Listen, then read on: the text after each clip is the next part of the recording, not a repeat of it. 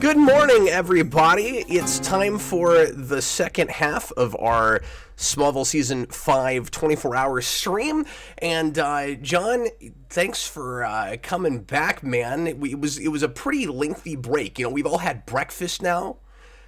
And I feel like I'm getting a second win finally, and it was a pretty long break. I mean, I think it was about the longest one we've had so far with these 24-hour streams, but I do feel pretty reinvigorated, so I'm glad we did that. It was so long. I finished the entire Yakuza series. It was kind of crazy. Did you really? Wow, I don't know. I didn't mean to have that long of a break. You know, no, so, I'm still on the first one. They're like 100-hour games. So if you were, waiting that whole time for us to come back, you had the stream going, my apologies, but anyway, we're gonna go ahead and get back into it now. It is time for the 12th episode of Season 5, which was the big, huge hype episode that they were making a big deal out of the entire season. John, I can't remember. Did you tell me you started this later than this season even, right? Like, were you watching this as it aired?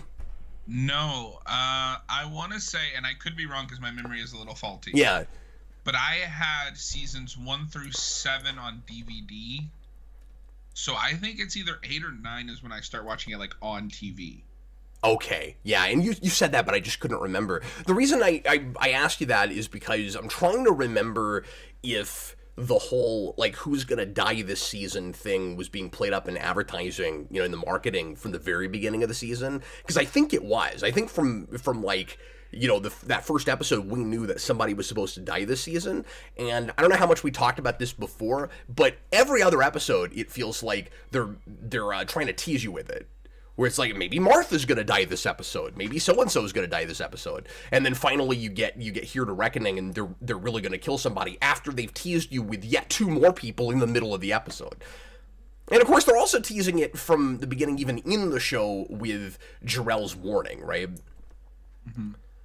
Yeah, I mean, I do remember us kind of talking about that, and it's one thing I noticed watching it with you is like, oh, okay, I see, they're teasing this, and then they're teasing that. I just always find that lame in something like this that's an established property, because it's like, you guys haven't taken enough risks for me to be truly worried you're going to kill someone that shouldn't die. Yeah. I mean, we haven't killed off anybody that really matters. Hey, that's not true. Tony Todd was the best character on the show. Well, no, he was great. But we've killed off some one-shots, and we've killed off, like, minor recurring characters. But, like, nobody was going to Walden Book's funeral. Like, I mean, I think there's an argument to be made that it was a big deal that they killed Whitney. It's just lame how they did it. Yeah, doing it off screen, sure. But still, he was disposable in that he's not really a comic book character, and they got rid of him. Yeah, like, he was already off screen. Yeah. It would have been a big deal if it had happened during the season. You remember when we had a funeral for his dad, but not for him? Yeah, I do remember. Oh, hi, Jason. Hello. How's it going, man? Jason is cosplaying as Clark Kent. I am. I buy it. James Gunn should cast him. For the flashbacks?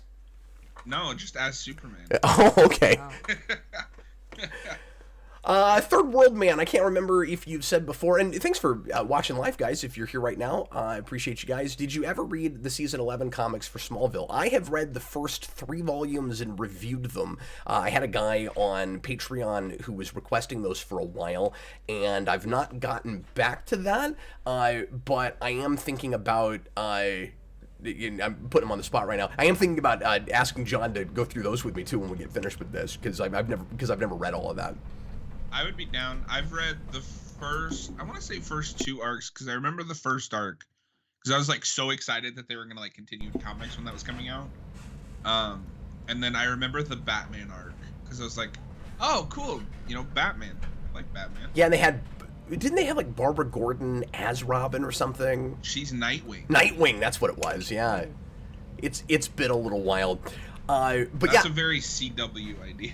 It was. Well, and that's what was fun about that series, is they didn't take it too seriously, and you got this, and it was the show, or one of the showrunners, at the end of the show, writing that book, and you got the sense that they knew how dumb that show was at that point, and they were just really leaning into it, and so it felt like almost self-parody in the right, in exactly the right kind of way for that material.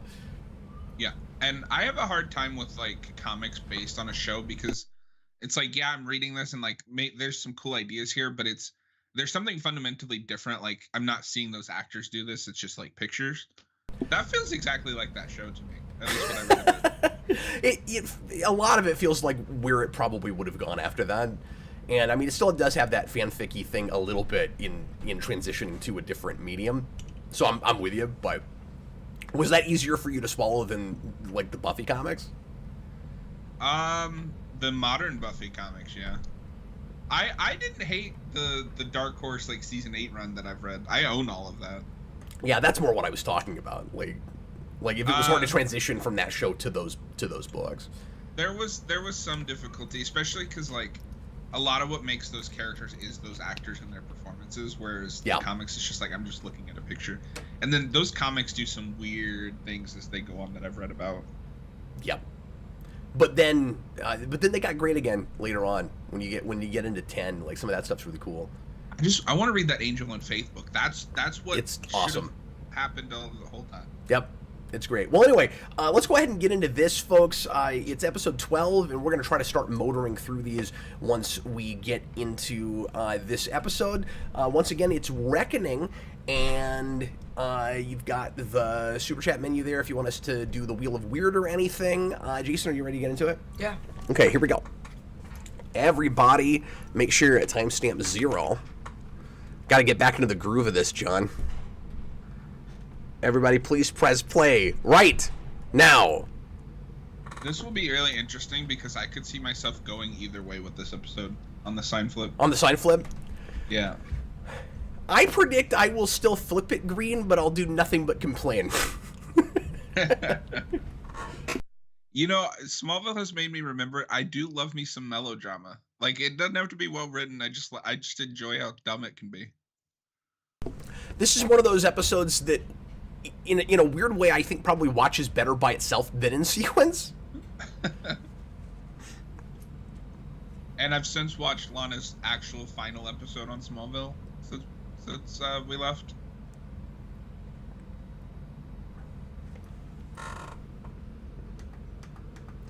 I do think Welling is really good in this episode. I think he's absolutely bringing his A game. Leo, in hindsight, Lana should have really died in this episode. I'm not even going to say in hindsight. I was thinking of that when it was on. I mean, I don't disagree, but it's just realistically that was never going to happen. Yeah, but then you got to ask the question, why though? You know, like I really think I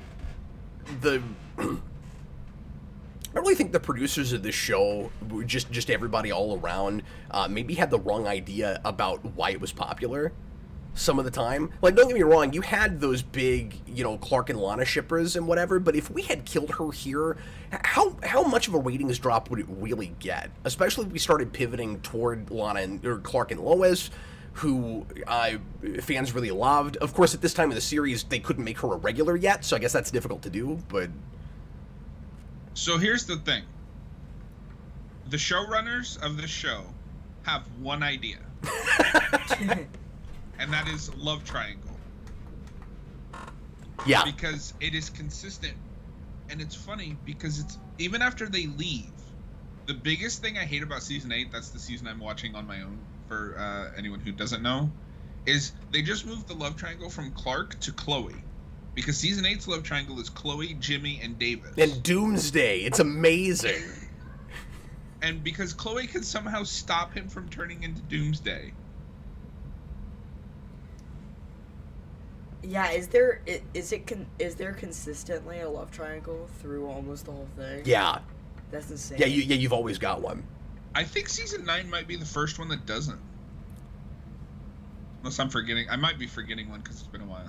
Yeah, and I was so out of it by 9 and 10, I don't remember, but I just assumed they still did. I thought they still had something.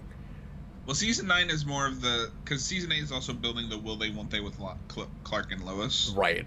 And season 9 kind of continues that, but it also, I believe that starts to set up Chloe and Oliver. So, like, they kind of figured out who their relation... And they're getting so much more into the superhero lore by that point. Yeah. This stuff doesn't look bad. It doesn't look bad. That cliff shot doesn't look great. That's true, but jumping into the camera was kind of cool. So, I can't decide if he was flying there or just jumping really high. I'd say just jumping. We've established he can do that. But doesn't it feel like we're doing all the things the show is not allowed to do because we're gonna, wipe time backwards and retcon all of it? Like, you don't see him do that very often because it looks too much like flying, even if it isn't technically flying. Yeah, I was gonna ask. Yeah, I mean, it's harder to tell with that shot just because, like, yeah, they don't do it often, but they have done it before. Yeah, it's just an attitude thing. You know what I mean? It just feels like we're gonna do all these things that we usually don't allow ourselves to do. I was also gonna say the love triangle thing feels like almost a mandate from the CW. Well, and it's important to remember that it's not the CW yet. No, right, but from WB at that point, and then yeah. No, I'm glad you said that though, because you brought that up earlier, and I keep forgetting we're not quite to CW yet. Well, this is the last season on the WB. So if Clark can it's just not CW the whole time. No. Oh. It was the WB up until this year, so 06. And that's because UPN and the WB merged to form the CW. Oh. And television never quite recovered. UPN lives and dies by Star Trek. So it starts with Voyager and it ends with Enterprise. And then It's not a long time. and then it combines with the WB, and WB kind of rides out Buffy. And can I just say I appreciate that you actually remember UPN, because I'll bring that channel up because I remember that station. Yeah. And people just will have no idea what I'm talking about. You had to be there. Well, and there wasn't much to watch on that network. I mean, like, if you're a Star Trek fan, you know UPN, but otherwise it was like wrestling. Yeah. That was about it. So if Clark can just make a diamond, he's in the wrong business, I think. Yeah. It's funny because I was watching Talkville before you called me, and they were talking about how, like, why didn't Pete ever be like, hey, there's gotta be some way we can make money off your powers. There's lots of ways they can make money off his powers. And I'm sure Jonathan Kent would give him a stirring speech about how he needs to, be on an even playing field with everybody else, and kind of the football speech, but... That would be a good episode. Well, we though. do... Oh, sorry, Jason. I mean, if he's like, I want to make money with my powers, and then, he has a speech. And then tries Jonathan goes all Zordon as like, you can't use your powers for personal gain. Yeah. Yeah. That would be a good episode. If he's like, well, hey, I can make diamonds. Why don't I start a business? Well, to be fair, there is that moment in the Red Kryptonite episode, like the very first one, where he has like retrofitted the barn with all the stuff that he wants because he doesn't care anymore. Right. Yeah, and it's not much of a leap from that to going into business. Well, that's kind of what he does when he runs away to Metropolis. I was going to say when he goes to Metropolis and he becomes part of a gang. We've been doing this for so long now, John. We've got all this history and lore from the show to go back to now. Yeah. When we started, it was all like leaping forward too much. We were having a hard time not getting ahead of ourselves, and now we just want to go backwards.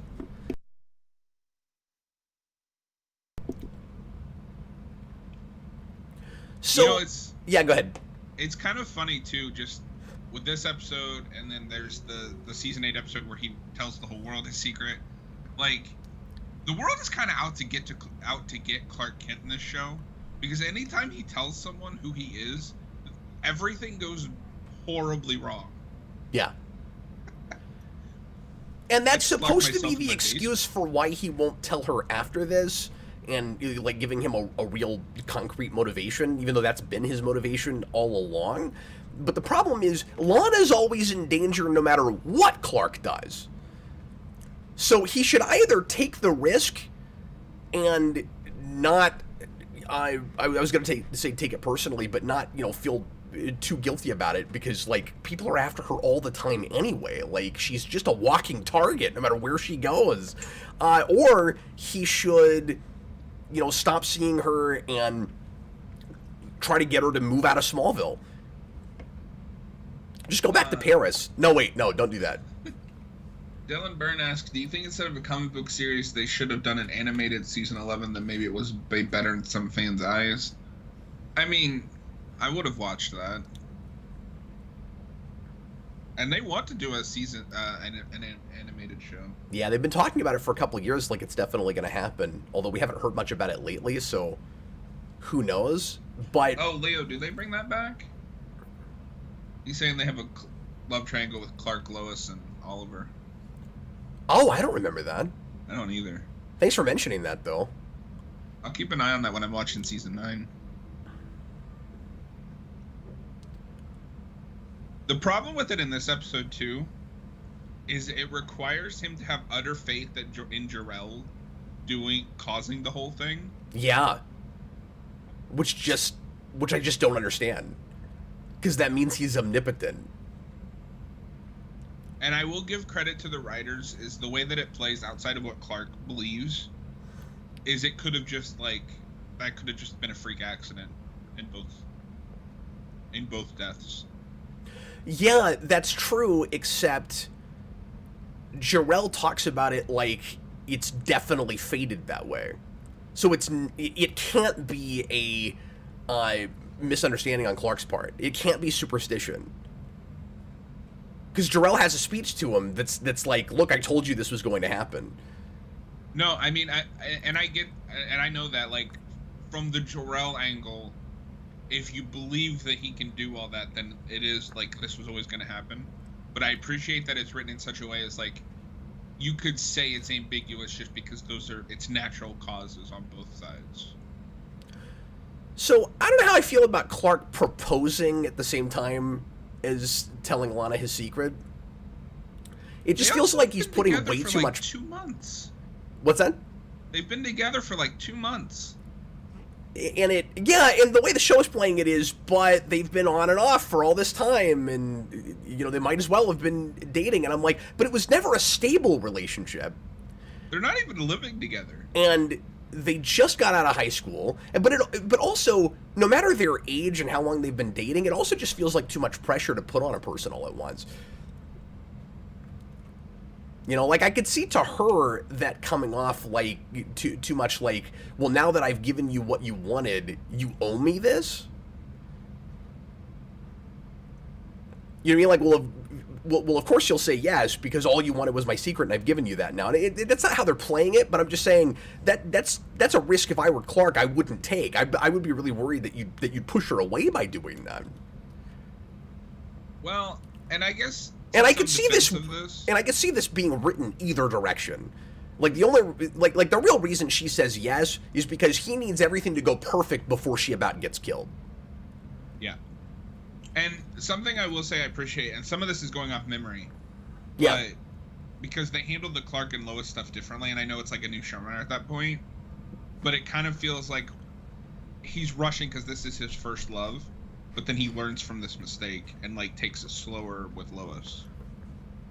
Okay. I mean, that's better retroactively, but I don't feel like there's anything in the episode that's suggesting to Clark that the mistake he made was rushing this too hard. I mean, if I were him, I would just go back in time and tell her the secret, but explain to her what's going to happen to her and all the things to avoid. Well, because that's what he should have done. All or nothing. Either she knows the secret and marries him, or she doesn't know the secret and they break up. Like, there is no in-between. There's no in between, and that's why it feels like trying to force character motivation for a status quo you want in a show, as opposed to it actually coming from, from the characters. Like, there are a couple different places that I think would have been really interesting to potentially to take Clark finally tells her. One is, and it already feels like we're too late in the season, in the series. I mean, I would have done it seasons ago. But if you're going to do it now, you either have Clark say, Lana, I owe you my secret. I care about you. I can't make it about what I want. Because this whole season, he's felt really selfish about it. he should say, I'm gonna tell you my secret, but now that you know, that's why we can't be together. And then you either, like, have her move away, or, yeah, like, it would kind of suck if she was still around, you know, for the viewers, but, like, I just think, well, I said that would be an interesting story thing to do. I just think that would be kind of the right thing to do for Clark right now. Or, you have her die now, and then that becomes the real impetus for Clark having a secret identity as Superman. Well, and I think the biggest issue with this episode, at least with the impetus of, like, he has to go back because Lana, why would she come over?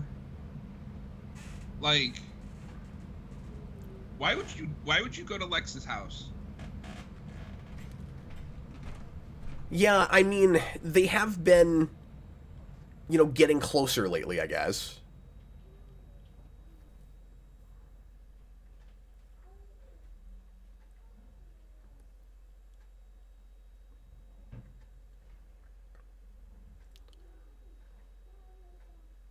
Or at least they've been having to spend a lot of time together. Like they're, I guess they're gonna get closer as this progresses because of this whole thing. So no, you're right. It is kind of odd that she goes ahead and goes there now. But I mean, you know, he's still technically her friend. She still cares about him. But she just comes over here basically to berate him for caring about what other people think, and then leaves.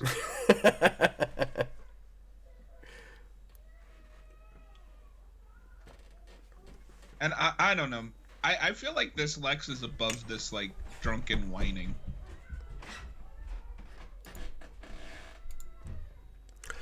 I could see him doing this over Lana and Clark getting engaged if that had been the reason in the first place. Obviously, it's not.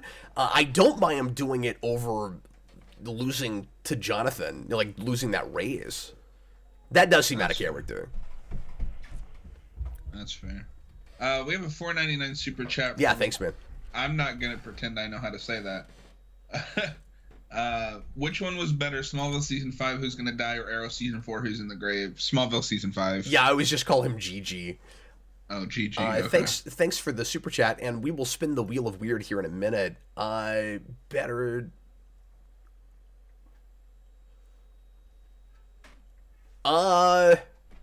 I mean, I guess I'm gonna have to give it to Smallville just because I was so out of it with Arrow by that point. Like, I couldn't even remotely take that show seriously by then. So I had tuned back in for season 4 simply because I like the actor that they had cast as the villain. He's like a character actor that shows up in a bunch of stuff. I was like, okay, season 3 really sucked, and like I finished it, but I hated it. I probably wasn't gonna watch 4. I watched up until where they revealed who had died, and I was like, I'm done.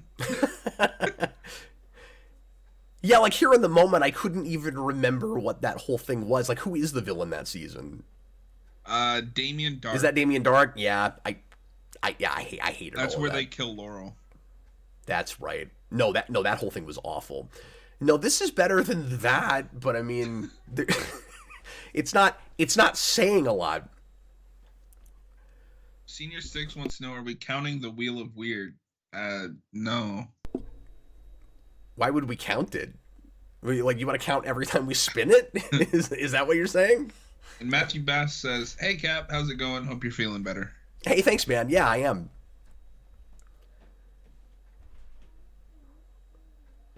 Lex does live in a Scottish castle.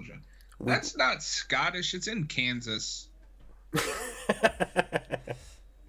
Well, yeah, but they brought it over brick by brick.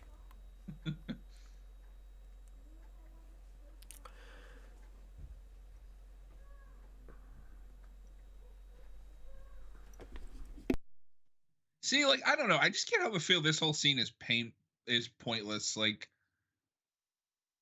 it's really contrived. Like, it's here to get Lex on the road.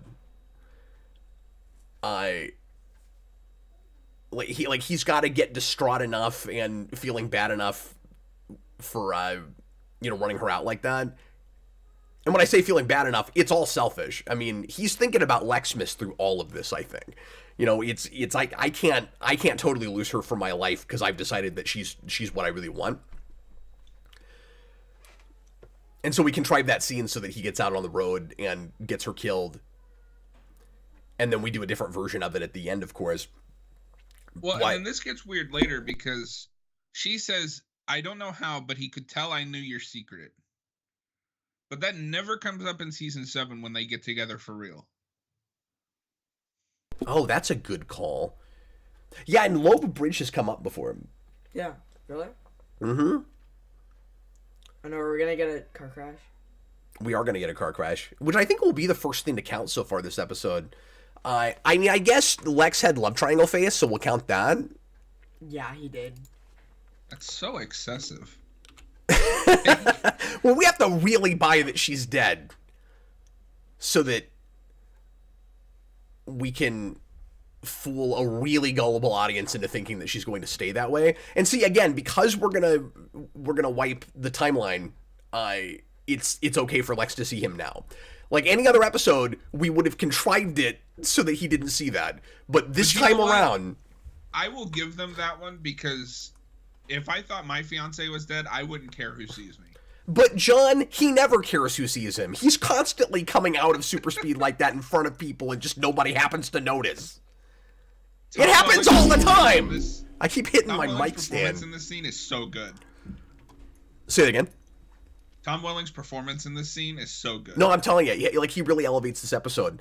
And performances are a lot of why I feel like I'm likely to flip green, even though for the season arc, I hate a lot of what this does. And I've complained about this for years. It's horribly contrived and obnoxious. And, like, because I feel like you can come up with some kind of, cool time travel story where if you change this other thing happens. But instead, it's so lazy where it's just, okay, if it's just fate. It's just if she dies or if she doesn't die, then Jonathan has to die of some completely unrelated thing.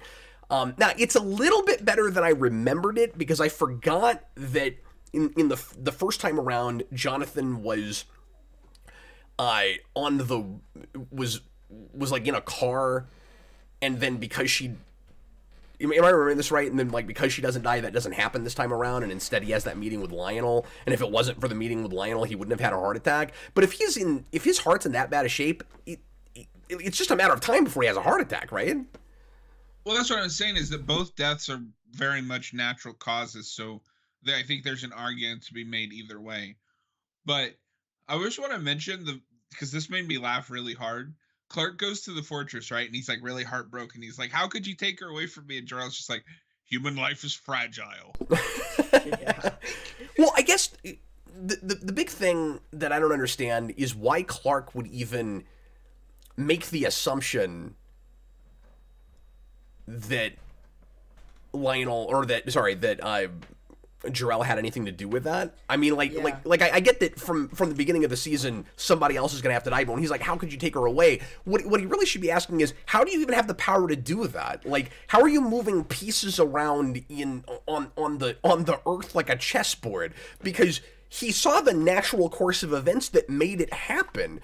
Jarrell didn't kill her, except apparently he did. It just makes my brain explode. Well, also, to your point earlier with this, why doesn't he just say, do the same thing that he did, except say, hey, don't go to Lex's tonight? That's exactly. That's what I was saying. The viewer, again, they think their audience is so gullible. Especially because we knew coming into this episode that somebody was supposed to die, and even if you think that they'll be crazy enough to kill off Lana, after all the yo-yoing around and kind of sitcom-y logic they have with, we have to keep them, will they or won't they forever to keep our audience. When you when you kill your character halfway into the episode, chances are they're going to come back somehow and somebody else is going to die. But also, you can't come into this episode if you've ever heard this song before and think that this is going to work out. Senior Sticks asks, is there a good reason Clark stops using bullet time? I mean, he never does. Although, you know what? I'm gonna amend that, actually, because that was the thought I had last time I watched this, but now that I'm thinking about it, I guess I'm wrong about it, because you get the lyric at the end of the scene with this song that was really overplayed on the radio. Jason and I were making fun of it just before we started recording. We're right at the end of the scene, you get the lyric of like I can never be with you, or whatever it is. I guess that plays either direction, where like either she dies or they break up, except they don't fully break up, even though they make you think that they fully break up. By the way, Cap, we've had two Clark and Lana in the loft. We have car crash. I did get the car crash. Okay. I forgot about the counting part of counting. Thanks, man. There is going to be some counting in this counting show, right? No, that's true. We're too focused on the revenge part. And I love how Clark just comes off as like an insane person. Hey, Cat, bring this like heavy coat and winter gear. Oh, never mind. No, it's hilarious. At this point, just cut your losses already.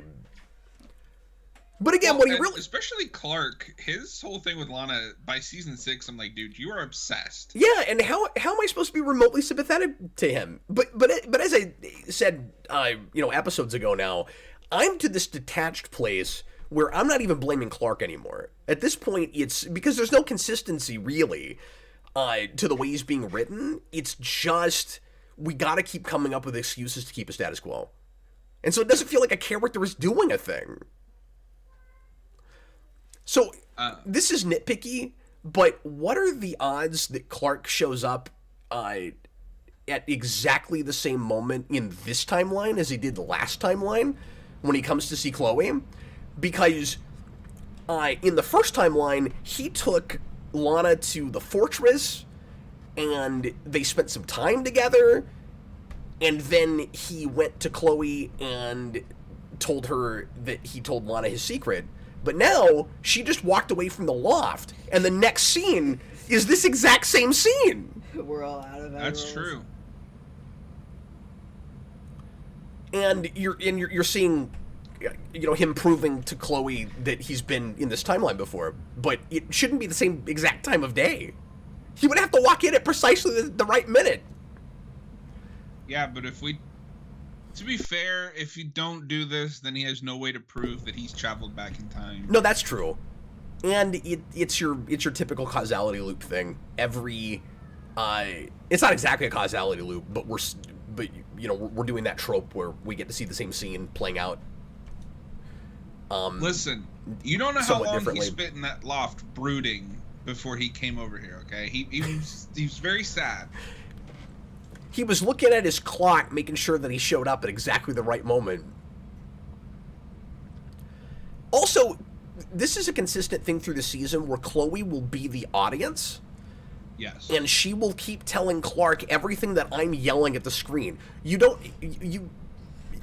can still tell Lana your secret, you just have to tell her what to avoid so she doesn't die. And Clark plays the part of the cynical studio or producers, or I should say not studio, but network. And so she's the audience, and Clark is the network. And Clark says, no ratings. Well, and that will continue into season 6. Yeah. I like Martha's hilarious look there. Which is really awkward in season 8, because season 8 they're trying to do the like, she's kind of morally ambiguous and will do bad things to protect Clark. I'm like, I don't buy this. Everybody's got to be all morally ambiguous by season 6. Okay, so explain something to me, because maybe I just missed something, but when I watched this last week, I couldn't figure out either. What changes this time around that makes Lois not come out and make the announcement? Lana didn't come up here to tell her about the engagement. Oh, that's what okay. Thank you. But see, they're still You know what would've been they're really still playing funny? around with this. They're still teasing us. It's like, guys, nobody's gonna buy that you're gonna kill off Lois Lane in this episode. Okay, stop it. You know what would be really funny is if he traveled back in time and saved Lana, but the butterfly effect meant that Lex won the election. So I'm gonna call this 2 instances of parents or friends almost killed. Because Lois is almost killed there, and because of the replacement timeline, Lana counts as almost killed. So, this is where Clark really looks like the bad guy here. Yeah. Why didn't you say, hey, by the way, you might want to stay away from Lex tonight? Yeah. She probably wouldn't have listened because this is Smallville, but still. He's just not thinking about basic cause and effect.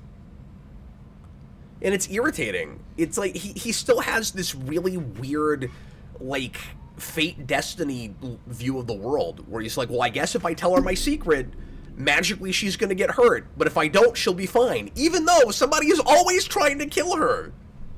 And at this point, I think that's just a Kryptonian thing in this universe, because Supergirl has that, Davis Bloom has that. And of course, there's a lot of consistent with it. There's a lot of great mileage that there's a lot of great drama that we've mined in various superhero properties, of course, including Superman, out of the notion that if you, and Spider-Man especially, with the idea that if you're a superhero, it's really difficult to balance your personal life with your professional life, and like, can you be a person and have a regular life and the responsibility of saving people? But he just gets so unsympathetic with it.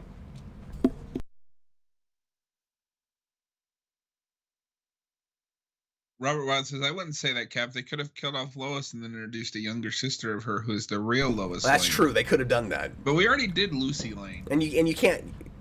Well, she has a third one. You can't put it past them. I mean, we didn't know that they would go that far retroactively, but we also didn't know that they almost made Chloe Lois Lane. So Well, and I wasn't surprised when that news broke, because it's kind of obvious in the first few seasons. Okay, so as soon as he starts touching her hair, she should run for the hills. Yeah. It's like, you've known this girl since she was a freshman, and he's got to be in universe near 30 now, right? Yeah. But again, I'm wondering if he even goes this far if it weren't for Lexmas. Like, all of this I'm actually buying. The whole, his getting, drunk like this over the election, I don't know about so much. But him immediately making a play for her after finding out that she and Clark are maybe breaking up. Yeah, I buy that. No, I really buy the story leading up to those two getting together, because he has made his choice now with what path he's going on. Also, I even like how they show like their relationship starting out really well and then immediately crumbling because he's a sociopath. Yeah. Yeah, and it's kind of textbook, writing 101 stuff, where you want your character to have a real opportunity for change. Like, he's made the conscious choice basically to be a sociopath. And that's not to say that that's a conscious choice for everybody, but like, he does have a choice. He could not go that direction, and has decided that that's the way to get what he wants. That might be the best way I've seen in a while that he saves people without being spotted. Yeah, that's a good call. I also want to mention that some of the alternate ways that some of the same things happen the second time around in the timeline is kind of cool. Like, I like that Lex still throws his drink into the fire. Yeah. Well, they have to keep that shot. It's a cool shot. They really like these kind of episodes. And I like this as an episode formula a lot more than the person who is not themselves formula. And it's not a formula as much as that, but it is a thing we do fairly often, where you'll have some excuse. I mean, it's often done with like flashbacks and things, but like some excuse to show the same scene, like mixed up in some other way.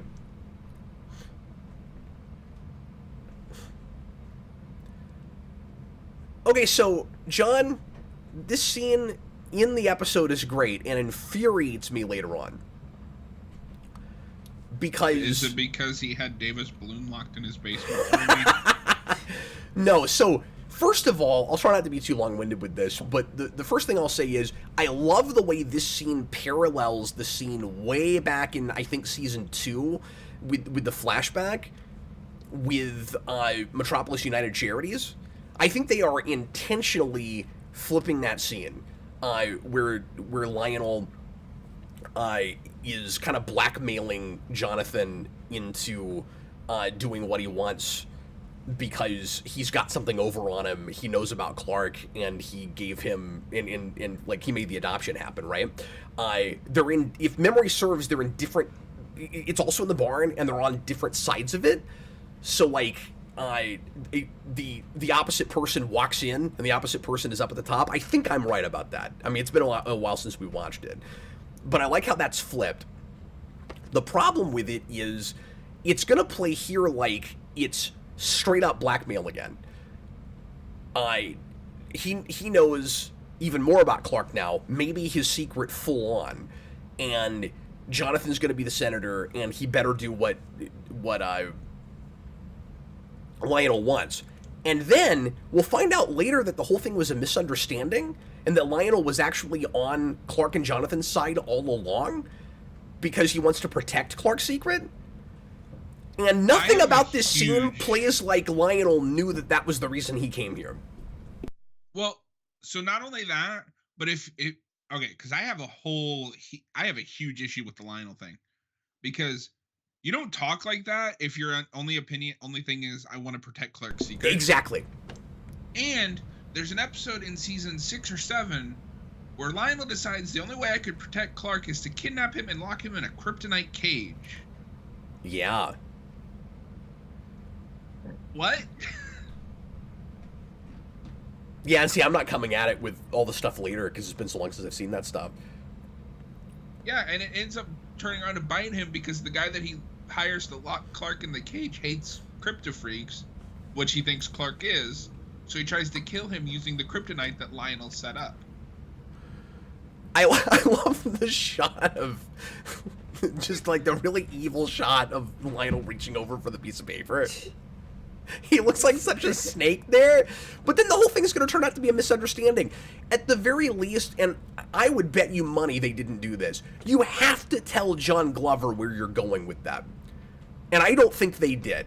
And if I'm right about that, that means that either they didn't know it yet, or they wanted it to play like that because they think the audience is stupid. And I hate that. I think there's a way to do that more ambiguously. And they didn't handle that right at all. I don't think they know because it feels like they flip-flop every season. Yeah, because it feels like Lionel is as ruthless as he's ever been at this point. And then they start to turn it around with the Saw episode. Yeah, and then, you know, not to jump forward again, but and then they have him kidnap Clark and place him in a cage full of the only thing that can kill him. Yeah, but it's okay because we know from an episode this season that we'll see later that you can even inject Clark with kryptonite and he'll be okay.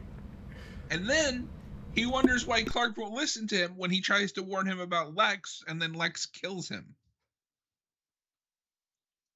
It is season 7 because that's the cage is what leads up to nobody listening to Lionel, and that's what leads to his death. Is it supposed to be like a sympathetic thing where we're supposed to be sad that he dies? I mean, I don't know if it's sad, but it's because I just don't remember how it plays anymore. I didn't remember that being what gets him killed. So, because there's this whole thing where he spends episodes trying to get Clark and Chloe to listen to him, and like he's scared out of his mind because he knows like Lex is coming for Veritas. but nobody will believe him because he locked Clark in a cage. So he's kind of on his own because of the choices that he made. So I mean, it's kind of sad in that way, but it's also like, well, yeah, what did you think was going to happen? So I will say it does really mess with the family dynamic, of course, like losing Jonathan. Like, it should feel like something is missing, but like on a, I don't know, like audience enjoyment of the show level, it's really hard to stay invested in the show losing him. He's such a major component to the success of it. Having said that, it allows Annette O'Toole to really step up. Yeah. And she has been clearly frustrated through a lot of episodes just not getting very much to do. And she gets some really great scenes to play after he dies. So, like, it's a good thing and a bad thing. Yeah, I mean, like, I could get her frustration, but like, I've always appreciated her as kind of the voice of reason between Clark and Jonathan's stubbornness in the show. Yeah, and like we talked about before, I also just appreciate her having a different perspective and being, for lack of a better way to put it, like the more liberal side of that relationship. Yeah. Rubber Wild. I've read this like 3 times trying to get through it. So you're saying that they don't know that he knows what they don't know he knows, but now we know that he knows what they don't know he knows. Rory, it is too early in the morning, man. Dad. Yeah. We forgot to spin the wheel weird.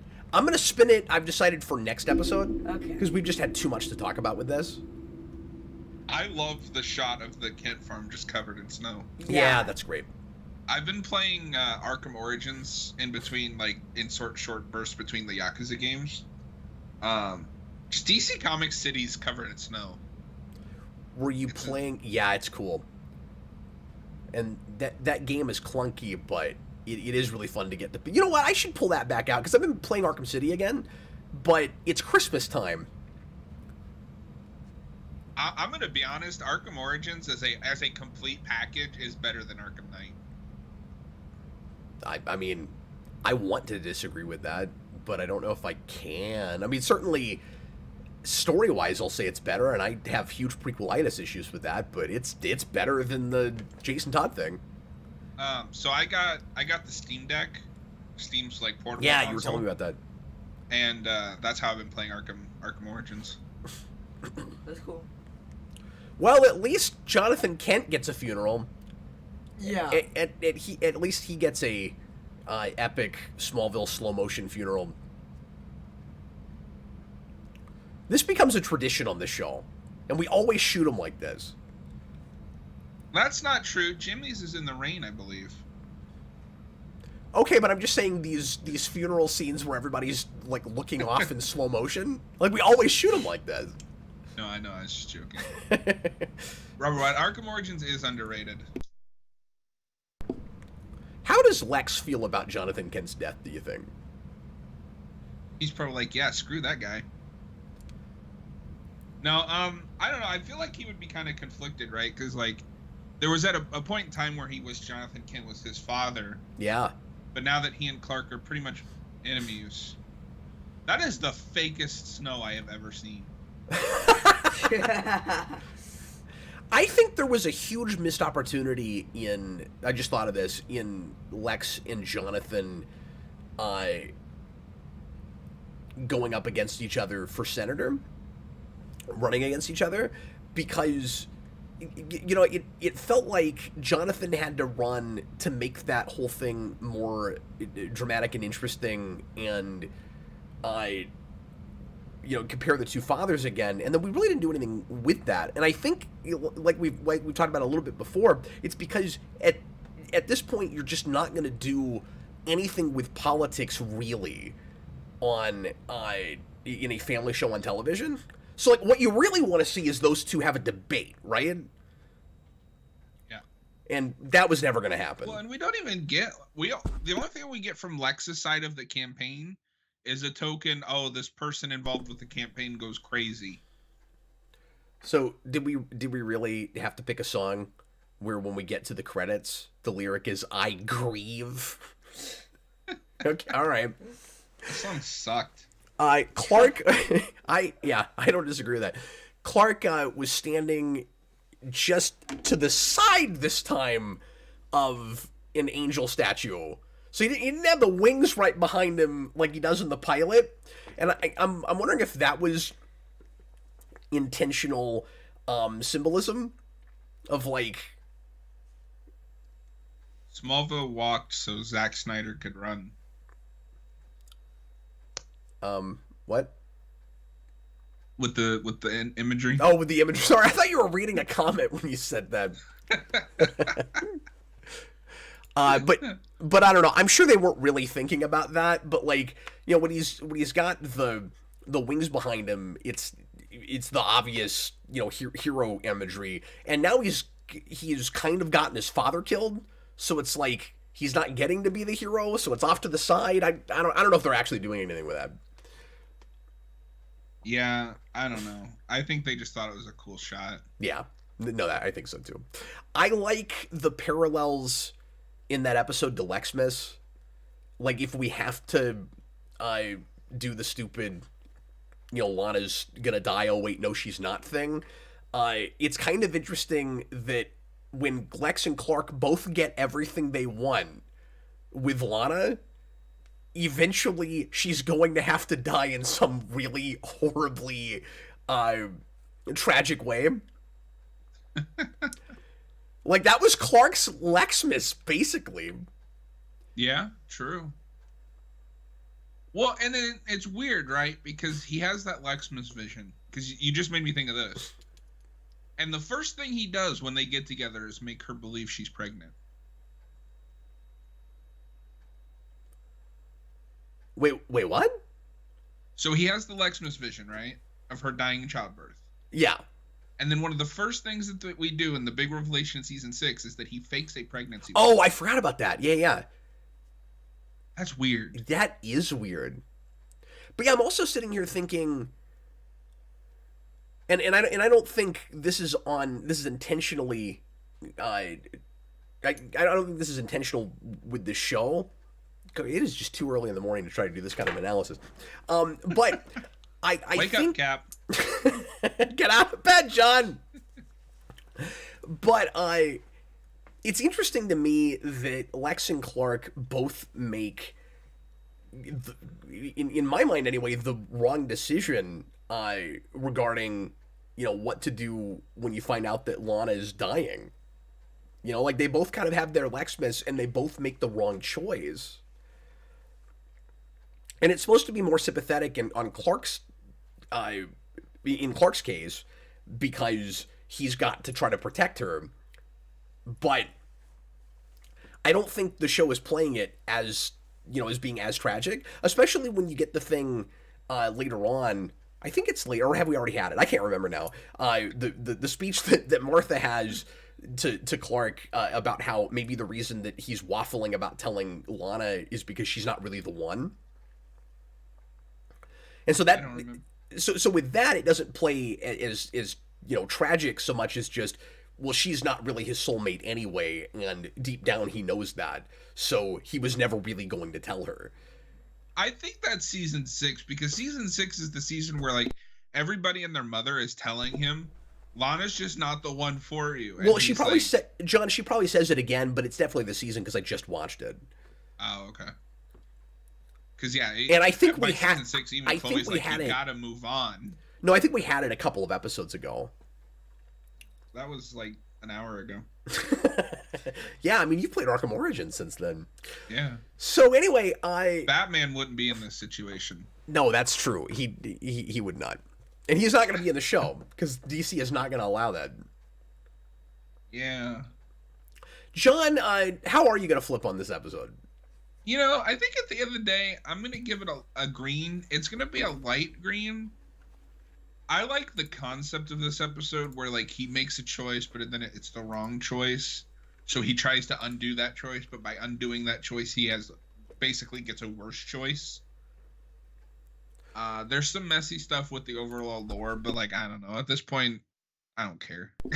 Yeah, like it infuriates me as far as the overarching plot of the season goes, like I said, but I still have to go green, I guess, just for production stuff and and performances. And some of the things I've always complained about are not quite as bad as I remembered. Like I said earlier, I always thought it was Clark changes something that has nothing to do with the person who's really going to die, and like cause and effect and the events that lead to that. And as contrived as it is, I think with the heart attack, it's not quite that bad. But I don't like the way we're talking about it, like somehow Jor-El had anything to do with it. I don't understand that. No, I mean, if you remove the Jor-El thing, it is a classic, like life for a life thing that we've done in sci-fi/fantasy storytelling forever. Yeah. But the problem with it, even on that level, John, is he should have warned the people involved and then just see what happens. And of course, we have that stupid contrived thing. We didn't talk about this, but there's one crystal and you can only use it one time. And I'm like, okay, but it's time travel. So that same crystal would still be there. I don't know. I don't know why he can't keep going back. Well, you see, the fortress is immune to the time travel. Oh. Is it? In the same way that Jor-El has cosmic awareness. And yeah. I don't actually know, Jason. I'm just making it up. Kind of like the writers of Smallville. Yeah, they're just making that up. It doesn't make any sense. The show feels like they didn't write the next episode until they completely shot and edited the episode before it. Like, they have no idea where they're going with any of this. Well, and in their defense, episodic television is a ridiculous grind when you've got 22 episodes to make. And I get that, but there's smarter ways to go about it than fly by the seat of your pants that much and like try to dupe your audience into thinking that you really have a plan when you don't. Because I'm having that real hard with the Brainiac plot too. Yeah. Well, and it gets weirder because they bring time travel back in later seasons when they do the Legion. Yeah. And they give him a ring. Sure, but I mean, it's a different impetus. True. Tom Atkins, do you think Jonathan should have lived like in post-crisis continuity? John, I don't know why you didn't just answer that on the show. We should talk about that. But yeah, go ahead and give your answer real quick. No, I mean, I think at this point I prefer Jonathan eventually dying from a heart attack, so that Clark has that lesson of like, you can't. There's even things Superman can't do. Forgive me for saying it like this, but I wish they'd had the balls to kill them both. In that episode. Wouldn't that have been nuts? I think that might have been... That would have been crazy, but I don't think there's any universe where they get away with that. Yeah, well, and then there's the question of how does Clark even come back from it? Like, how do we have any fun with him for the next, like, 2 seasons?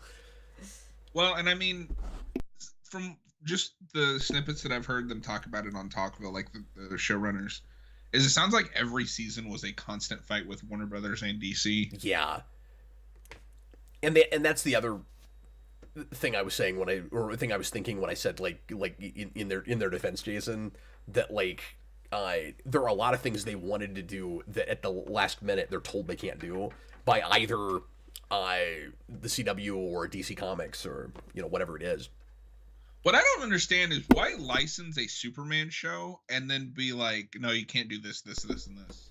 I know, because they have that stupid symmetry thing where if there's, or not symmetry, synergy thing, where if there's any other Superman thing going on, we can't do anything remotely close to that. So there are all these things, because Goff and Miller talk about that more recently in Talkville, about all the things that they suddenly didn't want them to do because of Superman Returns. And Superman Returns was the reason they struggled so hard to have Lois in the show. I'm so glad we're past that, by the way. And then there was, or I think that was the thing. And then also there was I can't remember who was making it, but there was a movie that almost happened where Krypton. Oh, I think was it Abrams, where or somebody else where Krypton doesn't actually explode, and all of a sudden DC Comics wanted them to retcon that Krypton explodes in Smallville. It's insane. And so they had Paul Levitz, of all people, who was the head of DC at the time, like trying to, and like this is not Paul Levitz's fault, and he was awesome as a publisher, but they had him trying to strong arm the Smallville creators into not having Krypton explode. What is it with Warner Brothers and Krypton? Like, because have you seen that quote from I think it was David Goyer, where they were like showing a cut of Man of Steel to Warner Brothers executives? Yeah. And Warner Brothers were like, well, why'd you have his planet explode? How is he supposed to go home? Yeah. It's like, you don't know anything about Superman? You should probably know the premise of the thing No, it wasn't why'd you have his planet explode. Why did you have his pod explode? Because when they blow it up at the end of the movie, how is he supposed to get home? And Goyer was like, oh my God. Saw it blow up. So, like, you didn't even need to know the lore before this. You just had to watch the movie you were watching. Yeah, that's how you get the BVS theatrical cut. Okay, so Gigi just put in another $4.99 super chat. I will read that real quick. We'll do 2 wheel spins next episode, which will be great because that one's a little bit of a slog. I think he says, I guess the writers didn't tell Lana because after that, the Lex and Lana thing would never happen. But you don't need Lex and Lana, like. Yeah, but they're seeding that so hard from so early that, like, I think he's right that they just really, really wanted, because they think it's juicy drama and they really want to see that happen. But I also think that might have been more dramatic and interesting, like, if she knew. Well, no, I don't know how you do that. I was going to say, what if she knew and still married Lex anyway? Like, could you do that situation? Yes. Okay. She knows who Lex is. No, who Clark is. Or who Clark is. Everybody knows who Lex is. He's Lex. No, like he's who very really famous. Is. Like who he really is. Oh, I see.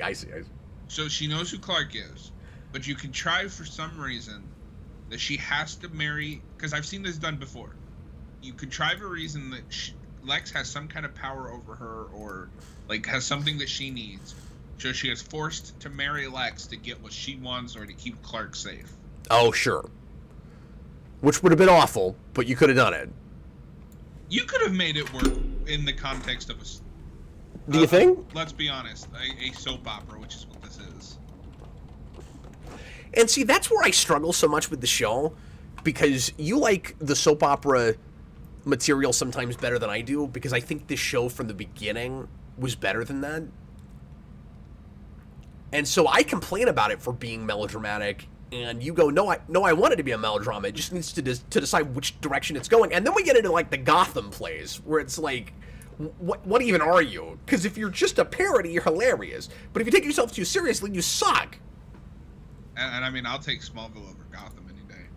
Well, sure, but I was just comparing them, because it's a similar issue where it's like Gotham is pretty good. It's like, just decide what you are. Anyway, we are taking too long to get to the next one. I've got to take a very quick break to change out Blu-rays, and then we'll get right into the next episode, which is Vengeance.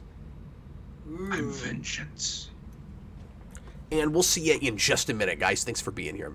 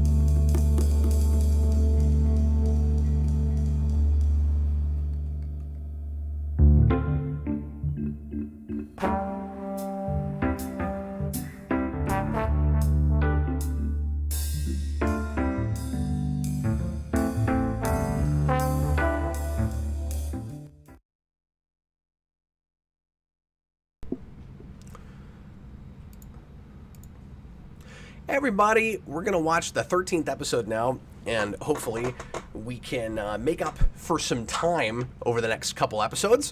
It's Vengeance. Hey, John, are you ready for some pseudo Batman nonsense?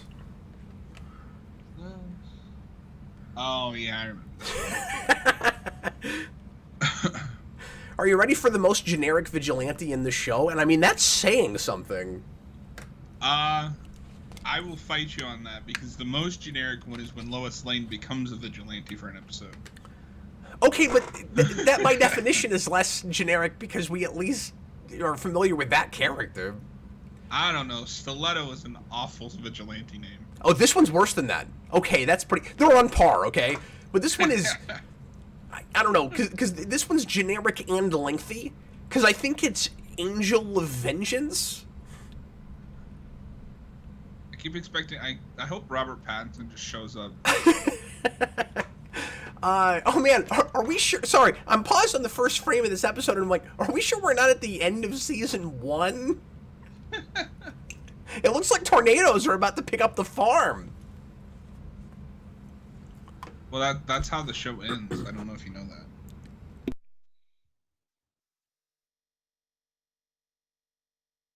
Senior Stick says Clark can't phone home. But he can't. It's gone.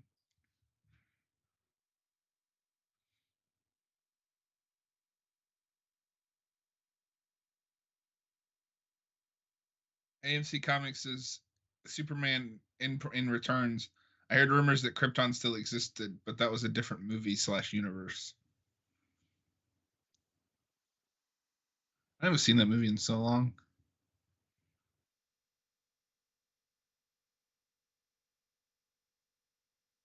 If you're talking, you're muted.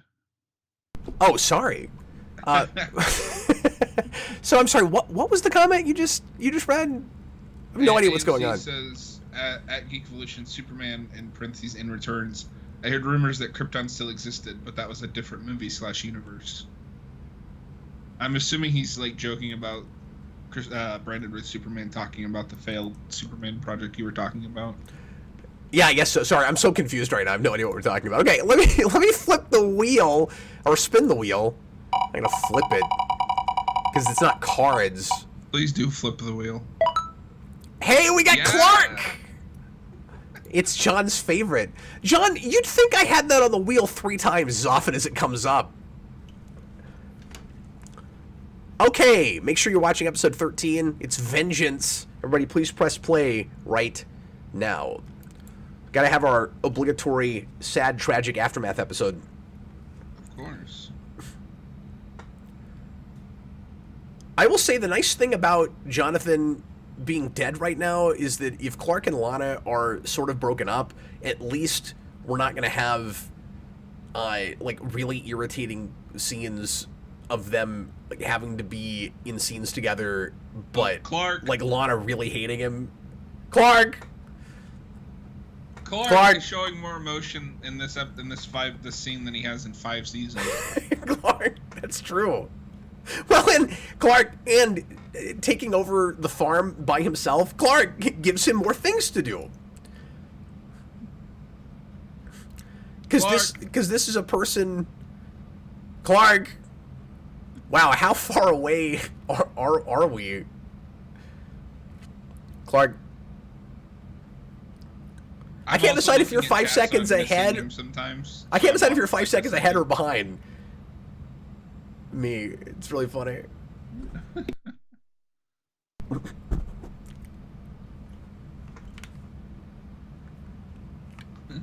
Jonathan dies the next episode. I'm gonna get rid of all his stuff. Clark. Yeah, but I like that.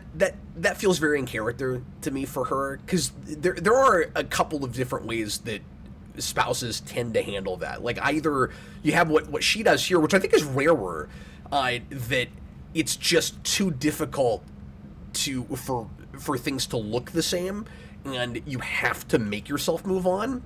Or people who don't want anything to change and leave it for months or years.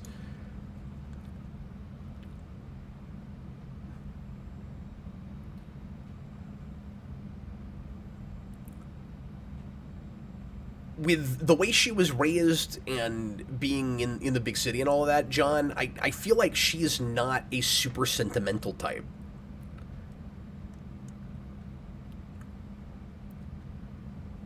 I like Clark's reaction because I feel like I've reacted that exact same way. Where it's just like I don't want to think about it, I don't want to talk about it. Yeah. Well, it feels like he's kind of getting that from his mother's side a little bit. Yeah, but I don't know if I could tell you how like Jonathan would have reacted. And I don't mean to say that she's cold and unemotional about it, but when I say she's not sentimental, I mean this idea that she doesn't need to be surrounded by all of his stuff to remember him. It's like it's harder to have it around. That feels very in character to me. Oh, AMC Comics clarified his joke. In return, Superman bails on Earth for a number of years because astronomers thought they found Krypton. Yeah. So he's saying it wasn't actually there. That's in a different movie. Oh, I see. Okay. So I thought it was something about that plot point, but I couldn't quite get the connective tissue. Look, it's too early in the morning for these layered jokes. Senior Sticks, how does Clark take over the farm? Don't family farms usually have farm hands? How is Clark navigating that? Well, they don't need farm hands. They have Superman. No, but what they need is some kind of security to let them know when somebody shows up on the farm so that they don't see him use his superpowers. So, this is a parent who is in danger. Yes. Oh, but not a kidnapped almost. Does that count as an almost killed? Yeah, I would say so.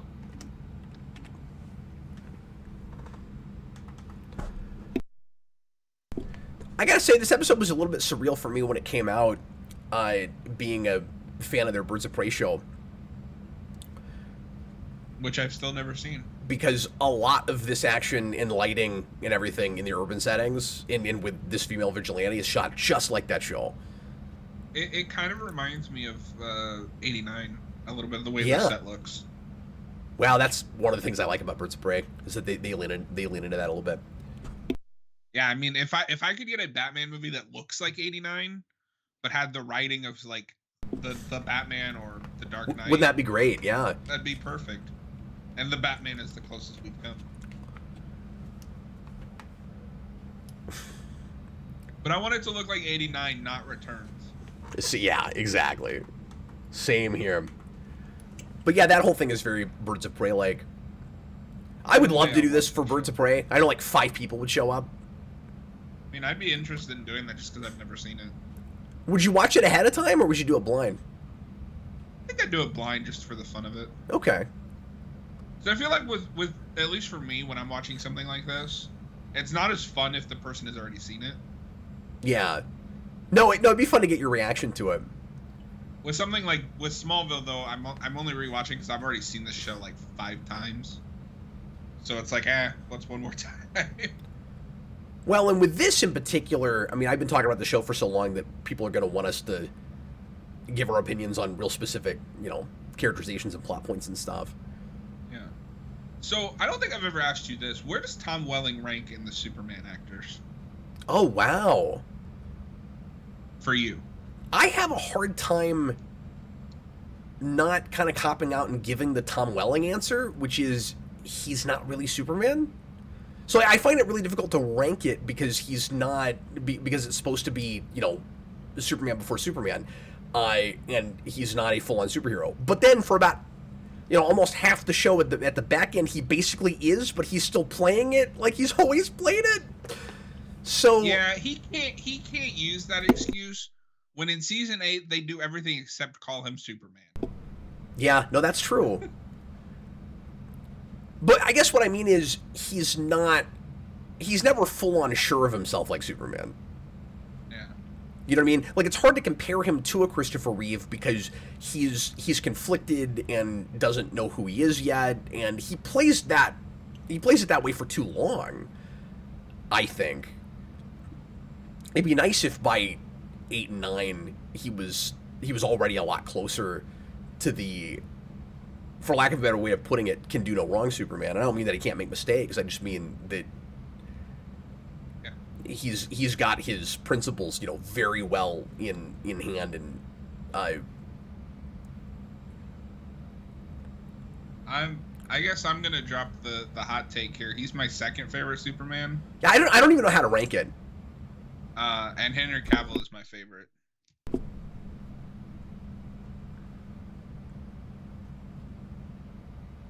Yeah, Dean Cain is way up there for me. He'd probably be in my top 3. Reeves comes in at 3 for me. Wow. I didn't grow up with those movies. I didn't see the first one until way later, and I don't think either of those movies is something it would make my top 10 superhero movie. So it's like, yeah, he's great, but he's not my favorite. I'd put Helkin in my top 5 at this point. Who? Tyler Helkin, the Oh, I've never been sure how his last name is pronounced. Superman and Lois. No, he's great. I think he's wonderful. Oh, this is a Jenna Swark episode, which is fun because it's an actual superhero thing. We've talked about this before, but I don't know if you remember. Swark directed the Supergirl movie, and he's got a lot of Smallville episodes. Oh, okay. I've never seen that either. And apparently, everybody on set loved that guy, and I think he's still alive. I really got to watch whatever that Dean Cain show is called. Superman and Lois and Clark. Clark and Lois. Lois and Clark. Now, Superman and Lois just threw the whole thing off. Yeah. Do you have banana blueberry today?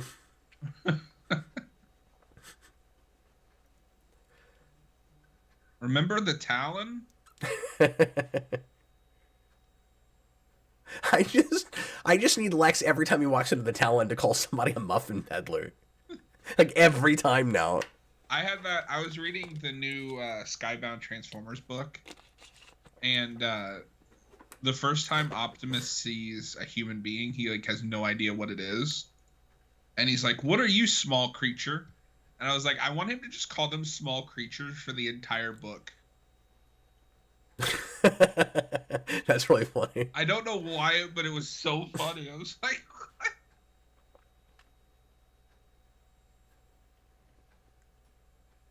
That book is awesome, by the way. If anybody wants good Transformers, I highly recommend it. And see, at this point, I think everything Lex is doing with relation to Clark is maneuvering. You know, when he says he tried to see Clark, but he doesn't want to see him, like that's all about just manipulation and stuff. You know, like maybe there's a small part of him that feels bad that Clark's dad died, and you know still sees him as a friend and all of that. But like it's all about just getting Lana on his good side and getting together with her now.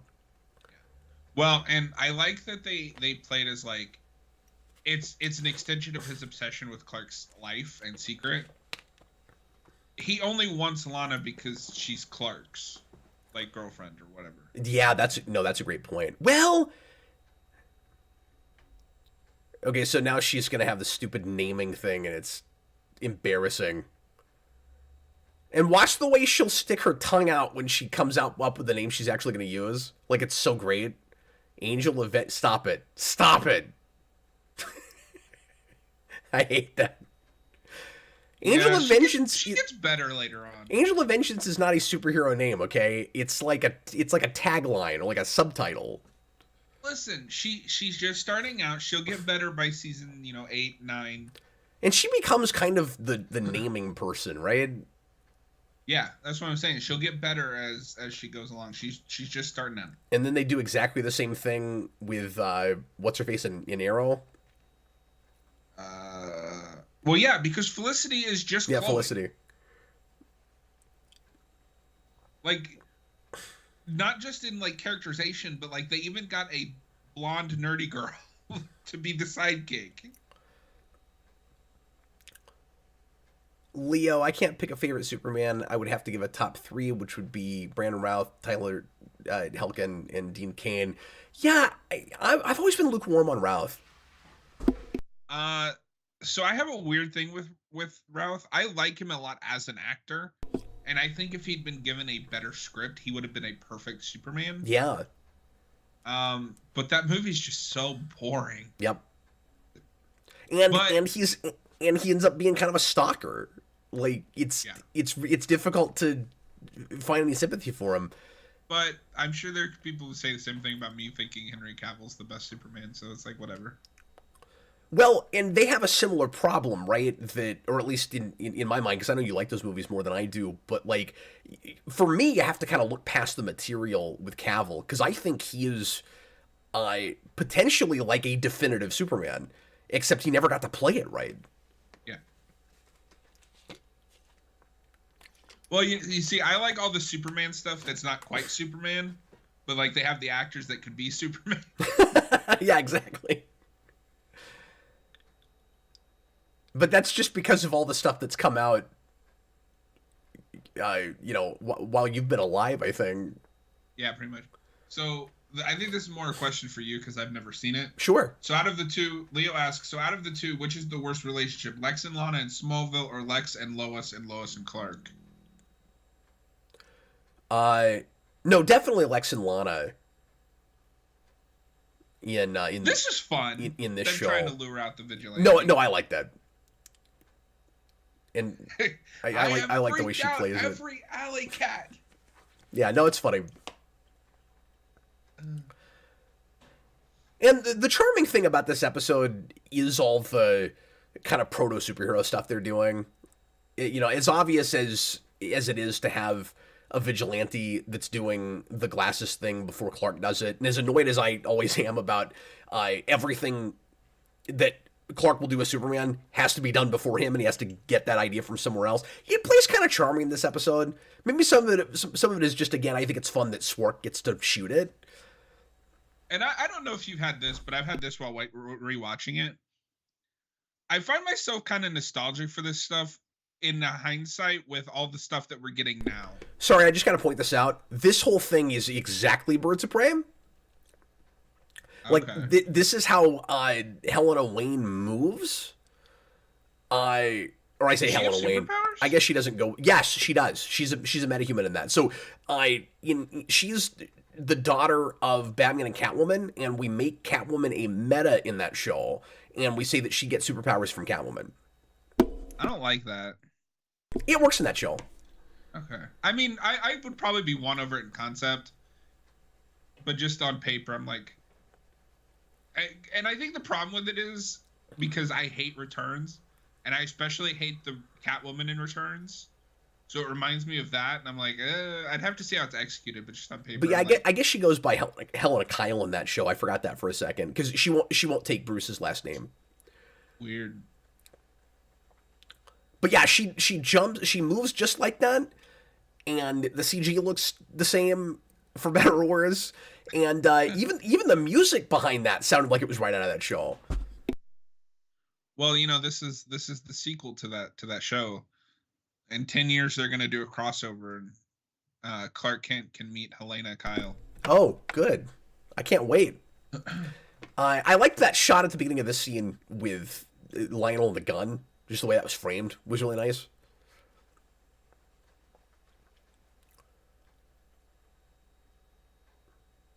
So, once again, we're trying to confuse the audience, I guess, retroactively anyway. Or it's just they're writing evil Lionel right now because they haven't decided what's going to happen. In making us think that he's kind of trying to maybe take that looks like a toy. The company back. Yeah, it does. That looks like a toy I would have had as a kid. So Lionel just says, "I have returned," which makes you think that we're really positioning him to have this giant rivalry with Lex again, and to kind of be the big bad of the show again, so that they can rip the rug out from under us a little bit later. Yeah. And what I'm confused about is just what the relationship is with Lex and Lionel as far as the business is concerned. Because they don't make it remotely clear until now, like what's even been happening with that. And there's an episode where Lex is like, I'm going to a board meeting, and Lionel is still working for the company, but he's not a board member. So I guess Lex owns and runs the company, and Lionel has some just vague, nondescript title where he just is still filthy rich and is on the phone a lot doing some business something. But, like, I don't know what he actually does. Didn't they split companies, like, in season 1? Well, so Lex went off and had LexCorp briefly, and then that got bought out from under him by Lionel, and then he got brought back into the fold, and Lionel kind of forced him to stay in the company. And then later, when Lionel gets arrested for the murder of his parents, Lex takes over, and he is the CEO of LuthorCorp now. Oh, because the way they talk, and I could be forgetting some stuff, but it seemed like he was still just running LexCorp. No. LexCorp has not been a thing this whole time. LexCorp existed for like 3 episodes.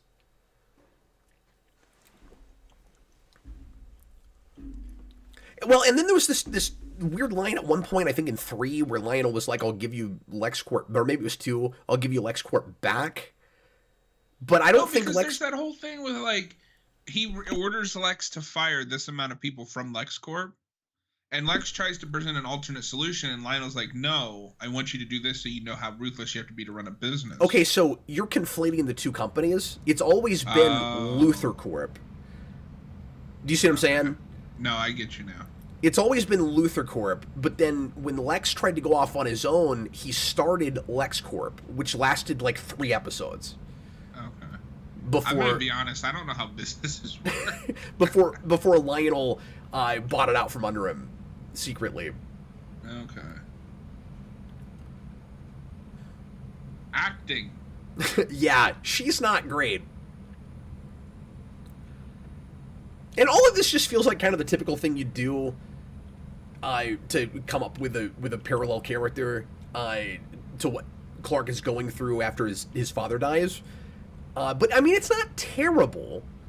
I guess it's kind of fun to do it through a superhero thing where he's being met face-to-face with the darker, more anti-hero version he could be if he let his anger control him. I guess I like that. Where it's like, this is the antithesis to Superman. He's basically met with a Batman-esque character immediately after his father dies, so that we can do the typical, like, don't kill the villain plot. Which also, Birds of Prey could not get away from. I think this would have worked so much better if this is where you introduce Green Arrow.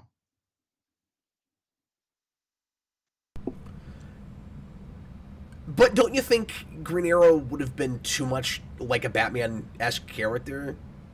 I mean, that's what he ends up being anyway. That's what he ends up being in his own show, but in this show, he's not too Batman.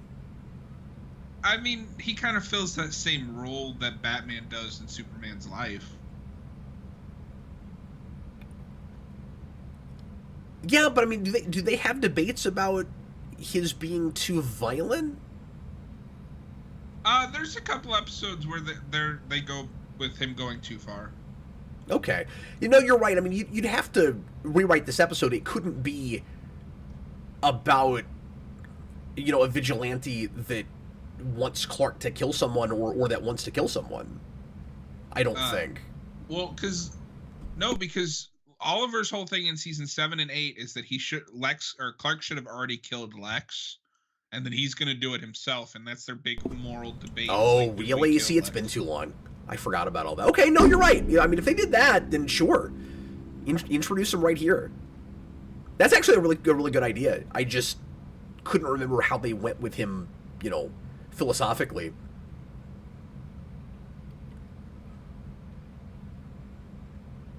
At the end of the day, Oliver's morals do end up winning out. Like, he doesn't go too far a lot of times, but he does go too far with Lex. This Angel of Vengeance character, and what is it, by the way, with angel superheroes in this show? You got Warrior Angel, and then you got Angel of Vengeance. It's Angel Man. That's just what his last name, Angelman. Discussing topics of importance says you need to spin the wheel a second time. Yeah, I'll do that here in just a minute. Thanks for reminding me. But with the whole Angel of Vengeance thing, I'm sorry, Nano Tool's acting is really great in this scene. they gave her almost exactly Helena Bertinelli's backstory. Like, they're definitely thinking Birds of Prey really hard here, because they've also basically made her comic book Huntress, which kind of begs the question why she's not just comic book Huntress. Because we got to give... Well, yeah, I don't know. I don't know much about Huntress. Well, of, like, she has the same backstory where her father was killed by gangsters. Now, I don't think her father was actually a mob boss like he is in the comics. I don't know. If I'm remembering that the comic background right, because I'm rusty on that. But no, I think she was raised in organized crime. But it is an organized crime thing that gets her family killed, and I don't know, just her whole demeanor feels very Huntress-y to me. Senior is that Sticks. A DC reference? Because he called Clark a Boy Scout. Yeah, I'll count that. Oh, and actually, I don't know if you got it, but there was Clark on Green K when. Oh, thank you. No, I missed that. And also, let's count another blatant DC reference because of the whole her wearing glasses in the Daily Planet thing. Yeah. Leo says, to be fair, Brandon also, Clark Kent. He just said phone booth, so that's another one. She just changed in a phone booth. And they'll do that. They'll just full on have Clark doing that by season 8. Of course they do. Leo says, to be fair, Brandon Ruth's Clark Kent isn't the only stalker. Dean Cain and Tom Welling also have moments of being kind of stalkers. Well, yeah, but I mean, that's Superman now. He's a stalker. Yeah, but when you... But what Superman legacy is about. Superman's legacy as a stalker. His stalker legacy. The problem there, too... I mean, I don't want to drop my standards so much to say, well, because some other ones were stalkers, that makes this one okay. I've complained about it with this show. I don't really know what he's talking about with Dean Cain, because I haven't watched any of that in a long time. But it was especially a problem in that movie because of their wishy-washy nature with the Christopher Reeve continuity, where it's like, is he that version or not? Yeah. Because I really couldn't deal with Christopher Reeve Superman doing that stuff. Well, and that even gets more convoluted when you get to Crisis. Like, I really like Routh in that role of Superman in Crisis, but... Spinning the wheel! Reeve's Superman becoming Kingdom Come Superman is weird. Okay, John, you have to ship 2 unlikely characters. Chloe and Lex. You know... When this show started, and just remember, it was a different time, and I was in high school, and I was not thinking about the age gap thing. When this show started, I really wanted eventually to see Lex and Chloe get together. I don't have that anymore, but at one time, I really liked that idea. And I think it was just because they were both, highly intelligent and highly curious, and seeing them coming together to figure out Clark's secret would have been engaging, but they didn't have to be a romantic couple to do that either. Their dynamic at the end of 4 into 5, where he can tell that she knows a lot more than she's telling him, I think is actually really good. I like that Clark's signature "I'm angry" move is just choking someone and shoving them up against a wall so that their feet leave the ground. Yeah, especially because he's so strong, he could just crush their larynx immediately by doing that. It's weird to show any version of Superman going, I'm so angry that I'm choking someone, because he would have to still hold back massively to not kill them right there in that moment. Clark on Green K again. Oh, thank you.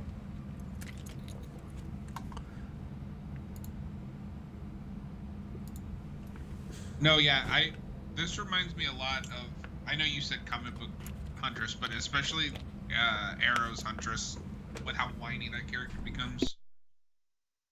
Oh yeah, absolutely. No, she's a lot like that Huntress. And I hate that Huntress. Me too. Because I remember even when I was into that show, every time the trailers would be like, and here's a Huntress episode, it's like, oh god. Okay, so I'm going to file this in the category... this is the thing I wanted to mention about this episode. I'm going to file this in the category of coincidence, because I would be shocked if... I don't know. I didn't notice a writing credit, but I would be shocked if whoever wrote this episode was actually thinking about what I'm about to compare this to. But it's interesting to me that this woman's name is Andrea because of how much she ultimately has in common with the Phantasm. True. Because she also has a really similar backstory to that character, and the Phantasm would go around saying your Angel of Vengeance awaits. Wasn't it Angel of Vengeance? Wasn't it exactly Angel of Vengeance? Yes. I think it was. And her name is Andrea. So is that... What do you think, John? Is that a coincidence, or did somebody watch Phantasm? So this was written by Al Septian and Turi Meyer. I don't even immediately recognize those names. So I'm kind of looking it up as we're watching. So yeah, thanks. Because I think it's a coincidence, but I want to see. So this is Al Septian's first episode, but then he would go on to write at least 2 episodes a season until season 8, and then he becomes, I guess, a bigger writer because he gets like 4 episodes a season. Oh, Angel of Death was what Phantasm said. Thanks, Discussing Topics. It's still crazy close. And I mean, also really generic. Don't get me wrong. Oh, and I guess these two worked together on every episode that they wrote, too. Yeah, I think it's just a coincidence, to be honest. They might just be one of those writing duos that, like Goff and Miller, that always write together. Yeah. Or like Abnett and Lanning. Oh, Turi Meyer was a writer on Buffy. Okay. Or a director on Buffy, excuse me. Huh. So we're setting up here. Well, I can't say setting up. I mean, but that Lex knows. Oh, maybe we didn't know that yet. Sorry. That Lex knows that Jonathan had the secret meeting with Lionel. No, I guess we wouldn't have known that yet. And we the audience still have no idea that all of that is a misunderstanding and what Lionel's actual motivation was. Yeah. So where it looks like it's going is Lex is going to maybe really bring down Lionel for once and for all, because some of this is starting to feel like double beats from season 3, where Lionel has these big mass manipulation plans, and then he's going to get taken down at the end. And then, of course, we're going to sideswipe that.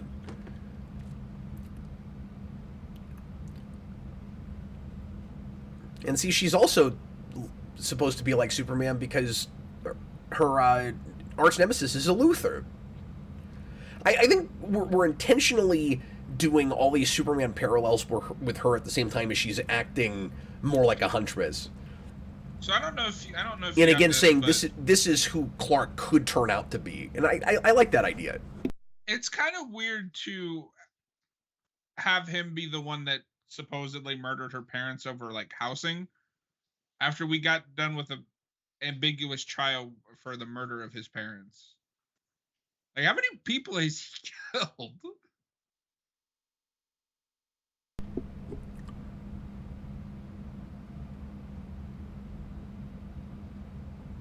I think the answer is like 115.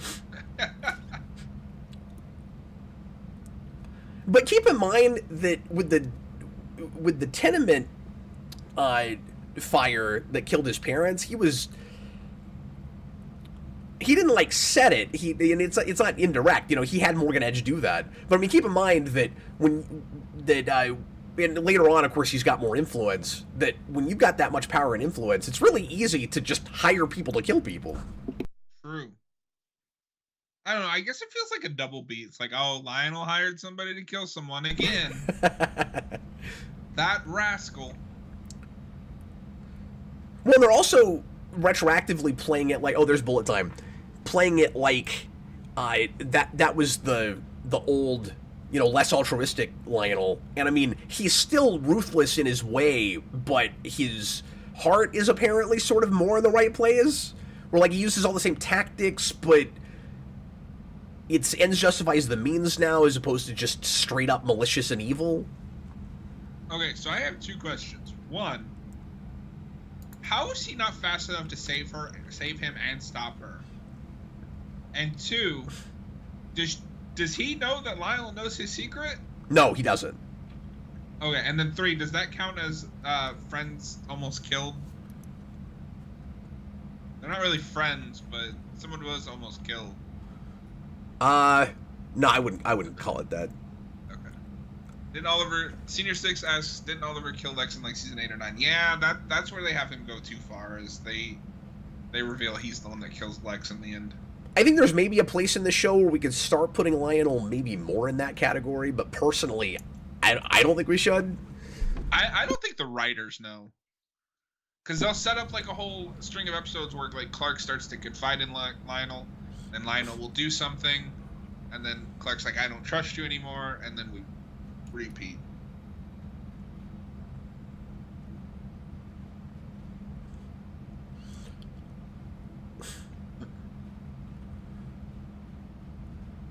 It's all so confusing, man. When I say Martha's not sentimental, I just mean overly sentimental. Why did you say that name? Because we're watching a scene with Martha Kent. Who? Gee, Why I wonder. Is Lionel just standing there? I wonder who this fully maned silhouette is. He's here to sell you Magnum.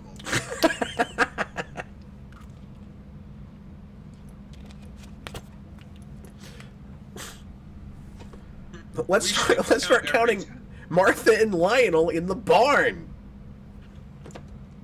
Also, just a heads up, because it's storming really bad, I may lose power. Ooh, I hope not. not. If it does, but hoping we don't. Oh no.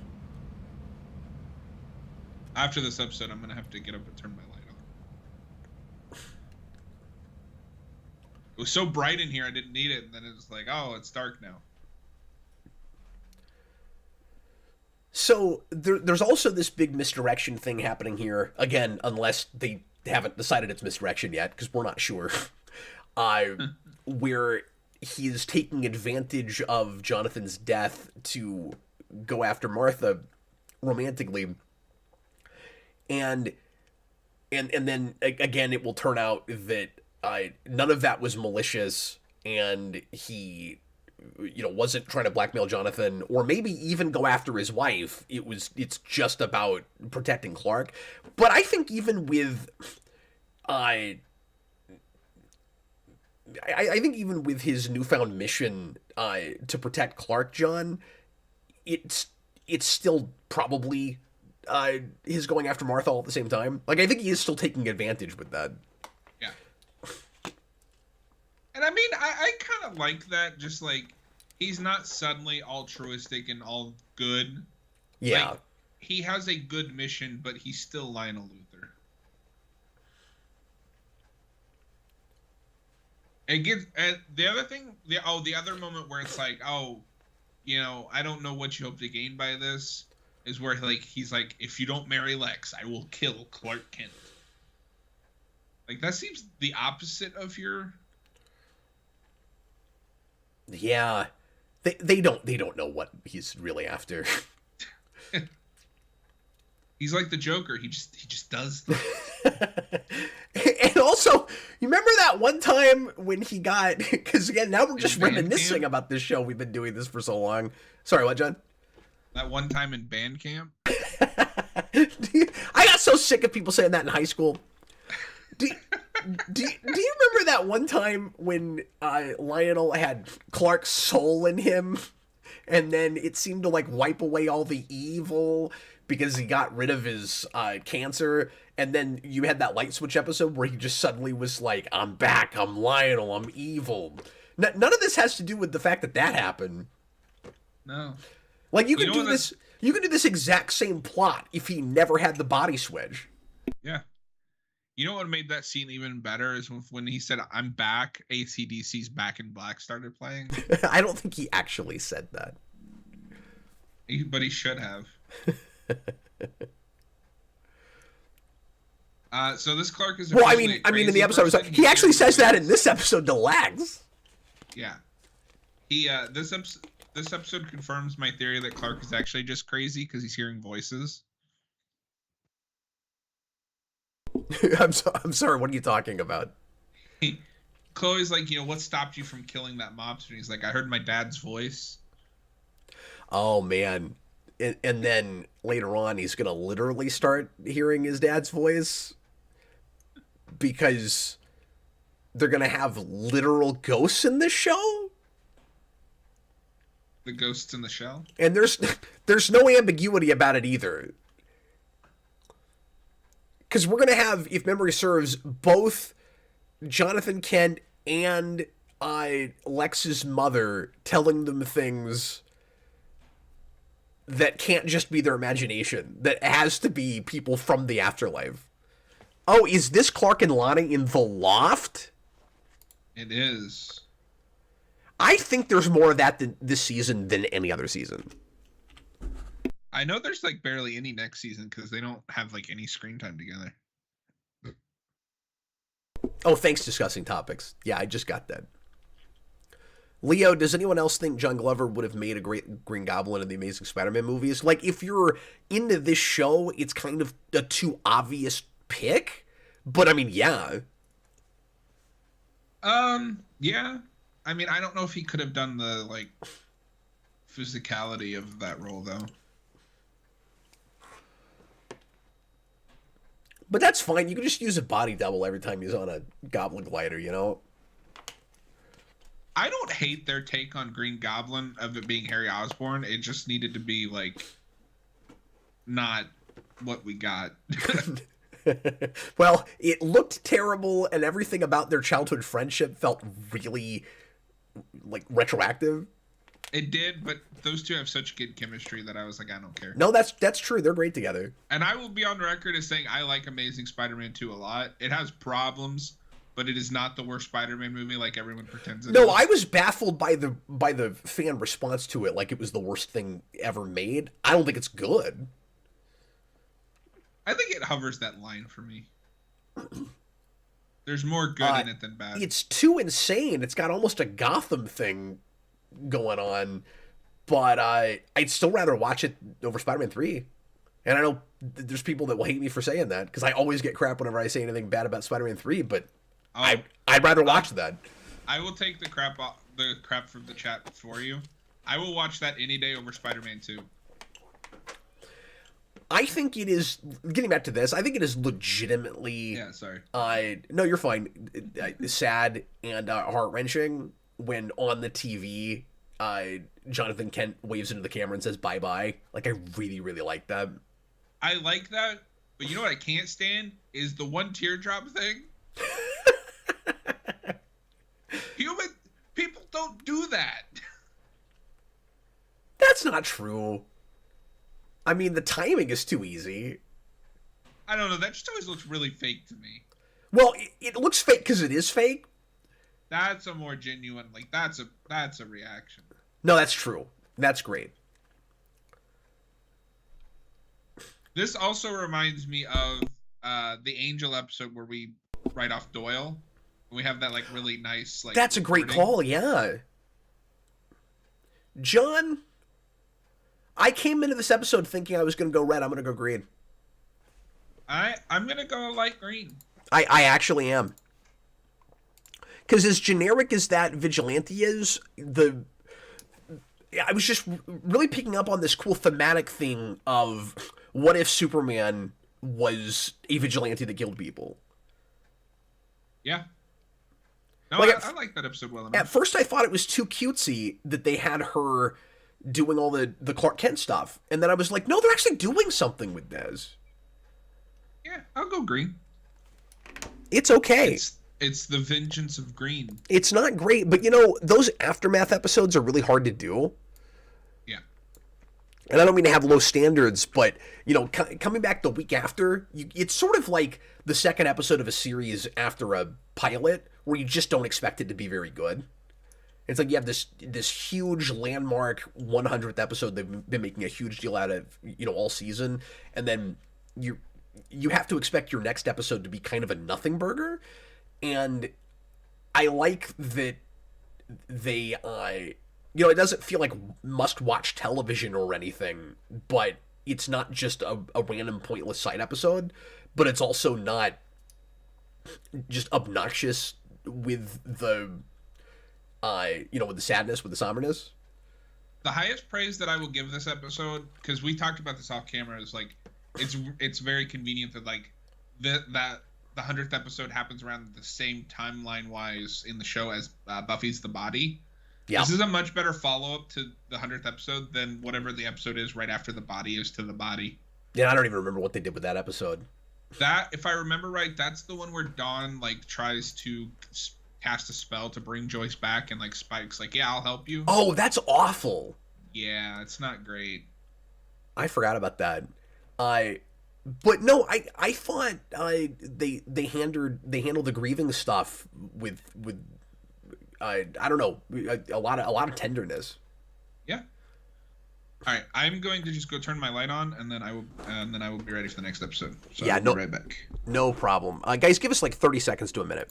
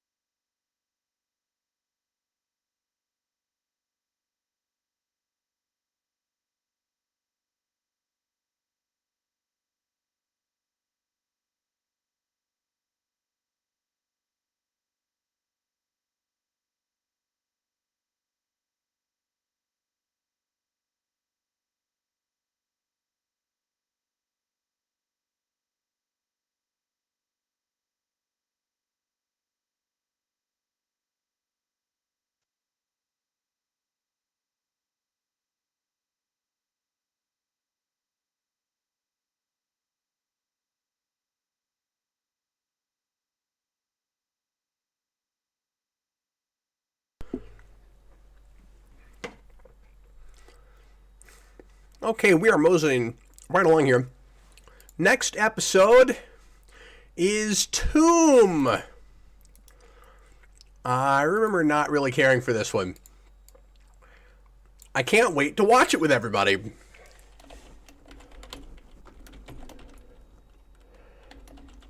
Episode 14.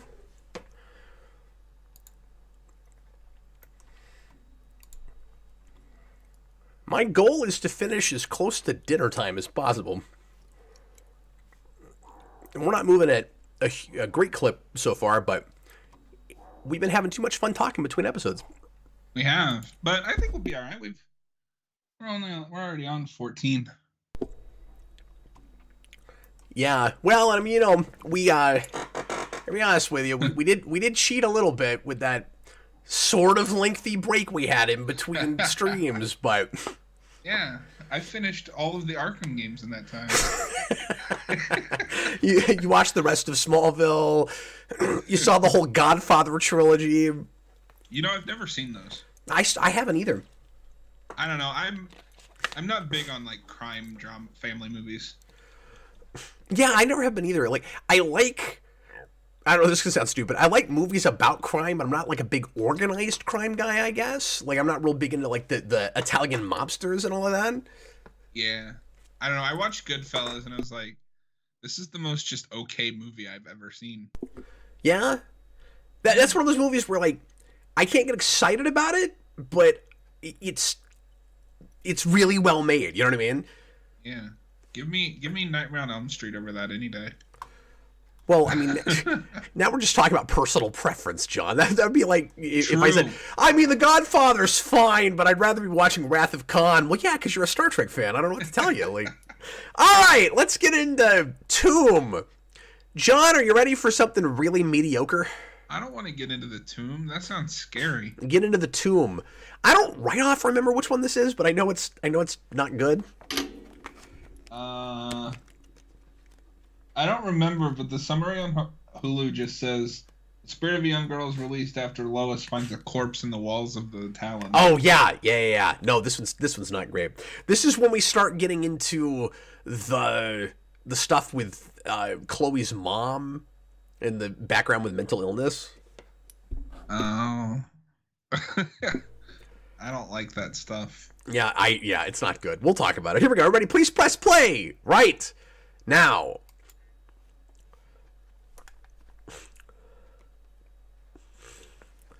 Like, I like the ominous atmosphere of the opening here and of this episode in general, but the big problem with it, John, is it feels like they're wanting to. Now that I remember which episode this is, I gotta switch gears. It feels like they're wanting to kind of take us back to a shattered place, like with Lex, the like is he crazy or not thing, and there's no real mystery. It's very clear very early on that we're kind of dealing with another Kryptofreak type situation. I don't think it's technically a Kryptofreak, but I'm struggling to remember the premise this episode, but just based on the premise, it sounds like somebody watched that episode of Angel where where Cordy moves into her new apartment and like gets haunted. I was like, yeah, we could do that with Phantom Dennis. Yeah, do you remember his backstory? Because it's awful, like in a good way. It's been too long. I don't remember that. He was gonna move out and like move in with his girlfriend or whatever, and his mom found out and buried him in the wall. Oh my God! It sounds like they lived in. It sounds like they lived in Smallville. Worse, L.A. And it always makes me laugh because the mom in that episode is the like really awful teacher from Donnie Darko.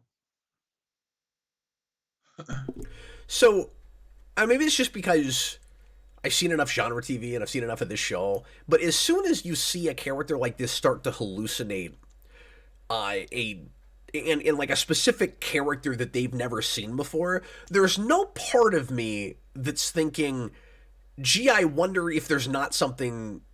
like, maybe there's not something supernatural going on. Maybe it's all in their head.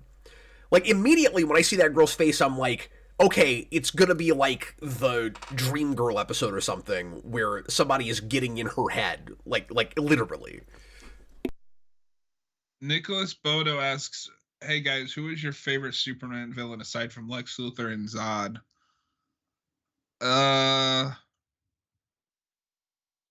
just don't know enough Superman material. Yeah,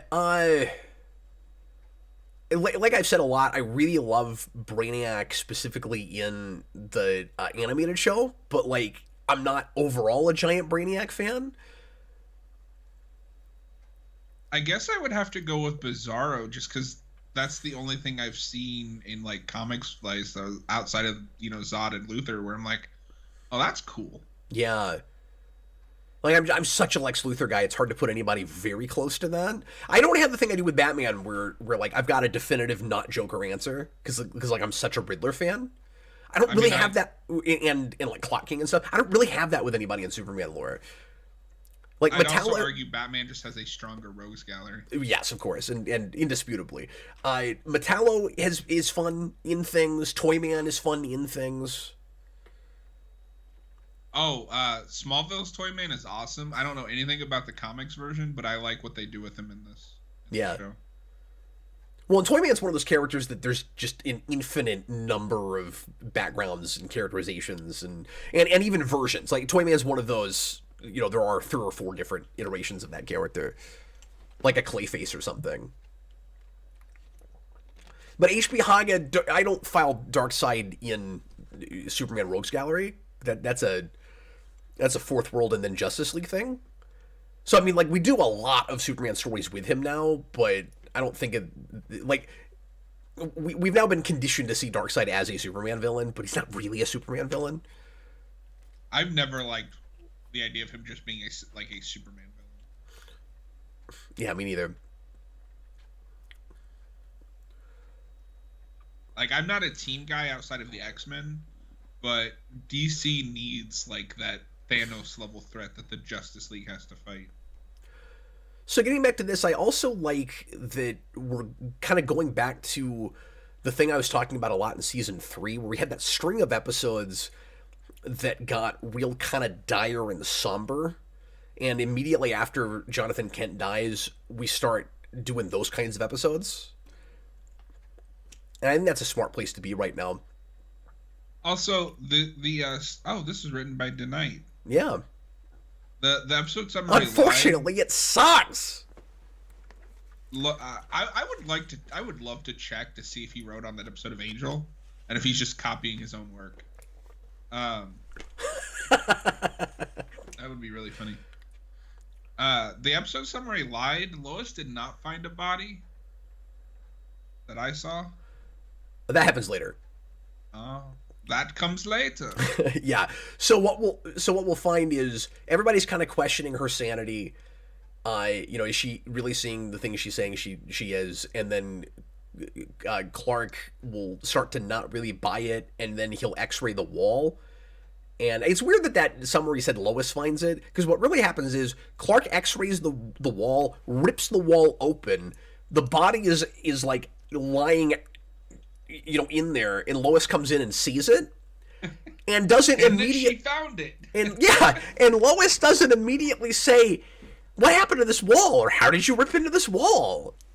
You know what? I will appreciate that Clark is the person that believes her, especially in the same season as Silver. Yeah, but he doesn't initially. I mean, he's starting to get to a what's the word I'm looking for? Like almost condescending place for a second, and then he goes, "Okay, fine, I'll X-ray the wall," and then okay. He believes her because he sees evidence. But funny how that works. He does get a little patronizing a couple of times before that happens.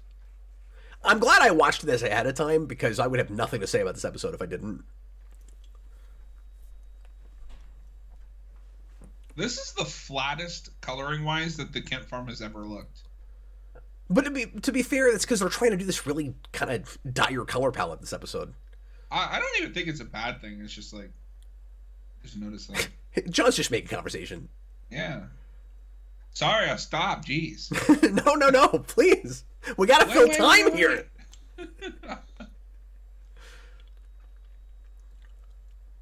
John, I'm allergic to dead air, man.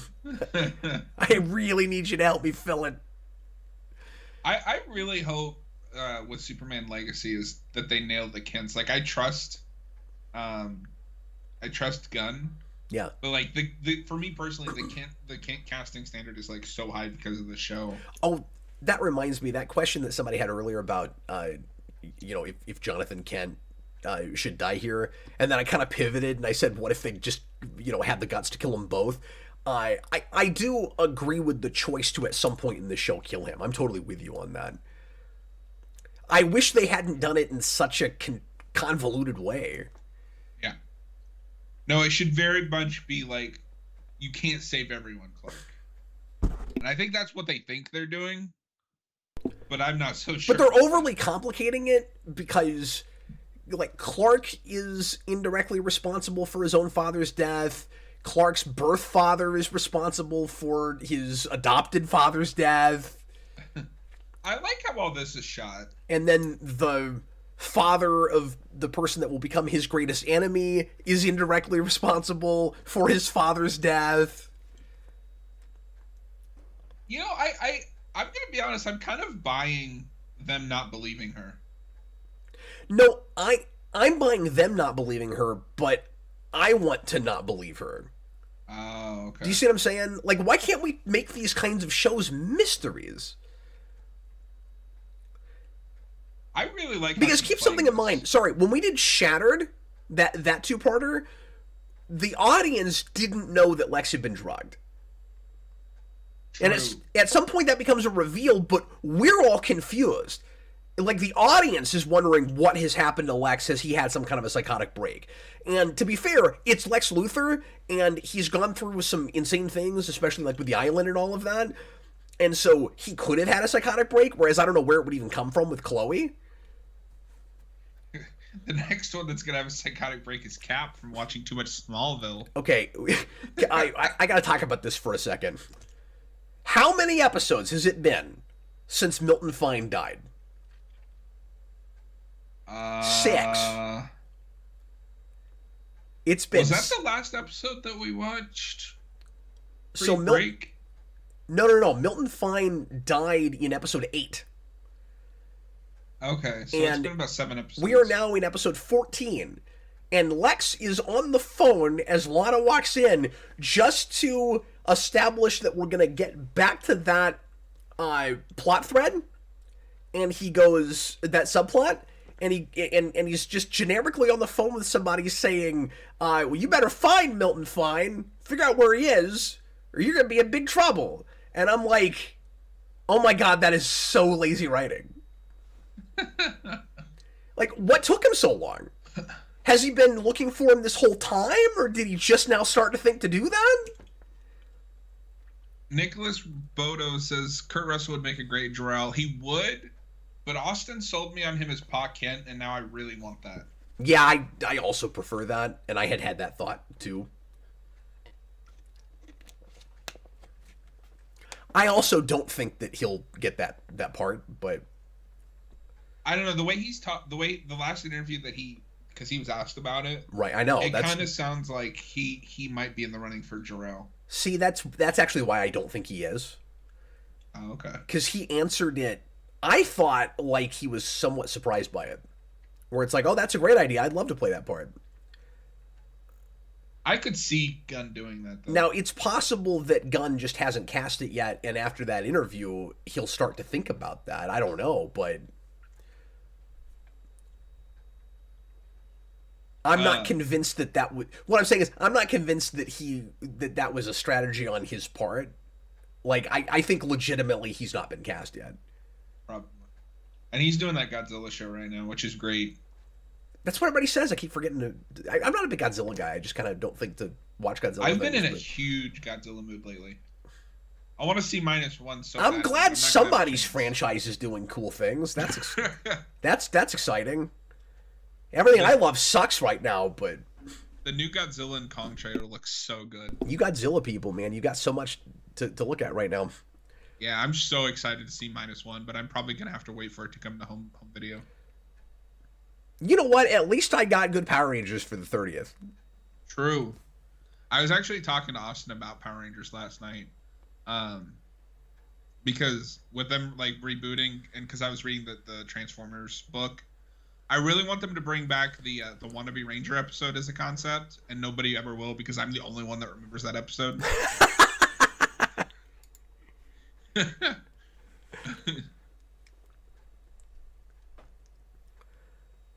Allison Mack does a really great job in this episode. No, that's true.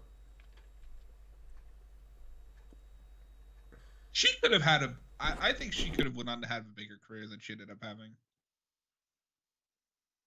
She's really good in the show. Well, and it's really too bad that she didn't immediately get some other big long-running show, or her history would have turned out a lot different. Okay, so I said earlier I like the way that was shot. I don't like the way this is shot because that ghost looks like it's in fast forward. Oh, it's yeah. Really weird. Oh, sorry, you're a few seconds ahead of me. Now I see what you're talking about. Yeah, that is weird.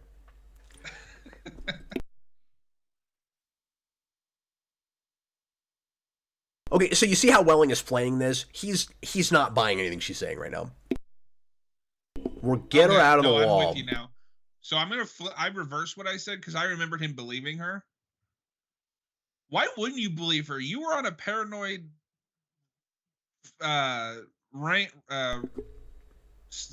thing. Can't think of the word all of a sudden. Well, the other thing that nobody talks about. That's it. Sorry. John, the reason I brought you into the show is because you're so articulate. You were on a paranoid rampage just a few episodes ago. That's true. We can't forget about Silver. Oh, there's Clark on green Kryptonite. Also, is it amusing that we had Silver Kryptonite like right around a vampire episode? I just had that thought. That's how they should have resolved that episode. I'm not even joking. That would have at least been fun. And Martha must be worried that that vampires are going to become a continuous problem, because did you see all that garlic that she had in the kitchen? Okay, so how old is this body? I don't actually know that. I'm not sure. It can't be very recent though, because we're in the Talon. Well, but it was a movie theater before then. No, I know, but that's what I'm saying. It can't be like last Thursday. It's got to be like a lot of years. Yeah. So, look, Lois found it. Who writes these plot synopses? I don't know. Some underpaid intern. I've been wanting to make a video on bad streaming plot synopses for so long. The thing that I always wonder about, because you see those photos of like movies that have the plot synopsis for the wrong plot for the wrong movie. Yeah. Like it'd be Shrek, but it has like the plot synopsis of Breaking Bad or something. I have never seen that outside of those pictures. Yeah, I haven't seen that. Now I've seen the wrong picture, which can be funny. Oh, okay. Okay, so now she's been possessed, so that's going to be a character who's not themselves. Yeah.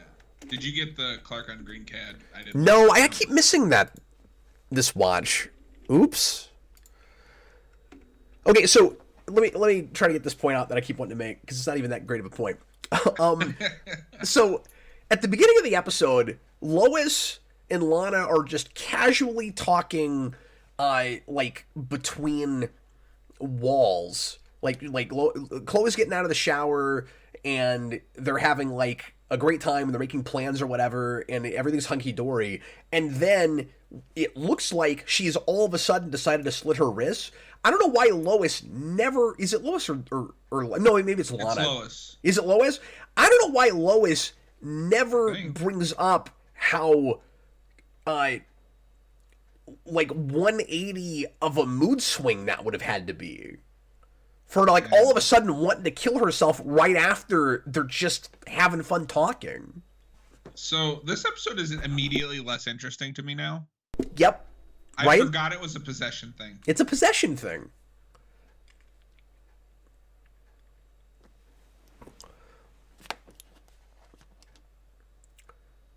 And so now we've got that tired plot of everybody thinking they're talking to Chloe, but it's not actually her. And that can be fun sometimes. Yeah, but this doesn't want to be fun. This wants to be a scary horror episode. So, not to keep bringing up season 8, because that's the season I'm on my rewatch. There's an episode in that season with Zatanna. Do you remember this? I remember she was in it.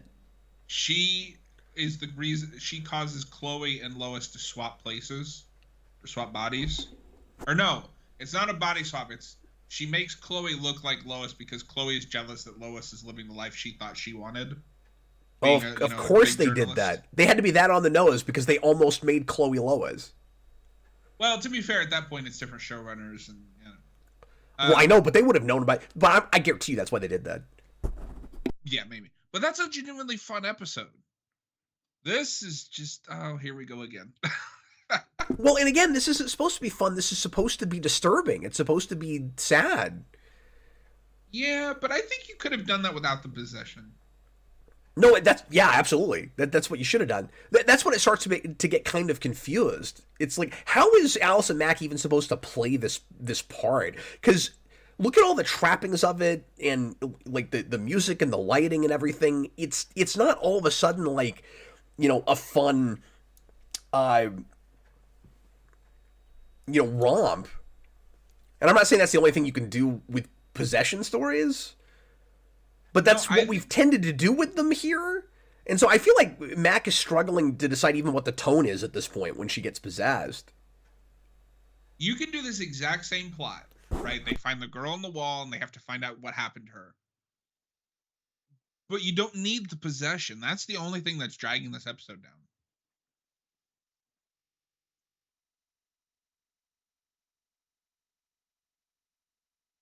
Yeah, well, and it's just tedious and frustrating while we know that that she's possessed, watching everybody else, struggle to figure that out. It's just kind of boring at this point. I don't know if you have this. I do not buy that Lois Lane in any universe is the superstitious type to want to cleanse the room with whatever that is. I agree with you. I wasn't even thinking about that. Nicholas Bodo wants to know thoughts on Sean Gunn casted as Maxwell Lord. I have no opinion about that. Thoughts. It is kind of like interesting though. I was thinking about this last night.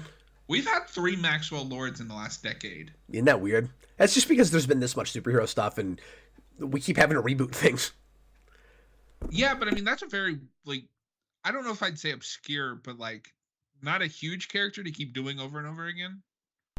I was a little bit surprised that he had already been cast, but we don't even know what project he's going to show up in first. Yeah. I want to say that's the first character that we've been told is going to be in something without knowing what. Austin was telling me he thinks it might be Justice Society International or something. Yeah. Something like that. I really liked Maxwell Lord on that first season of Supergirl. But I just thought it was a weird announcement because everything else so far has been this project is happening or this person has been cast in this project. It was really weird to get he's cast as Maxwell Lord in the DCU. We haven't had that yet. Yeah. Maybe this will open the gateway to be like, this is our Batman. If it was a bigger character that you expect to be in multiple things, it wouldn't be so surprising. But that sounds like it won't be a one-off character because it's Sean Gunn. It would be kind of funny if it's just yeah, this is who my brother's playing. Now you can stop asking.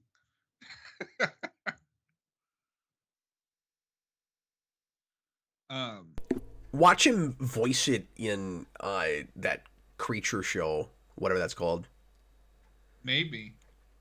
But that's more of a period piece, isn't it? I don't know anything about that. I think that's like a World War II thing. Oh, okay. Well, then never mind. But isn't Maxwell Lord like an immortal guy or something? No. I don't know No, because Wonder Woman kills him. That's the that second Crisis that they did. Oh, okay. Okay. I think that's why he's in Wonder Woman 84. And he's the only good thing in that movie. I don't even agree with that, but all right. I mean, I just don't like Wonder Woman 84. But I do like Pedro Pascal. Yeah, that actor's fine, but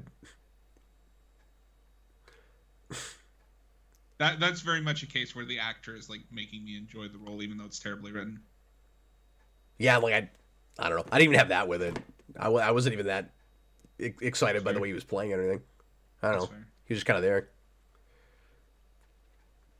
It's okay. He got better roles later on in Mando and Last of Us.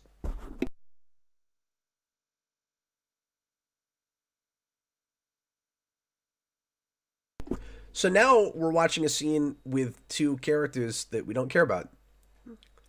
Because that's not true. That's Chloe. No, it's not. She got possessed. Oh. Who? I really want Chloe to be talking about Pete right now. Pete Rock. Who? I'm so excited to get to his comeback episode. I can't wait to be sold gum. He's gonna turn into Mr. Fantastic for an episode. Evil Mr. Fantastic. He gets brought back, and it's just a double beat of his drag racing episode. Yeah. They cast this weird guy well. He gives off those serial killer vibes. John's they did a really good job. They cast a weird guy to play this weird guy. Yeah. He's doing a great job being a weird guy. It continues DC's long-running tradition that bald people are evil. Or balding people. So yeah, with what I was talking about earlier, I don't mean to suggest that this episode has any tonal confusion, but just that the possession thing was kind of an odd choice for this episode, I think. You really want this to be Chloe all the way through. This is a chance to go back to your roots. Is like it's a mystery. And what I wish, and maybe I'm rewriting this a little bit, but I think this story is lame. What I wish it was Chloe herself wondering almost the whole episode if she was going crazy. The answer is yes. And we all go a little mad. Evoke the thing with her mother a little bit more throughout, as much as I don't love that choice, but like that's what it's supposed to be about, is mental illness runs in our family, and I'm old enough now, maybe I'm starting to have schizophrenia or whatever it is her mother has. And it's too clear to her from the beginning that it's not that. I also don't know if this has anything to do with kryptonite. It does, because the kryptonite is what possesses her. Oh, okay. Well, then we have a Kryptofreak. I'm gonna count. Well, do we count that as a Kryptofreak? No, because she doesn't have any powers. Yeah, I guess not. Well, but like if the possession thing happens because of kryptonite, then that would make her a Kryptofreak, right? Like her power would be possession. Are we gonna give the Kryptofreak a dictionary definition? Well, I guess I'm not fully understanding how the possession is happening. It's just through an artifact that. So she had that kryptonite powered bracelet, and then she touched it. Okay, no, that would not make you a Kryptofreak. That's true. Look, John, I wrote the dictionary definition of Kryptofreak, sir. Oh, okay. I'm sorry. AMC asks me who I would have cast as Batman using the season 11 comics version as a model. Oh. So that would have been 2011.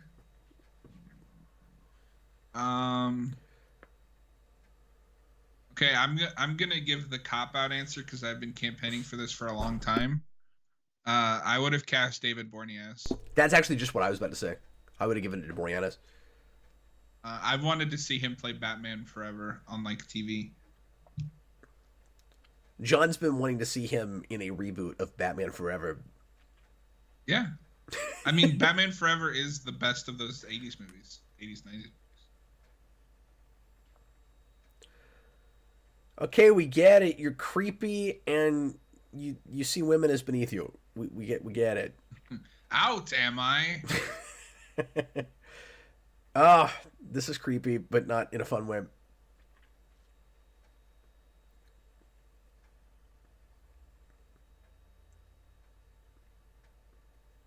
How many of those do you have? Yeah, I had that question too.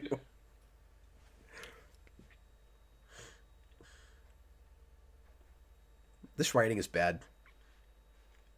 You always hurt the ones you love. This guy just has no presence. I mean, I think he's doing the best he can with it, but you say he's got no presence, but he's also got no material. Like, I don't know. I think you could elevate this with a good performance. It wouldn't be amazing, but it wouldn't be like a snooze fest. This is just such a filler episode. That is correct. And like it's trying to be a little bit more than that in getting back to Chloe's backstory with her mother and everything, but I don't care.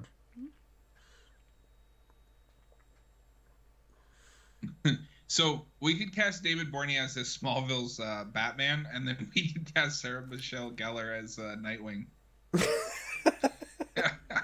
No, it's gotta be what's her face? It's gotta be Faith. Oh, true. That's way better. That is better. Look, a sadistic choice. Oh, hey, look, it's friends kidnapped. Look, we've got nothing better to do. We might as well count things. Oh, that's true. Look, Clark is gonna figure out who the bad guy is in just the nick of time, all by himself.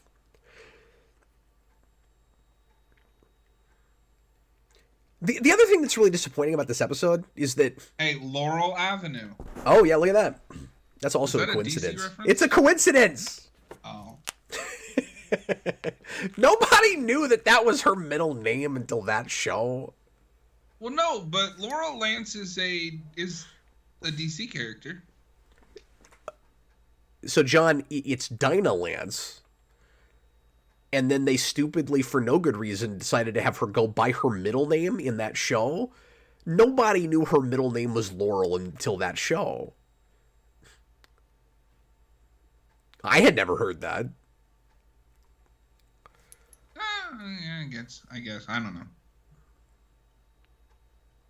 Okay, Is this Clark's the on Green K. climax of How many Raimi's times has he been Spider-Man? on Green K this episode? Yes, this is actually the climax of Raimi's Spider-Man. I don't know if you knew that, but Why did you say that name? We're gonna have Mikey! a hell of a time. Why did you say that name? Hey, Mikey, I think he likes it. AMC asks, I wonder if Colin Donnell, Tommy and Arrow, or Teddy Sears wouldn't have been who was Zoom in the Flash, wouldn't have been good choices. I personally can't see that, and I think at this point in time, because this is 05, 06, they would have been too young.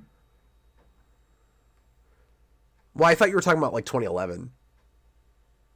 Oh, that's true, because it would have been season 11.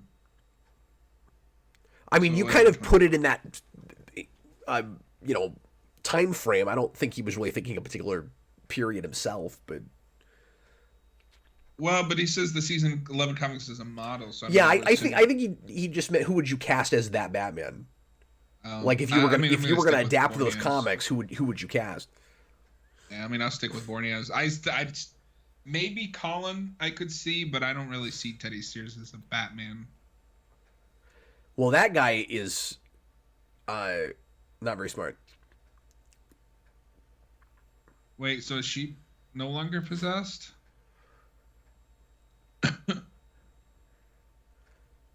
No, it's still Gretchen, I think. No, she transferred herself into weird creepy guy. Oh, I see. And then she caused weird creepy guy to kill himself, so now she's happy. I can't tell you how much I don't care. Either way, really. This is very compelling revenge. Yeah. That guy was just really gullible. But also the message Is of the that episode convenient revenge is- unconsciousness? I think Lois was conveniently unconscious. But convenient for what? Clark didn't do anything. Clark came in and did something. He did something, all right. No, I'm gonna call it that. He knocked out right away because he has kryptonite. Yeah, but he super sped in. She didn't see that. The moral of the story being revenge is good is kind of weird. Is that what it was? Do you Because think? the ghost gets what she wants. Like, it doesn't learn anything. Well, it was also a ghost. You know, it doesn't really have anything left to learn. There's not. Its future will not be improved by this knowledge. Well, but you could have done the thing where we've seen, before. It's like it learns to let go of its anger and move on. Instead, it just gets what it wants and moves on. No, it really plays like that. That guy is so horrible in the way he treats women that he really deserves that to happen, and we should be applauding the fact that the girls got him killed. It broke new ground. I wasn't even really thinking about what the moral of the story might be, though, because I can't bring myself to pay any attention to that plot.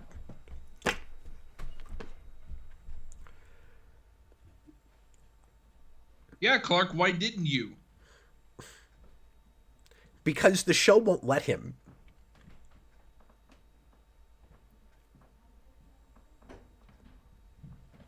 Are we dating still? Because I thought we had our last argument. This is the we're on a break phase. Yeah, except it'd be nice if somebody came right out and said that, because at some point they're just Well, going to to be fair, she says that in the 100th episode where she's like, I just need a break from us. Right, but okay, you're right, but we never come back and say we're officially off said break. So we're going to have an episode where all of a sudden we're back to that she really wants to get intimate with him and he won't because he's afraid to hurt her. And I'm like, wait, I thought you guys were on a break. When did this happen? Riku the Soulless. Didn't the Smallville writer say Jensen Ackles' character was originally supposed to be Bruce Wayne or something like that, assuming the stupid emote that they put in the YouTube chat's getting in the way? Assuming he'd be their Batman. I have never heard that.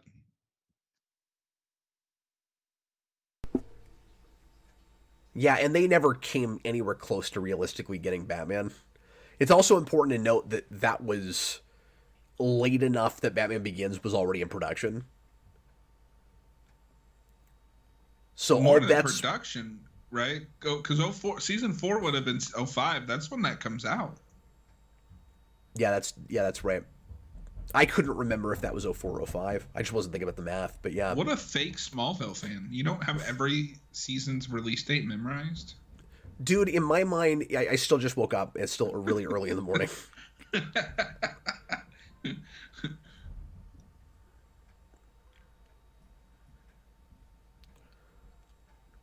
AMC, I wholeheartedly agree with you that Batman Forever is the best of the first 4 Batman films. In parentheses, don't hurt me, Cap. I like to describe it as the most complete movie and that it has a bit of ... Yeah, he does that a lot. Something for everyone. Buddy, you got to condense your comments, man. Use your character limit to its fullest. So I personally, as odd of a choice, I guess, as it was for Jonathan to run for Senate, and I always kind of liked that idea. We just didn't do enough with it, or anything. Yeah, but I kind of like the choice. I like it. I don't like it. I kind of like the choice that Martha takes the Senate seat because I've heard people say, it's really weird that they did that, and even in the show, I think there's some discussion about it. Like, I'm trying to remember where it is, but there's a scene in episode, or maybe the episode right before this, about how like they're not even giving her time to grieve, and they're just thinking about the Senate seat. It's like, I think that's just technically where it goes. You know what I mean? Like I think if your spouse dies, the first person that gets the chance at the seat is the spouse. And it might be different state to state. But anyway, again, it gives her something to do. It lets her get into the public eye and that in that world again. And she seems more savvy and like it would agree with her more than it would Jonathan. Like, I would have even seen her choosing to run over him, honestly. But then the thing I don't like about it is then it gives us an excuse to just completely write her out of the show after a while.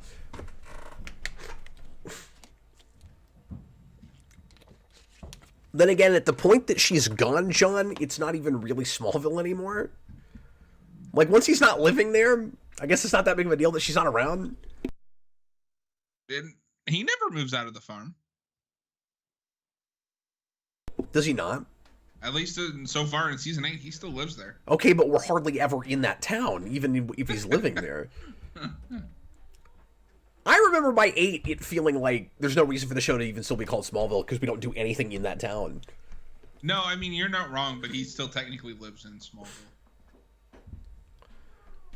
I don't think they ever, even when he's getting married to Lois in the final season, he's still living in the farm. It's just he's there alone. And he'll be a college dropout that somehow becomes a reporter at a major metropolitan newspaper. You know what? To be fair, Chloe is a reporter and she didn't even go to college. She at least had a background. Well, so did he. Yeah, a lot more of a background. I mean, if we're just going based on what's on the show, they had to equal a background because they both worked at a crappy high school paper. No, but she wrote a lot of articles and did real investigative journalism. He didn't do anything. Hey, he saved her, okay? It counts. So this whole thing is a little bit awkward. I mean, again, I don't care about the subplot, but it's kind of odd that they have her come see her mother, and this all felt retroactive and retconning to me. By the way, we've talked about that. Just this background with her being in a mental institution all these years, but they're not gonna cast her. Like, it's just the back of a woman's head, and I guess they did this because they didn't know who they wanted to cast her as. Maybe I don't know. I don't mind this because when they do cast her, it's a stunt casting, but it's somebody from DC. Yeah, I don't even remember anymore. Let me find it. But I'm just saying, here in the moment, it was kind of an odd choice. It's Linda Carter. Oh, was it really? Yeah. I didn't remember that. I mean, I knew she was in that show, but I didn't remember that she was Chloe's mom. Yeah. Okay. Well, they couldn't have it be related to Wonder Woman in any way, because that was another character that DC wouldn't let them do anything with. Which is weird, because... Is it because of that Joss Whedon movie? I couldn't tell you. But apparently they were like that all the way through the show, according to Gotham Miller. So yeah, that's a red sign flip. Yeah, I'm gonna give it a red. You can't use Wonder Woman or Batman, but you can use Doomsday. What were they doing with Doomsday? What? I mean, they weren't using him. Well, they weren't using Wonder Woman either. Well, I know, but I mean, at least Doomsday is a Superman thing. I mean, depending on what era, I mean, Wonder Woman and Superman have more connection than him and Doomsday. No, they don't. Doomsday is a Superman character. I mean, yeah, but he just exists to kill Superman. He's not really a character. I know, but Wonder Woman's just a DC character. I'm saying it's not odd that they put Doomsday in a Superman show, John. I mean, it is kind of weird they put him on a cable TV show. Well, sure. I mean, yeah, it's odd they thought they could pull that off because they couldn't. Well, but that's also the same people who thought they could pull off Darkseid. And now yeah, but that was later. And now we've got Doomsday in every live-action Superman show since then. And I thought that would have. Except he's not in. I guess he's not in Supergirl, or at least I don't think he is. I didn't keep watching that show. They reference him because in the second season when they finally get to Superman. That's how they get the Superman versus Supergirl fight. He's on like some kind of kryptonite or something. Oh, really? And thinks Supergirl is Doomsday. Oh, you know what? I did hear somebody mention that at some point. Because I didn't watch it, but somebody told me about that. Okay, and it's really so yeah, cringy because she wins, and he's like, "Well, I guess you're just stronger than me." Oh my god. Yes, the Superman that's been around for a decade who thinks he's fighting Doomsday lost to Supergirl who's been doing this for like 6 months. But John, she's better than Superman. She just is, okay? McCaffrey says they do the female version from New 52 called Rain. Oh, that's how they did it? Okay. Oh, I remember that because that's where I fell off.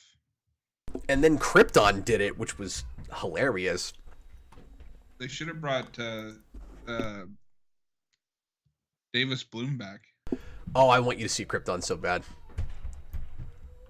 Sad it's not streaming anywhere. I want to... Yeah, and it was. It used to be on Max. Well, they had to get rid of it to make that A24 deal. Or at least I thought it was. Or maybe it was on DC Universe, and then when we went to Max, it didn't come over. I'm not sure. Guys, give me just a couple of minutes, and then we'll start this next episode. I'm going to go on just a very short break. I got to go check on some things upstairs, and I'll be right back.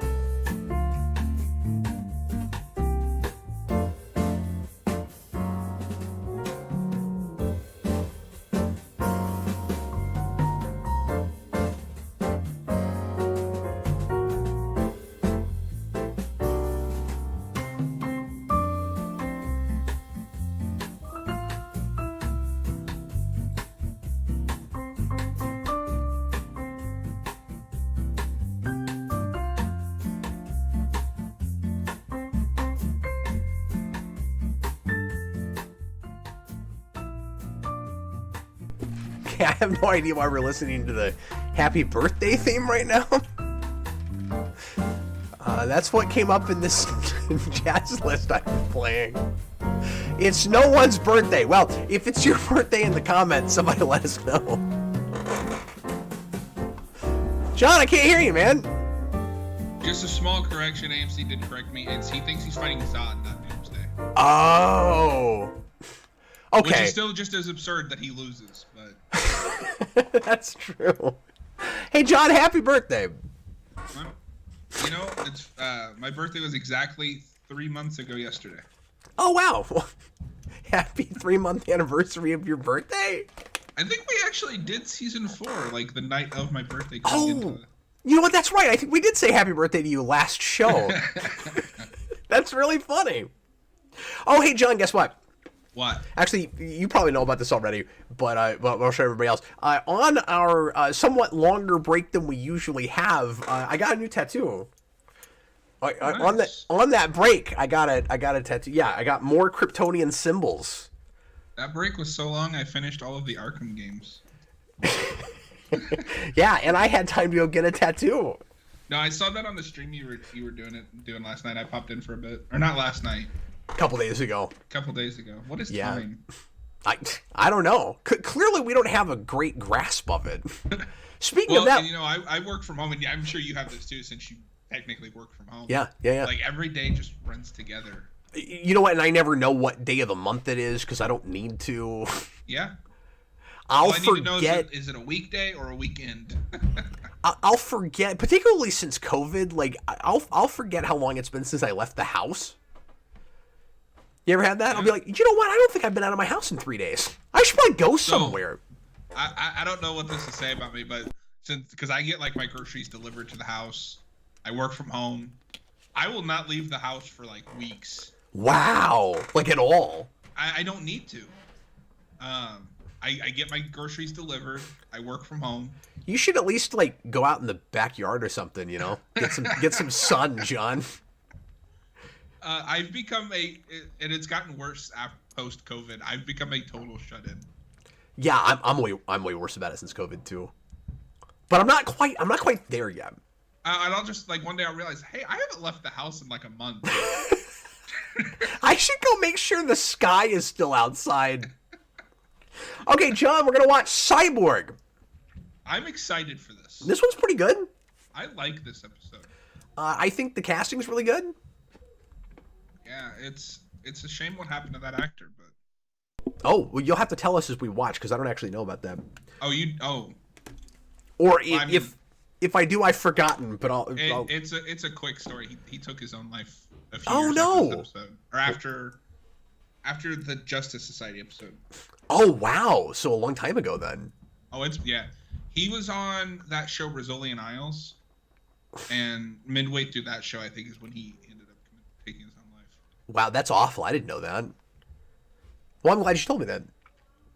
Not to bring down the hype around this episode. But. Yeah, this is going to be really somber now. Okay, everybody, please press play right now. Wow, no, I had never heard that. It was 2013. So 10 years ago. So I think this episode is quite a bit better than the Aquaman episode. Part of it is I like their cyborg. And I think it's maybe on par with the Bart Allen episode. I think what's impressive about this episode is it proves you don't need a big budget to do Cyborg. Yeah, that's a great point. I'm also discovering I'm a Cyborg fan.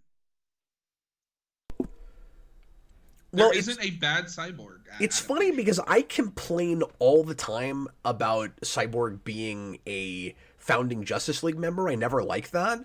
But like they have that in this show and it doesn't bother me because it feels like an alternate Superman thing. It feels like an alternate history thing. So like for a reimagining, I don't mind it. But when you do like the mainstream DC universe, like with New 52, like with Snyder's Justice League, I really don't like Cyborg being a founding Justice League member. So I have a similar but just slightly different thing. I think it works in every adaptation that I've seen. Like, I think Snyder makes a really good case for it in the Snyder Cut, and I like it here. I don't like it in the comics. Yeah, and I liked it a lot better in the Snyder Cut than I ever had. And I don't love that movie, but Cyborg was great in it. Yeah, and I mean, I love that movie. That's fine, It's John. probably the best of the Snyder trilogy. We won't hold it against you, John. Thank you. I mean, unless I just have something I really want to hold over your head at some point. I like all the bad DC stuff. I won't hold it against you until you just make me angry, John, and then I totally will. Well, we will never watch BBS together because I will spend 3 hours being like, no, that's fine. Yeah, I'm no fun to watch BVS with. That's fine. I'm starting to think I'm not fun to watch anything with, though. I'm having fun watching Smallville with you. Oh, well, that's nice. I appreciate that. I don't know. I just, like I said, I watched through season 5, and I had a good time with it. And then this watch, especially that first half, I felt like all I could think to talk about were things that irritated the crap out of me. Yeah, I don't think I know him from anything but other than this. AMC, I'm not sure if the season is faring better or worse than season 4. It's funny, I'm kind of having that too, because I still overall like watching it a lot better than 4. But I think it has some of the same problems, plotting-wise at least. Oh, he's been in a bunch of DC stuff. Oh, that's a car Jack crash. In Man of Steel. How dare you forget that very memorable role? Oh, that's who that is? Yeah. Okay.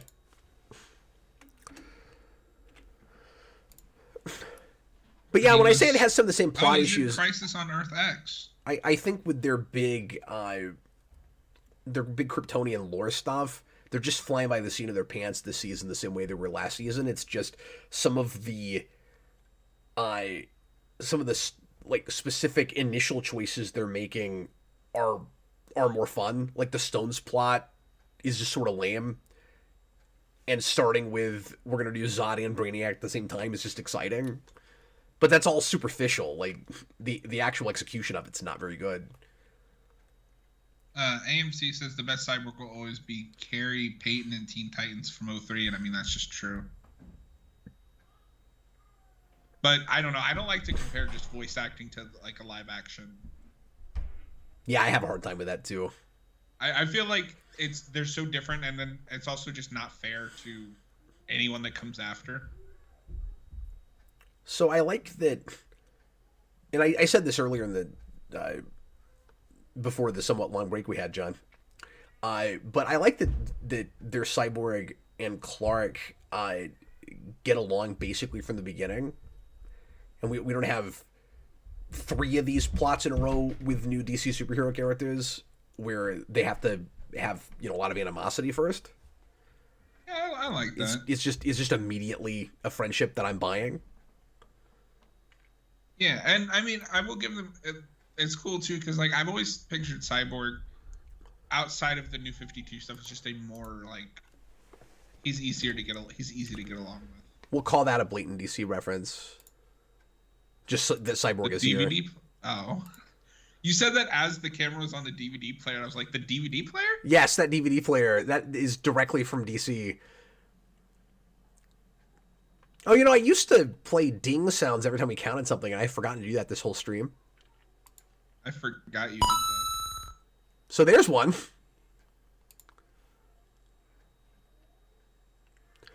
Gigi says that actor comes back in season 10 as Lax. Okay, now that you say that. But I didn't remember him from Man of Steel. Wait, when did Ernie Hudson... Wait, who's Ernie Hudson? Ghostbusters. But when did he play Cyborg? He must have voiced him somewhere. I thought it was the Ghostbusters guy for a second. Then I was like, am I getting 2 people confused? There's just too many actors, John.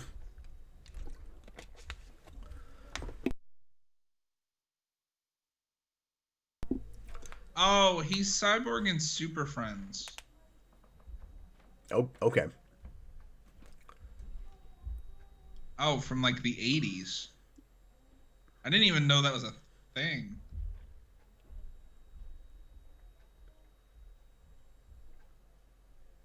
Yeah, I didn't know about that. I don't know. I'm not. I don't.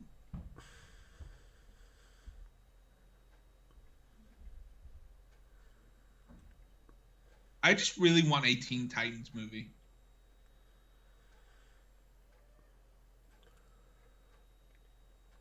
So I think it's really funny that they make up a girlfriend for him in this episode that is not comic book at all. Does he not have one in the comics before his accident? Well, I don't know, but I'm just saying that the girl in this is a made up character. Oh, okay. They did not use his comic book girlfriend. Weird. Maybe she's supposed to be like Islana Lang, because I think she's gone after this.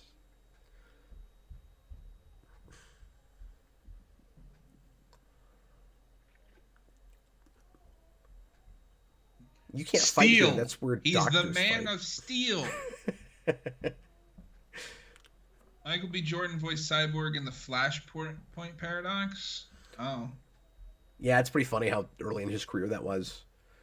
Okay, so I get that you want that shot where Clark, has a big reveal to himself that he's looking at a cyborg, but is that his first response whenever anybody has superpowers? Like, is he always? It seems like he only X-rays a person when there is something to X-ray.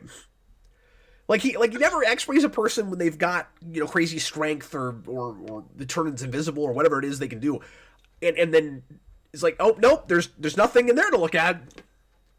It's always when there's actually something happening. He read the script. What can I say? Okay, so John, let's put a pin in this and help me watch for this because I'm still confused about this subplot. Okay. So Martha gets this package that we'll find out has footage of Clark using his superpowers. Uh-huh. And she's being blackmailed. And Lionel tries to help her with it and will follow her to the site where she's supposed to drop money off and helps her deal with that whole thing. That happens in this episode. Okay. And then at the end of this, you find out that he actually has that same footage, and that will be the big reveal that Lionel knows Clark's secret. I don't think there's any place where we ever find out where this tape came from, or if he is master manipulating again and sent it to her to do a whole setup thing. Like, I really have no idea where that came from. Isn't that the footage? Isn't that from like the first episode of this season? But who is it that's sending it to her? True. And there's like specific people that she'll go meet, and I don't know if he hired them. Like, it was Vince McMahon all along. So when we get to the, I just got to see if I missed something where it's explained, because a couple episodes toward the end it comes back, and I think Clark and Chloe find out about it, and they're like, oh, somebody knows your secret, sent this thing to your mom, but I don't know if they ever explain it. I don't know if it's ever revealed. I don't know if the show knows. But somebody tell me if I'm missing something, because I don't mean to just, complain about things not making sense that I'm not paying attention to, but, like, I just watched through this, and I couldn't figure that out.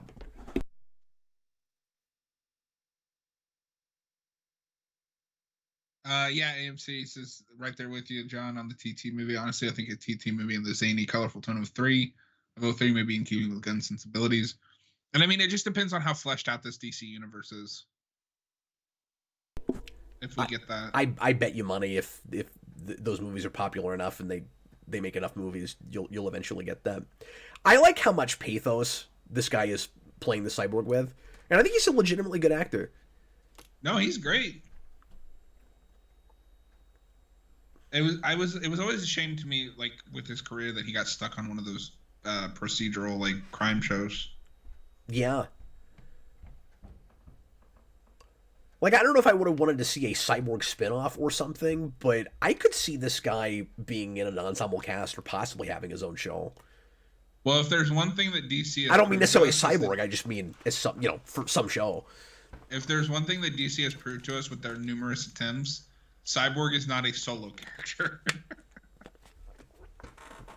That is a team character. Yeah. Remember when it was like New 52 and Rebirth both tried a Cyborg solo book?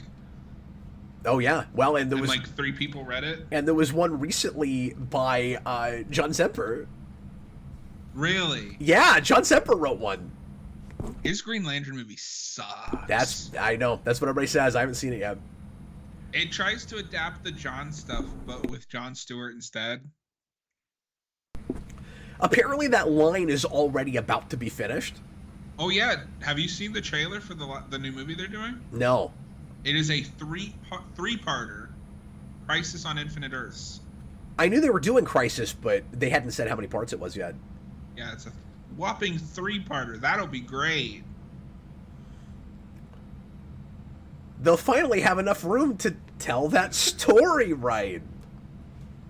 That story is nonsense. It is. I love it, but it's nonsense. I remember reading it, and I made the mistake of jumping into that before reading much else DC. I was like, I have no idea what's happening. No, you can't make heads or tails of it. Leo, remember when Arrow didn't let Oliver Queen marry his comic wife? They just gave him some random woman instead. Those were the bad times. Was it really random? Like, she was an established character. So, John, the way this tries to parallel Cyborg and Clark with their respective girlfriends that they're trying to decide if they should tell their secret to, is really clunky and doesn't work at all. Because the whole episode, Cyborg is like, Victor, he's like, I'm not gonna tell her because I want us to be able to have a normal life or whatever. And then Lana keeps imploring him, you have to tell her for obvious reasons because she wants to know Clark's secret, and that's why they are sort of broken up. And then when you get to the end of the episode, his girlfriend, who he's still trying to decide if he's going to tell, puts her arms around him and immediately is like, "Hey, something is different about you. You feel like metal." And then he has to tell her. And so, like, all of that was pointless because she was gonna. I mean, unless you want to say that he could have somehow gotten away with just constantly lying about it like Clark does, even though it's obvious something is different about her, but it's so physically obvious, there's no way he could keep hiding it. I mean, I see what you're saying, but at the same time, like, that's also why Clark can't be intimate with Lana. Because the minute you, like, get beyond just a hug, like, you're going to tell something's wrong, like, different about him.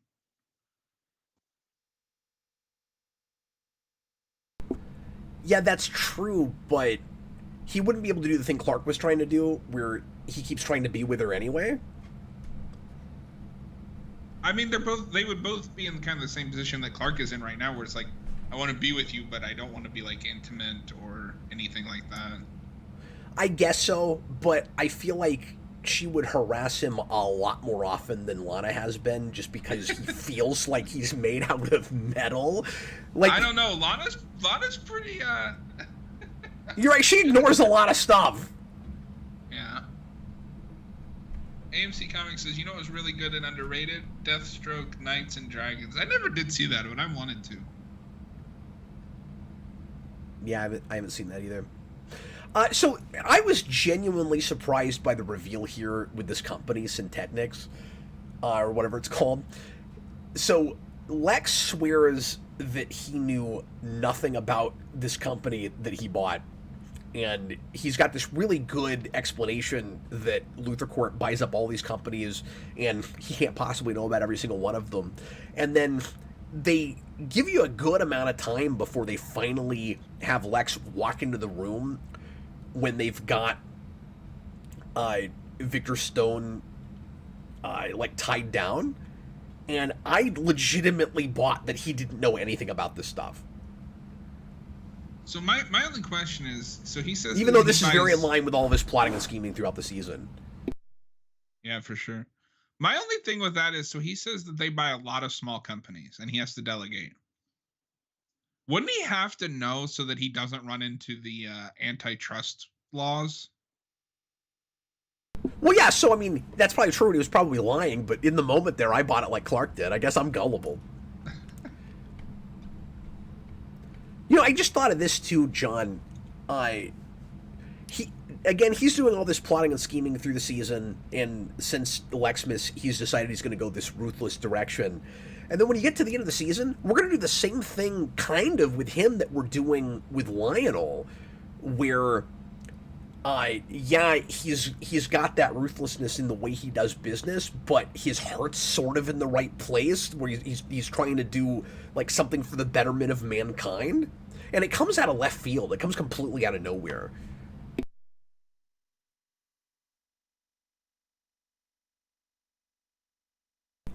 Because with Lionel, it's, I'm trying to protect Clark, the alien. And with Lex, it's, I'm doing all these shady things, but it's so that I can develop a vaccine for every illness known to man. Comes out of nowhere. What is this giant green laser on my arm? Yeah, I'd jump out of the way there. Would have been funny if they'd shot Lana instead. He's bleeding oil. Who would you say is the worst person, DCAU Lex or Smallville Lex? I mean, that's not even a contest. It's DCAU Lex. Yeah, he's a villain. This is a misguided guy. That's no contest. Even when you get to the end of the show, I think he's scarier. Yeah, you gave me. I don't even know what that is. Okay, great. Thank you. Dollar super chat. Universe. I mean, by the time you get to the end of this, it's just the DC universe. Anything could work. I guess John's not going to let me read any of my comments. He's just going to... Thanks, John.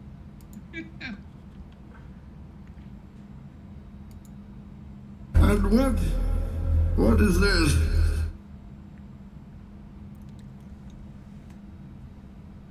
But you just have to establish those characters and, like, make it work within the context of the point of the DC universe that we're in right now.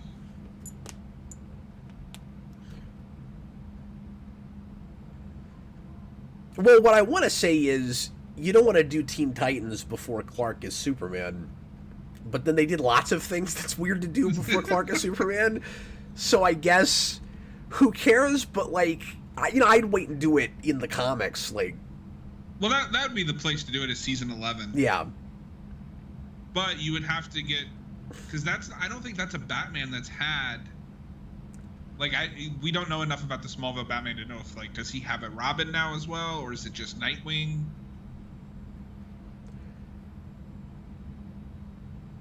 Yeah, how many characters are, like major Bat family characters are even established in that universe? And we do Superboy in this show at some point, I believe. Oh, yeah. I think that's true. It's going to be so weird watching 9 and 10. I'm actually on the fence. That's why I'm glad I'm watching them. I'm at the on the fence now about whether I should watch those ahead of time. Because I was planning on rewatching everything, since I don't know this stuff as well. But it might be more fun for me and everyone else to just react to it. And I'm not worried about it, because by the time we actually get to 9 and 10, I'll have long since finished them and probably forgotten. You won't remember anything that happened in them. Yeah. I think Cyborg is... I really like how tragic he is in this. And so far of the DC superheroes we've had, I guess we've had just the 3, he's the most off the page and faithful to his backstory and everything. Except that he doesn't have his bioengineer father. Well, Flash just doesn't have a backstory.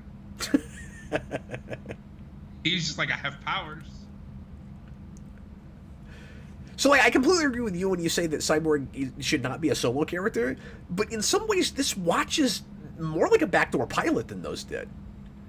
Because it feels like they really care about fleshing him out and establishing who this guy is. The Aquaman episode felt pretty backdoor piloty. The Aquaman one did? Yeah. I don't think so. He shows up, we set up his motives, like what he's about, and then he runs off to have adventures, which would be his TV show. Yeah, but a typical backdoor pilot will be much more about the guest star than it is the regular character and kind of flesh his world out. You don't do that very often with a backdoor pilot where you go, he's from somewhere, who knows? Like, they kept all that so ambiguous. Well, we figured that out 7 seasons later when he comes back and suddenly Atlantis exists. But that's why I say that this feels more like a backdoor pilot. No, that's fair. Because we're already establishing, like, at least a character of what would be his supporting cast. Do you know what a backdoor pilot is, John? That is an episode of television that does things. I'm gonna give you a C- on that answer, I think. I like that he got oil all over the couch. Remember flip phones? Remember the $6 million man? No. Because that gets referenced like 3 or 4 times this episode. You know, it's really funny. I was joking about like remembering flip phones, but we've kind of come full circle. Like flip phones are kind of back now. Yeah, it's just at this point they do everything that your regular phone does. Yeah, because you got like, I have the Fold, and they have one that's like a flip phone version of this. I still haven't got my hands on one of those folding ones. It is great for reading comics. Oh, I bet. I still use a tablet for that. I have a tablet, but the problem that I had was I never used it, even though I wanted to read. I was like, I'd just rather do it on my phone. Now I have both. I may have to go to that next time I get a phone then. I love my Fold. I don't know if I can go back to a normal phone.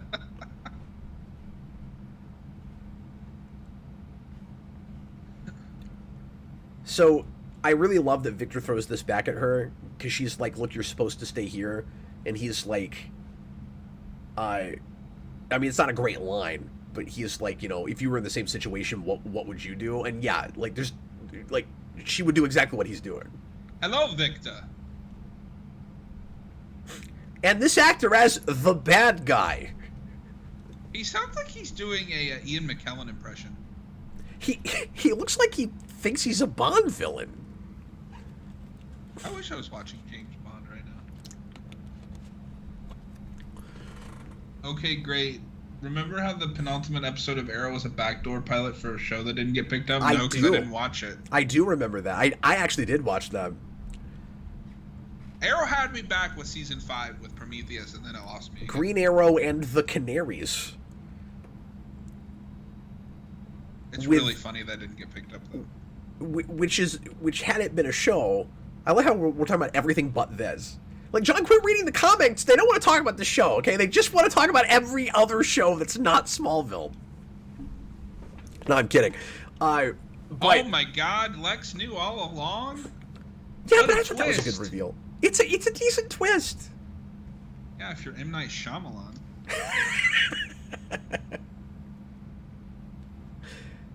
Well, I don't know, they got me back on his side for 10 minutes. Like, Okay, it's because Rosamond's performance in that scene is so good. To Clark. Okay, so here's the thing with the briefcase. Sorry, with the Canaries thing, I was just gonna say that would have had the least watchable lead in anything, because that girl was awful. She would have been bad for Power Rangers. Like, she could not act. AMC, I do prefer the Aquaman episode as well. I think them leaving his backstory out actually makes a case for him having his own series where that would be explored. Yeah, I'm just saying it doesn't technically feel like a backdoor pilot. And I don't overly care about that Aquaman episode. Not to get semantical or anything, but yeah, and I just straight up don't like that Aquaman. The only DC hero I wanted to see a spin-off from, I think he gets better when he comes back, was Green Arrow. It was such a missed opportunity they never did it. I mean, he's still the best Green Arrow. Not that that's like a high bar. No, it's really not. But yeah, so getting back to this, everything about the scene is suggesting to me that it's a setup. It kind of plays that way, and they want you to think it's that. That's what I'm saying. But I can't. I didn't notice a place where they make it clear if it was or not. I think it's a dangling plot thread. Yeah, we'll have to see. Okay, great. I like Smallville Green Arrow, but I have too much nostalgia for early days of Arrow. I mean, I like those first 2 seasons, but it's still a bad Green Arrow show. Yeah, it's still a Batman show. This certainly is a bright white room. Remember White Rooms? Remember Technobabble? So, I think the only time that I have ever had my eyes glaze over at Technobabble is that first arc of Boom's Power Rangers, where they have I swear to God, 10 issues of exposition about what the Morphin Grid is. oh my god. And it still doesn't mean anything. I was like, I have no idea what I'm reading right now. Yeah, and neither does Kyle Higgins. He has no idea what he's writing. I wish I'd kept up with that book, though. And the Sharper Image is the only place where you can buy it. I do like Lex's $6 million Man reference, because he's at a price much steeper than $6 million. I'm like, that's pretty good. That's pretty good. The episode. So I was way more behind on Talkville than I thought I was. I was only halfway through season 2. But I was watching. I forget what I was watching. Which one I was watching. I watched a couple of them this morning, and he was talking about how he needed breaks from playing this character because it's so antithetical to who he is.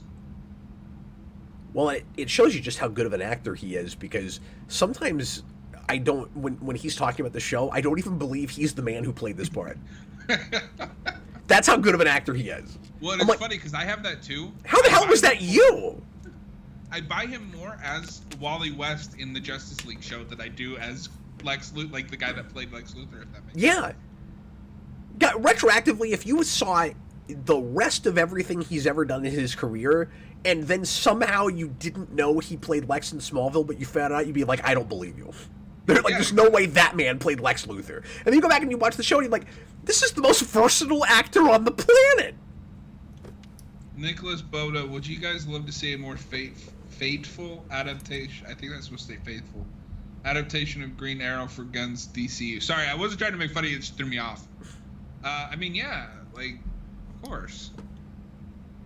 Give me a faithful DC universe on screen. I just want a definitive version of every major character. Yeah. I don't know if I've ever said it while we're watching these, but I am much more of a DC person than I am a Marvel person. The Marvel has characters that I really like here and there, but as a universe, I'm much more into the DC universe.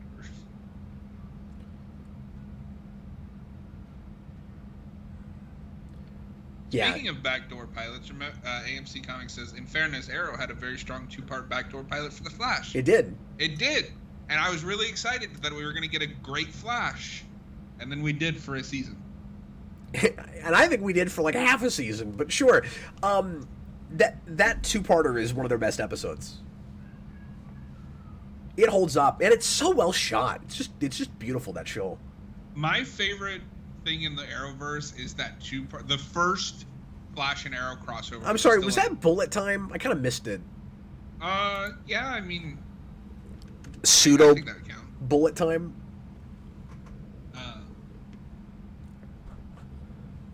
Is the first Green Arrow and Flash crossover when it was still a novelty to do that before they did it every year? Yeah. Where it's basically the best adaptation of World's Finest you could ask for.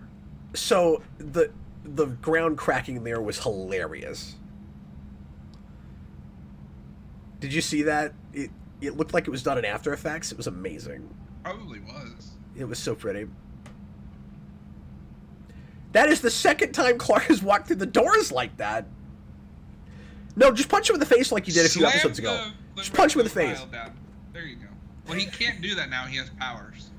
He'd probably decapitate him. No, but he punched. He choked that one guy and he didn't get his larynx crushed. See, choking and punching are two different things. He can only control himself when he's choking people. Oh. It's a really sunny day outside, apparently. That's true. Come on, Lex. What do you think? I am stupid? I mean, I'm very often written to be kind of stupid, but right now I'm aware of the horrible things you've done.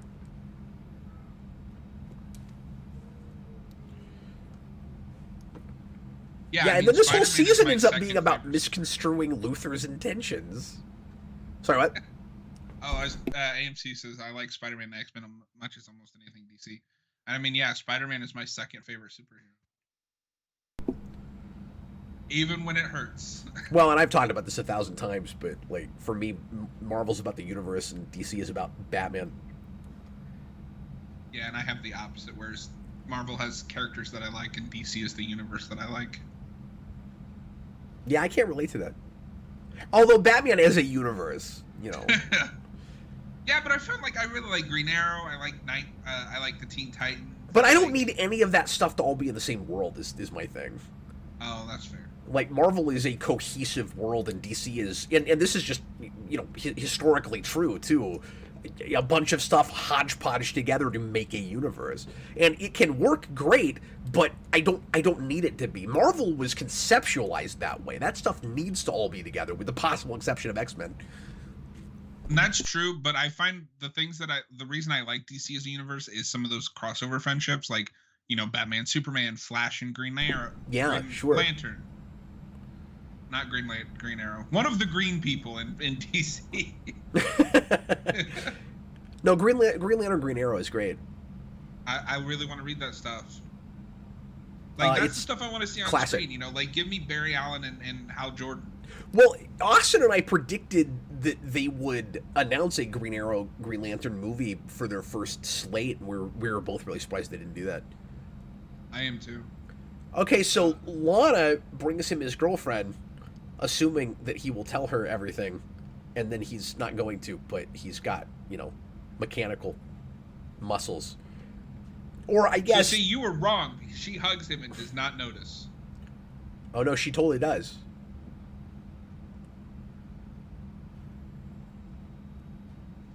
Right now.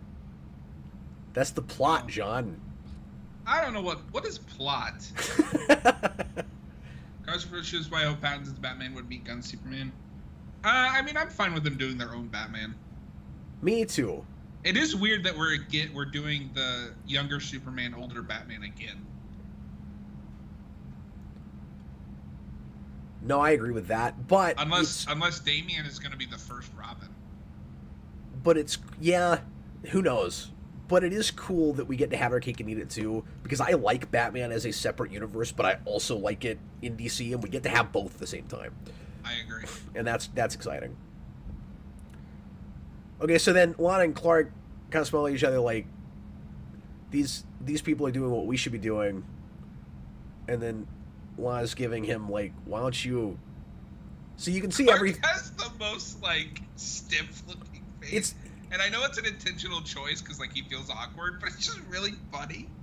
See, I want to praise that for not having any dialogue there, but what the dialogue would be is so obvious in the almost cartoonish facial expressions that I could just subtitle it like, "Oh look, she knows his secret. I wish I knew your secret. Oh, I'm sorry, Lana, I can't tell you that.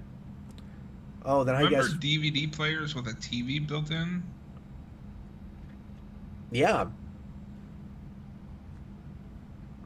I mean, I never had one. Didn't either. I thought I was fancy for having the VCR DVD combo player.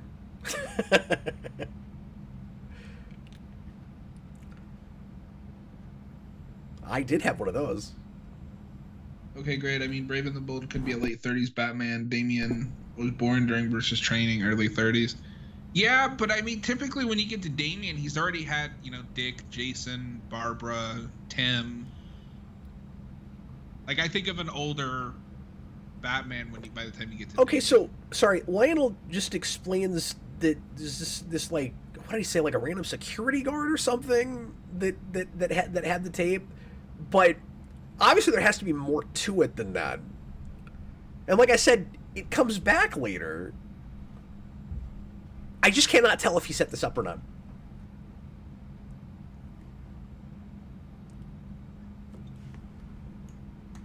Yeah, I don't know. I never thought about it, to be honest. I also still, and I've had this position this whole show, John. I also still think it's weird after what happened with Clark's adoption that she ever had anything to do with Lionel Luthor at all. And especially after everything that went down, you know, when she was working for him and after, and her knowing that he had, like, blocks of kryptonite in his office and was looking into Clark and all of that, that, like, she's still giving him a chance and associating with him at all. I mean, this is the show that went from him not knowing anything about aliens to he was secretly part of a secret society the entire time that knew about the Traveler, which I hate the Traveler thing. It's so stupid. It's terrible. That secretly kidnapped a young boy and then left him on the street. Oh, there's Clark and Lana in the loft. I bet that really makes the body swap episode watch even worse. When he doesn't have any clue at all that Clark has superpowers. Oh, you know what? You're right. Because remember, I was complaining about that then because I didn't think it matched up with what we had already. Much less No, it definitely does. what happens later. That comes later. Remember that file he had in his office on Clark and the bars of kryptonite and all that? Like, who knows how much he knew? He had to know more than he did in that episode. Okay, so let's see if... Okay, so check it out. I talked about this before. This is where the show starts commenting on how frustrating they know this is for the audience. She says, we just keep going around and around. I mean, they start just coming out and giving the complaints we've been lobbing at the show, in the show. It's time to end all of this, and they know it, and they're still going to keep going with it. Yeah, we still have 2 more years of this crap. Well, I don't know. Do you count season 6 since they kind of take a break? No, I guess not. Episode. But that's just convenient for that. There's Walking Away Angry. I'm sure we've missed some Walking Away Angries.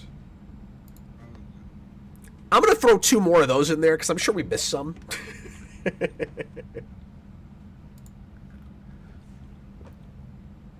I love how nobody hanging out with us right now wants to talk about this show. Like, when was the last time we had a comment about Smallville in our Smallville stream? See, to what you were saying, this also plays it more like he was involved because now he's paying the guy. Oh, there we go. I forgot about this scene. Okay, so I guess there is not supposed to be a mystery here, that he definitely set all that up. So, why though? Like, is it... Or is it that he's buying... No, he's just buying... He wants to know. Okay, so he didn't have the tape in the first place and set it up because he's now buying it, and now he has it. Yeah. Right? That works better. But then who were these people that got that tape? Was it really what he said? Was it just some security guard?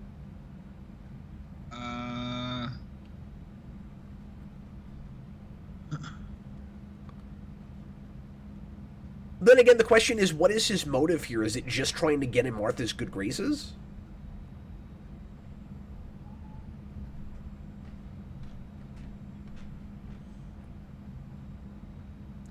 AMC, the Lionel stuff doesn't really bother me. For one, if Clark's adoption had been shady, Jonathan and Martha would have never been able to adopt Clark. Well, yeah, that's true, but that doesn't make it okay in her eyes for Jonathan to... Or, sorry, I keep saying Jonathan because he's played by a guy named John.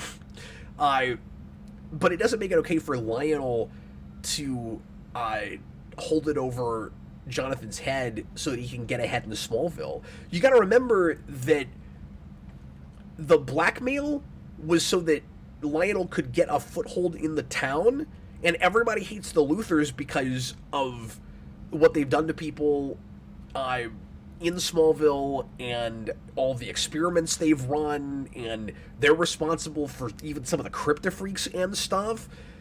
Like, I don't see how, from Martha's perspective, this is not like a huge monster, regardless of what good things he's done for your family. And he did those things not out of the goodness of his heart, but to get something in return. And she knows that he always wants something in return.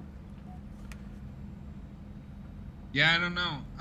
And I buy it at a least little with the bit more now because she's in such a vulnerable place after Jonathan died, of course, and she's not giving him an inch on the romance thing. We'll deal with that here in an episode or two. And, like, I like that about it, but still, I don't know, just, it's always rubbed me the wrong way the whole way through that she associates with him at all.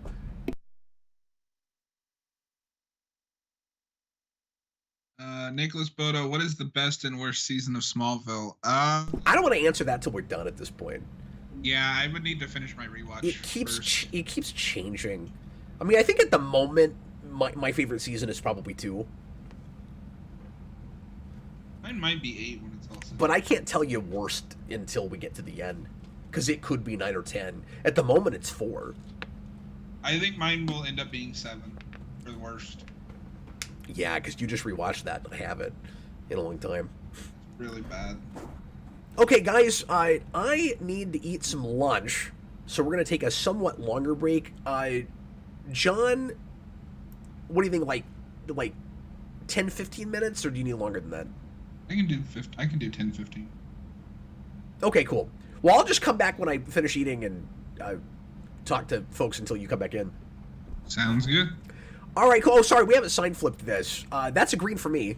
That is a green for me. I'm not going to call it like one of the absolute best episodes of the season, but it's real solid. I think it's top 5. I mean, it might be somewhat slim pickings, too. But yeah, I mean, I've definitely had a lot of red this season. Our ratio has not looked like I thought it was going to. I was just real down on that first half. Yeah, well, and now we're going to get back into the plot of the season. Yeah, except we're still going to do that thing that Smallville always does, where we're dancing around plot threads, but then we finally catch up at the end like a kid that didn't remember to do his homework until midnight the night before in the last 2 episodes. I mostly mentioned this because Fine comes back this episode. Yep. And they'll be like, he's been around somewhere. Okay, we will see you guys in 10 to 15 minutes. Stay tuned. Thanks for hanging out with us.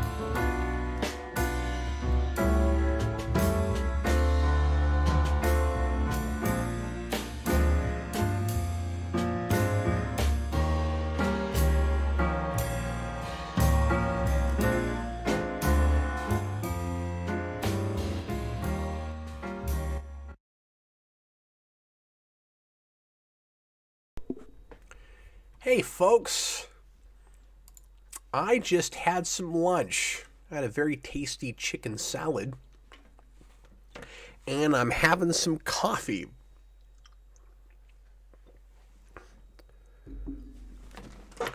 Did anybody else have any lunch? Next episode, we're on to 16 now, and it is Hypnotic.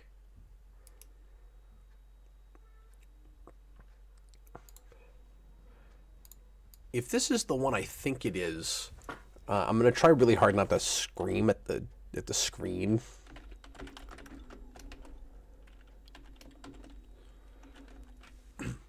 John may be a little while getting his lunch, so I will chat with you guys until he gets back.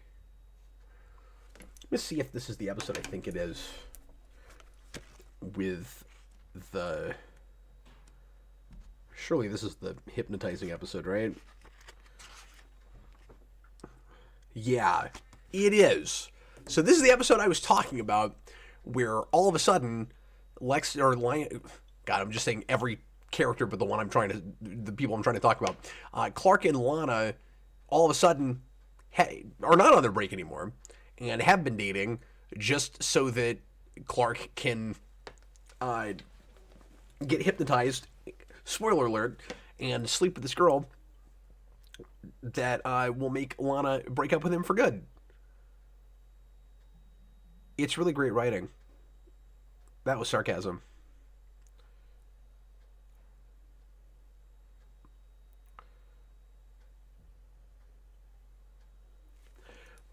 But anyway, how is everybody doing?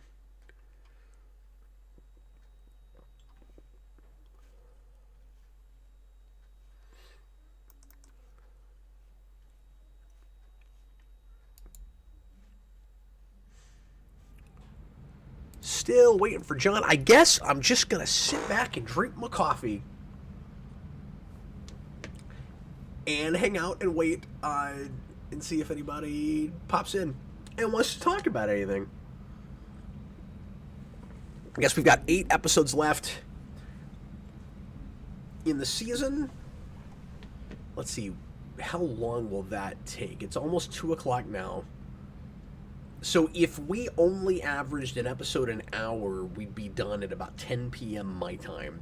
I'm hoping we can roll a little bit quicker than that and get done an hour or two before that. But we have not been averaging much better than an episode an hour.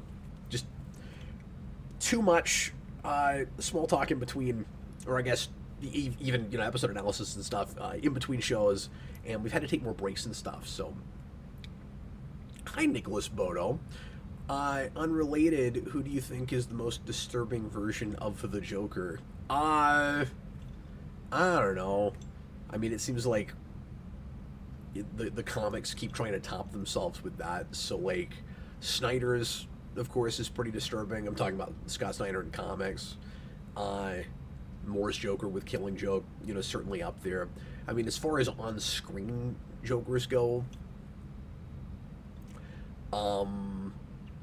with just live action movies, and yeah, I mean, I don't know if it's just Ledger or I mean, Suicide Squad Joker is disturbing in the wrong kind of way.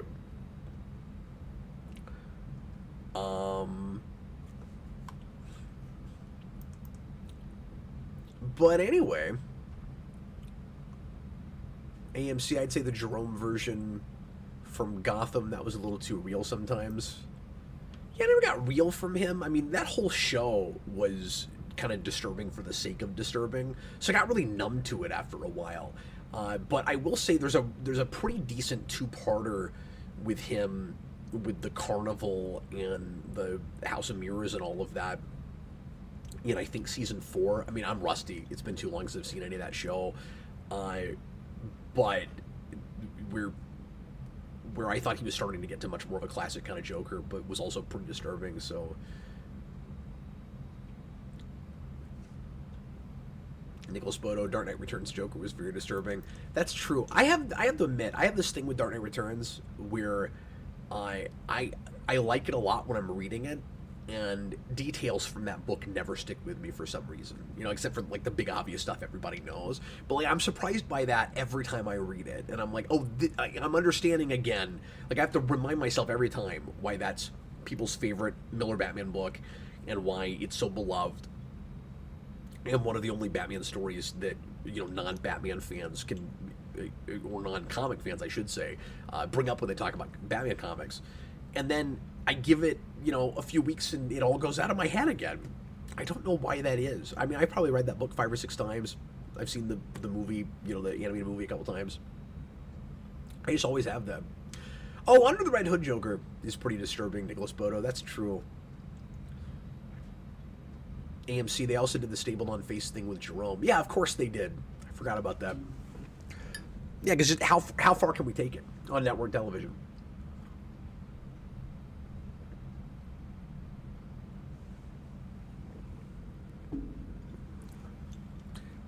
John must be cooking a steak or something. No, I'm kidding. Yeah, not excited about watching this next episode.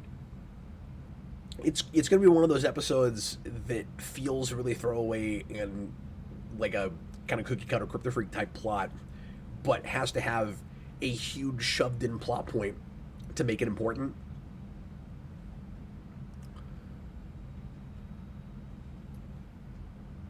Yeah, DiMaggio was really good. That felt like, Nicholas, the kind of movie that maybe should have had sequels or should have spawned, you know, its own world. Sadly, there's one thing that's connected to it, and it's not very good, or at least as far as I know, there's only one other thing that's connected to it, where they did that really weird kind of choose-your-own-adventure Death in the Family movie that I was shocked when I watched it. I don't think I even finished it. It wasn't very good. But I was shocked when it was connected to Under the Red Hood. So we said that's the only other thing that we did with it. But yeah, he was a good Joker, and I like that Black Mask a lot too. And I'd love to see another, you know, close characterization to that Black Mask with another Black Mask in something. Well, let's see if we can find a quiz. Do something fun here while we're waiting.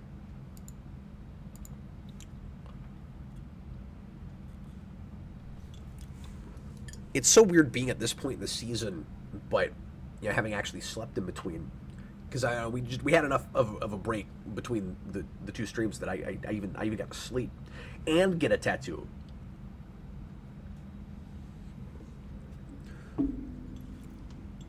There's a Smallville Season 5 quiz that will probably have some things from later episodes, but I did watch the whole thing before this, so maybe I'll go ahead and take this one.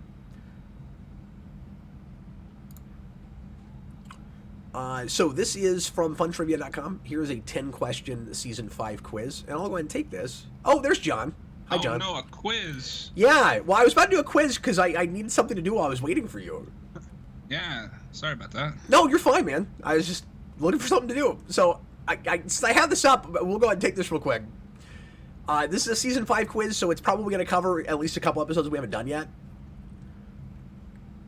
But I just watched it, so hopefully we can do this. In the season premiere Arrival, the 3 Stones of Knowledge have come together. What do they create? Oh, well, they create the Star Labs. they create a portal to the 5th dimension. Wouldn't it have been nuts if that's what it was? We retcon Mixelplague? That would be amazing. I'm surprised. I'm legitimately surprised 8, 9, and 10 don't do that. Yeah, me too. When Clark's powers are taken away, because they retconned everything else that was dumb, and sometimes replaced them with equally dumb things. He is shot and later pronounced dead. True or false? That is true. That sure happened. The death of Superman. What is the name of the exclusive nightclub that is the primary setting in Exposed? Windgate. Club exposed. No, it's Windgate. In Lex's coma. John, are you gonna help me take this quiz? I am helping. Oh, okay. In Lex, I'm helping by making it entertaining. In Lex's coma fantasy in the episode Lexmas, that's how we described it. Coma fantasy. Is Clark in a relationship with Lois Lane? No. Well, I mean, he's in a relationship with Chloe, and that's close. I still don't think they're actually dating. When Clark reveals his secret to Lana at the beginning of Reckoning, a series of events causes which character to die? Well, Lionel Luthor. Oh, man. These are too easy. The 13th episode features a masked crusader who's named the Angel of Vengeance. Batman. Her name is Batman. What the hell is Akrata? Oh, no. In Mercy, we haven't gotten to this one yet. Who was kidnapped and forced to play a series of games in order to stay alive? That is Lionel Luthor. Mercy Graves. I know. It's so weird that we have an episode called Mercy that's not about Tess Mercer. The episode Fade features Graham Garrett, who has the power to make himself invisible. After Clark saves his life, what does he give Clark as a present? Well, that's a plasma television. 2 tickets to a Coldplay concert. I mean, that would not be surprising in this show. There's so much Coldplay in the show. And a lot of concerts in this show. At the beginning of Oracle, Jonathan Kent appears in the cemetery. Who does Jonathan say that Clark must kill? Jor-El. Lionel Luthor. And he says it over and over and over again. You must kill Jor-El. In the finale Vessel, blank becomes a vessel for blank. Gee, I wonder. It's Lex Lionel Luthor and... for Doomsday. And which is funny because Lionel Luthor will eventually be Darkseid. There were so many good answers for that last one. Lois Lane becomes a vessel for Kara Zor-El. You just can't be too absurd with Smallville. Any of these things were possible. Any of them. Don't tell me it isn't possible. I saw it happen. I just combined like 2 movie quotes there. I don't know if you've seen American Psycho, but you just made my brain hemorrhage with that thing. Why did you say that it happened? Don't tell me it didn't happen. I combined the end of American Psycho with Star Trek 09. Oh, is that what it was? See, I don't know American Psycho. So there's at the end, one of my favorite things to quote. I love that movie, but one of my favorite things to quote is like, "It's just not possible." And Christian Bale's like, "Why isn't it possible?" I was there. Don't tell me it's not possible. It's just not. Why not? Something I can't say on the channel. Okay, John, we're gonna go ahead and watch Hypnotic. Unfortunately, this episode just pisses me off. Let's just watch Saw instead. Well, this isn't even the Saw episode. I know. I want to watch the Saw episode. Well, you have to wait, John. How long do you have to wait? You have to wait... Which one is that? I can only see this episode and what's up next without closing out of the episode. Is it Fragile? No. No, it's called Mercy. Is it Mercy? Okay. Because we just did the quiz on it. Well, I didn't remember the episode title. Even It from the says quiz. it in the Oh, that's question. right, because they have the whole No Mercy thing in that episode. That's why it's called that. Okay. John, I'm just going to keep saying it's early in the morning no matter how late in the day it gets. That's my plan. Here we go. Everybody, please press play right now. And my brain is mush, apparently. To be hypnotic. Okay, so sometimes, first of all, some of the episodes they choose to do the previously on versus others are kind of odd to me. Like, you didn't get one with the 100th episode, but you have one now just because we're bringing Milton Fine back. I don't really understand that. Like, you'd think other big story episodes, mythology episodes, you would have that. But the other thing is, their choice for who to have be the narrator that just says previously on Smallville is kind of amusing, because sometimes it's just the commercial announcer guy. It's like previously on Smallville, and then sometimes it's Rosenbaum or it's Schneider. Yeah, so at this point, Lionel already knows about Clark. Oh yeah, because I forgot he says Kal-El, so he doesn't know it because of that. Well, and actually we've talked about this, but he knows it because of the download to his brain. Yeah. We're in Honduras. Somewhere in Central America. Oh, we're in Honduras. Which is in Central America. Yeah, but it's not somewhere. It's Honduras in Central America. Oh, I want it to be vaguer than that. It should be. Like, DC is all about made-up cities. Just make up a city. And sometimes they do that. Or make this Corto Maltese. Boy, it's crazy how much play and extra media Corto Maltese has now. I find a lot of that more obscure, like, I don't know if you could, like we were talking about with Maxwell Lord, like, I feel like that's still more of an obscure character, but we've had 3 of them in the last decade. Well, in Corto Maltese, like, when I was a kid, I thought that was a real place. Watching 89, I was really surprised when I found out that was comic book. Whoa. And then they did a bunch of stuff. It's weirdly out of place in 89. They did a bunch of stuff with it with Arrow, and now it's been in a second movie because they actually go there in the Suicide Squad. And I mean, I could see you believing that with 89 because that movie's so just not comic booky. Yeah, like it is and it isn't. It is everything that Tim Burton knows about comics in a movie. Yeah. Like it's stylized, but it doesn't feel, exactly like those comics. Oh, hey, look, it's a person we thought was dead. Hey, remember when DC had a plague?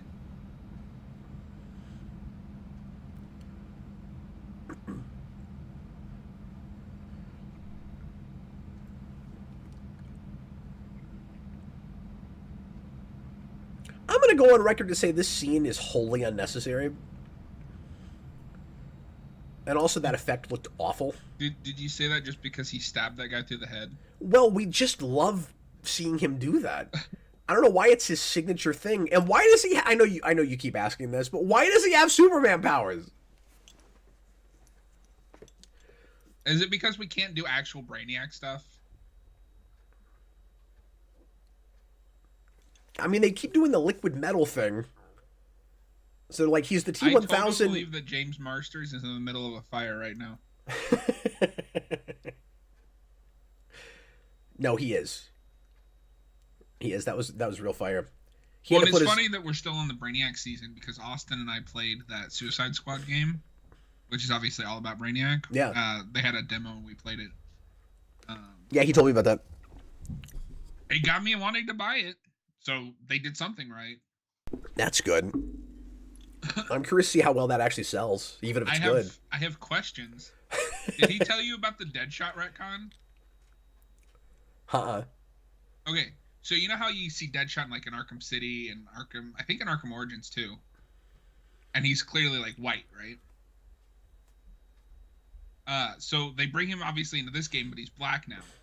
Rather than just ignoring it, it's like, well, he's a real character now that you're playing as, so we just change our minds on, like, how he's going to look. Yeah. No. They acknowledge the retcon. Oh, no. As saying the Deadshot in Arkham City is a fake. Why do they have to do that? I was like, I can't believe you did that. I'm trying to decide if... Well, I guess we're only doing it with Clark. I was going to say... I'm going to be facetious when I say this. I was trying to decide if it counts as... Hey, what's up, Noah? Rude super speed exit when Milton Fine just ran off because he murdered a bunch of people and then he sped away. It's kind of rude, He rudely left the dead people. So, okay. Sorry, we've got to talk about this, John. So are you with me here? It's just out of nowhere that they're still dating. No. So, okay. So they're kind of on a semi-break, right? Because she's still trying. This just feels like another attempt for her to try to get him to open up. I don't think this is it's not like, oh, we're still dating. It's like, I'm giving you another chance to open up. No, that's not what happened there. So and I know we're talking over dialogue, she just said, my roommate's gonna be out, we're gonna have the place all to ourselves, let's do something else, meaning sex. I just don't think that's where they are right now, relationship-wise. And it feels, when I was watching this in sequence, it felt like a scene completely out of sequence. And I'm like, it's not, but it watches weird because that's the argument they were having earlier in the season, where he doesn't want to sleep with her because he's afraid that he'll hurt her. Last episode, we just had her complaining that we just keep going around and around all the time and have the whole walk away angry thing, remember? The very next scene with them is her trying to get him to come sleep with her at her apartment. No! This I don't need. Well, she hypnotized him. We're counting mind control, right? We're counting what? Mind control? Yeah. Well, no, but we are counting, the characters, not themselves. You still got it up on the episode. AMC Comics, any thoughts on American Psycho 2? Yeah, it sucks. William Shatner's funny in that movie, though. So, yeah, I hate everything about this, of course. I mean, once again, we got to have our quota of characters not themselves, but also of people like being forced somehow to cheat on someone so that we can have that scene where they get walked in on. And it's almost worse because it's not a throwaway episode, but this will be the impetus for their fully breaking up now.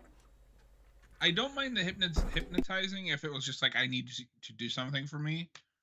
But I didn't need the whole, like, oh, I'm going to hypnotize you to make out with me. Yeah.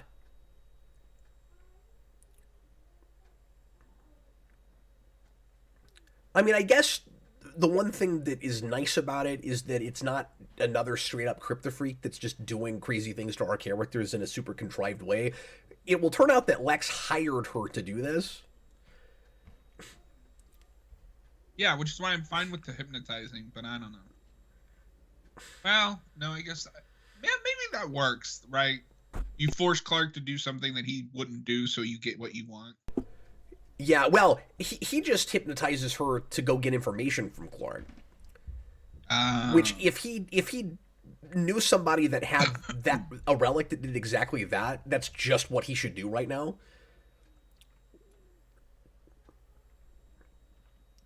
But she doesn't actually give him the information he wants. Obviously. Is this supposed to be a stand-in for someone in the DC universe? I don't think so.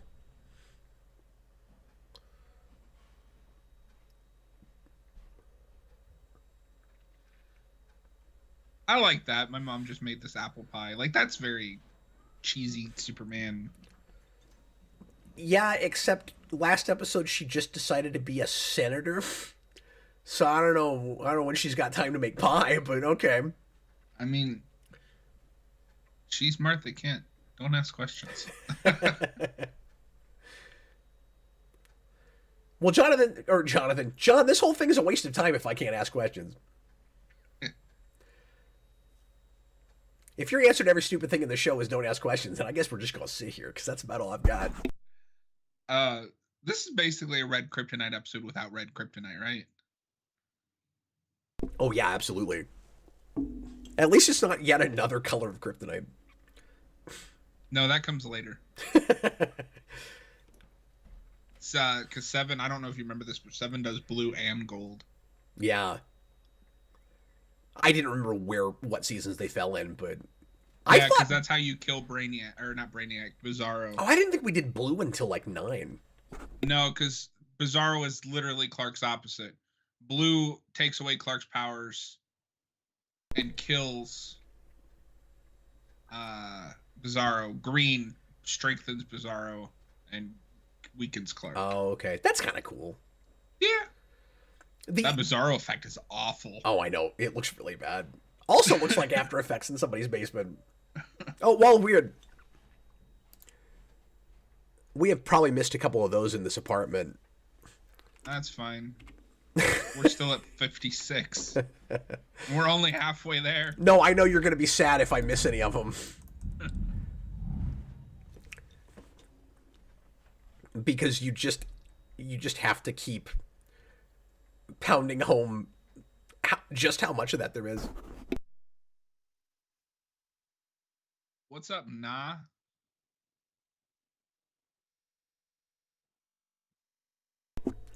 Well, we're going to get some love triangle face in this episode, so I'm just going to count it right now.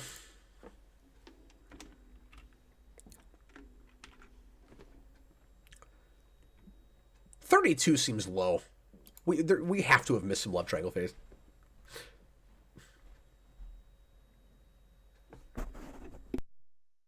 Discussing topics of importance. The wall of weird never dies. That's true. Well, you're not going to see much of it past this season. Because eventually she's just going to be on a computer all the time. She'll have a digital wall of weird. She even has that this season. In fact, I'm going to count that now because I don't know where it is, but we probably talked over it. I don't think we have, but I don't know. But she has this thing where she looks up somebody in her digital wall. I'm pretty sure it's in the first half and we just missed it. But I don't know. We took such a long break that I finished all of the Game of Thrones books.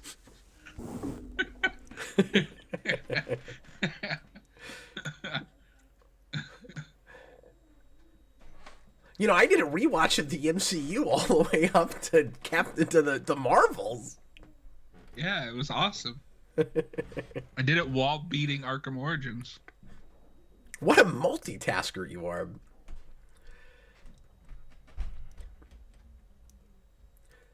For a second there, I forgot what episode we were in. I thought he was going to take the bat and like whack her in the head with it. Did he just make that an S? He did. That is an S symbol. We have to count that. Yeah, because her name is Simone. Oh, I thought it stood for Superman. That comes later. So, I'm always complaining that this show doesn't make anything a mystery, and I don't mean to sound contradictory when I say this, but it's a little awkward having no idea who this person is or where she comes from at this point in the episode. And I'm not even saying... I guess I just don't like this premise in general, because I'm not even saying that we shouldn't make it a reveal later that Lex hired her. Like, I'm fine with all of that. It's just... I'm just making the observation that this whole time I'm going, this is all so who is this person? Like... Well, and also, like, I don't know, there's some consent question here. Oh, well, yeah, that's true. Like, you hired her to get information, not trick him into having sex with you. No, this part of it's not even on Lex. This is just her being nuts. And again, so it's all contrived just to have the scene, just to have some, eye candy in an episode, I guess. And so that we can have this horrible moment where Lana walks in on them. Because she doesn't need to do any of this. It's almost like the main thing she gets out of it is just sex with hot guys, I guess? I feel like that is the only...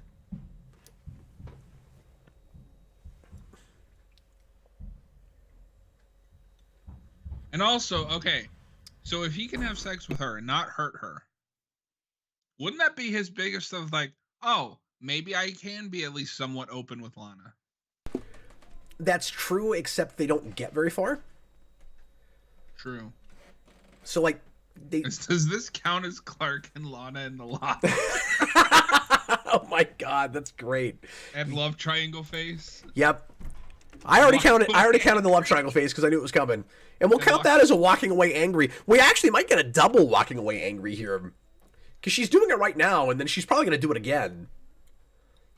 Well, if you were walking away and then you stop and then you start walking away again, is that two or is that just one I don't know. long walk? I can't decide. You gotta love the soap opera music here. Like, it feels like it's forgotten what show it even is right now. And, like, none of this plays because we know that he's being hypnotized and like, I don't even feel bad for Lana being angry, because if I were her, the first thing I'd be asking is like, okay, this is really out of character for him. Is he under some kind of mind control? Yeah. Or does she think he's a schizo that every few seasons goes off and makes out with someone while pretending to be in love with her? Well, and at some point not too long from now, we're going to go all the way back to that thing that she had in, like, season 3, I think, where she's like, I don't know who you are because you keep changing all the time. And, like, she'll say that again.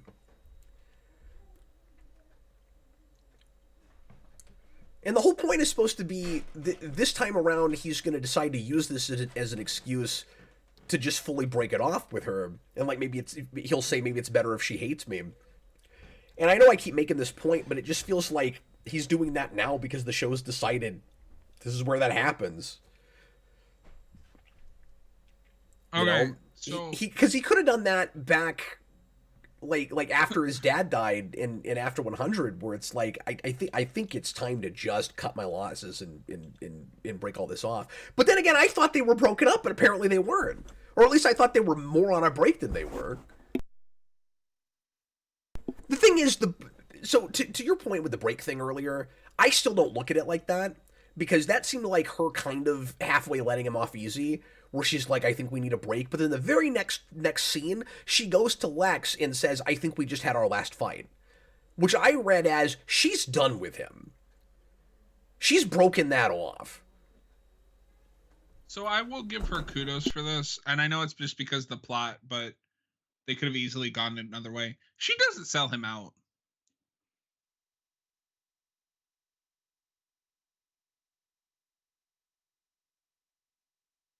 Yeah, but I think it's just because she's got him hypnotized and can have him do anything she wants, so she doesn't want to give that to Lags. That's true. It's not because she cares anything about Clark, obviously. I like that we're Yeah. still in that transition phase. Like, Lex is starting to do increasingly awful stuff. Yeah. But we're not Lex murdering his father yet. No, you're right. You're at a real clear place in that downward spiral. Those look like bowling. Those look like flammable bowling pins. That's exactly what I was about to say. If anyone should figure out that he is not himself, it's Chloe. And she does pretty quickly, Oh, okay. if memory serves. But the way Simone handles that whole situation is just strange. I gotta go backwards for a minute. She tells Clark, I want you to call Lana and have her come over. And The way she described silver kryptonite was really funny. What's that? She said if it was silver kryptonite, you'd be afraid that pitchfork over there was going to turn you into a shish kebab. Oh, yep. That was a great So line. yeah, she gets right away what's going on. Which kind of, I guess I'll say this real quick. That goes to another point that I keep wanting to make about this kind of disconnect that we've got with Lana and the rest of the cast. Where, like, Lana looks at the whole world differently than everybody else does. And even some people that, like, don't know that Clark has powers, but most of the people that do, where, like, everybody can tell that Lex is getting darker and darker except for Lana. Like, she's somehow completely immune to that, and like, earlier in the season, she starts to suspect him more. But then, as she's turning away from Clark, she's just turning a complete blind eye to how underhanded he's getting and how power mad he's getting. And it's like, I get that she doesn't know that what Clark and Chloe knows, but, like, there's just this real clear, massive disconnect between them. She feels like she's still in season, like, 1. Yeah, exactly. Because you've got that with the Clark thing, too, where it's like, regardless of the powers, she can't look at what Clark is doing, like, take one look at that and go, you know, I think we might be in another Kryptofreak episode.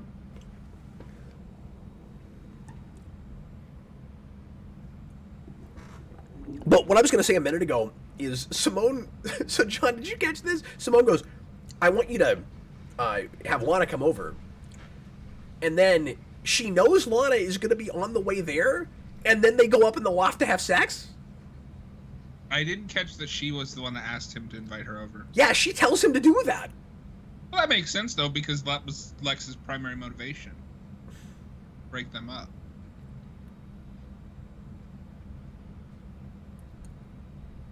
Oh, you know, I keep forgetting that part of it. I thought it was just to try to get Clark's secret.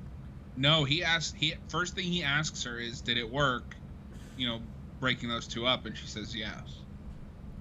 Okay. But I still feel like she's got to be doing it the way she's doing it because it's fun for her and she gets off on it.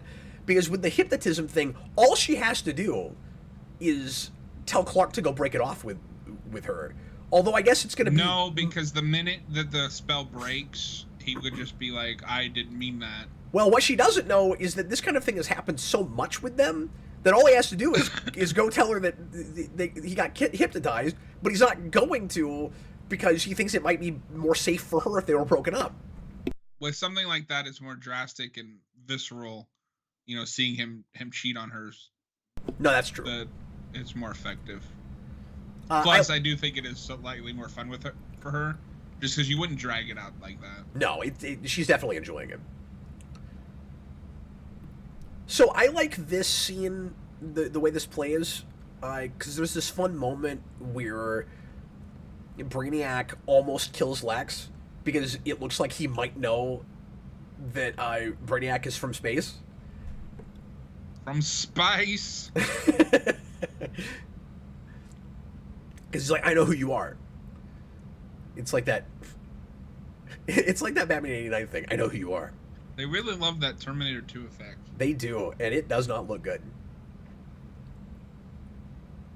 I still don't get why he needs Kryptonian powers if he can do that. Well, because we already have those effects made. Boy, I just don't think you're giving them any credit. Hey, James Gunn, can we cast Marsters as something in the DCU? I'll tell you, they should just get a lot of the cast of Smallville in those movies. They should.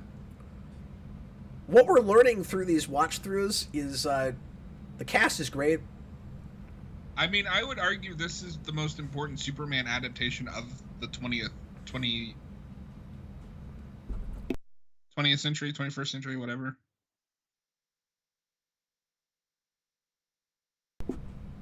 And it has the great cast. But I really like Superman and Lois, or at least that first season. Well, yeah. But I would say this has had a bigger impact. I must have missed what you said, though, because I thought you were talking about authenticity, not impact. No, I just mean the more important of how the impact it had. Oh, well, yeah, that's true. No, quality-wise, at least that first season, Superman and Lois clears the whole show. It's amazing what that show looks like on a TV budget. Yeah. So you get season 3. It's amazing what that pilot looks like on a TV budget. Do you know about the season 3 finale? I don't remember. No, don't tell me anything. I won't. That's why I was wondering, because I didn't want to say anything if you didn't know.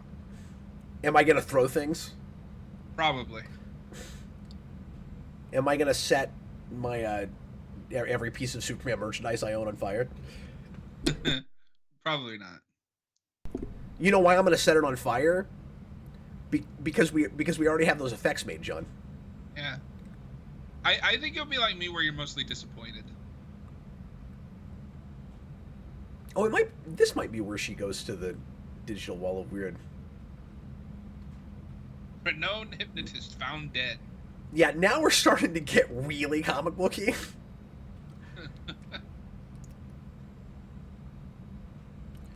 We got past this threshold a while back where we stopped using Kryptonite as the excuse for everything, and we can have actual mystical stuff in this world. Nicholas Bodo, who is the worst person in the show, Lex or Lionel? I mean, it depends on the day. Yeah, that's neck and neck, but the show doesn't know that Lana is sometimes as bad or worse than Lex. No, Lex or Lionel. Oh, I thought I said Lana, sorry. Probably Lionel, just because he's been at it longer.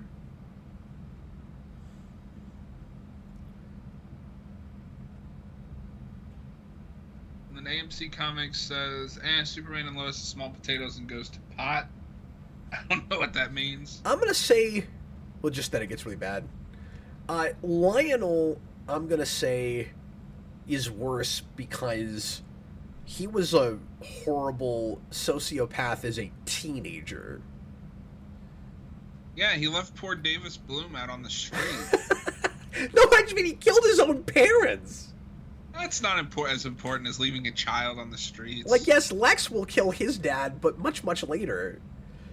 In AMC Comics stuff, I said how much I dislike that Lex Luthor. I mean, it's probably still better than the Arrowverse one. And Lex, I still haven't seen what theirs is like. I haven't either. But somebody on last stream left me a message about that and was like, well, wait till you get to him, because that was a choice. And now I can't wait to see it. I'm excited. I mean, so here's the thing, right? With Lex, at least for me. Yeah. There's only one good Lex that so far that we've adapted. So it's like, I don't really care if their Lex is bad because 95% of the Lexes that we've done are bad. For me, anyway. Yeah, and I don't agree with that, but we've had some we've had some not very good ones. But I like John Shea and Lois and Clark a lot, and I like the Lex in the animated series a lot. Well, I wasn't counting the animated one, just like in live action, and I haven't seen Lois and Clark.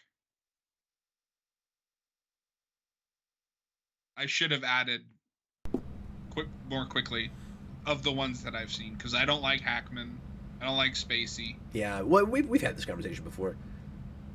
Yeah, but we got to do something for 6 hours. Nah, Arrowverse Lex was good in Supergirl season 4. Hey, I'm glad you liked it, man. No, sorry, John.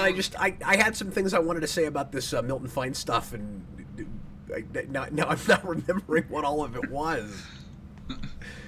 Nicholas Bode says Lionel's responsible for Lex becoming a supervillain. I mean, I think that's a little bit simplistic way to put it. There's a lot of factors. But that's what makes Lionel worse, is that, like, he seems just naturally evil. Because Lex was driven to a lot of what he did by bad parenting. Now, it's also possible Lionel had really bad parenting. But I don't actually know what his upbringing was. Like, yeah, you like the part where Clark just touches her and she goes down? Now that's unconsciousness, but not convenient unconsciousness.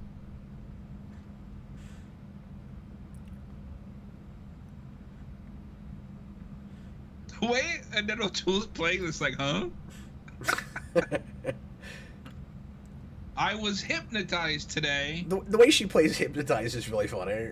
She's just like, have a wonderful time. I'm never going to see you again.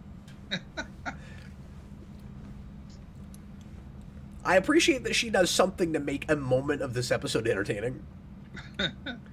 I like that Lois moment too. No, I mean, the Lex Brainiac stuff is fine because those actors are great on screen and it's really nice to get to see them together finally. Or see them together more. Nick, I was just saying, I think it's a little simplistic to blame it solely on Lionel. Like, there's a lot of factors there. Yeah.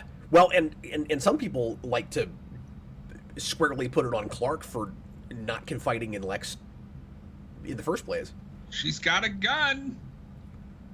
And that if he had trusted him, he might not have gone down that path. But I love the impossible catch-22 of that. Yeah. I just can't imagine Martha Kent using a shotgun. Yeah, but watching her hold one is funny. What we're learning is, for the A story, the entertaining part is Martha Kent. Annette O'Toole was kind of playing that, like that episode where she gets possessed by the prom queen. That's true, she was. She's got one mode if she gets possessed or hypnotized. It was Chloe Sullivan in the kitchen with the... I forget what that thing is called. A rolling pin? Yeah, that thing. See how it's rolling, John? It's rolling on rooftops.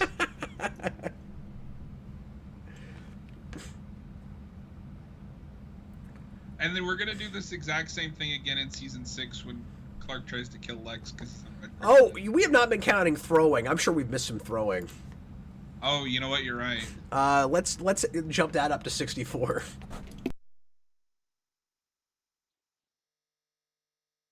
Yeah, and it's your fault, Lex. Yeah. I love how Lex. He's so desperate. And that would be Mrs. Kent, not herself. Oh, that's true. He's so desperate he has to come right out and tell Clark that he knows what this woman's power is. Or what her necklace does.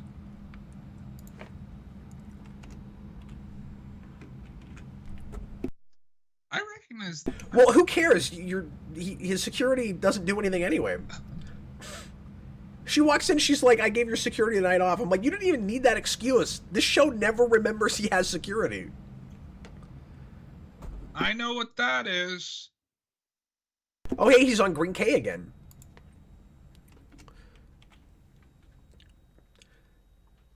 So I might have missed some moments, but so far, with my count, we're almost tied with instances of Green K and number of Kryptofreaks. Huh. But that should jump way over Kryptofreaks eventually, because we're pretty much out of the woods for Kryptofreaks. Like, we'll have a few more, but not very many. So the villain here is also in the Seeing Red episode of Buffy. I thought I recognized her from something. Yeah, that's a very controversial episode.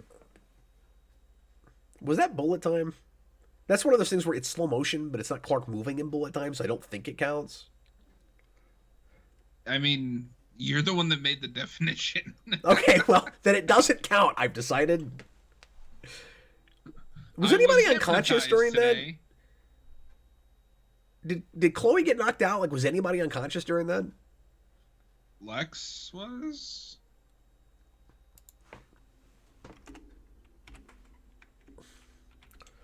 Oh man, this time you actually remembered everything. You know why? Because it's not important that you don't remember, because you're the person with all the superpowers. So yeah, all of this is just a really easy, annoying excuse to get them fully broken up. Or broken up, and that's it. I just said breaked up. To get them bricked up. I should be fired from this job. I said breaked up.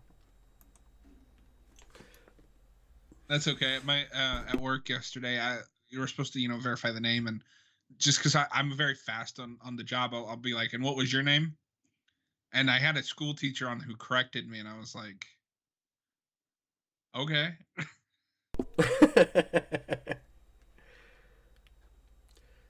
So then Chloe's gonna, again, she's the stand-in for the audience. She's going, no, here's all the reasons you don't have to do this, like, stupid Looney Tunes plot of let her hate you. And he's gonna go, but ratings.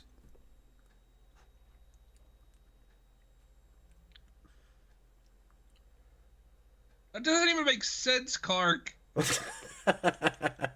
Yeah, it really doesn't. Because that could happen to anybody. It was just and I realize she's not really a Kryptofreak, but it was basically just a Kryptofreak situation.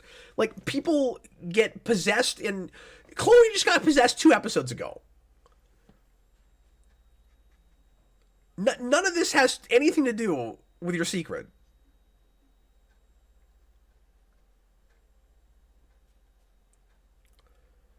And also, he seems really selfish. I still see no evidence that he can't give her what he thinks she deserves. No, and if he's come to this now, it feels really selfish earlier in the season where he's trying to have his cake and eat it too.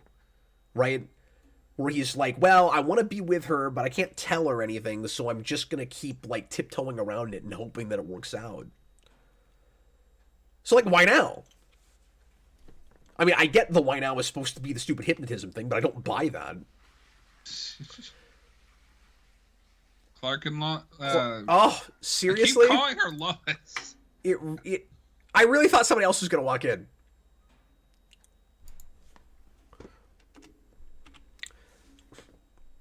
So there's another one. So 2 episodes in a row, we've got lines acknowledging repeated things that people are just sick of seeing in the show.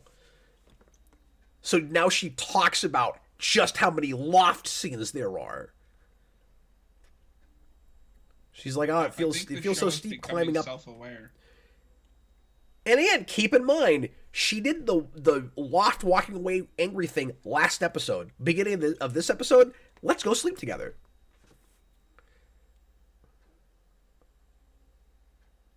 John doesn't seem to think that's a problem. It drives me crazy. Why isn't it possible?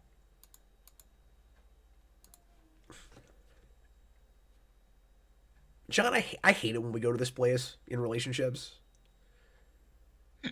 I also hate it when I get hypnotized and No, I just mean the like look me in the eyes and tell me you don't love me scene. I don't know that I've ever seen that and it was effective.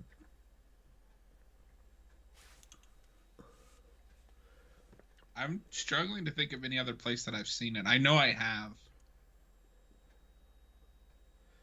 Well, I'm not immediately thinking of examples, but I know I know that comes up, particularly network television. Oh, you know where I've seen it? The Tobey Maguire Spider-Man movie. Oh yeah, It's all over those movies. Yep, and it's awful there too. But yeah, because those movies suck.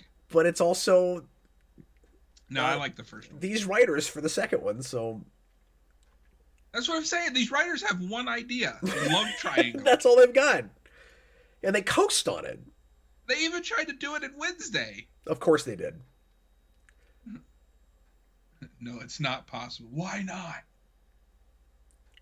AMC, Cap, do you count Chloe asking if Clark went back in time by spinning the Earth on its axis as a blatant DC reference? Yes, I just missed it. Thanks for I missed that too. Bringing that one up, yeah. And I mean, I caught it on my rewatch before this, but okay, so I need to know what Brainiac has been doing all this time. Because he's been on vacation. I'm so confused about this. So he's been posing as a puddle. So what exactly? Like, I just don't remember what happened to the ship this whole time. Like, didn't it just disappear when we killed Brainiac in the fortress, and now it's just back now? It disappeared, yes, and I think just the idea is that he is the ship. So like. It disappeared to heal. Okay, I mean, that maybe makes sense, because since he's making all these multiples of himself, it's hard not to think that his dying in the first place just didn't even hurt him at all. But then why wouldn't he just immediately come back and try to freeze Zod for the Phantom Zone? So yeah, maybe it needed time to recover or something, because remember, it also immediately cured Martha of her Kryptonian disease. So I will give them him not immediately freeing Zod, because he still needs to get Lex into a place where he can prepare him to be the host. And he said there we need more samples, so whatever it is that he does to Zod or to Lex isn't ready yet. But then why was he trying to do it in the first place when he didn't have Lex? Well, I would assume he would put him in Clark. But Clark's no longer an option. Oh, you know what? I think you're right. I think that was the whole idea.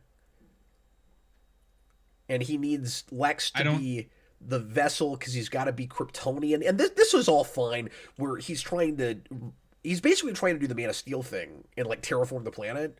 I don't know if they're actually going to terraform it, but he wants to make Krypton on Earth. He says that. And so it makes sense that Zod would want to be fully Kryptonian and have his powers. Because as you're always complaining about, you can just make a human into a Kryptonian by giving them superpowers. Oh, sorry. No, this is where Martha says it. This is where Martha says maybe deep down, you never told Lana because you didn't think she was the one. I thought that happened earlier. No, they do some of the terraforming because like Metropolis is a mess at the beginning of season 6. They can't go on the global scale that Snyder was able to. Yeah, they did the best they could. Yeah, it's not bad. It's really not. It felt pretty epic for the show. I don't understand why Zod needs a body, but it's so Voldemort. Because all of season 6 is about the things that escape from the Phantom Zone with Clark, and they all have bodies already.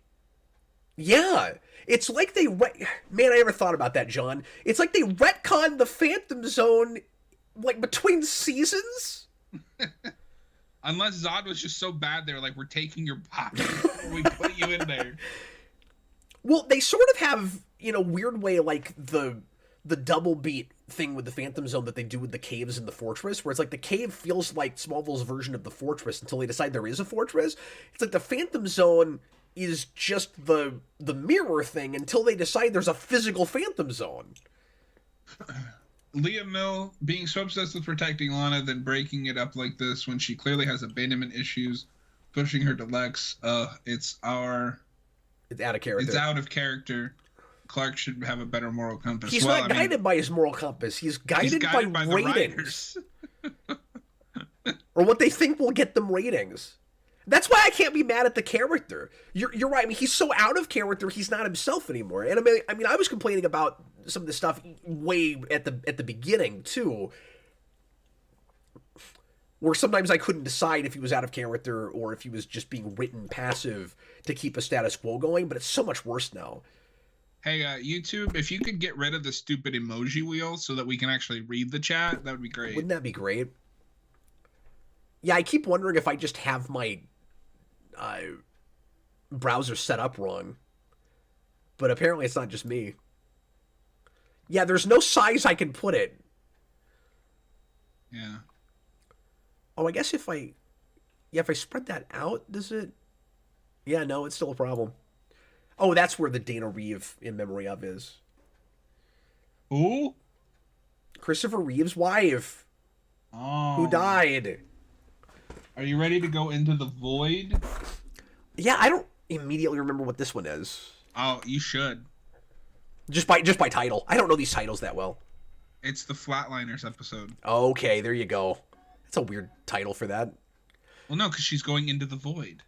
Oh, okay. Yeah, and this is where we're going to make it clear that there's actual real ghosts in this universe, and that Lex's mother was really the ghost of his mother. She was frozen today. I don't know if this episode makes that part of it clear, but that's going to come up again. Hey, John, this gets a clear, definitive red for me. Oh my God, is he going to go green on this episode? No, I'm gonna go red as well. This is everything I hate about the Clark and Lana crap. Yeah, like debates in one.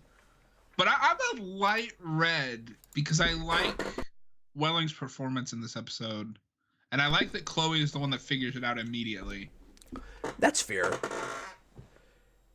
And seeing Lex and Brainiac is cool. I mean, I'm always happy to see James Marsters. Like, Spike isn't my favorite Buffy character, but I like that. I like James as an actor a lot. Okay, guys, I don't mean to keep having a break every single episode, but I'm gonna run off just very, very quickly, and so don't go anywhere. We'll be right back in just a minute or two. Same bat channel, same bat time. Same cap channel. Okay. Same Smallville time. We'll be right back very quickly.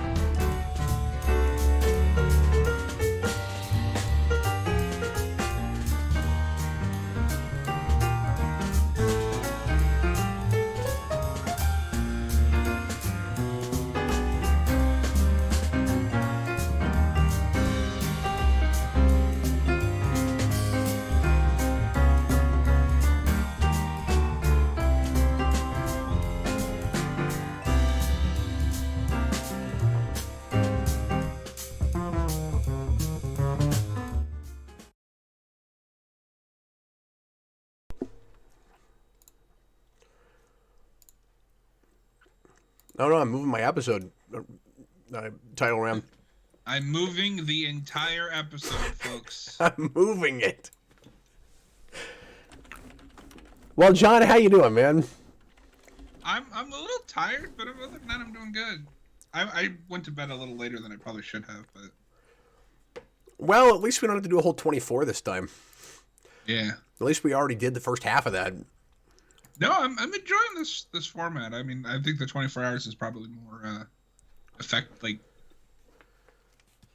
gets us through it faster, but I think this works too. Oh, I thought you were gonna say, I like this format. We should only do 12 at a time instead of.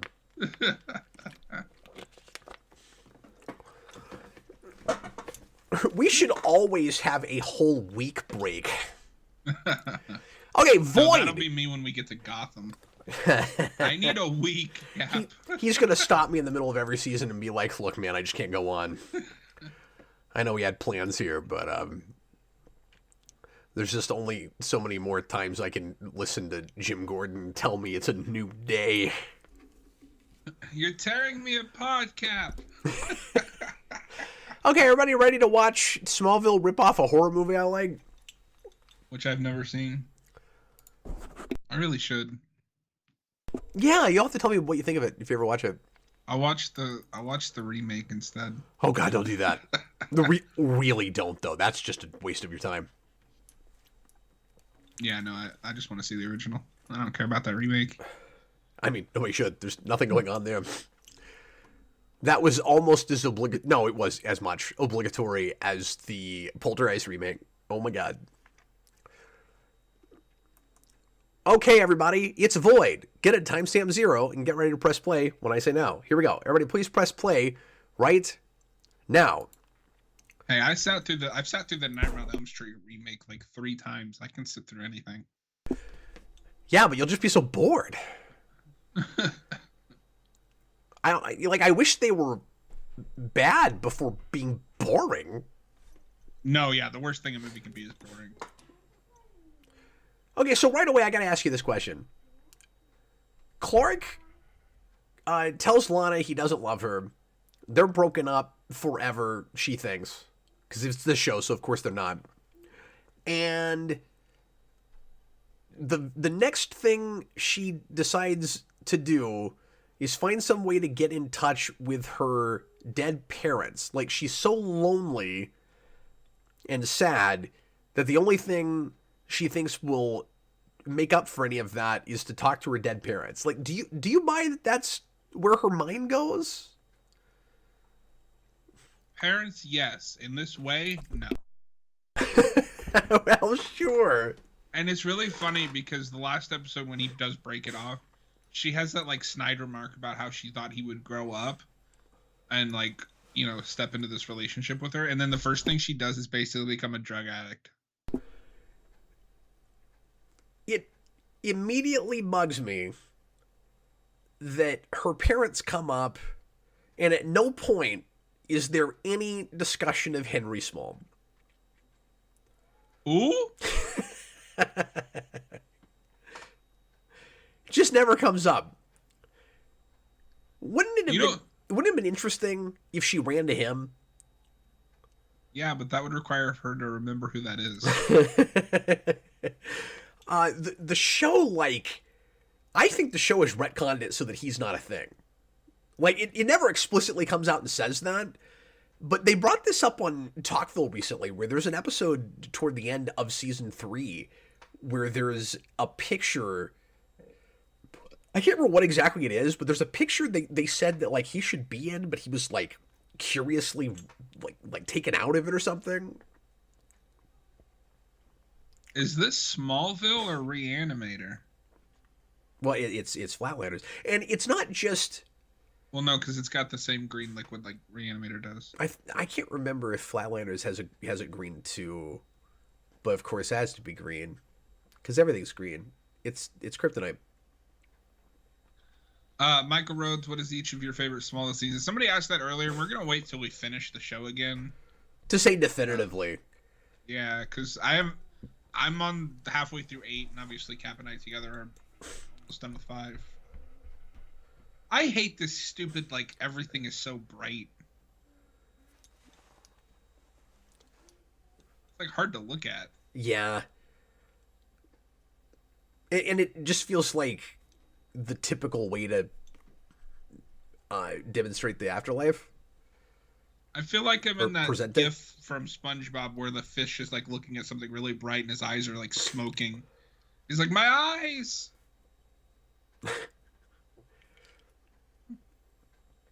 But yeah, I couldn't believe when I saw this that it was exactly a Flatliners. Like, it's not just the premise. Like, they're inspired to try to make it look as much as possible like that movie. Like they're really ripping off Schumacher in every possible way. Flatliners is on Hulu. Nice. Oh, cool.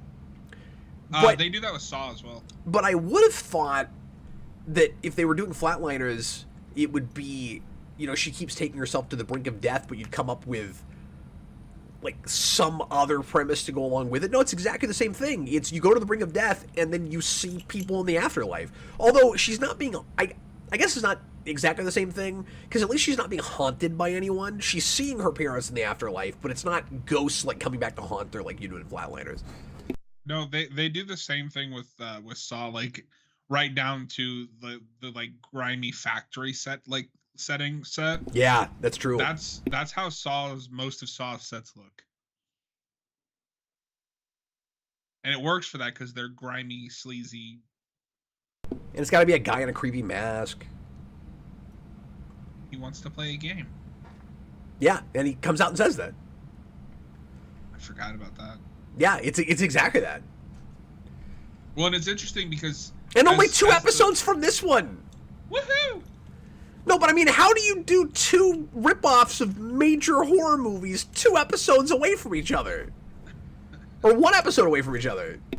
I'm surprised the Saw one wasn't sooner. Saw was already a huge deal by this point. Yeah. Well, and as the Saw franchise itself discovered, nobody else can say, I want to play a game quite like Tobin Bell. AMC, I brought that up already. The show has decided Henry Small does not exist. Ooh? I am sure of that. She deserves to be happy. Let's just let her keep killing herself. She'll be fine. I'm kidding. They don't know that's happening yet. He's dead, Chloe. All we needed was one line somewhere, John, about Brainiac, you know, healing or regenerating or something. And I don't think he ever says anything about why it's taken him this long to come back. I mean, he's had this. I also don't know how long it's been. To be fair. Like, I cannot gauge. I can't even gauge the amount of time between last episode and this episode in universe. Yeah, that's a good point. Let alone. But you gotta assume it's roughly a week, because the big finale is always like around May, when school would be ending.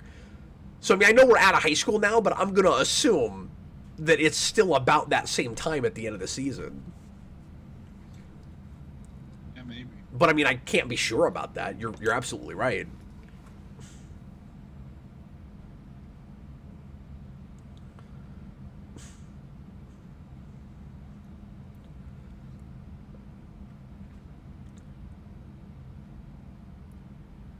Well, and it's totally fine if Brainiac's been working on this, you know, Plan B in the background this whole time.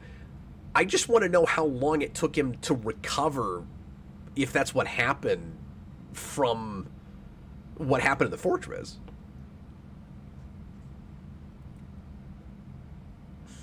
And how long has it been since the breakup? Because she looks strung out. Well, that's because of the Flatliners thing. Well, I know, but like, how many times has she done this? That addicted. And they say too, like it's been a few times. Well, and here's the thing: they treat this like a metaphor for addiction, just like Flatliners does. But it's not a physical addiction. It's just that she wants to keep going and seeing her parents. I don't know. She's having like literal withdrawal symptoms. That's what they make it look like, but they talk about that in the episode. Oh, okay.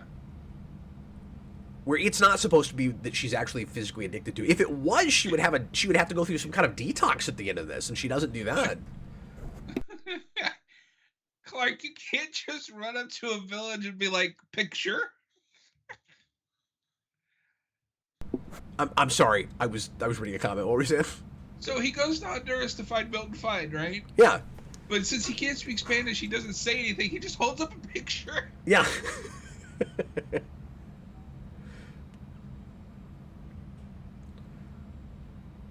So you're doing your press conference out of the Talon. Look, it's the only set we had available, okay?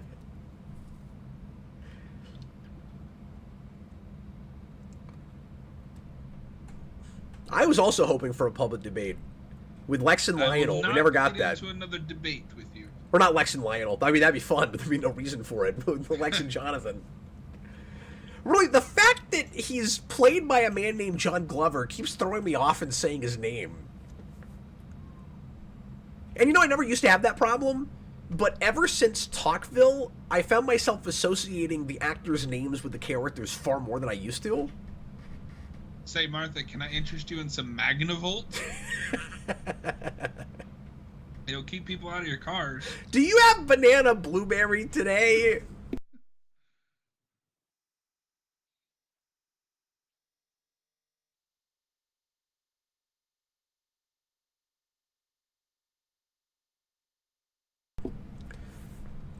I do kind of like Lionel giving Martha some battle strategy for politics.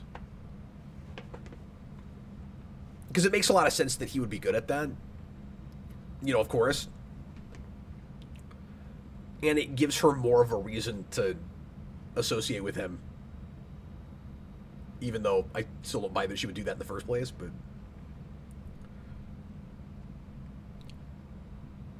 AMC, I really enjoy these 24-hour streams, Cap, even if I don't end up staying for one in its entirety.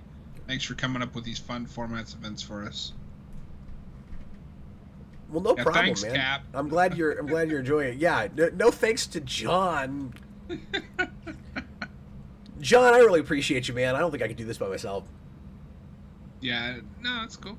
I like watching these. And I don't mean to say I'm so glad I've got another warm body here. Like, you've been awesome on these. No, I enjoy doing them. Clark, you can't just go around with a picture. Yeah, because if you don't speak the language, even if they know where he is, how are they going to tell you? That's a prop that would be cool to have. The whittled ship. Now throw it. I mean...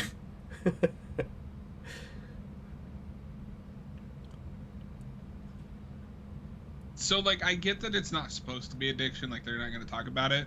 But then they really shouldn't have her have, like, the bags under her eyes and the sunken, like, the pale skin.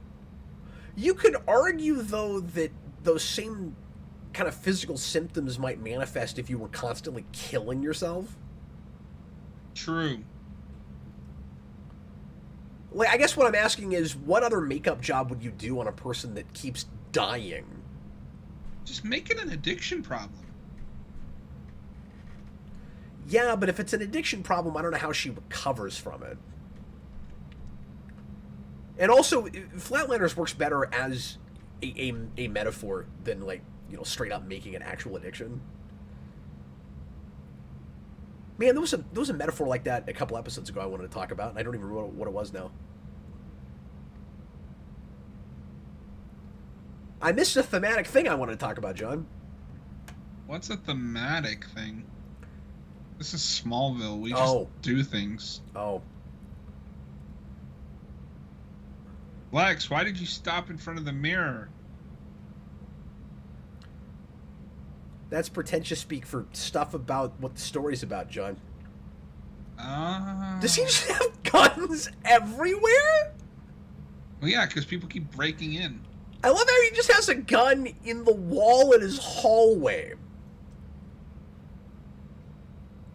What if he just shot her? Like... Well, that would be really anticlimactic. It'd be like, why didn't you just kill her in 100?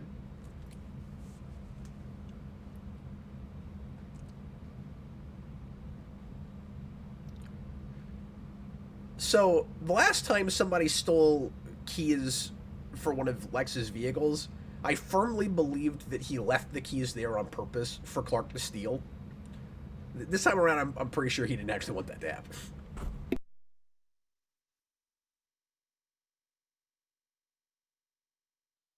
She says as she sits in the chair shivering. Well, that's classic denial. Clark! That is true. That is who that is, Matthew.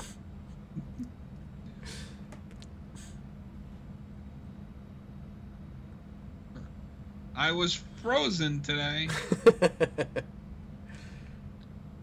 But yeah, see, she's saying she's not addicted in that way. I don't know. You could also chalk that up to her being in denial. Well, yeah, but again, she's not going to have to do any kind of detox. On screen, anyway. Like, they're not going to have... Yeah. And there'd be no way to wean you off, either, because... Yeah, but I mean, she also got completely addicted off screen, too. So, I mean, I don't know. Okay, that's fair. I mean, I don't want to argue with you about it. You could... You could look at it either way, I guess, but I really felt like that was the serious part of this episode. I really felt like that was that was the episode coming out and telling us she's not addicted like that. No, this is clearly the most important thing about this episode. Is Lana addicted to kryptonite? Well, I don't know. I mean, I guess you could do something really on the nose with that. Where, like, it was never meant to be because she's addicted to the thing that kills Clark. And then in season 8, it will become the reason they physically can't be near each other. I was just about to say, oh, you mean like in season 8? Yeah, because she's not just addicted to when it. She has the necklace made of kryptonite. Yeah, and then by the end of her run of the show, she'll have a kryptonite shield perpetually around her. I don't know. I've never hated that idea because it was meant for Lex, and like that's a Lex thing. Oh God, John, it's so dumb. It is, but it's so dumb. They did an invisible green Lex Luthor suit, and then look. Somehow we have perpetually been ahead and behind ourselves. Or like Barry Allen, we go in circles. We don't even want to watch. We don't even want to talk about what is right in front of us that we're watching. We're always just ahead or behind. Remember Smallville? I do. I have days where I'm regretting remembering Smallville, but. And I think it helps with that. With her last shot is that it's probably some of the best like on-screen acting from Welling and Kurik on screen together. Yeah, that's the thing is some of these not very good episodes, the acting is still really good. Like in that Ghost Possession episode we didn't like. Allison Mack steps up and really takes... She is really good for about a fourth of that episode. Yeah. Well, but even when she's possessed, like, she's doing the best she can with the material. Like, it's just not good, you know? No, the problem with that episode is once she becomes possessed, she's just Chloe, but, like, quieter. Yeah. Whereas when she's just hallucinating, she's doing a really interesting thing with her performance. Yeah, and there's something really real about it. Yeah. Like, I really like how off-putting that is, where it feels like a real situation with somebody that might be having a mental condition, mental health problems, and then in this, like,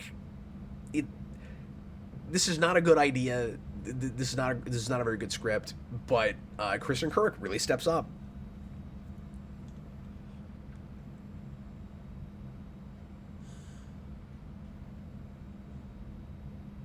Remember Marilyn Manson?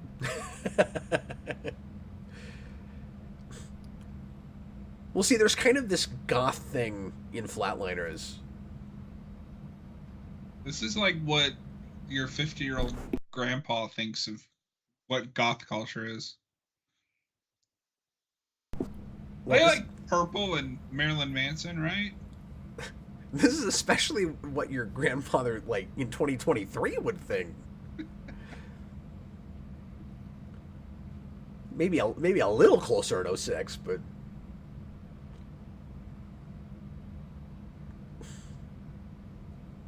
See, Cap, she mentioned the Betty Ford Clinic. Well, yeah, because she's assuming that it's an addiction. You're talking about the person who doesn't know what's happening. Although, to your argument... Okay, so, hold on. I wanted to really praise the makeup in this episode, but, like the...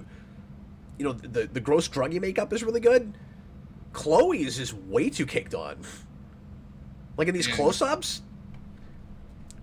Maybe it's just the contrast on my TV. That looks terrible. Are you having that? Okay, well anyway, moving on. But to your... My God, she's choking. But to your argument though, I don't know why everybody else that's doing the Flatliners thing is so addicted to it if it's not an actual drug addiction.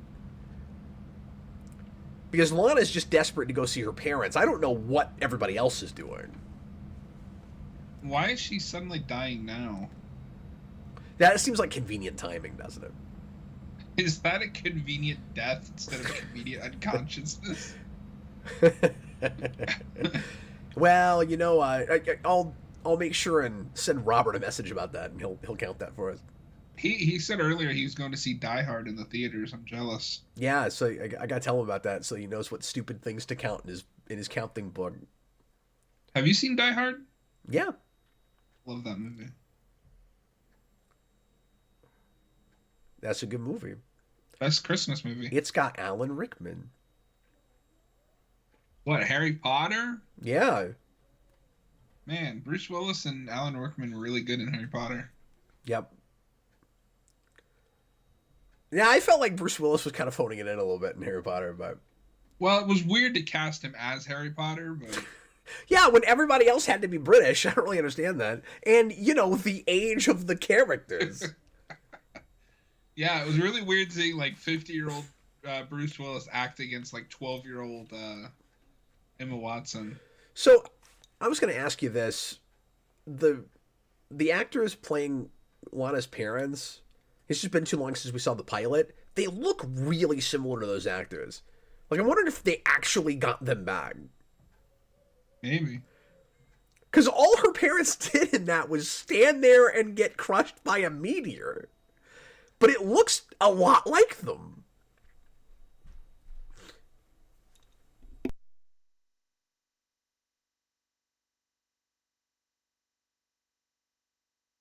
Is this a character not being themselves, by the way? I don't think we can count that.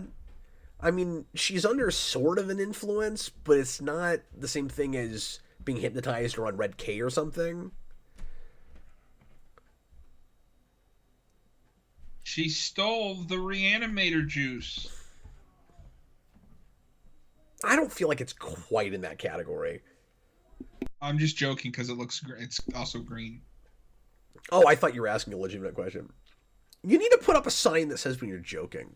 Well, I said she stole the reanimator juice. No, I know, but the character's not themselves thing. Oh, no, that part was not a joke. Oh, okay. Sorry, I thought you were talking about the reanimator juice thing. No, that looks exactly like the reanimator juice. But then, we've had that a lot in the show. I mean, this is not the first liquid kryptonite we've had. I know, but this is the most, like, reminds me the most of reanimator. Sure, just because it's in a syringe and it's in that setting, yeah. We should watch that. That's a great movie. I'm good.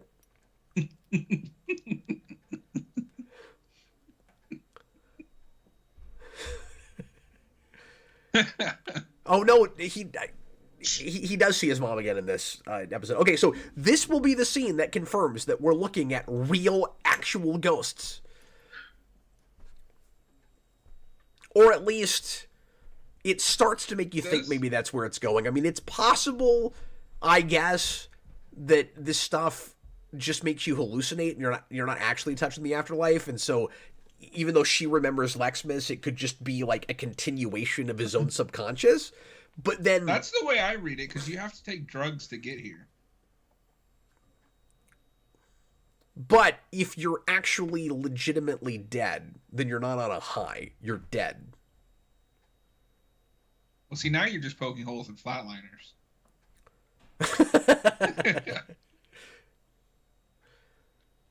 But he only sees her when he's dying. Right, but when this happens with Clark and he sees Jonathan in the afterlife, Jonathan will give him information about real events that he doesn't know yet. Which means at least one of them is a real ghost. And I have a hard time not taking that as they're all real. Because why would... And I know you're going to say the Superman thing where everything affects Clark differently. But I don't buy that Clark is seeing a real ghost while everybody else is having a hallucination. I would have to see the context first. But I think there is probably some of that because they're consistent with that. Everything affects him differently. Yeah. But it doesn't wash differently with this.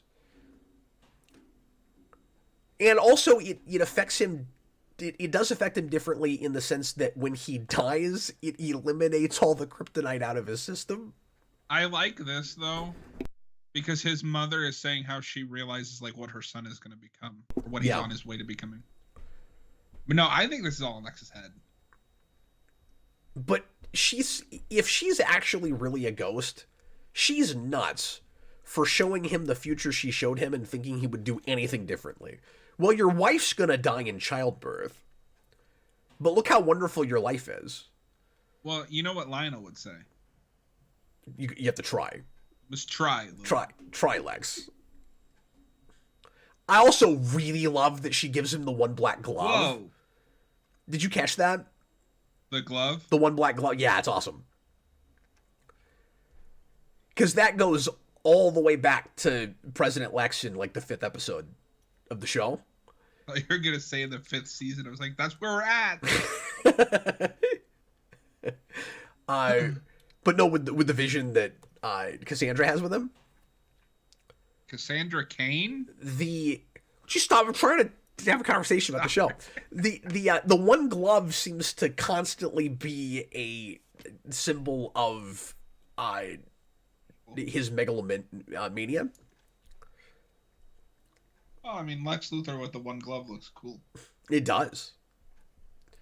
It's like, look, Lex, you have exactly 2 directions you could go in life, okay? You can either take over the world and have blood rain from the sky, or you can make music videos like Michael Jackson.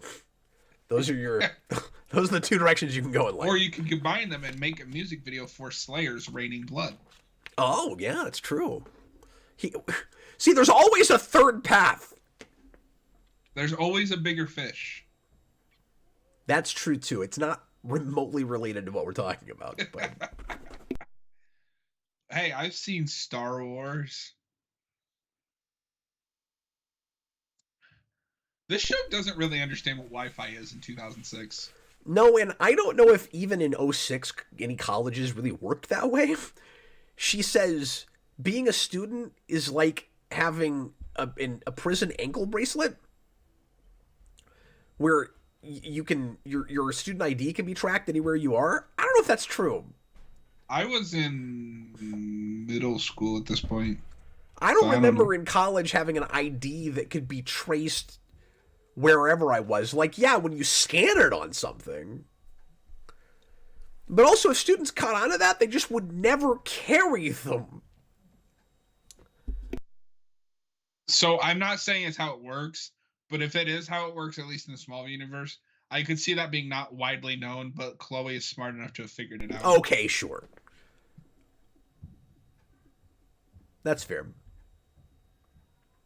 They're all fighting over the reanimator juice. He's even doing the reanimator pose. Yeah, that's true.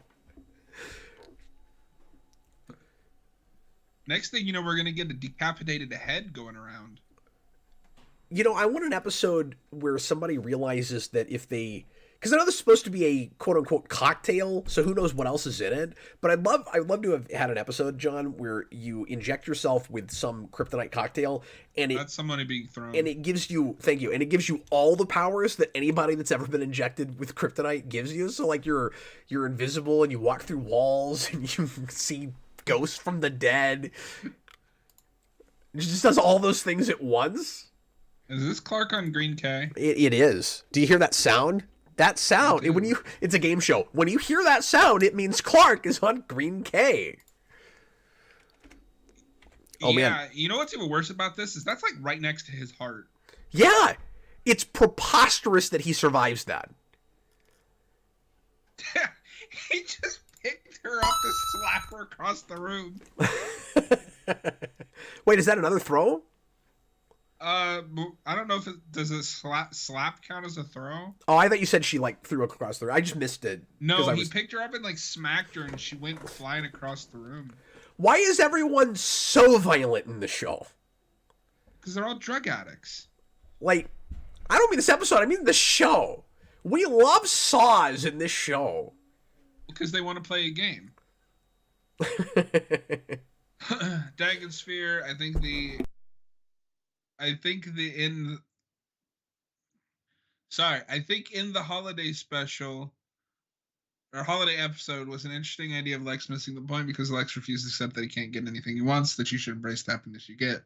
Well, yeah, I mean that's the point of that episode. That was the point. I'm just saying, if you're the ghost of his mom and it's an actual ghost and she gave him that, to not see anything past that, but just your life is wonderful, and then your wife dies with Lex's background and upbringing and everything he's been through so far.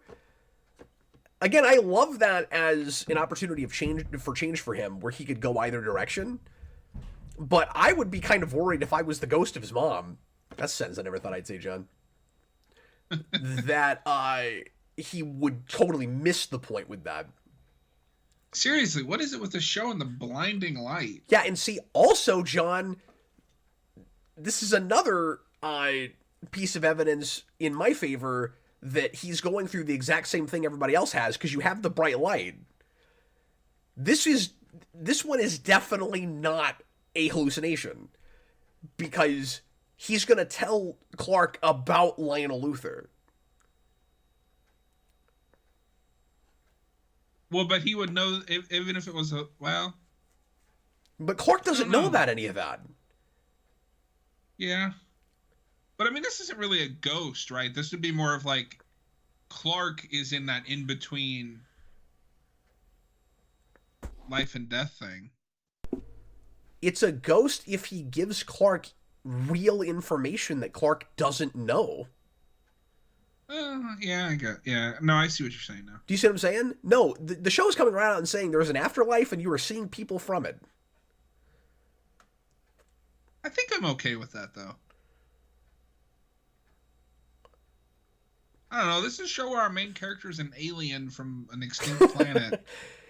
And he fights people with superpowers.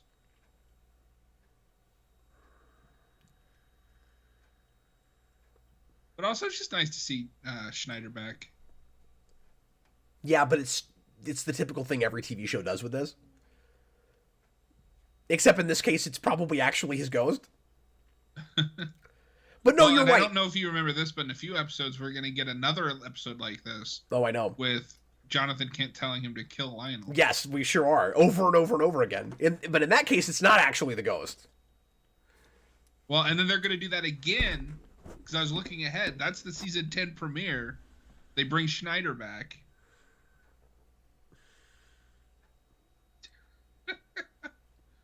Like he never left. No, this is a good Jonathan Kent speech.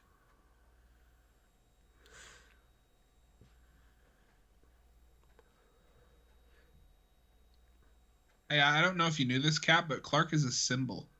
That's true. The S stands for hope, or there's a bunch of symbols all together that stand for hope. Wait, did we talk over it? Because I didn't hear him say anything about Lionel. We must have talked over it because I know it's in there.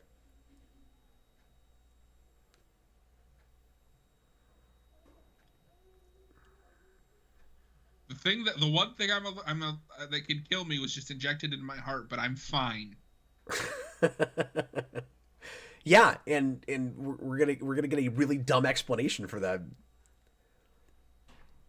That if he dies, it eliminates kryptonite from his system. When we finish this episode, I'll roll back and double check and try to find that dialogue, but I know he talks about that there. Don't tell me it didn't happen. I know it happened. If he doesn't, I don't even know where I got that from because I was thinking about it a lot when I went back and rewatched this. Are you confusing it with the episode where he tells him to kill him? No. I don't think so.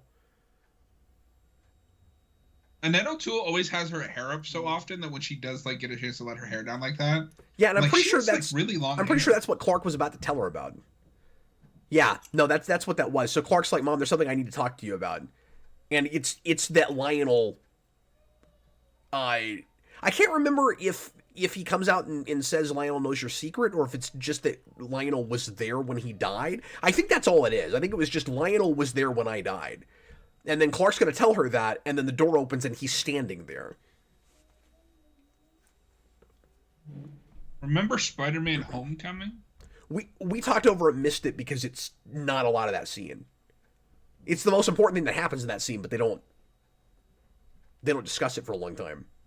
I love the way he says Clark. It's yeah, so well, weird. It's because he's being super intentional about it because of the Kal-El thing.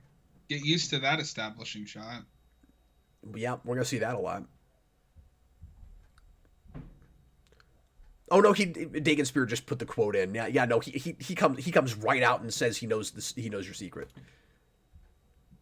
So actually dying neutralized the kryptonite in his system. Yeah. Then wouldn't he have just come back? What now? Part of me thinks that makes sense. How does she know that, though? Well, because she's the expert on Clark Kent. Oh, okay.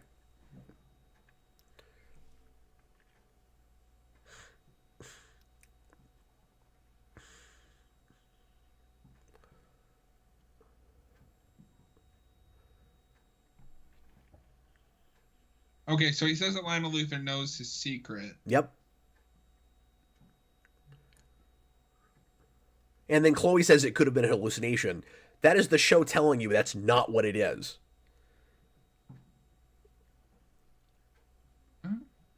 And yeah, like, this show goes to such absurd places, it's up to each individual person to decide if they're okay with the show just flat out having ghosts in it.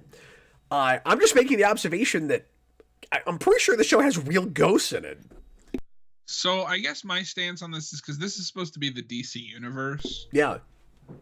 Let's not forget that the DC universe is full of ghosts and dead men and demons. It seems really, really easy to go talk to them. Talk to me. That was a horror movie that came out this year. It's pretty good. Talking about the thing with the ghost of Lex's mom back in Lexmas, Dagon Spear said, but then Lex wouldn't be faced with the reality of his change, that he can't control everything. Yeah, but my question has always been, was that actually what the future would have held for him, or did the ghost kind of concoct that to show him, like, one possible future? Like, here's what your life could be like. And so, at the same time, is she saying, this is what you really want, it shouldn't be about power, it shouldn't be about money. She's also saying your life's not going to be perfect. You can't control everything, so you have to take the good with the bad. And yes, money might fix some of those things, but it won't make you happy. So if all she's able to show him is what will really happen, and that's what would have happened, then sure. But all I'm saying is if she came up with it, it's a really super extreme thing to show him, right? Like, your wife's gonna die in childbirth. That's the thing that you have to live with. And so it really just depends on how the whole thing works. But also, if it's just a hallucination, I love how twisted that is. But Dagon's fair. If it's a near-death experience, seeing people no longer with them, then those ghosts wouldn't be able to know things that the person doesn't know. Why does the ghost of Jonathan know that? That's not his subconscious talking to him. That's exposition. Yeah. It was Jor-El all along. And that's why I think all of the other ghosts are really from the afterlife also and not in anybody's subconscious. She got over her addiction really fast. That's what I'm saying. It wasn't an addiction. But it has to be because everyone else was having the same side effects. Maybe they were all as addicted to seeing their loved ones as she was. I guess.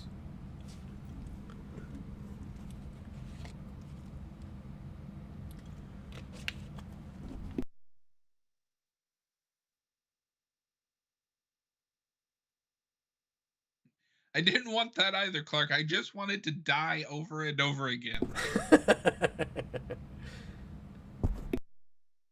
Look, I wanted to see my parents, and I forgot that I have a living one. Who?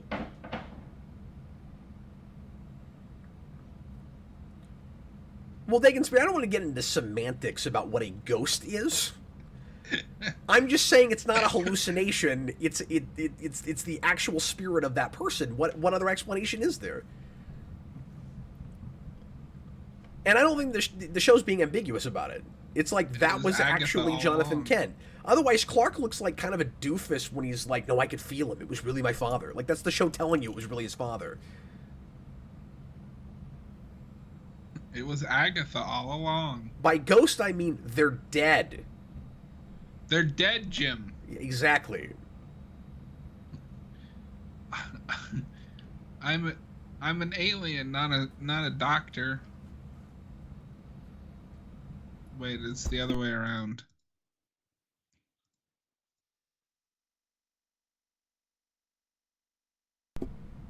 Dang, you're taking me too seriously. I'm just complaining that the show completely forgets Henry Small is even a person.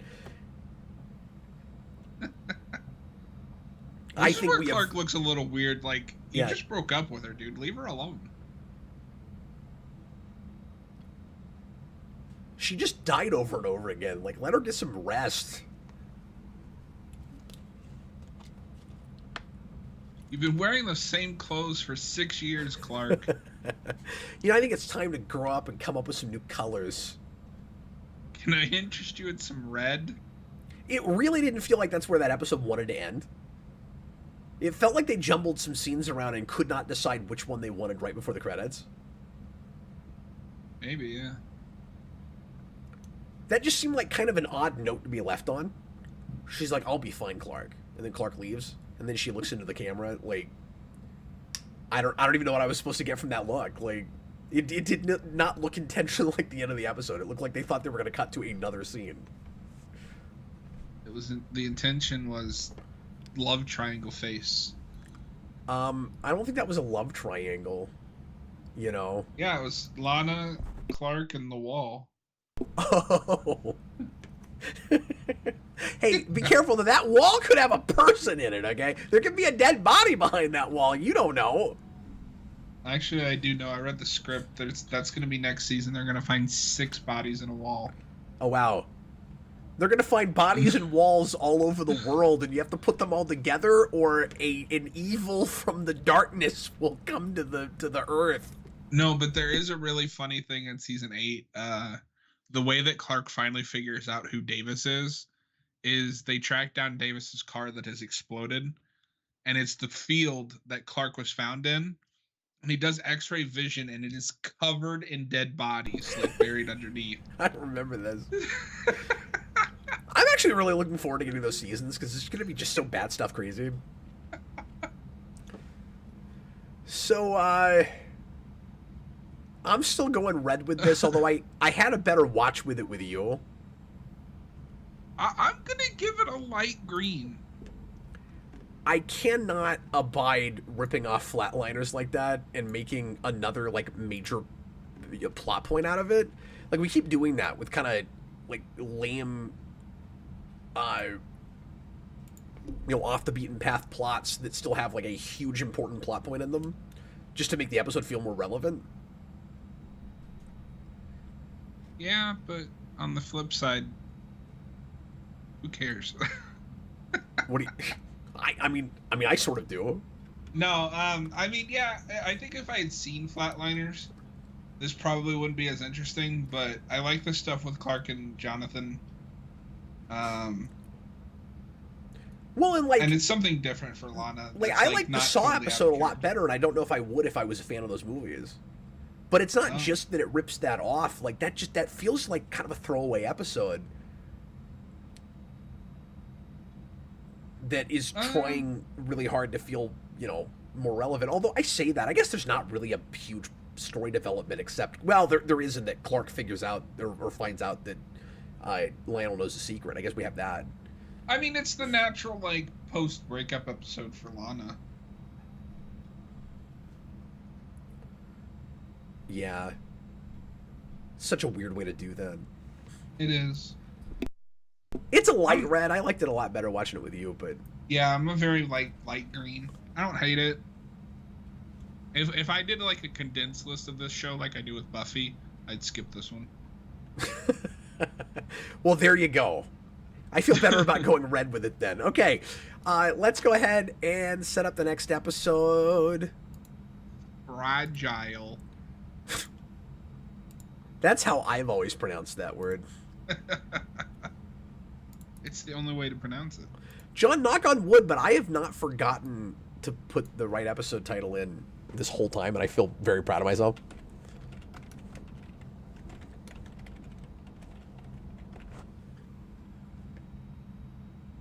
You remembered for a whole 6 episodes. Watch me miss it every single time for the rest of these. Okay, we're gonna finally go right into this one. We've taken a break after every episode. We're gonna do that this time.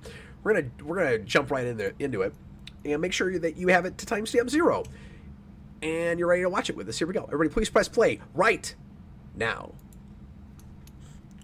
Look at that, John. Lickety split. Look at that water. Hey, John, who would you rather be trapped in a room with, Ledger Joker or John Kramer? Ledger Joker. If he's gonna kill me, at least he'll kill me. He won't put me in a very painful and trap machine. But he might make you have tryouts. True, but I can just fail those on purpose. Well, that's true, but it would still be probably a painful death. Okay, I'm going to go on record right away and say I had a really good watch of this episode in preparation for this. I think this girl is really good, and it feels like initially maybe it's going to be too much of a retread of Ryan, because she's kind of the female Ryan. Like, it's going to be a foster kid with powers that Clark is mentoring and who wants to live at the farm.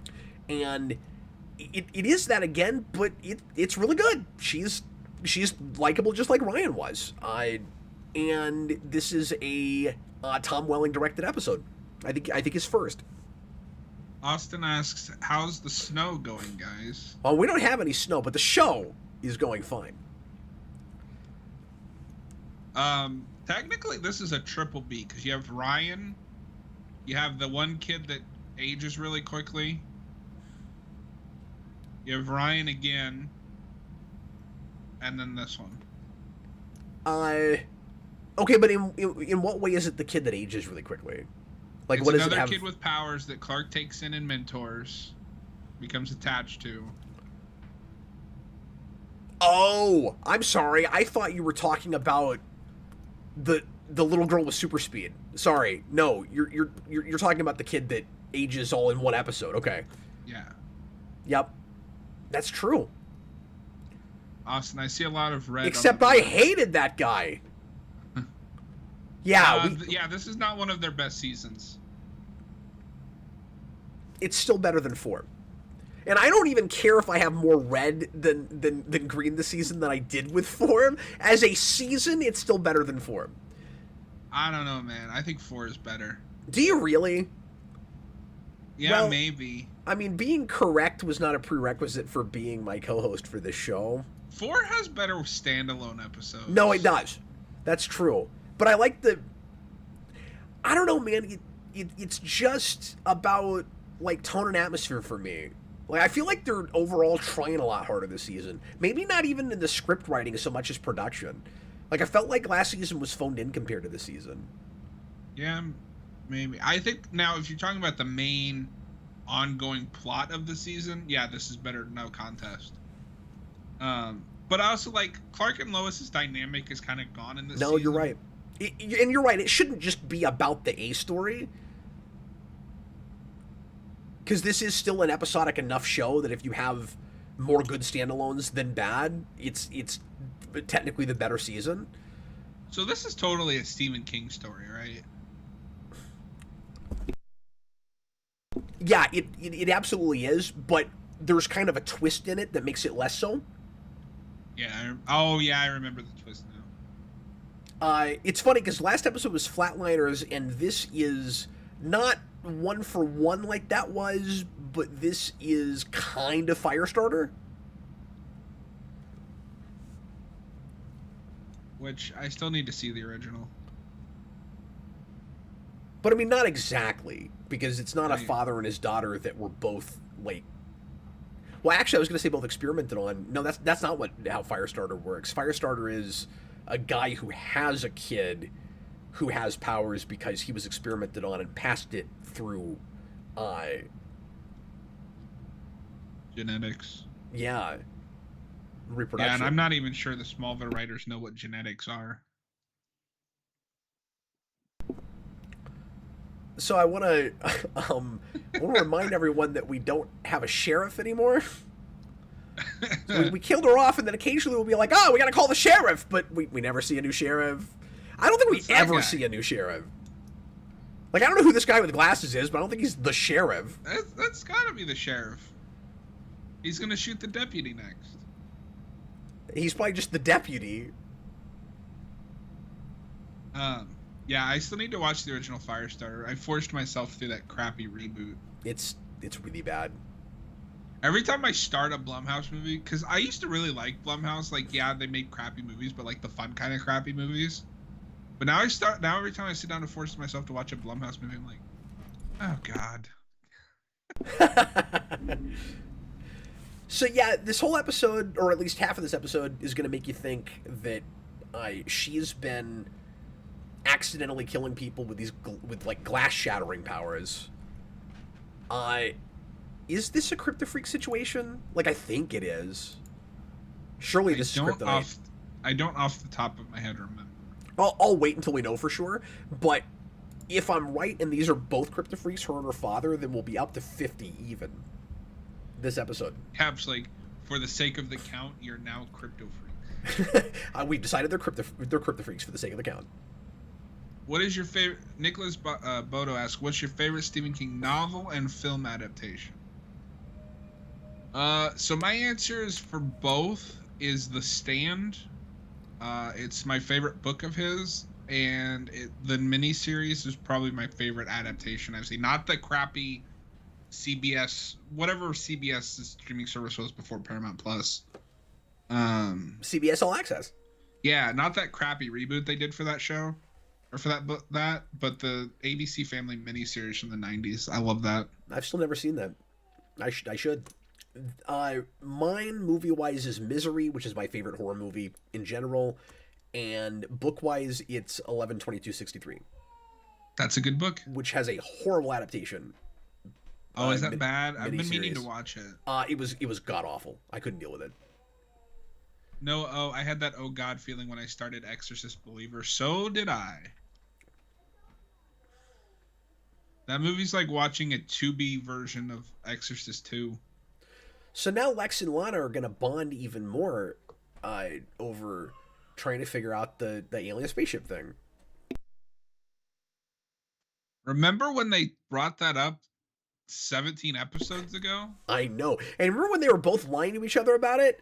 And then now Lana says, "You must really trust me." And he says 100%. And I'm like, why? No, he wants to get in your pants. That's what's happening. Yeah, she comes off really naive in this relationship. However, one thing that they do that I end up liking in like season 6 and 7, even though I don't like season 7 like for the most part, is being with Lex really changes her and for the worst. So when she finally does get that chance to be with Clark, it's kind of like it's too late. Like, I've changed too much as a person. Yeah, and I like that but it's so convoluted and takes forever to finally get to. What do you mean? It only took 7 years. This is the reason these two people aren't meant to be in a relationship, and why now it's unhealthy and kind of toxic. What do you mean, Cap? It only took 7 years. It could have taken it easily a decade. I gotta tell you, the place I am in my life right now, 7 years is not that long. But anyway, what I was gonna say earlier with her is, we're supposed to think that, like a lot of Kryptofreaks, she's supposed to be like a. It seems like at first a tragic Kryptofreak, where she doesn't mean to kill people, but she can't control her powers, and she really needs to go to Xavier's school.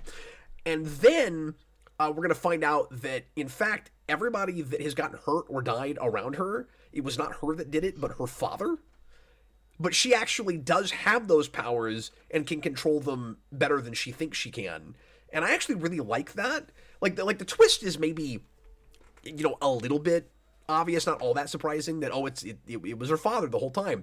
But the fact that she actually does have that power and has to learn to control it in the midst of all this, I like that stuff. Way to just spoil the end of the episode. Well, I wanted to bring it up now in case we want to, talk about the stories we're going. No, I do like that twist, just because it's normally the kids that are like the bad people. That's what makes it a little bit less Stephen King-ish. Oh, Cap, you should appreciate this. The girl with powers here, yeah, is has a cameo in X2. Oh, you know what? Now that you say that, I know just where she is too. But she's a little older here, so I wouldn't have recognized her. Yeah, she's Ice Cream Girl. Because this is, she's in the museum at the beginning. This is 3 years after that.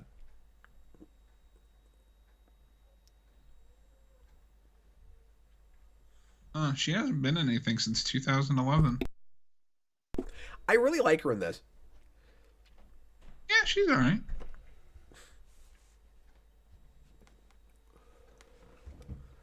And I really buy the way she warms up to Clark, and he's the first person that she'll actually talk to when she's, been refusing to speak all these years. No, this episode gets a lot of like Superman stuff done with Clark. Yeah, that's a good call. I like how good he is with kids. Like, I've always liked that. I think that's why I'm not minding that this is sort of like Ryan again. Just because I want him around kids more. I mean, like Superman should be helping and saving children. No, I don't hate this as an idea. It's just, it's kind of funny how many times kids fall into the path of Clark Kent. And I also like the contrast with Lois being terrible with children, because I buy that too. And I like that we finally get some Clark and Lois stuff on screen. Because that has been missing this season. Yeah. Because I got really won over by that during 4 when you and I were watching it. Because I started that going, I've never really loved the Clark Lois thing in this, and I kind of turned around a little bit because I was enjoying that dynamic so much. But it's been a little missing. We'll get more of it. You can't just shove the book in her face. We'll get more of it in this back half. Yeah. Well, because we got to start building up that relationship. Yeah, and they do an okay job of not... I mean, certainly they don't rush it because they don't know how long they're going to be on the air, so they can't rush that. But the way they're alluding to it is not... like sappy and irritating like you would expect the show to be. It's a lot more thoughtful than some of the other, here's a blatant Superman thing, kinds of references.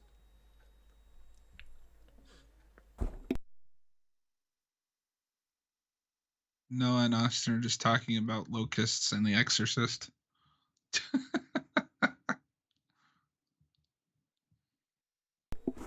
Well, I'm sorry, John. John might actually be watching this episode, except I spoiled the ending. Yeah, So now I know what happens. Doesn't even want to watch it. John, you watched this not too long ago. I did? Well, yeah. Ooh? Unless you were lying. No, yeah. No, I like this episode well enough. It's one of the better standalone episodes this season. My problem with this episode is that I wish they had taken more of a change with the status quo. It's like, here's a young orphan that falls into Kent's lap. You mean like this time she sticks around for a while, or? Yeah, maybe like keep her around for a little while, or. Yeah, she could have been kind of like the I can't think of her name. She could be kind of like the Alicia thing, where she's not going to be around for long, but like we bring her back once or twice. I mean, I guess Ryan we brought back, but what I mean is maybe this could be like a 2, 3, 4-parter or something. She can be like the dog that just shows up when they remember that she exists. That'd be so funny if they adopted a little girl. Oh my god, that's so good. And then you go episodes without seeing her, and then she's just coloring in the kitchen one day.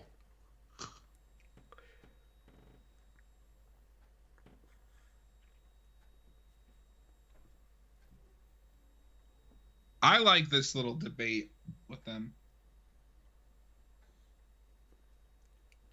Yeah, and I like that Lois is wrong on this.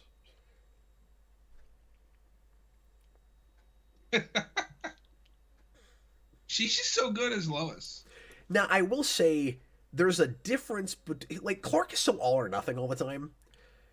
There's a difference between she's not demon seed like Lois describes her, and she's not dangerous. Like, no, she's still dangerous. Or you don't have any reason to be sure that she's not. Like, if she can't control her powers, that's not her fault, but she's still dangerous. Well, you got to remember, when you're Clark and nothing can hurt you, nothing's dangerous. Yeah, nothing's dangerous to Lois. But like Lois has a point where she's like, "Well, do you not care about me? Like, I could get killed. But we can't be around glass," which is why Lois is gonna take her outside and be like, "We just have to stay outside because there's too much glass around." Well, and so I don't understand why he wouldn't send Lois off.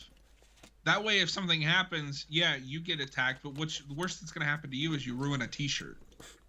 Yeah, but he's got to go have this meeting with Chloe, and he can't bring her along. Look at all the glass. Well, no, that's what I'm saying. Is send Lois to do the investigation. But see, check this out. And Clark stays home with the kid.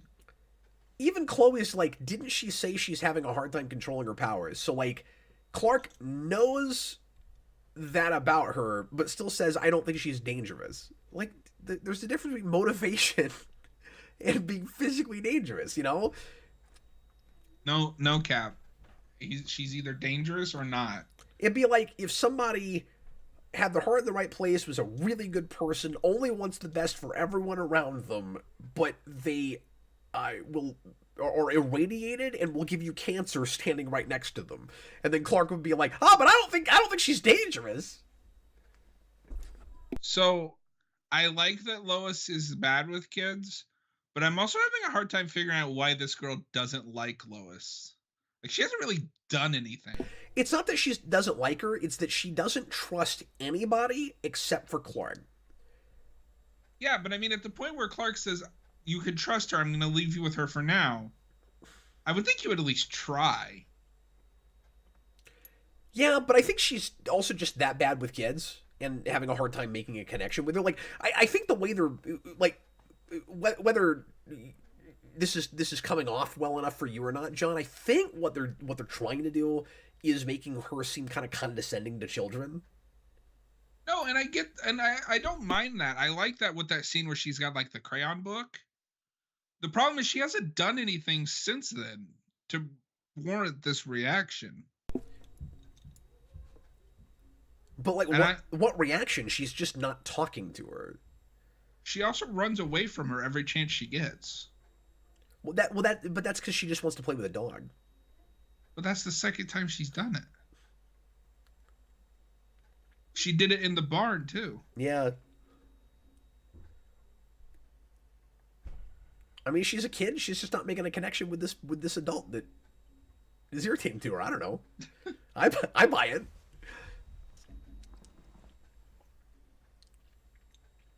Yeah, I don't know. That's probably on like the side of nitpicking, to be honest. No, I mean, I see what you're saying. I just didn't think of it while I was watching it. But the idea that if Clark says, "Hey, you can trust this person," she should probably just stay with her. And Hey, Lex is playing pool with Yep. Robert Wilde. well, he's busy watching something better than this. I mean, how long is Die Hard? I feel like he went to see that like 6 hours ago. It does feel like we've been doing this that long. Oh, because we've been doing this that long. Almost exactly that long. True. Austin, you should come join us. Have we had anybody new that's been interacting with us enough to make them an honorary Kryptofreak? I don't think we really have. The only person I didn't recognize just made that one comment about it was Leah. Yeah. She only made the one comment. Okay. Well, if anybody, I mean, we don't have a lot of people here right now, but if anybody's watching that hasn't chatted with us much, start interacting in the comments, and you might become an honorary Kryptofreak.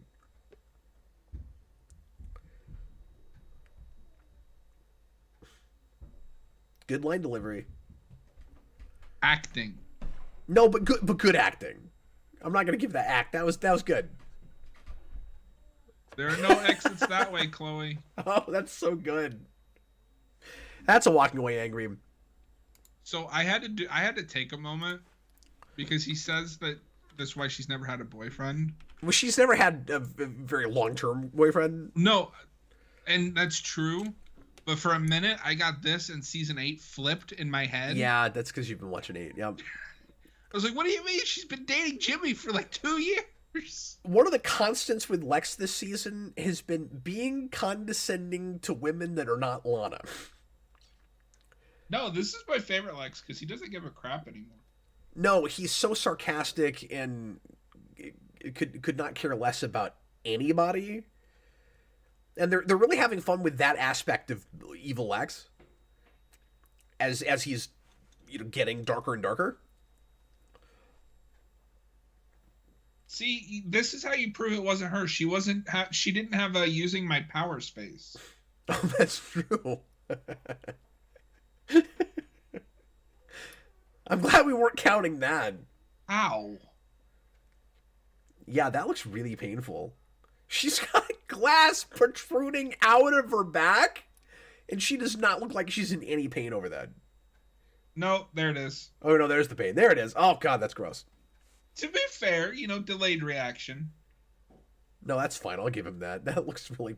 They love Hey, to what go did as... that fence do to you? They love to go as violent as humanly possible. I mean, it could have been so much worse. This family's just mean to everybody, Lois, fences. It's everybody. But see, this is what I say. Clark should have stayed home with the kid. And Yeah. Lois should have went to talk to Chloe. No, Clark's an idiot for not staying with her. Because you're right, he's the one person she knows, or he knows she can't hurt. Yeah, that's true. You shouldn't have.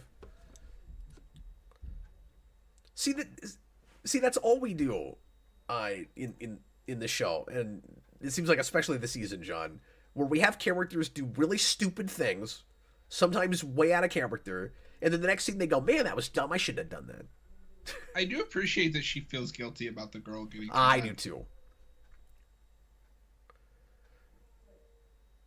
But I also buy the leap she made. What's that? But I also buy the leap that she made. I buy that character would make that mistake. Oh, lose the kid? No, but she's also apologizing for not for thinking that the kid was the perpetrator in the first place. Oh yeah, no, that feels very Lois. That feels very Lois to me. Especially because she didn't grow up in Smallville, and so just for the last couple of years that she's been here, she keeps seeing all these Kryptofreaks over and over again, and she hasn't been there for any of the nice ones, right? Nicholas Bodo says it's pretty funny that Gunn is going to take his Lex Luthor more seriously than Zack Snyder. I mean, to be fair, yes, he's goofy in BVS, but it's pretty clear, in my opinion, from the Snyder cut that Lex was always going to end up being more serious in future films. But I am glad that we have a Lex that's going to be taken seriously from the get-go. Let's give an honorary Kryptofreak to Nicholas Bodo. Okay. He needs a power, but he's been hanging out with us for the last several hours, chatting and giving us fun things to talk about. His power can be glass. Nobody's been helping us with the count, but he has been yeah, chatting our with us resident count is gone. And really, all he needs to do is send us his book, and then we'll just copy from that. Yeah. Are we gonna give Nicholas Bodo glass powers just because that's the episode we're watching right now? No. Are we as lazy as the Smallville writers? I am. I don't know about you. Or maybe we should be like even more specific with it, where he can do what this guy just did. He can make only origami out of glass. He has glass origami powers.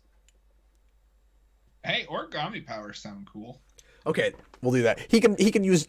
It's not even glass. He can do anything with origami. He can turn anything into origami. He's got origami powers. Did I spell origami incorrectly? You're the writer. Well, I know, but notoriously a lot of writers don't spell great. That's a Lois Lane thing. What? Writers don't spell good? There's one Lois. There's one P in rapist. Whoa. Oh, it is an Can't I. say that. You don't say that! I was quoting a family film from 1978! It's Shut a up! family picture. Shut up, John! Oh, Nicholas, you don't understand how this works. You don't get to weigh in on what powers you get. I'm just kidding. I think origami powers is pretty cool, though.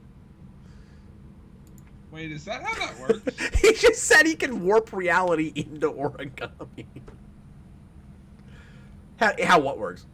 She just pulled up a website and searched a guy's name in Smallville. Well, it's supposed to be such a small town.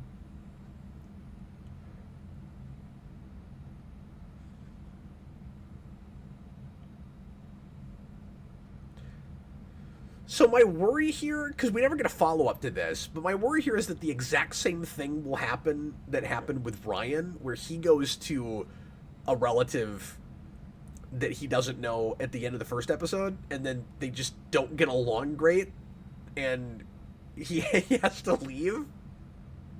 Well, that'll be the follow-up in season 12. He runs away, she runs away, and then you find out that her glass powers were actually because of a tumor and that she's dying. Was this done by paint by number?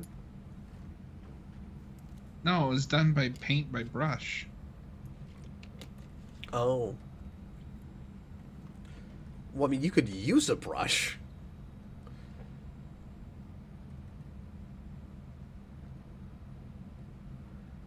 That looks like... I always love how stupid parents are in these plots.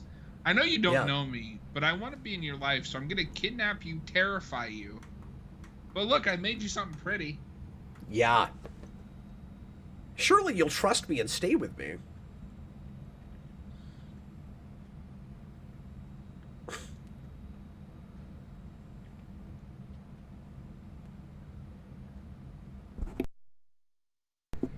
Yeah, this guy does come off as kind of just another generic Kryptofreak.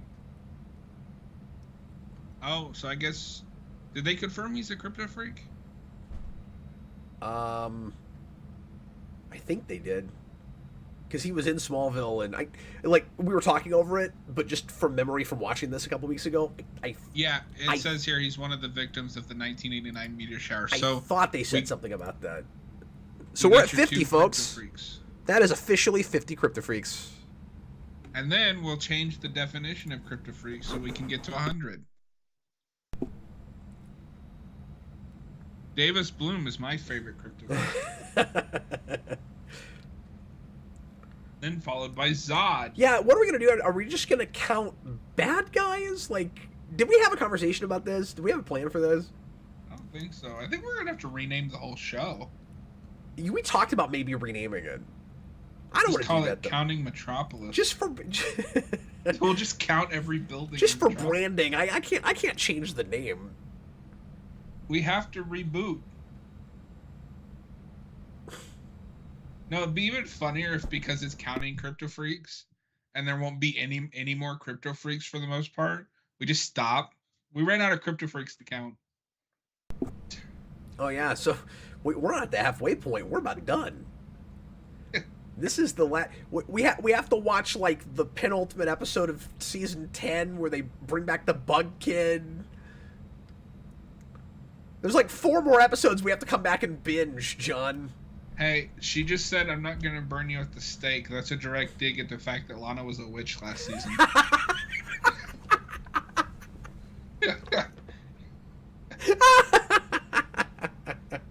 She should have been like, "I'm offended." Okay, I love that Chloe comes right out and says that. But Lana's response is so bad. Okay, so she says, Lex Luthor is nothing but a predator. Because Lana has not seen enough of that side of him that Chloe and Clark have, although she's seen enough of it she shouldn't trust him. But then her response is, I have no plans on being anyone's prey. And I'm like, well, I mean, nobody plans on that. You also didn't plan on being stalked all the time, and kidnapped, and buried alive. Hey, remember that movie Prey?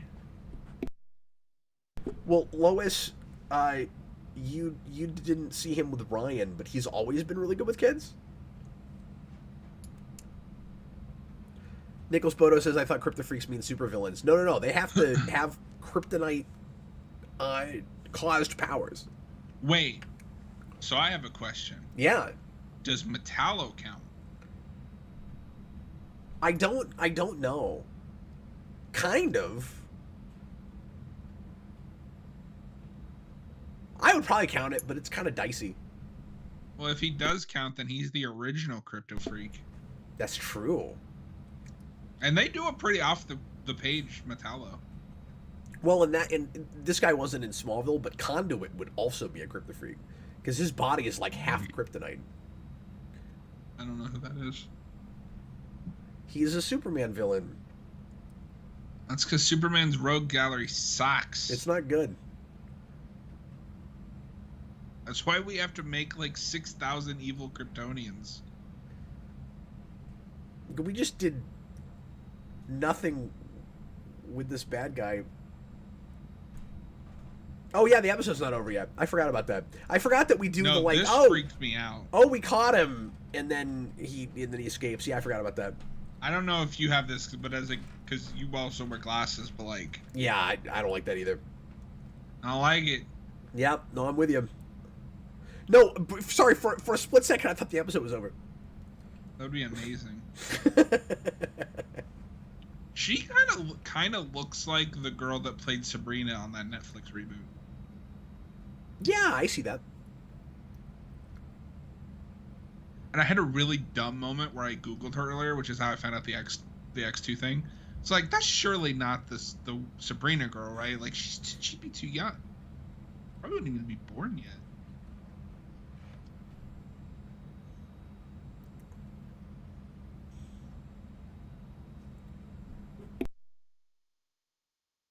Yeah, it would be kind of weird, John, if Clark had to like start raising a kid for a few episodes or like half a season right after his dad died. You know, you were suggesting like maybe this should go on for a while. Yeah. Are you distracted by how many apples are on the table? The prop department goes to town on this house. There's like a dozen apples in that thing next to him. Yeah, like it looks nice, but nobody's gonna eat all those. Like they're gonna go bad. And they won't be in the next episode. Well, no, they rotted. Or Clark ate them all. That's how you know more time passed between episodes than a week, John.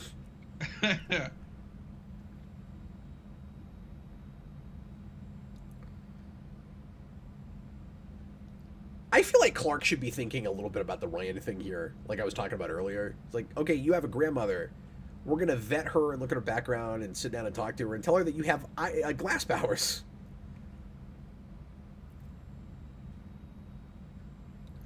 if I was Clark right now, I'd say, "Hey, Mom, get down." Yeah. Run off. But remember, she's not dangerous. Tell that to Zod snap neck. What does that have to do with anything? She didn't snap his neck. This Clark didn't snap his neck. Why are you bringing that up? So why would anyone want to talk to a snapped neck?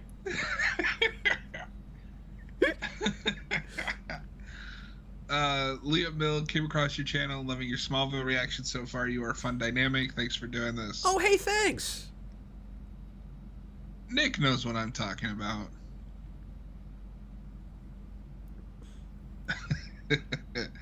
It's exciting to find new viewers through this, John. I bet, yeah. What if Clark ended every situation in this by snapping someone's neck? Well, he wouldn't be Superman, and it'd be. Zack Snyder says otherwise. It'd be yeah. I mean, you got to lay that at Goryer's feet as much as anybody, but. No, I mean, I joke, but I do like that as Clark learns a lesson about that.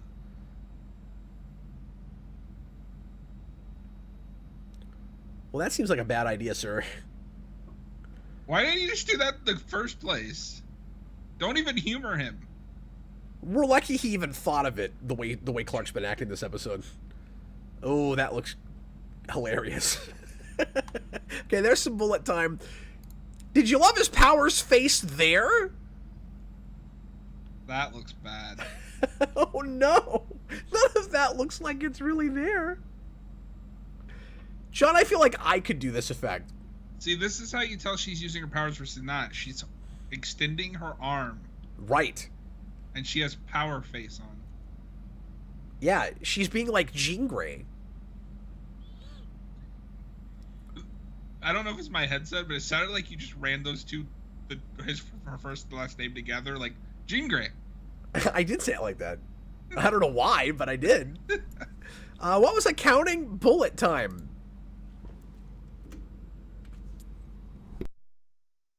Nicholas Roboto, which version of Zod is better, Michael Shannon or Smallville? I mean, I'm going to give it to Man of Steel. This show has two different Zods, and neither of them are consistently. I mean, Rosamund getting to be Zod was great, but I don't really count that as like a Zod actor. You know what I mean?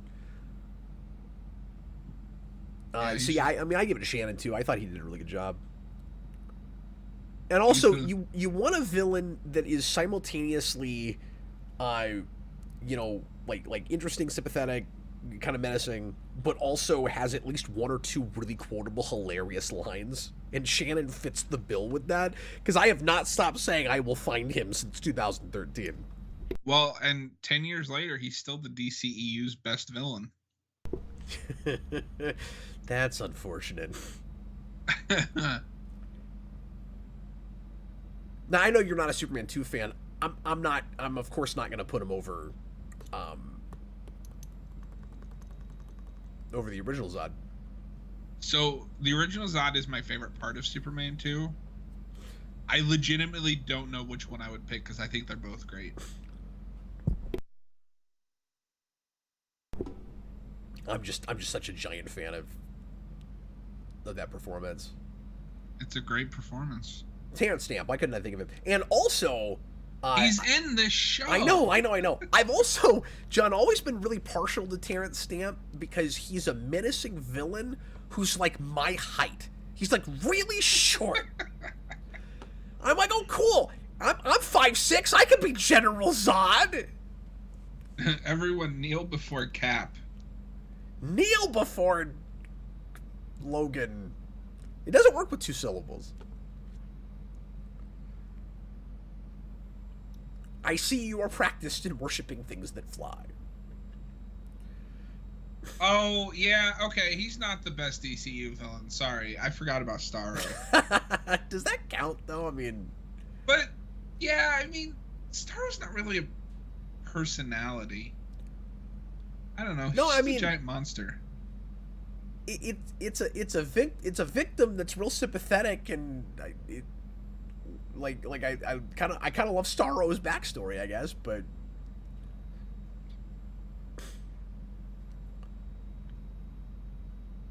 so I found this scene legitimately heartfelt when I went back and rewatched this, and it was the one point in the whole season I nearly kind of teared up a little bit. Like when she gives him that drawing, it kind of got me. Like her performance is so good. Oh. Yeah. No, I like this one a lot. I mean the her dad, that villain, is hilarious. And it feels like a real throwaway motivation. Again, it's kind of Firestarter light. It's just, I gotta have my daughter back, even though I'm a terrible parent, and I don't know why that guy really even wants to have a dependent that bad, but yeah, Nicholas, I would highly recommend the Suicide Squad. That movie's amazing. You know, it took me 4 times, but I really like that film now. That is the magic number for me and James Gunn. That was me with the first Halloween. Really? That movie is good. I don't think it's the best like in its genre, but it's not fun enough. Yeah, I can see why you'd say that. Greatest third act in like that whole slasher subgenre though. That's Walking Away Angry from Chloe there. We got 60 of those, likely more. So that was another scene that really read to me like Chloe kind of speaking for the audience. It's like, okay, if you have to keep doing this stupid thing, like, okay, but leave me out of it. That's how I feel, you know? I want all those scenes to happen off screen. Explicating Shakespeare. Shut up, Lex. Yeah, that felt like Billy from Power Rangers a little bit. I don't know if I'm buying explicating in your vocabulary there, Lex. Now Lex just needs that mirror from the Wannabe Ranger with the Triceratops on the back. What is it with you in that episode? That's my favorite Power Rangers episode because it's the one I've seen the most. Dude, you and I have got to do a binge watch like this for Power Rangers. So I want to do it so bad. Because I think I brought this up before, but I didn't really have cable, so all the stuff that I watched, I relied on VHS tapes. So with Mighty Morphin, I only had 2 VHS tapes. One of them was the Wannabe Ranger, and the other one was there's like an episode with that flower that turns Kimberly evil or something. Okay, I'm sorry, I gotta stop everything for a second and say the writing in this scene is god awful. The writing or the lighting? The writing. We just had Lex. The lighting's fine. We just had Lex say, whatever that silly line was. We were just explicating, and then he goes, "Talking is just a bunch of noise."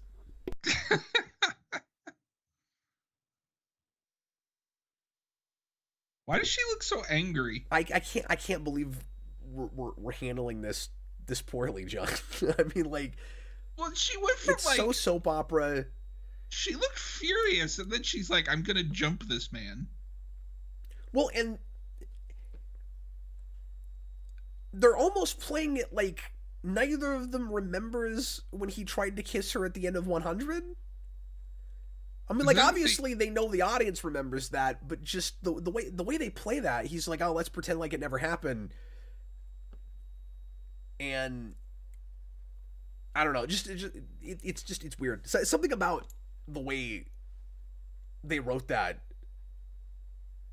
it just doesn't play true at all. I don't even know how to describe it. It was weird. Well, it's also been like she only does that to get back at Clark. Yeah, I think my point is I don't like either of these characters right now. Robert Wilde is back. Hi, Robert. Did you have fun watching your 6-hour Godzilla movie?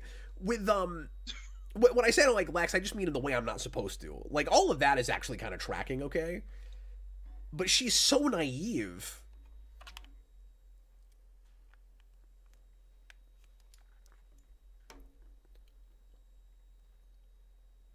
I don't know, John. I'm not being very articulate. It just Are you gonna make it, Cap? I'm gonna try. But yeah, because I completely forgot that that's where that happens, and rewatching this, for this show, that kind of blindsided me again. Where they do what? You didn't see that coming? Not really, but I mean, I guess I shouldn't be surprised that he does it, because that's all he's wanted this whole season, especially after Lexmas, and he just keeps taking every possible opportunity. I guess I'm just frustrated that she's not remotely seeing that. Like, at least Martha with Lionel is like, okay, I hope you understand nothing personal is going to happen with this relationship. To be fair. And then with Lana, it's just the rebound thing. Yeah, I mean, she's angry. She's not thinking straight. Yeah, I guess what annoys me about it is he tried to take advantage of her immediately after she and Clark went on that break. And then now, when he does it again, she's reciprocating. Well, the funniest thing is, okay, so let's think about this, right? This girl just happens to come into Metropolis, to Smallville, and hypnotize Clark to make sure that Lana sees them together, and Lana's not like, could that have been on purpose? The way the end of that episode plays, it's almost like she knows it was probably some kind of weird supernatural thing like that, and it's just waiting for him to tell her. Well, she says, I know you were hypnotized. Oh, that's true. I forgot she actually knows it at that point. Surely she's got to stop and think like, why would somebody hypnotize Clark of all people and then have him invite me over to see that? Yeah. Like,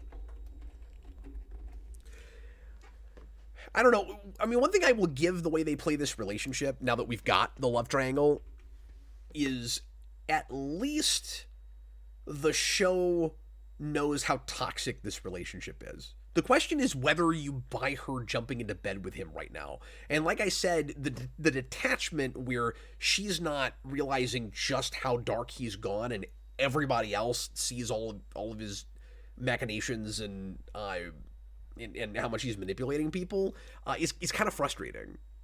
So the way I remember it playing, I guess what I'm saying is I want to buy it, because at least the show is going to create consequences for it and knows that it's a bad idea. Like, sorry, that's the other thing that reminds me of Buffy, John, is that it's like the Buffy Spike relationship. Yeah. But that's handled better. The way it plays to me, because most of this, and most of this is in season 6, so like whatever, we do that eventually. But that she started out with like the best intentions, like I could change him. But then she quickly gets over her head, because almost immediately the cracks start to show once you get to season 6. Yeah. But I also like the way that Lex always kind of negatively rubs off on people. You know, she starts to turn a little bit more conniving and more, more cunning, and that'll stay all the way through, because that's what ends up ruining her and Clark's relationship in season 7. Yeah, and I think they're trying to kind of say something with the fact that, you know, Clark and Lex used to be the best of friends, but Lex never rubbed off on him that way.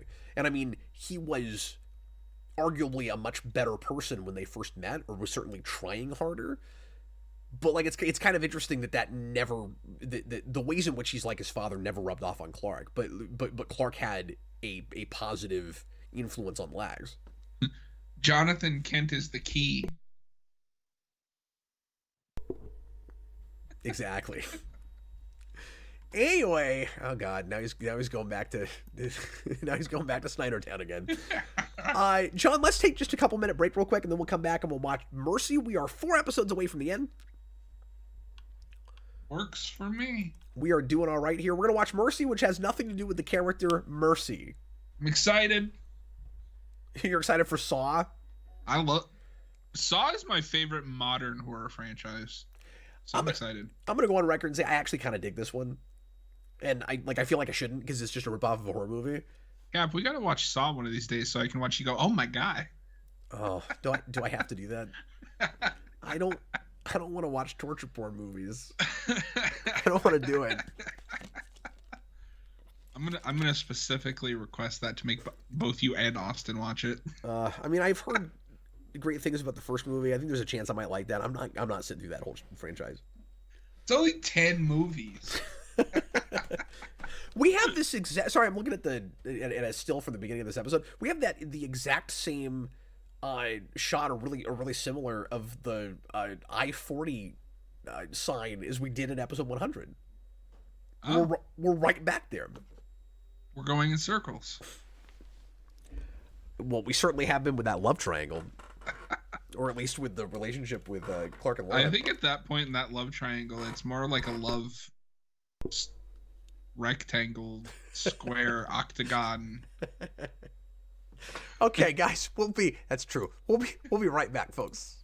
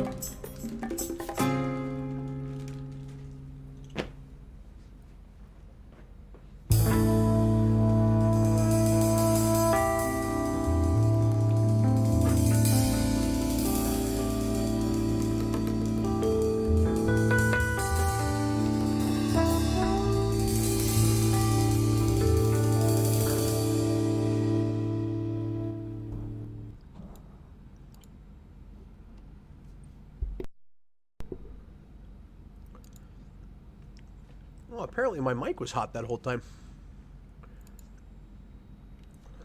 So you guys probably heard me running up and down the stairs and possibly faintly talking to my wife upstairs. Well, we got 4 more episodes left. There's John. We're going to watch Mercy. John, we're in kind of a better spot than the last couple of seasons where I feel like right around this point in 3 and 4 are like the big throwaway dud who cares episodes. And you kind of have that here, except I like the last one okay, and I sort of enjoy this one too, so... Oh, I can't hear you, John. We've gotten better at the throwaway episodes. Yeah. I don't know, I'm kind of having a better time with the last half of the season, even though a couple of the, biggest, most important plot points happened in the first half. I'd have to check the signs again, but I think there's more green in the back half. Yeah, there has been. It's pretty red heavy in that first half, man. Yeah, looking at 1 through 12, I mean, we both flipped red on the opener. Because it sucks. Oh, we haven't flipped on Fragile yet. I'm going green. I'm gonna go green as well. Yeah.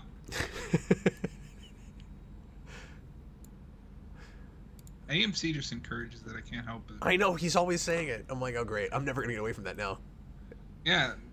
You heard it here, folks. Our next stream is going to be a wrestling stream. We're going to get Cap into the WWE. Wow, you guys look forward to getting nothing from me at all. I mean, I'll have nothing to say about that. I'll just sit here and kind of point and laugh at it, I think. We should do a series of things Cap could not care less about. Robo Brando, what's the verdict on this season so far, guys? I don't know. Where are you at on it? I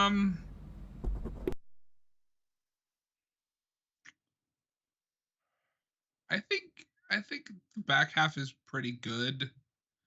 The first half has a lot of growing pains. Yeah, I don't know. I'm enjoying the second half, with you better than I was the first half, but I still enjoyed this whole season a lot better watching it by myself for some reason. Like, as we're talking about it, it's just the seems show more and more to me. Did you binge it like we're doing, or did you just kind of watch a couple episodes here and there? I watched it over a week, so it was like 2 or 3 at a time. And that probably helps. Pretty rapid succession, but there was some time in between some of them, yeah. Because I'll find when I'm doing my watches, I'll watch, especially if I'm like off work or on the weekends, I'll watch like 2 or 3 episodes. And then when I see like an episode somewhere, I'm like, I don't want to deal with that right now. I'll stop, and then I'll come back and I'll enjoy the episode much more after a break. I still say as a season, it's more watchable than 5, but 5 has more individual good episodes. Really now? It's really weird. So this is better than season 5? Or than 4. What now? As you said, I still think 5 has better episodes. This is more watchable than 5. I think you meant to say it's more watchable than 4. Yeah, I mean, if I said that, yeah. Yeah, I was just messing with you. Well, anyway, let's go. Gonna be like, it's too early for this, despite it being like it is. It's still, yeah, it's too early in the weekend. Okay, so now we're gonna watch the Saw ripoff episode. It's got some really good Glover stuff in it. Here we go. Everybody, please press play right now. So this is Lionel's obligatory he has to pay for his sins episode. We've done this with Lex, although specifically about sleeping around too much. We've done this a lot with Lionel. Well, that's true. But this might be the most, like, because normally it's just like whatever the plot is, eventually will lead to Lionel, so like he gets held hostage. Yeah, I mean, we've had a hostage situation that's related to that. Or was that just people stealing stuff? No, when else have we specifically done something like this with Lionel? Or are you saying we do more of it later?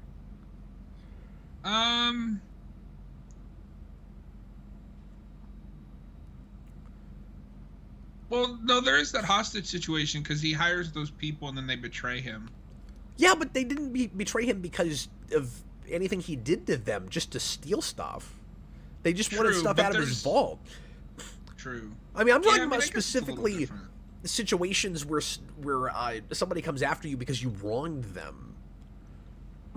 Nicholas Bodo, have you guys thought about doing a watch through stream of Superman and Lois? I think we might have mentioned it, but we never. Yeah, I mean, that wouldn't be on my short list for these. AMC Comics, we should just show Cap a montage of LA Knight. You're supposed to laugh. I love that Lionel might lose his life here right in front of the population sign.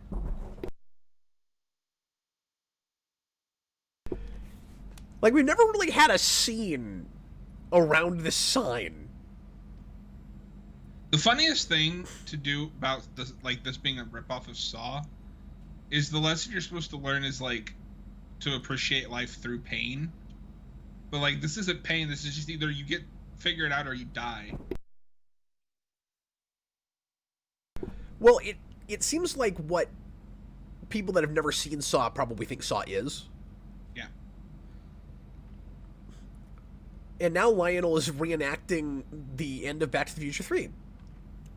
And the later Saw movies love to get ironic with it's like, oh, you stole like, $1 million. Will you give up the hands that you used to take from other people to keep your life or something? Yeah, where it's like an eye for an eye thing. Oh, now they're gonna have to replace the population sign because that guy wrote on it. Well, and I mean, there is one. I think it's Saw 5 where it's like, will you literally give up a pound of flesh to live? Yeah, I don't want to watch that.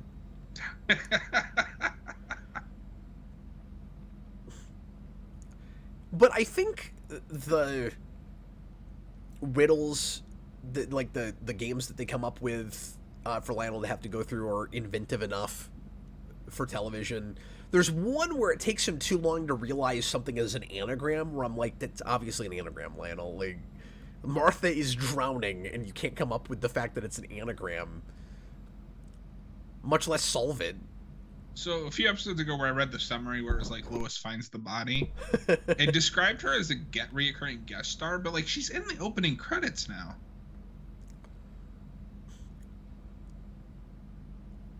Oh yeah, Nicholas, Saw was clearly an influence on the Riddler. Like Riddler has just become Jigsaw. Yep.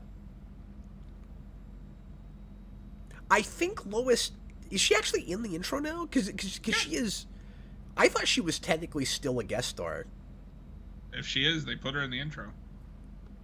I wasn't even paying attention enough to notice that.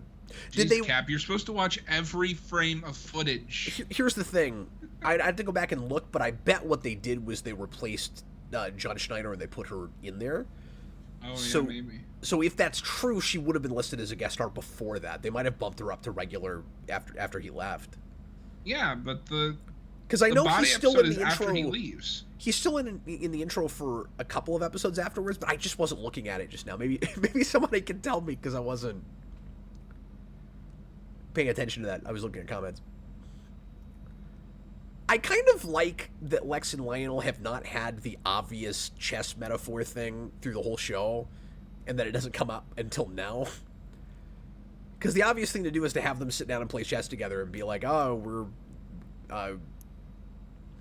trying to, one-up each other and playing mind games with each other.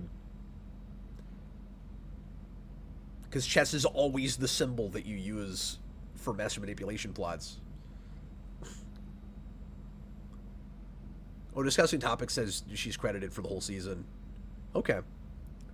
I guess that was only a season 4 issue.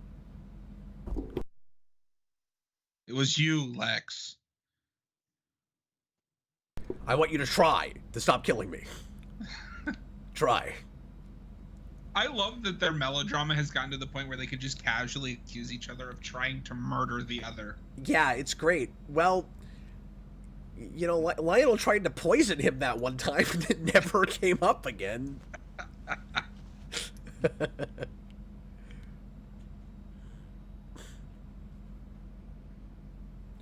Glover is just amazing in this episode.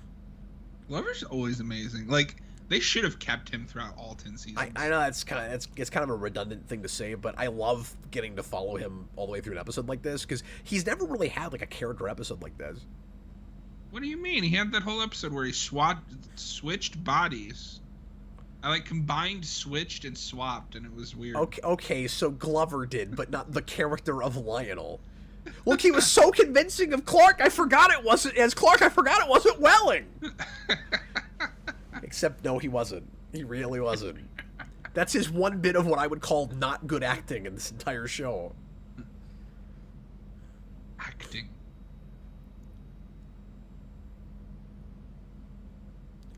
Robo Brando, I find Lois's half in, half out status in pre-8 seasons frustrating since they really don't do much of anything interesting with her before then, outside of ill-fated romantic arcs. Yeah, I mean, she elevates her scene so much because they really don't do a ton with her character-wise. And yeah, it is weird that she's in the intro because she's not in... I don't think she's in every episode. I think that's part of what I'm liking about season 8 is because they really give her a lot more to do with her journalist stuff. Now, to be fair, just because you're in the intro doesn't mean you're in every episode, but she's in few enough of them. Joss Whedon taught us that.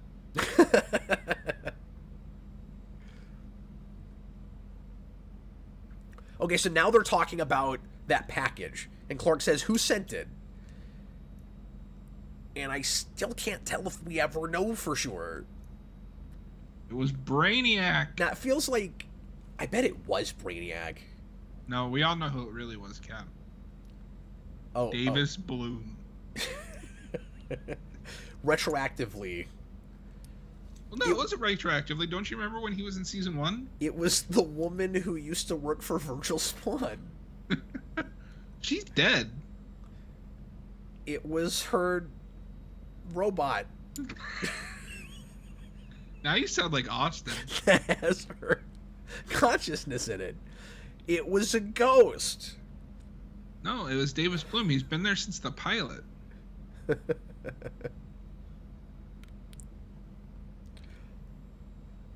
The funniest thing about his flashback episode is when they drop him off on the street. The guy who like throws him out of the limo just like closes the door and is like all dismissive, and then Kid Davis turns into Doomsday. And now I want to see Kid Doomsday. That sounds hilarious. And it should just be a suit they build, not CG at all. So Martha, to her credit, immediately when Clark says, look, Lionel knows my secret, she's like, oh, well, I can't keep working or keep having him work with me. And then Clark's like, well, he's going to know something's up if you leave right away, so you got to keep up appearances for a while. And she's like, I can handle it. And I'm like, see, like, this is why you should have known better than to be dealing with him in the first place. But then it's going to turn out, again, like we talked about earlier, retroactively, that he's sort of been on Clark's side this whole time. So then... I do not buy that this man drinks water in that kind of glass. So then I'm pretty sure in a season or two, they're all, like, at the Kent farm having Thanksgiving dinner together. My favorite thing about this episode is that this guy's mask looks like it's made out of aluminum foil. Oh, yeah, it looks like paper mache. I've seen better paper mache masks. Well, you know who could make a better mask than that? Robo Brando, because we gave him... Or not Robo Brando, Nicholas Bodo, because we gave him origami powers. Yeah. You won't know this reference, but that mask reminds me a lot of the goofy face in space from an episode of Star Trek: The Next Generation called Where Silence Has Lease. I thought you were about to say Silent Night. He looks like Nagilum. I thought you were about to say a Star Trek episode called Silent Night. I think this episode is really well shot. Yeah, I like the lighting. It's cool. They really shouldn't zoom in on that mask. No, don't do that. It looks like I made it in my basement. Creepy basement. And, they're really playing up the presence of this villain, and he's just gonna be, some disgruntled employee guy. Yeah. Nicholas Bodo, if you guys like Lionel and Lex in Smallville, I would highly recommend Succession if you can handle the vulgar humor. Honestly, it's on Breaking Bad level. I've heard great things. I don't get into a lot of new TV because it's such a commitment. Yeah, exactly. Same here. Like, I'm only watching that Godzilla show because it's Godzilla. You know what's nuts? I finally started watching a Squid Game this week. Oh. I've been doing that. Are you going to watch the reality show that they made based on Squid Game? I might watch the first episode just out of morbid curiosity. That seems like the most cynical dystopian thing that's ever happened. Well, you know, you make a show that satirizes, like, big corporations and, like, the hoops that we have to jump through to live. And then you just make the satire real. And then you just try to convince everyone that you're not actually killing any of your contestants. Because we all know what's really happening there. I'm just kidding. What's nuts, though, is that Godzilla show does, like, Godzilla in broad daylight, and it looks great. That's crazy. Now, I guess I shouldn't complain that this disgruntled employee doesn't match the gravitas of this character, because sometimes that's the point. I mean, that's what we did with the Riddler in the Batman, and it works really well. You know, if you're gonna rip off Saw, could you at least just get Tobin Bell?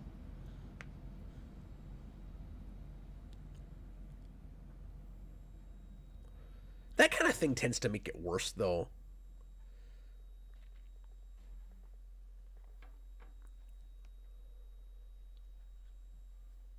Don't lick it.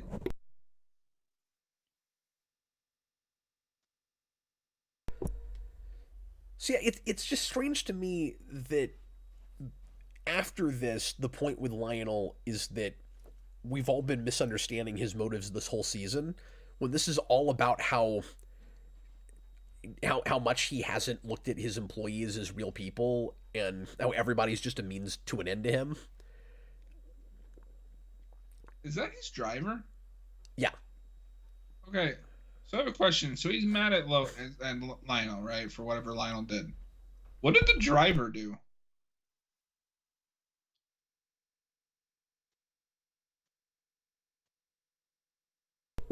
Yeah, that's a good point.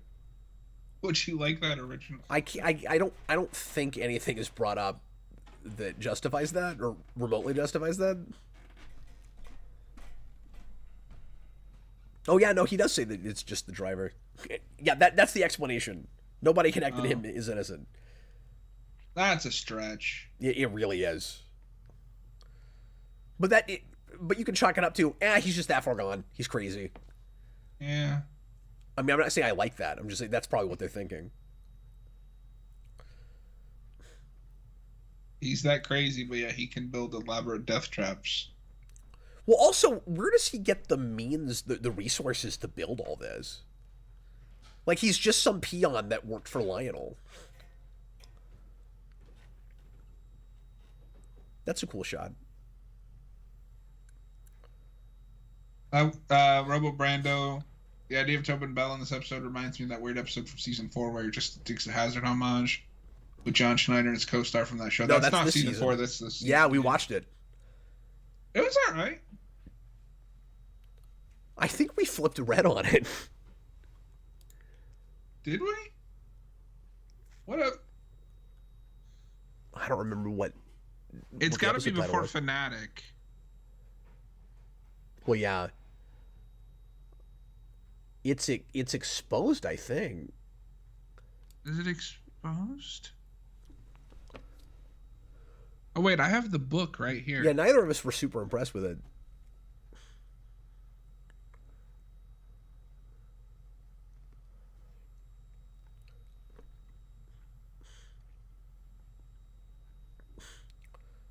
Lana, all he's wanted this whole season right. We is did. to get it with is you. Exposed. Yeah. Oh, okay. I take back.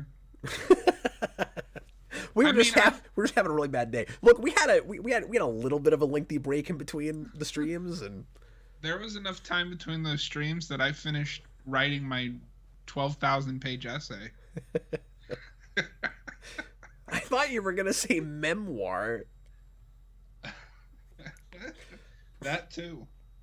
So, do you think Lionel has found any of the Riddler trophies yet? Well, no, because he doesn't jump through hoops. Well, he does if he's gonna die. See, now he has to jump through hoops. Yeah, but he hasn't actually jumped through hoops. Now he has to jump through proverbial hoops. You know what's... So, I'm really enjoying Arkham Origins, speaking of Riddler trophies. But, like, I both like and dislike how they changed the Riddler stuff in that. Because it's not trophies, it's like network relays and then data packs. And it's just an excuse to double the amount of collectibles you have to find. Yeah, I forgot about that. I never even attempted to 100% that. I've never done all the Riddler trophies in any of those games because I'm just not good at figuring out some of those puzzles. I got all of them in Night, and I hated every moment of it. Because in Night, it's the worst, because it's the Riddler puzzles, the Riddler trophies, and those stupid races. Okay, sorry, can we talk about this for a second? Do we have to? No. We do. This masked villain goes, it brings up Lionel killing his parents. Uh-huh. And he says, he once again denies it, which is so odd because it was like really obviously proven that he did it, and I've never been able to figure out why he keeps claiming he didn't. And then the guy in the mask says, keep saying a lie long enough and you'll believe it's the truth. And I'm wondering, is he just interpreting it that way, or is the show saying that's what it really is? Because we know for sure that Lionel killed his parents. Now, it might be that he plays it in his head like a technicality, where it's like, well, I didn't kill my parents because I hired Morgan Edge to do it. But I'm wondering if there's supposed to actually be any truth to he's convinced himself he's not responsible for that. I think there is a degree of that. When under the duress of Chloe having truth powers, he said, well, yes, of course I killed my parents. Like, is he...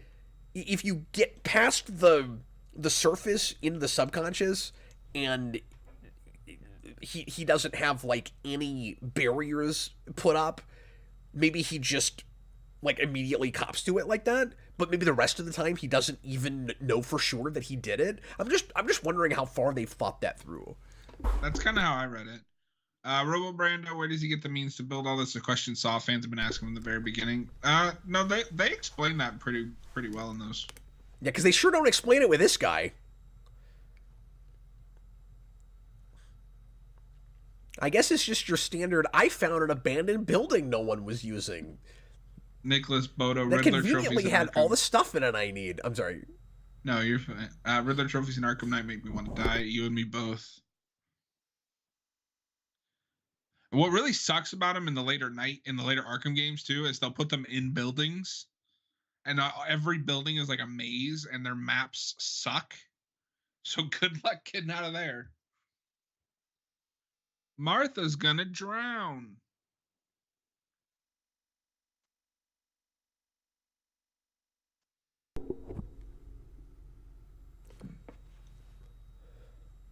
Does she?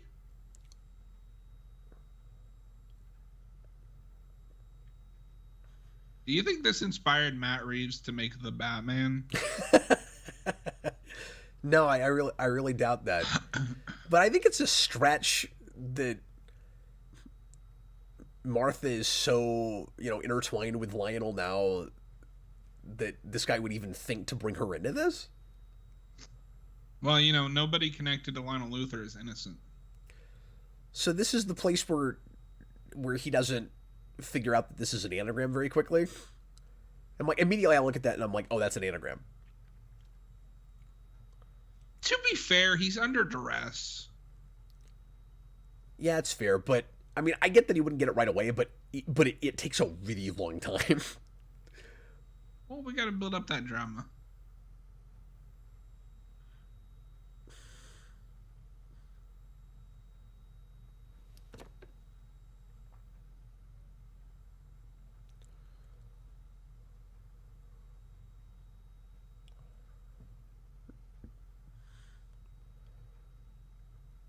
Remember Star Wars? So I feel like at least by this point they have to have decided that Lionel is is trying to protect Clark and is on his side. I just don't know where it happens in the interim. Well, we know that because his final line in this, was it Cyborg? Is your secret safe with me, Kal-El? Well, that's, yeah. Okay. So I guess they've decided by then.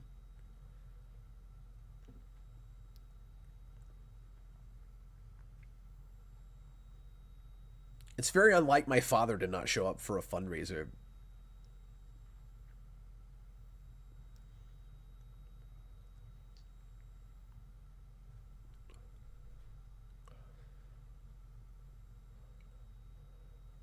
Rosenbaum has a very specific way of talking to Clark, both in the friendship and the enemy stages. Yeah. It's very interesting.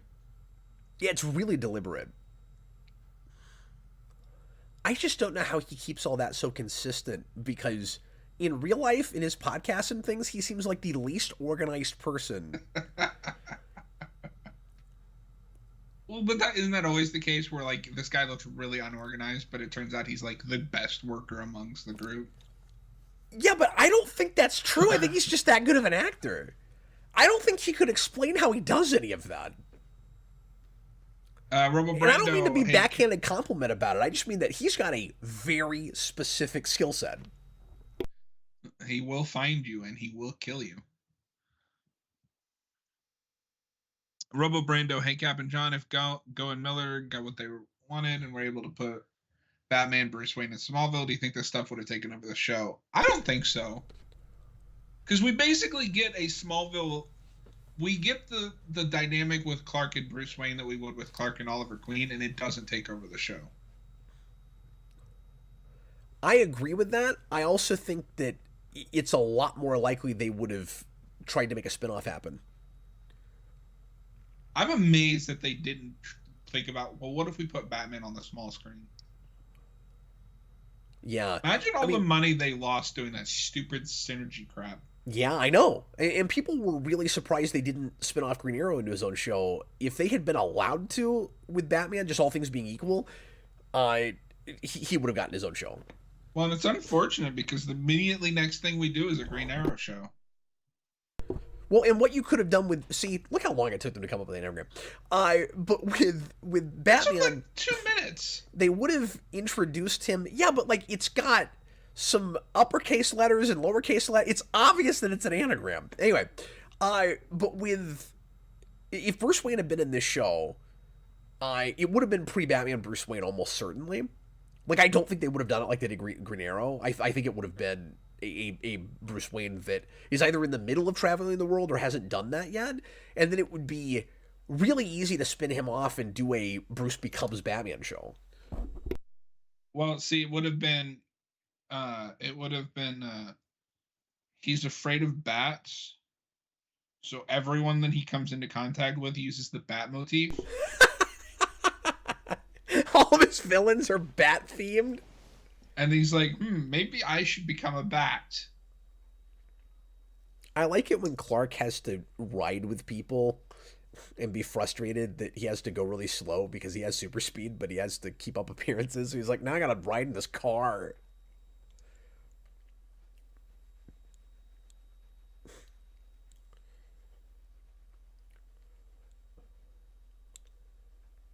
Is that what you want? Okay, his figuring this out is that's a little contrived. That's kind of a TV trope where you set up a character to say a word that will get them to the next thing. So like when he freaks out and he's like, he wants me to fail. It's like I get that he's desperate right now, but like, well, of course he wants you to fail. Like you would hate House then. They just do that all the time. That entire show is based on House hears something and it triggers something in his mind. And that's how he solves the case.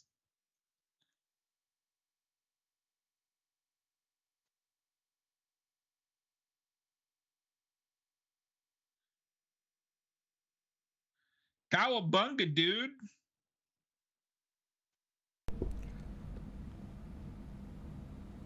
I mean, I do like that we at least haven't tried to light switch this where all of a sudden Lionel's this, wonderful person that's just forgotten about his past. We're like, he's still really mean to the people he works with, and just uses everybody, Robo Brando, and then has to pay for it. Like, that's good. Yeah. But the business about, and like you said, like they still are kind of flip floppy on you know what exactly he cares about later. Robo Brando, I remember being surprised that Arrow, a year after Smallville ended, did not start Justin Harley. I was surprised too, and I almost didn't watch Arrow because of it.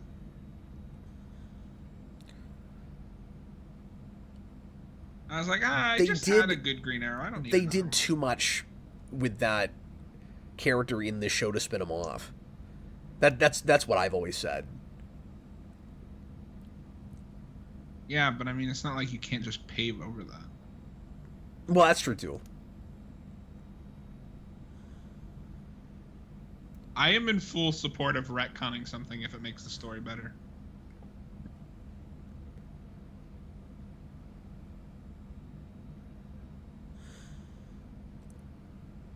I mean, I take that on a case-by-case thing. Sometimes you're backed into a corner where like, if you don't, it will be awful. So, like, what else do you do? But I don't like it when things, you know, do too much of that when you absolutely didn't have to.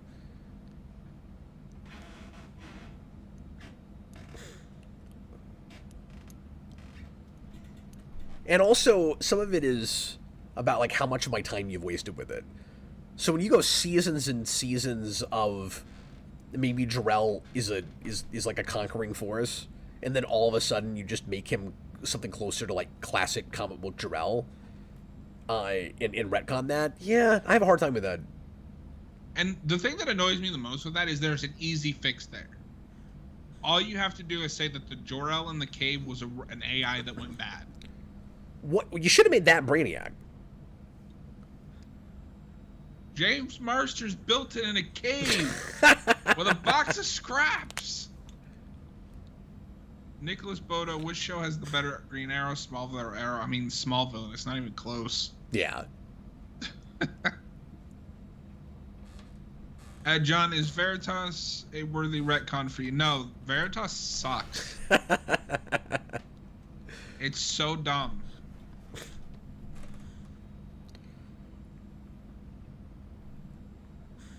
And it gets into like the Gotham territory of here's another secret society. So I like how ambiguous this is about whether Lionel is actually making the self-sacrifice here, or if he could just tell the gun wasn't loaded. I don't know. It kind of plays like he doesn't know. The question is raised after this, and we're supposed to wonder. So, like, yeah, I'm with you. I lean that direction. I think he really does legitimately care about Martha enough that he would do that. I also wonder if, in some way, sacrificing himself and saving Martha, he thinks helps protect Clark. I don't know.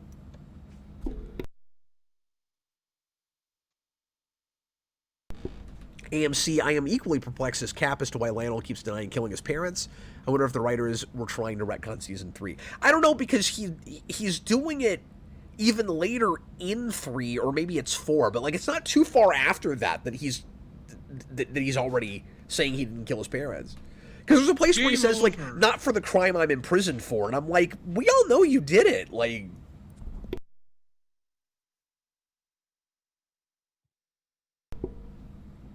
I'm sorry, what were you saying, John? Game over. That's a big Saw thing too. So what do you think about the specific games he has to play?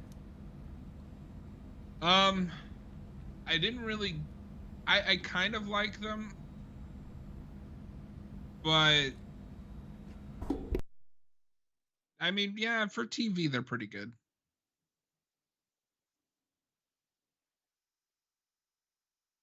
I think that they're sufficiently personal enough.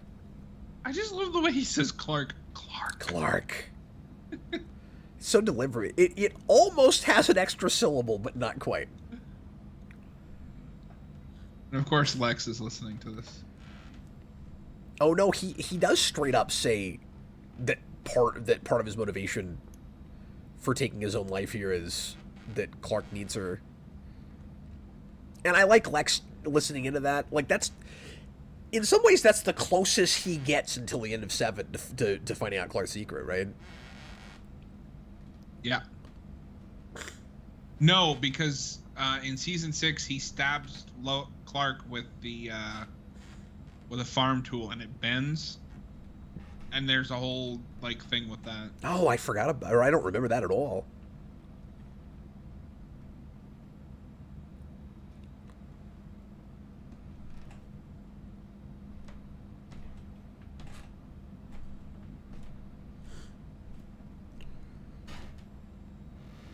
See, like, it's possible that Lionel is just a good enough actor that he is pretending like he thinks he's gonna die there. I don't know, that it doesn't play that way to me. No, and again, I'm with you. I'm actually leaning more toward he thought he would die there, or he was taking that risk. But it's interesting that the question is raised at the end of the episode.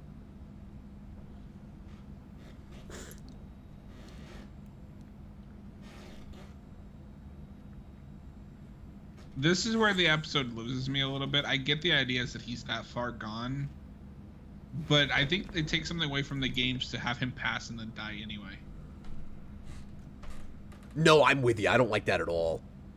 And it makes it worse because, so this is what, 06? This is right around the time right after Saw 3, which Saw 3 has a subplot about this where one of Jigsaw's apprentices is putting people in games that are purposefully unwinnable, and how that's like the antithesis of what Jigsaw believes. Well, it seems like the point of this is he's just taunting him, and he actually says that.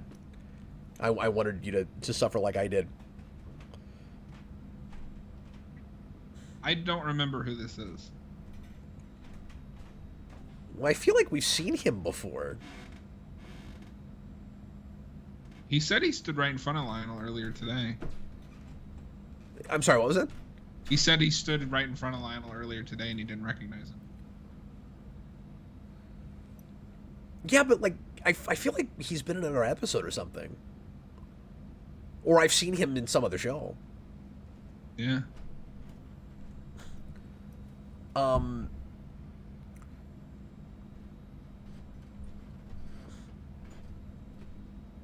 Yeah, I forget where at the beginning of the... we were just talking over all this.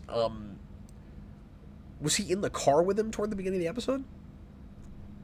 Oh, no, he was in the car by himself.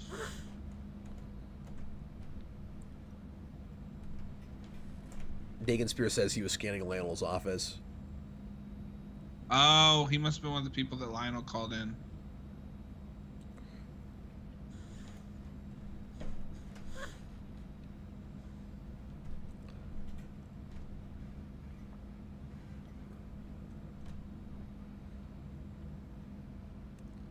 And now Lionel learns the true meaning of Christmas.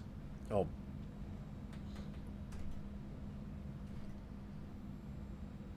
Yeah, see, this loses me a little. What are you supposed to learn from this? You try and then don't succeed? Well, again, we've just said that the character doesn't actually care about Lionel learning anything. No, but I mean just like, not just the characters, but like, as the point of the episode, like... Well, I think the point of the episode is Lionel is an awful human being that has driven somebody to do this to him. And that the only thing that can save him is somebody else that's altruistic and selfless like Clark. I mean, that's really all it is. You know, this whole episode is friends and family in danger. Oh, that's true. The whole thing. That's all it is. So I guess we throw two of those in there. And he ditched Lex back there, so it'd be... that's a rude super speed exit. Yeah. And then, of course, he's allowed to see Clark do that because he already knows. I do like it's watch kind him just walk out and he just leaves. Do you even know where you are? of... Even Martha's like, where's he going? Like, you don't have a phone on you. That's so awkward. I do like that that's a position where Clark really didn't have a choice in revealing his secret. No, yeah, it's true. But what's funny is scenes like that aren't contrived feel that way because seasons now upon seasons of contriving moments where characters don't see things like that happen. So now you get suspicious now when they do, because it's like, oh, you only saw that because now the show allows you to. There's some of that can't be helped, of course, but the show's so formulaic a lot of the time that it's more noticeable. It jumps out at me more. But yeah, to your point, it kind of degenerates into a standard Clark's gotta go save somebody scene. So it's almost like he decides to kill Lionel just because you're supposed to have that scene. Like, why not just have Lionel lose in a game? Lionel doesn't jump through hoops. Oh, okay. He needs to try. But of course, I don't want to rewrite it either. I do like the situation with the gun. Like, it's not a surprising situation or anything. But I like it because he might have actually tried to sacrifice himself. Which, John, I guess, moral of the story-wise, at least for him, that's the point. If he did it, is like, okay, he survived, but if he could have died there, it would tell him that maybe he actually cares about someone, but of course, that's not ultimately what the episode ends up being about, because he doesn't have that moment of self-reflection where it's like, holy crap, I actually care about this person. I don't see everyone just as pieces to move around on a chessboard in an episode that opened with chess. I like that Lionel is putting on almost a charade with Lex.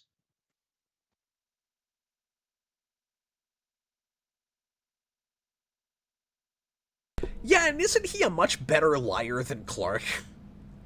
Well, I mean, the elevator is a better liar than Clark. Why is it that every time we do a teenage superhero, they're terrible at lying?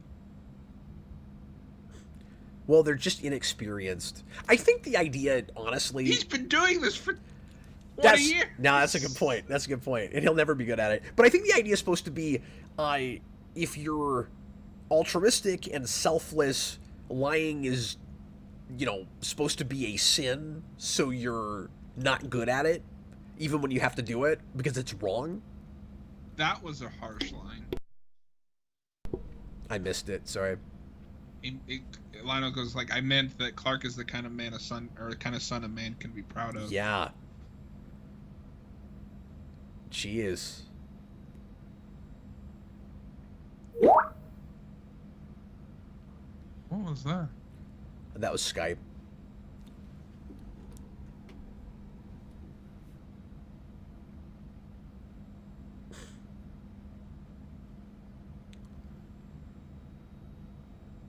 So yeah, it is interesting that we've got them in their relationship with Lionel and Lex to this place where Lionel is choosing Clark over his own son. Like, however we actually got there, just that as a situation on paper is really interesting to me, because we opened this show with Lionel being the antithesis of Jonathan Kent, and seeing them as that whole family as beneath him and not the way you're supposed to be, because it's supposed to be all about power and getting everything you can. So and he's Lex known since he was put in a coma. I'm sorry, what now? So Lionel has known about Clark since he was put in a coma by one of the stones. Right. I don't think so, Tim.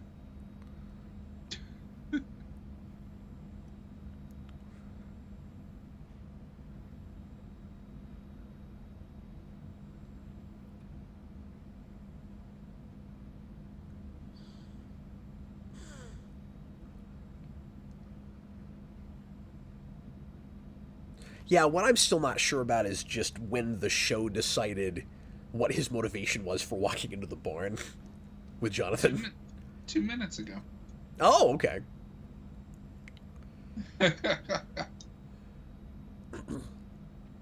But yeah, all I was saying a minute ago is it just really turns the knife for Lex, and I like that a lot. Lionel choosing Clark over him, given the dynamic those two families have had since the beginning of the show. That, like, all Lex has wanted is to have the kind of family life that Clark does, with a father that loves him and you know, raised him the right way.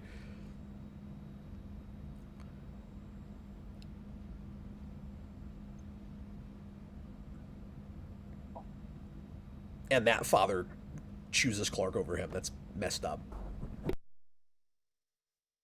I love in this scene, you can see just how much taller Tom Welling is. Yeah. A lot of people threatening people.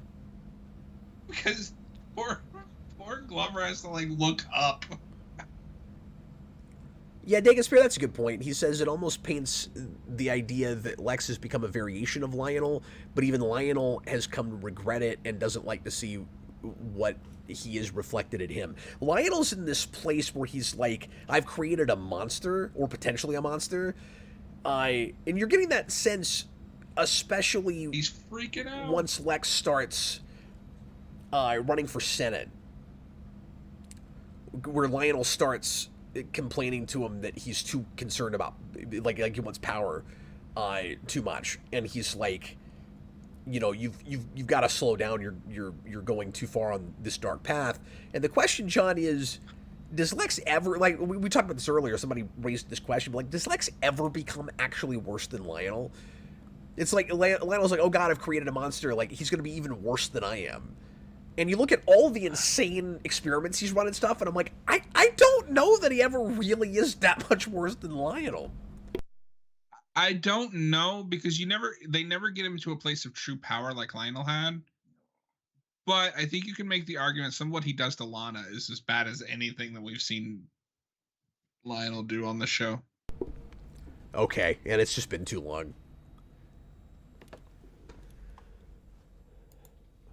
I'm gonna go obviously green on that episode. Yeah, same here.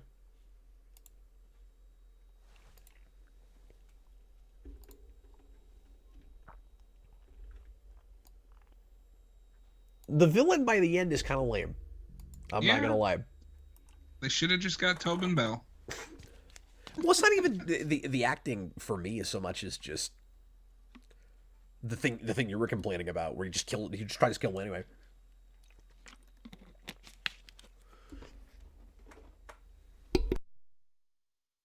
Like, I don't think the story really needs a quote-unquote moral with all of that, but it is kind of weird to go through all of that, going as far as he did. I could see, like, you know, one or two, like smaller games and then kill him, but, like, that's all really elaborate. Yeah.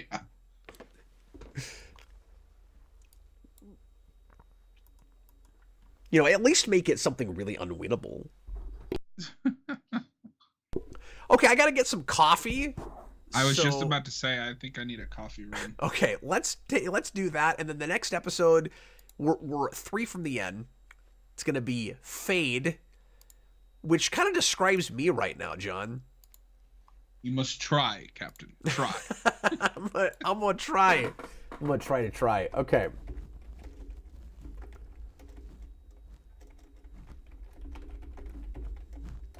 Sorry, I'm just trying to get this in here real quick. While you're doing that, Tom left a $2 super chat. I'm Clark Kent, and you're watching the Disney Channel. Okay, Tom. Why are we watching the Disney Channel? I don't know. I don't even understand that. It is a good day to die. Okay, we will be right back, everybody. Give us just a couple of minutes.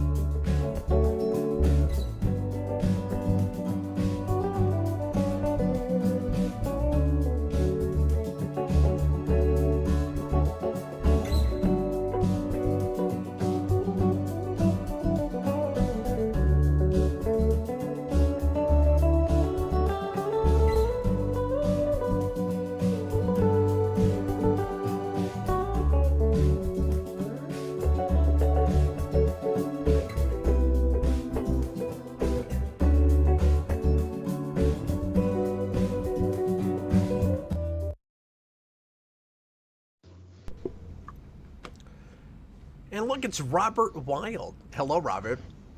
Hello there. I like your Jurassic Park shirt. Ah, thank you. I have exactly that shirt. Which, you know, is not all that surprising because, like, it's just the logo. But, like, it's that one that's sort of, like, dark gray and not black. It's, like, exactly that shirt. Yeah. Are you wearing that because they announced that new Jurassic Park game? Oh, no, I haven't heard about that. Do you have any idea how excited I am about that, John? Finally, I'm going to have, like... I'll be the only person on the planet like this. I have been waiting to get a, like, new console because there hasn't been enough stuff that I can... That will be the system seller for me, dude. I'm so excited about that. Is it going to be a real game or one of those, like, crappy options? No, they're doing survival horror. Finally. Oh. No, Cap, I'm with you. I've been pitching that since the 360. Oh, I thought you were going to make fun of me. Like, that's the system seller. That's what I need. No, I've wanted this game forever. I hope it's really good. But The trailer's not great, but... no, but it shows promise, man. Well, I think the problem is just they don't have enough to show off yet. I don't know if you've seen the trailer, but... I saw part of it. Like, I saw it first... in somebody else's video talking about the Game Awards. I haven't watched the whole trailer, but... The first, like, 3/4 are just them recreating shots you remember from Jurassic Park with their new character. Yeah, I saw some of that. But they had a little bit of gameplay in it. Yeah, no, the gameplay at the end was great. It's just the rest of it was like, yes, I remember Jurassic Park. Yeah, I'm just saying it's surprising that it wasn't just cinematics. Like, I was really glad to get at least a glimpse of what the actual game looked like. Because a lot of things in an announcement don't give you that. But anyway, I don't know. I'm really stoked about that. Yeah. The name is on the nose. It's called Jurassic Park Survival. It's a survival horror game. It's called Survival. Well, I found out yesterday that was also the name of a canceled Jurassic Park game from like a decade ago. Oh, really? Yeah. I'm also really glad that it doesn't seem to have anything to do with Jurassic World at all. No, it's just the first movie. And it's supposed to take place like minutes after the first movie. Yeah, so the general premise that I got from the first half of the trailer before it just evolves into like shots from the movie is your character is left there at the end of the first movie. That's a great premise. That's cool. Yeah. Hey, John, would you check and make sure that your microphone is in the right spot? Because it sounds a little far away again. How's that? That's better. Thank you. If you get to play as a Velociraptor, Cap will be the first person to purchase this game. I'm gonna be the first person to buy it anyway, but I honestly hope that's an DLC. option. Yeah, absolutely. That and the Blade game were two of the best announcements we got. Tom put in another $2 super chat and says Smallville is on Disney Plus now because of Hulu beta. I was wondering if it would be, because I knew Hulu and Disney were supposed to eventually merge. Yeah, but not everything transferred over. Is Smallville on Disney Plus? Because I've been watching on Disney Plus this whole time. That God, that's surreal. If so, you know, you got a Superman show on Disney. Oh, Prey is on Disney Plus. Interesting. I need to buy that Blu-ray. I'm glad they put that out. Same.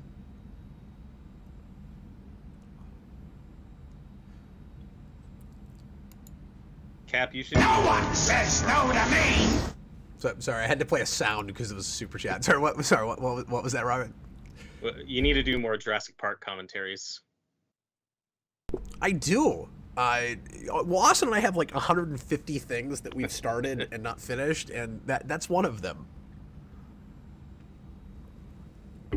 I think I lost a little bit of interest after Dominion came out. I was like, well, I don't want to ever have to talk about that again. So, well, that's because you're the only guy who liked Fallen Kingdom. I am. You're the only one who is disappointed by what came next. Yeah, no, that's true.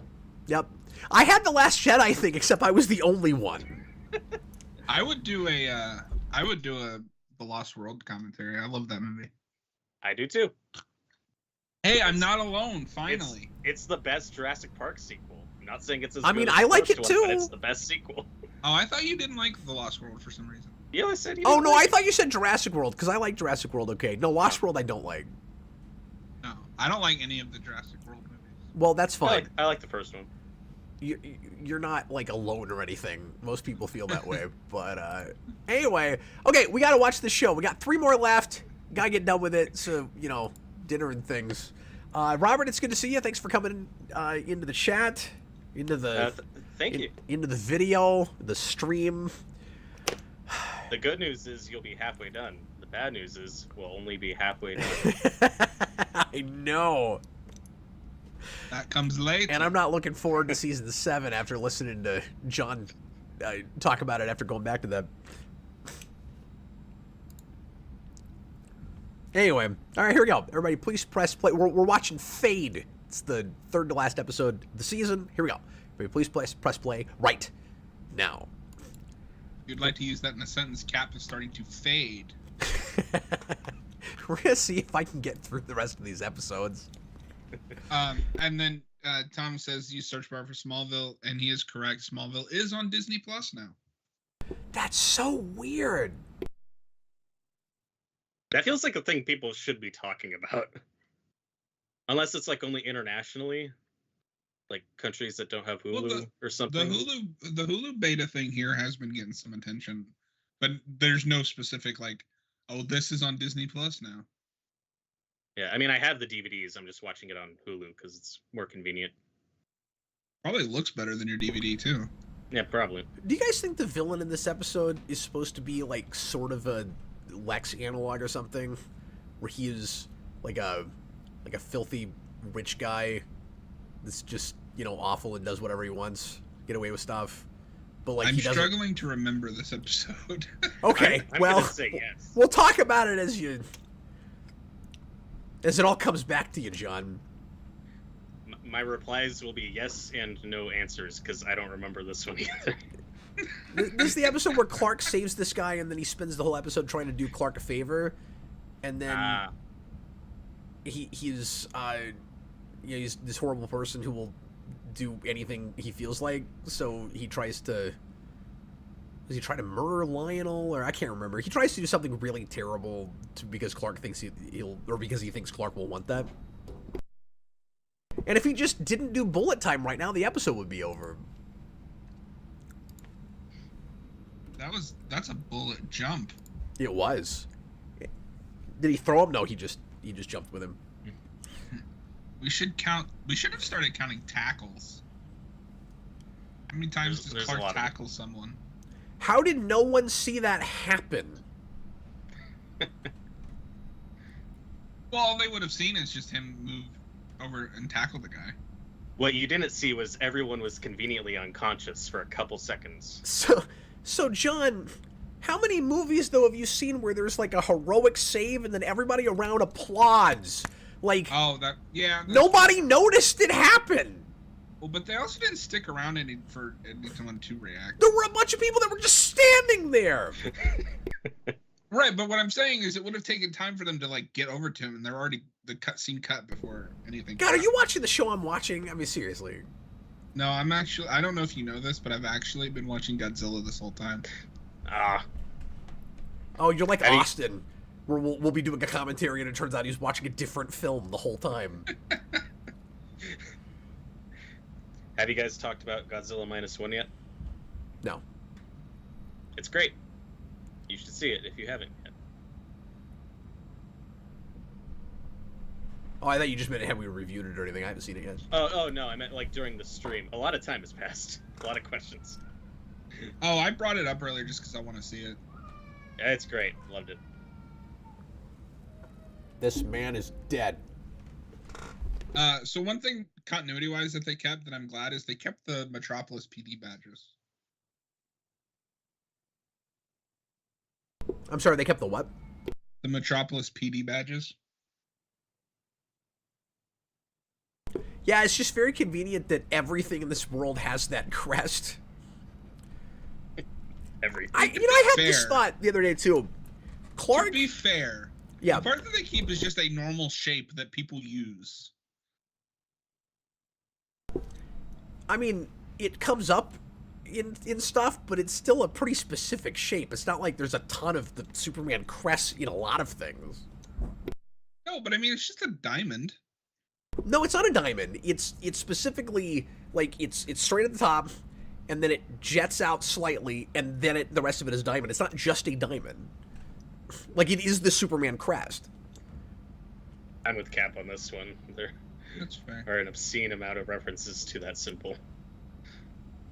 And it's also kind of, wow, she looks, I don't know what game system she's playing, but that is a really generic, like, I don't know what company would make that controller, but So I'm trying to think of a really generic controller company. Somebody help me out here. She's playing the game sphere. I'm gonna stick up for this one. That looks like a third-party original Xbox controller. Yeah, that's what I was gonna. But it looks like a really crappy third-party controller. Oh no, it is. That's what I'm saying. Is She's gonna play it is that an- for 5 sessions, and then it's gonna totally break down on her. But that is an original Xbox controller. Okay, I wasn't totally sure. Just glancing at that controller, because I never had an original Xbox. Like, I know what that controller looks like, but the colors were weird and stuff, so I couldn't tell just immediately. That's because it's third-party. Yeah, I know that. Well, yeah, because I told you. My whole point was it looks like a crappy third-party controller. It's hilarious how terrible. Whatever. I don't want to talk to you anymore. Now, I was talking about something. I can't remember what it was. Now, I noticed that they kept John Schneider in the opening credits for the rest of the season. How much did he appear this season after his death episodes? Twice. Death Or episodes. 2 or 3 times. So flashbacks, visions, I vaguely remember. Hallucinations. Okay. Well, hallucinations, or more likely, an actual ghost. And that season 10 does that. Did you guys talk about that yet? His I brought cameo it in up, season yeah. 10? Oh. It's weirdly But I don't similar. remember the context. It's really similar to that BVS scene with Jonathan, where it's like, is this a ghost? Is he imagining this? It's Yeah, but they've really already similar done to that this season. It's the exact same thing. Okay. And then they do it again in the last season. Except this time it has to be a ghost because he's giving Clark exposition about Lionel knowing a secret, which he doesn't know yet. Like in BVS. Clark Kent, more like Danny Phantom. Does he tell Clark things in BVS he can't possibly know? Well, he tells No, him he has story. that whole... I don't know. His subconscious could have made that story up, I guess. I mean, that's a stretch. I'm going to assume that's supposed to have actually happened. You're right. But this is weirder, because that could have been a story that he told Clark when he was younger and he just suppressed it or something. With this, it's like a thing that has happened recently he can't possibly know. Like, there's no ambiguity about whether he's a ghost or a hallucination. He has to be a ghost. Gotcha. John, don't besmirch the good name of Danny Phantom. That was a quality show. No, that show's great. So, I just remember the thing I was going to mention earlier, Robert. So, Clark wears, for 10 seasons, the red and the blue, right? Mm-hmm. And he just happens to get lucky that his favorite choice pairing of colors ends up being the Superman suit, because he doesn't choose the colors for that suit. Jor-El gives it to him. Didn't it? Or I guess the ghost of Jonathan Kent gives it to him, if memory serves. Okay, well, we'll get there when we get there. We can, although John, remembers the show better than we do. I always remembered it as Martha making the suit, then someone or something puts it in the fortress, and then Clark gets it from Ghost Jonathan in the series finale. That's what I remember. Is that what happened? Wow, that's convoluted. I don't remember the final season at all. I watched it once as it was airing. But I just don't remember if Martha made the suit or modified it or something. I remember her doing something with the suit, but it was put in the fortress after the fact. So That Dagon I Spear, remember specifically. I remembered that John Schneider was in the credits post when he dies, but I wasn't looking at the screen in the episode where I was wondering if that was still happening, so I just didn't want to immediately say, oh yeah, he's still in there. Because I could have been wrong about that. I wasn't looking at the screen. Yeah, well, I was specifically looking for that because I didn't Martha remember. makes it, and Jor-El... That's... God. Okay, this show. No, the Dagon Spear just said the same thing you did. All right. Because we fought I saw that about finale this once, last- and I wanted to stab myself in the face with a pen. Because we fought about that last time I was on the stream. I was like, no, I think Martha made it. Then it was put in the fortress. But Oh, okay. Sorry if we've already had this conversation. I have said it before, I'll say it again. Out of context, the series finale is fine. If you don't watch the first 10 years of the show leading up to that series finale, it's okay. Is it though? Worked for it. Got me into the show. They shouldn't have done Dark Side. Yeah, I feel like if I mean, I don't know because I was invested in the show, so I could be wrong about this, but I feel like if I'd watched that, like at the age I am now for the first time, and there's no way I'd go back and watch the show. Like,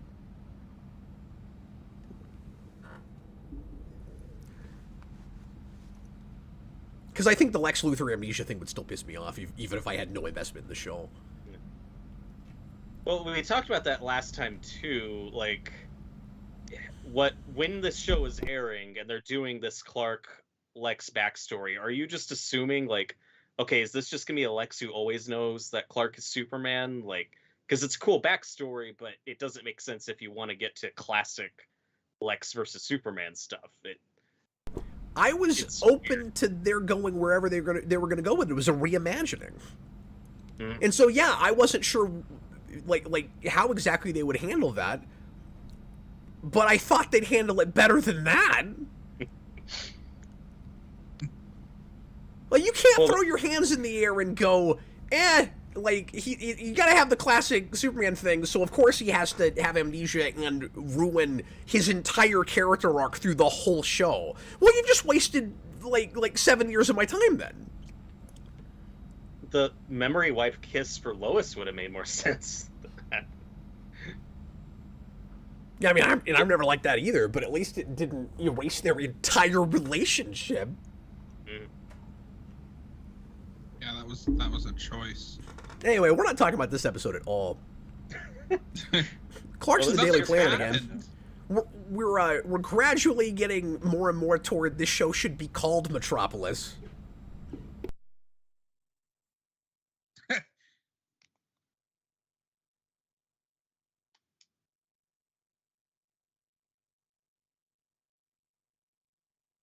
Yeah, AMC. That's the scene I was thinking of with Jonathan in season 10, and then he pops up again in the series finale. I just forgot about the second one. Okay, hold on. Did we talk over the scene? Because I don't know where it is now.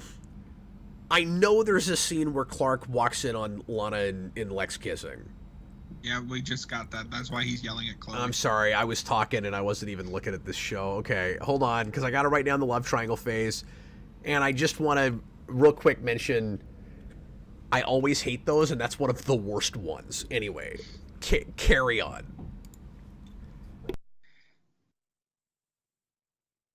Yeah, and now Chloe's talking about how Lana's an adult and doesn't need permission, and it's like, fair. Lana's also only 18 or 19 at this point, and Lex is like in his mid to late 20s, so regardless of the Clark weirdness, people are fair to say, hey, this probably isn't a good idea.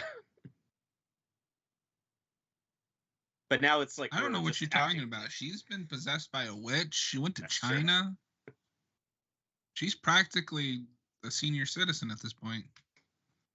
Well, and now that we're out of high school, it's like we're just kind of acting like and pretending like these characters are the age the actors are, because the actors are in their late 20s by this point. And there were a lot of places where we were already kind of forgetting that they were supposed to be in high school.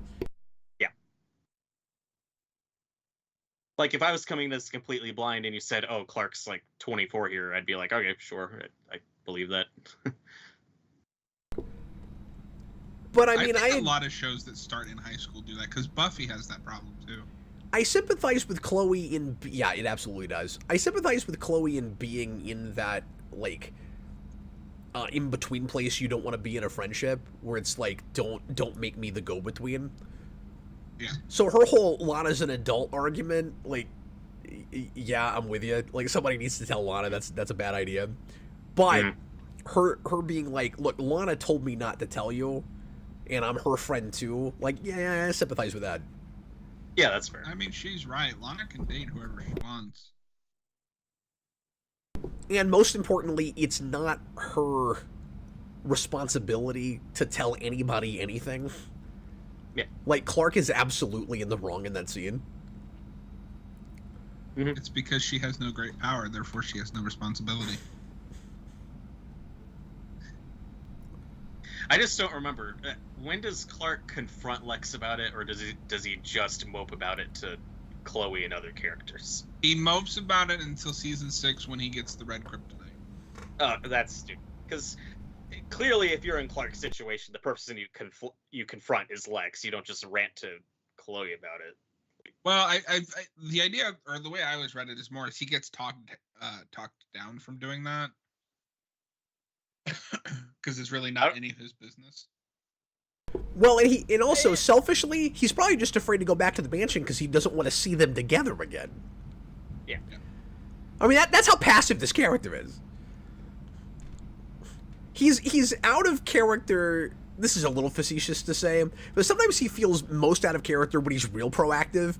Like that scene early on in the season where he's lost his powers and he goes in and just starts wailing on Lex in the face. I'm like, where has this Clark been this whole show? Like, why can't I have this every other week? Like,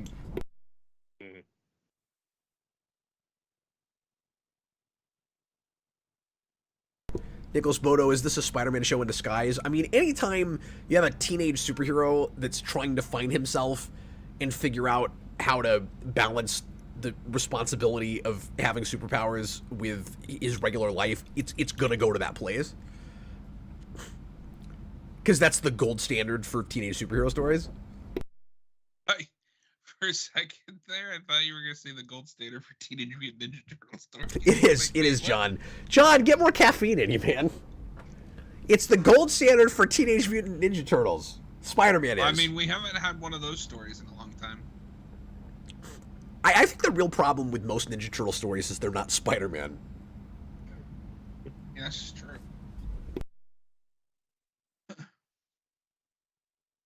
So, we haven't been talking about this at all, but Clark saved this guy, and he's filthy rich. We don't know how he made his money yet, I don't think.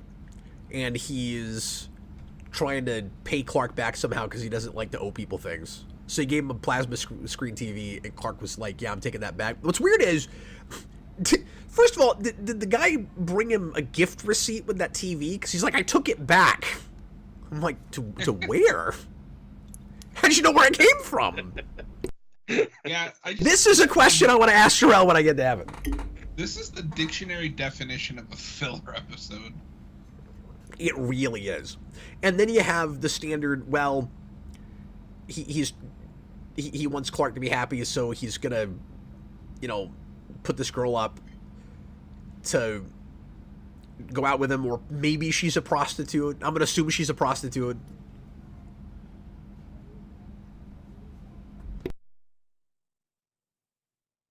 Now, Cap, I don't know what the rules are. Sorry. It's okay. I don't know what the rules are, but if you only get to ask Jarrell one question when you get to heaven, I hope it's that one. I hope that's the question you pick. Yeah, no, it's probably not that one. I haven't done that shtick enough this stream, so. Yeah, so Cap, with all the questions that you have for Jarrell, if you can only ask one, how do you pick which one? Oh, I know, that's tough. I gotta think about it. What would that question be? I'd probably ask him something stupid, like, what's 2 + 2, just to see what he says. Well, I thought it had to be specifically about the show. I just ask him, like how something that drives me so crazy in the show, I don't understand how it works. Honestly, it's probably the, how exactly does the thing with the stones in the black ship and the Kryptonite, or in the meteor shower come? How exactly does that even work? Because we've gone in so many circles about that. That's the biggest one, right? I would ask him why he sent Davis Bloom to Earth with Clark Kent. or here's one. Why does the spaceship have the same weakness Kryptonians do? I would ask him what the meaning of life is while I'm in heaven. He's gonna kill Lex. I totally believe that this one-off character is gonna kill a main cast member. That would be subversive. It subverted your expectations.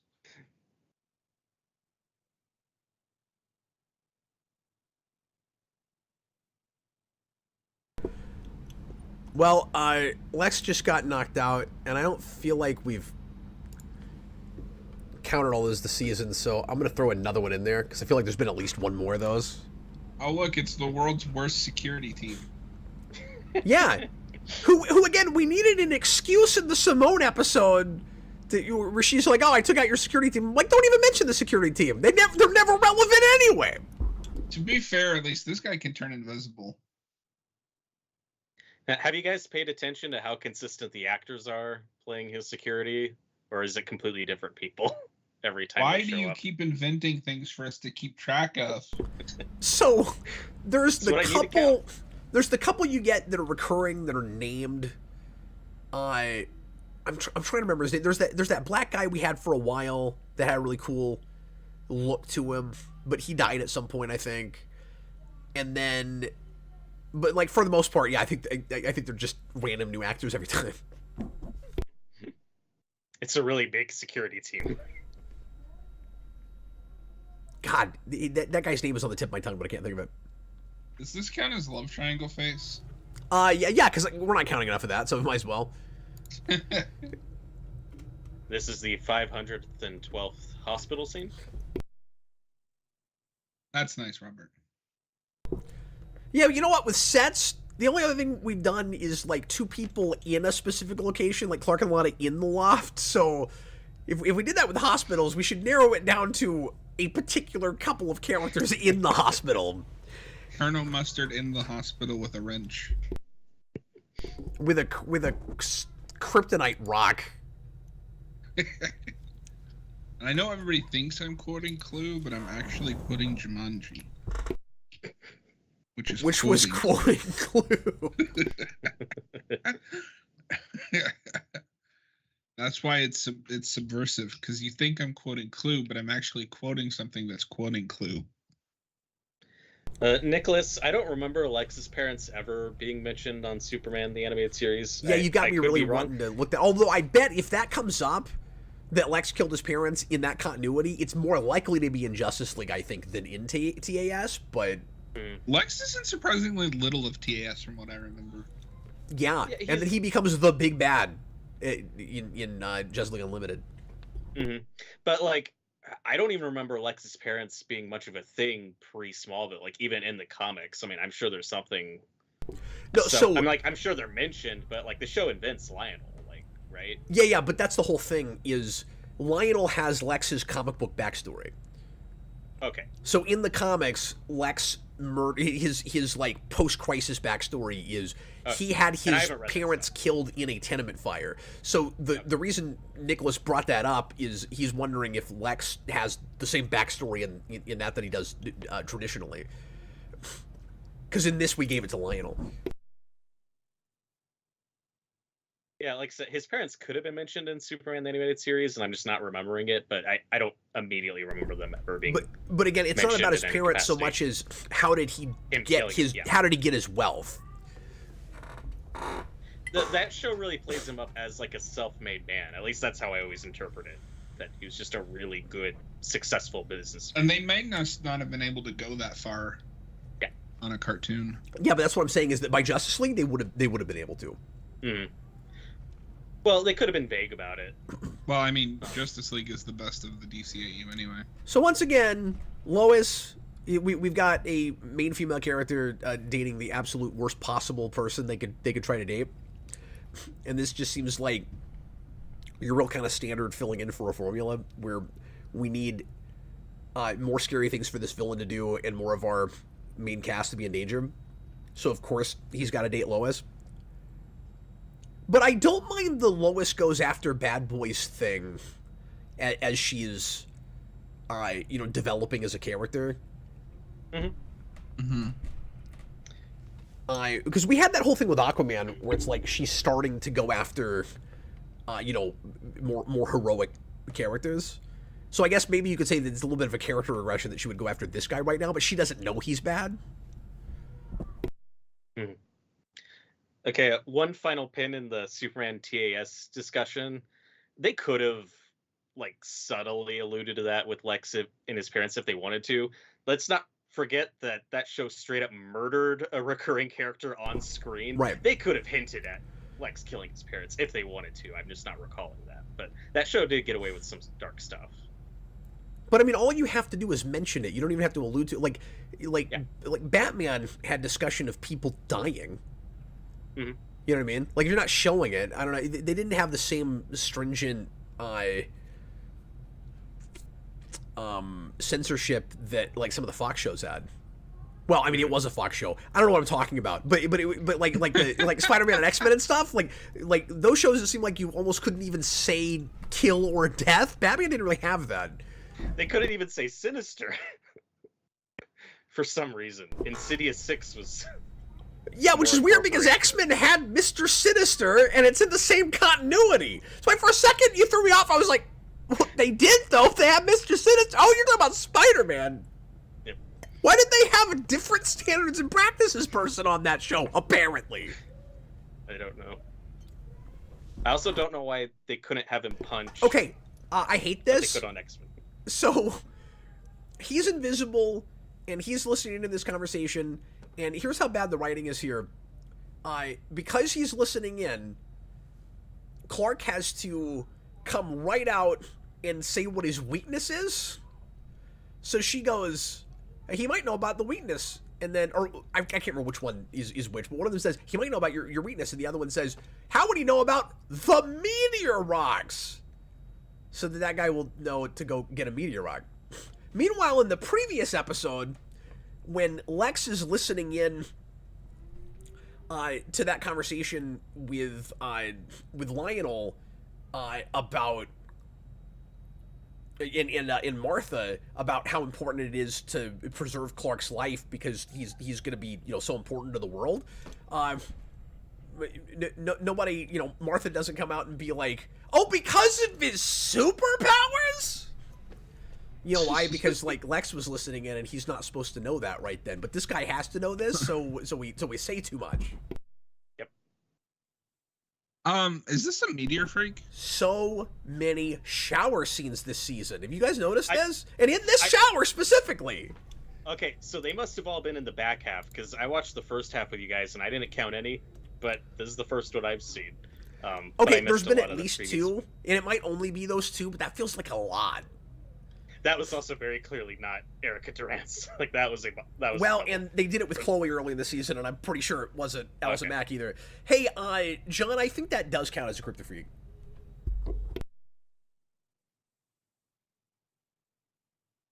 I mean, I don't know how else this guy got his powers. I'm sure they talked about it. Oh, so he now saw her naked. It's a reversal of when they first met. Brilliant writing. Oh, that's true. Isn't that brilliant? Look at that. That is paralleling or something.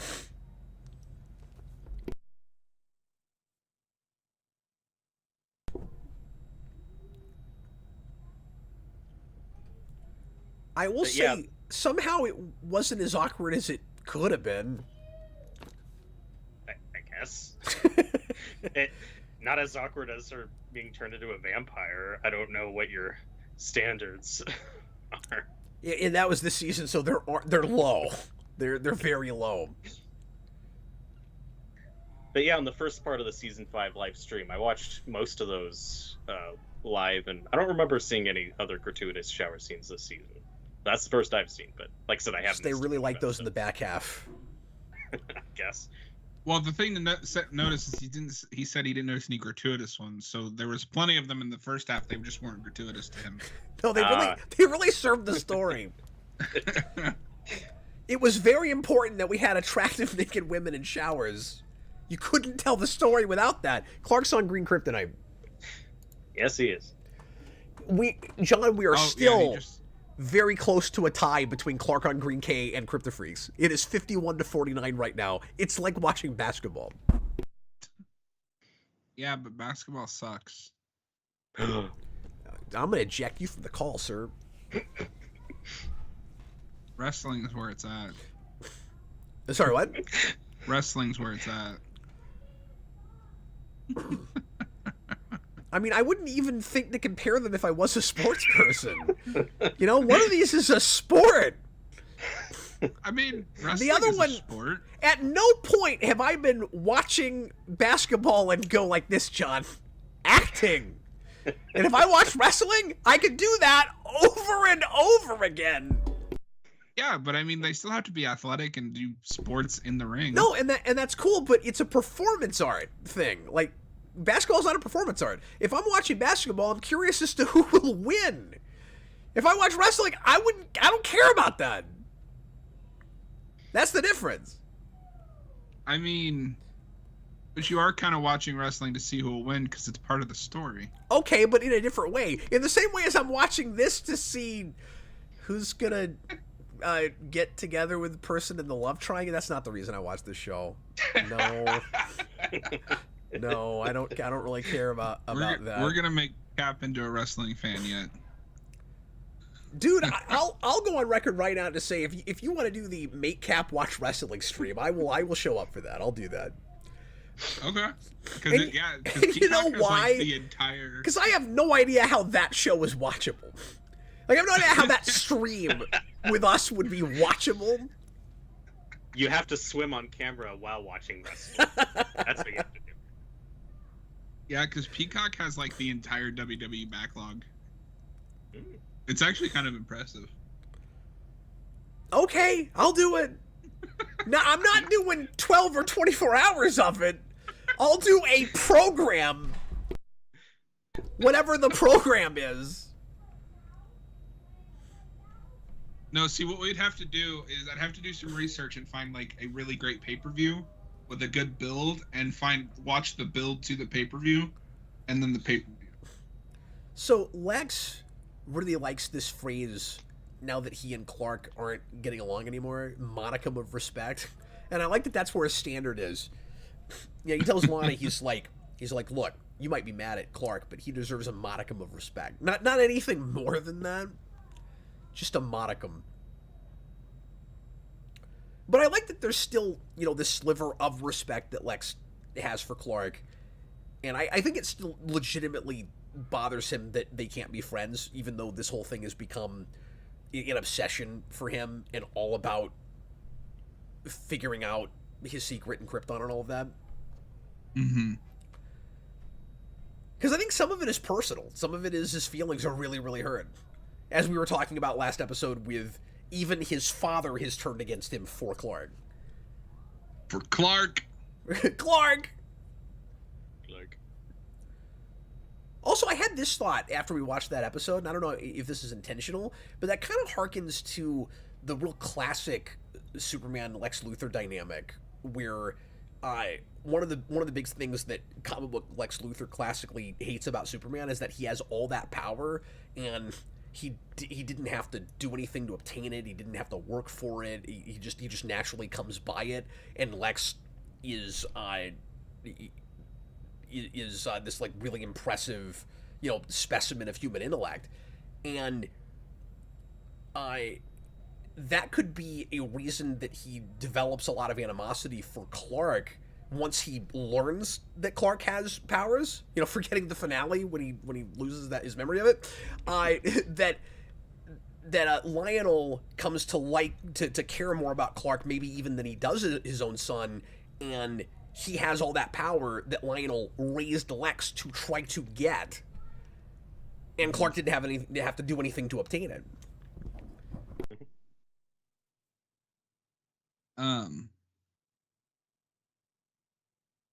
Tom Welling totally looked like he'd been buried alive in that one scene.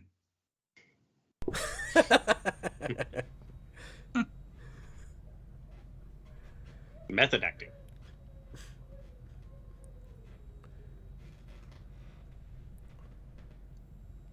I love John how I'll get into this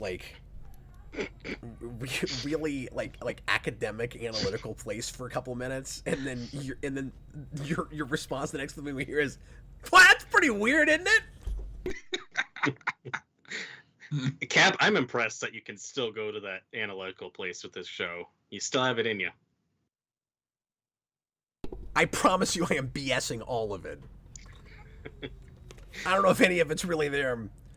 I love this look Lex has on his face right now. He is different. I mean, he has changed this season.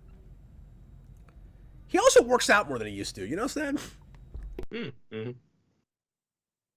I'm not saying he's ripped, but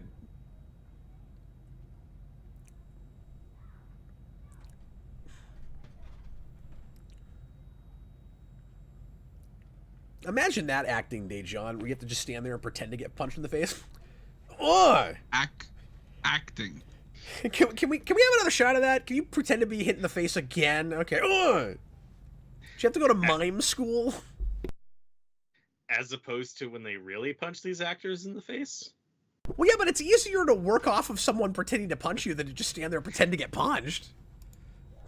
Maybe it's not. So, this is an invisible guy who can Bullet turn his time. clothes invisible. That's lazy, right? I'm Especially sorry, what was that? His clothes can turn invisible. That's lazy, invisible stories. A Kryptofreak can do that? Well, we had an invisible Kryptofreak in the first season that also did that. They're just consistent. Okay. Sure. No, it's always funny when someone mentions that, because I always think of Animorphs, where there's like an entire section in I think that first or second book where they detail they have to wear special outfits so that they can morph. Just because K.A. Applegate didn't want to write a kid series where you got all these kids running around naked when they're not turning into animals. I mean, I'm sure that came from Scholastic. Probably. You know, in her defense, at least it was... She tried to come up with a limitation with it, where it was like, it's got to be skin-tight clothes. Because in the TV show, you could just morph whatever you have on. I really wish that TV show was available somewhere. Come on, Paramount, put it on your streaming service. There's a couple places that have it with commercials. Oh, interesting. So I don't think I've ever actually seen any of that, but I read the entire like 54 books like 3 times. Yeah. Wow, I can't Where's believe my Animorphs movie? I can't believe some of the things you and I have in common, John. Like that, you know that you're the only person I know that knows that series as well as I do. And I've probably forgotten most of it at this point. But You remembered 15, how many 20 years. books there were. That's amazing. not true. Apple feel the Kavorka yet? I don't know what that means. I assume it's a wrestling thing because he's been going on about the wrestling. At some point, the Kavorka will happen.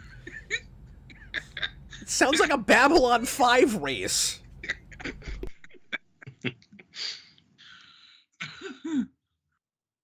Yeah.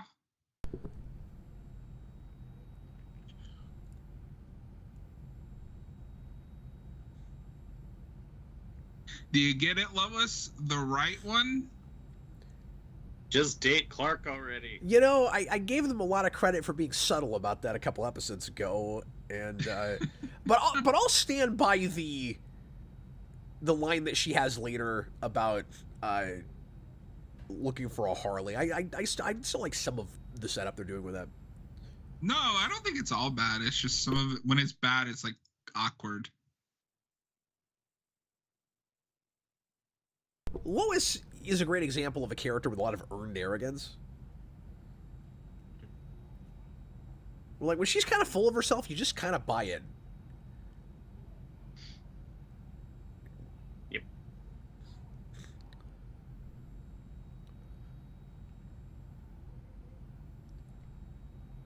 Was Clark really wondering if you should just let someone get hit by a bus?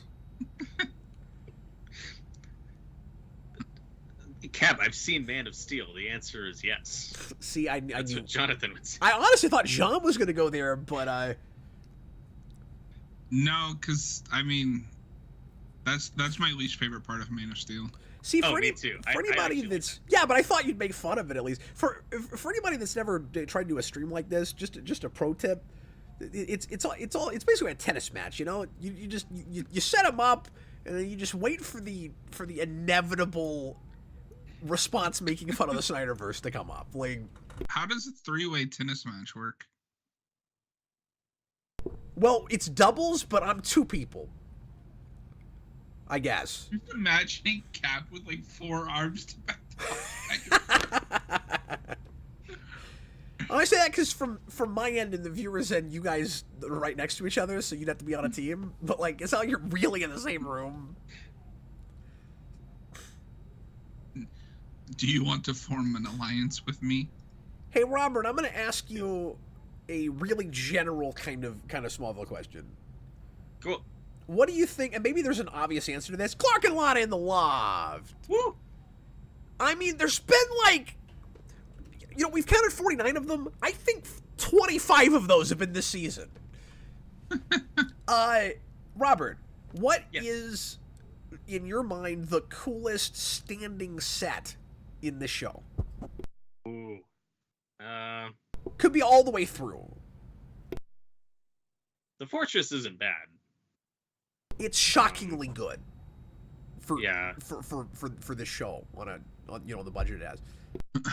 The Fortress might be my favorite set, just because it looks great when it's not CGI. I do like the Luthor Mansion, but that could just be nostalgia, and it's also really cheap, and we're always in the same room, so that's probably not a great answer.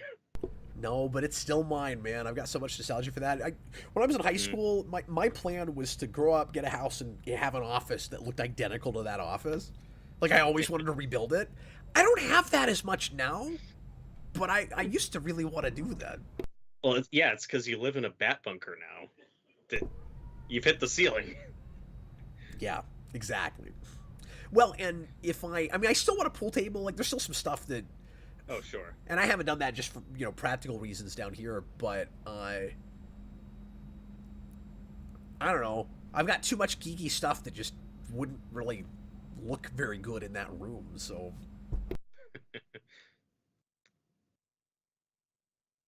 John, I'm bored. I mean, this episode sucks. It's really funny that he's like, I just don't want to see you get hurt, but like, we had to sit through 7,000 episodes of him hurting her. And saving her, and hurting her, and saving her. The funniest thing, the thing that's always bothered me about their whole thing, is like, she only walking away angry. She only doesn't trust him because he won't tell her one little thing about, like, this one thing about him. I don't want to say little, but one thing. Yeah. But it's like, how many times have you not listened to him either? Yeah, no, she's always had this massive double standard, and she will tell people lies anytime it suits her, and then act like, when there's consequences for that, she'll act like that was a horrible move, and she's grown as a person, and then take your pick, she either is regressed as a character, or she never really meant that in the first place. But, like, we move these characters and regress them all the time. I mean, my favorite example of this is the Season 2 thing that I was really taken in by when we first had it. I think it was in the caves, where she says, like, I don't care that you have secrets, Clark. I just don't want to, keep losing people. And then she never has that attitude ever again. Yeah, because I think one of the biggest issues for me personally with this later stuff, where it's like, this entire thing is just built on her being mad he won't tell her his one secret. It's like, but why does it matter? He tells you everything else. Can't he have one secret? Well, and a lot of this is communication, and I mean, we've been over and over this probably. Like, we're going in circles as much as this show is, John. But the show is doing things to us. My problem has always been he won't tell her, look, I've got a really good reason. It's the one thing I can't tell you. Like he never even talks about the fact that there is a secret. He just pretends like he's completely normal, even though he obviously can't be, and that's insulting. You can't treat a person like that. I mean, they're both equally in the wrong all the way through it. True. Yeah, and back to what I was saying earlier, I mean, I agree with you, John. Like, Lana can date whoever she wants. It's none of his business. I was just saying that it's because Clark and Lex were such close friends for years that Clark should confront Lex one-on-one, just say, hey, I don't think this is appropriate. I don't think you should date her. That's my opinion. Like, I don't know. I mean, if you guys disagree, that's fine, but I think there's a professional way to go about that than just sulk about it and mope and rant to other characters like Chloe about it. Like, I think you can confront. I think can confront Lex one-on-one. Just say, "Hey, I don't like that you're doing this." That's just all I was getting at earlier. Yeah. No, that's Yeah. fair. Dagasper says that the Invisible Guy in season 1 didn't have powers. It's been so long, I forget. Did he have like something he just like wiped on himself that made him invisible?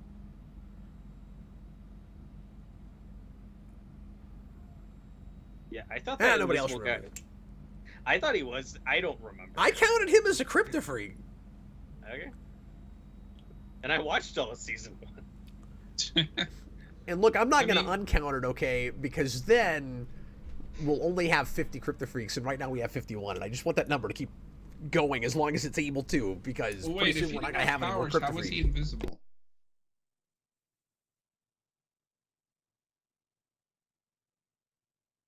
If he didn't have powers, how is he invisible? Yeah, well, and if you didn't have powers, then he wouldn't be a Kryptofreak. These are all excellent questions. Okay, next. That's what I'm gonna ask Jarrell when I get to heaven. Hey, we've got to rate, flip our signs. I would imagine we're both going red on this one, John. That is a red from me. That episode sucks. Like, I kept trying to bring it back to the episode. You guys were both like, I don't want to talk about this. Let's do I just anything didn't have else. anything to say. Like, it's the dictionary definition of filler. Okay, let's take a quick break. I just need to check with my family upstairs and find out where dinner's at and when I need to I would assume it's in the kitchen. be there Just for saying. that. But did I say where? I meant when. But you know, no, I meant where in the timeline. Like how far in? Shut up, you. I just like to imagine now you running upstairs and like looking at Sarah. Where is dinner? Where is it? Where are the other potatoes going? It's going. Swear to me. This is what it looks like when you break, folks. You know, even having some time in that really long break we took to sleep some, you know, you still get delirious when you sit here and do this for 8.5 hours. Yeah, that break was so long that I finished the entire Stephen King bibliography. Yeah, and I rewatched Lost. I mean, I don't know why, but I did. Okay, we're gonna be right back in just a couple of minutes. Thanks for watching, everybody. Hope you're enjoying the madness.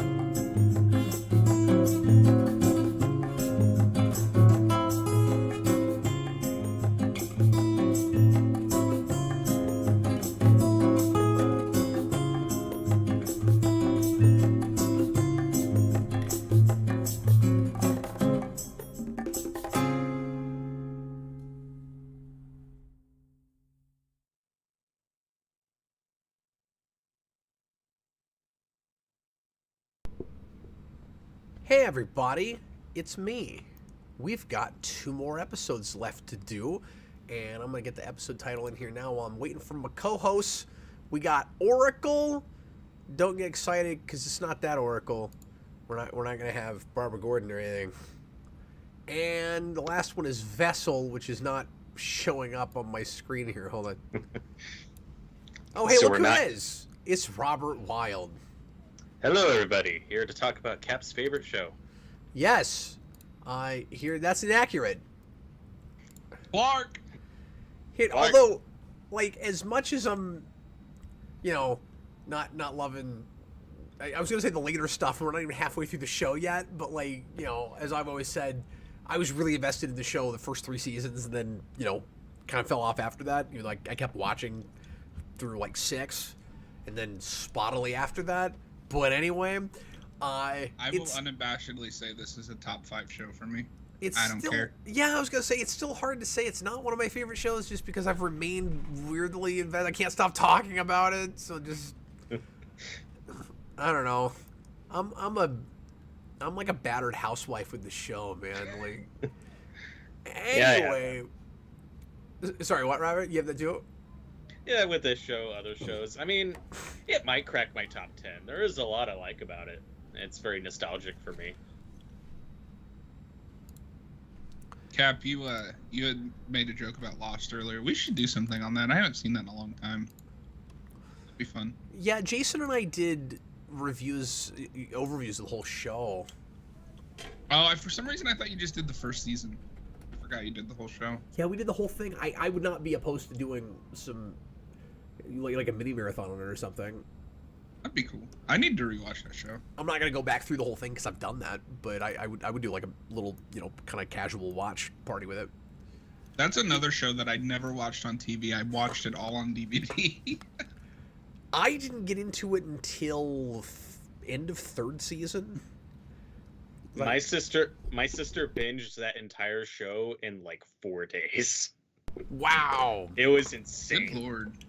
It was at least under a week. I mean, when I got excited about it, I couldn't stop watching this. I mean, I binged the first season pretty quickly. Well, I binged through the whole thing up to be able to start watching it weekly into season 4. So, I did the first 3 seasons probably a couple weeks. Even though it has a shorter run, it feels way more daunting to do that than Smallville with 24-hour streams. I feel like you'd run out of things to say a lot faster. Yeah, I mean, I feel like you'd have to almost study for it just to have enough to talk about. Or you just make it, very much a riff kind of party. Okay. Where you just say no analysis, okay? Like you can't have any of that. And I'm terrible at that. I've tried to do those streams where it's like we're just gonna riff, and then at some point I just get into I don't know, what do you think this means? Like, shut up, Cap, we're riffing. Okay, great. Send in a $4.99 super chat, but it appears to be empty. Oh man. Well, thanks for the super chat. Yeah, I was scrolling down real hard. Like, where's the rest of it? Trying to read your super chat. Well, he probably just wants a wheel spin, so let's spin the wheel.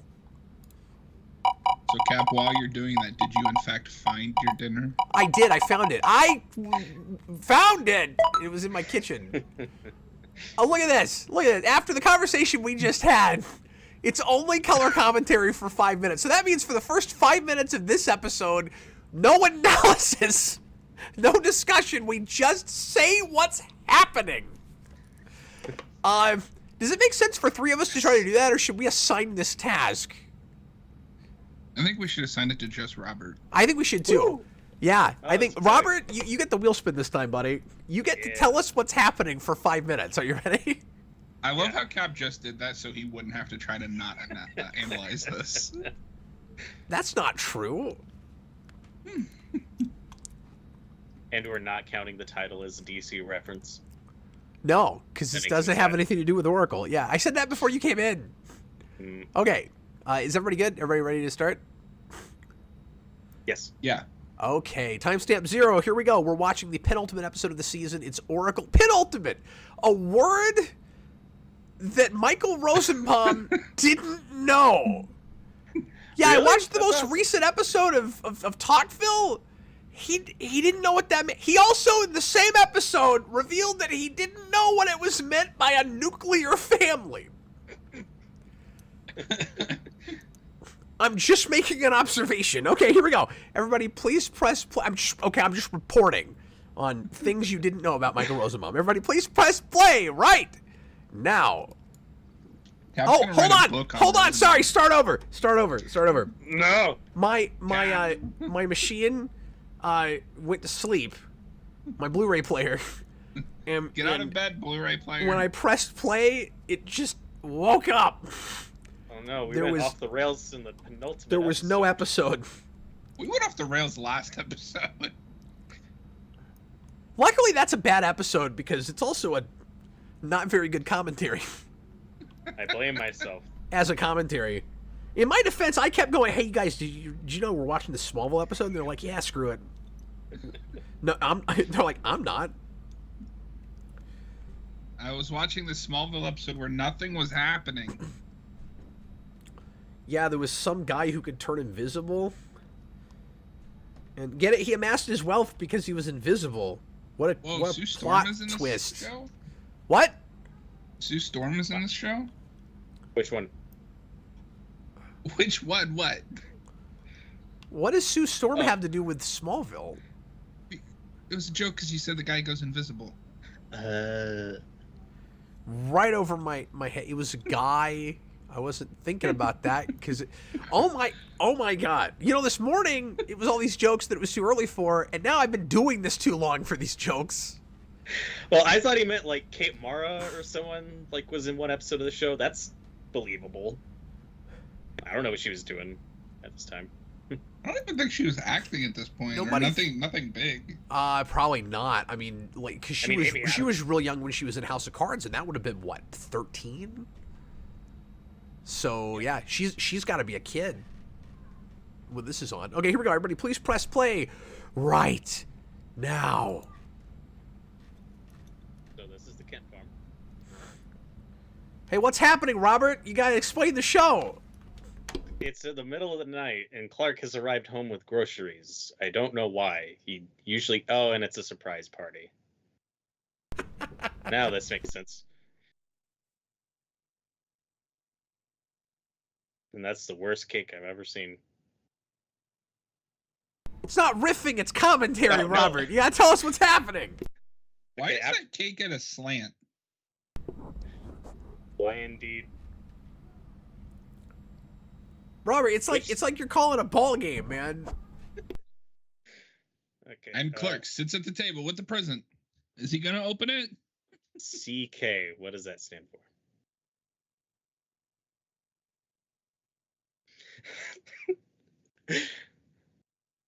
Clark just said, "Good idea. You invited all my friends."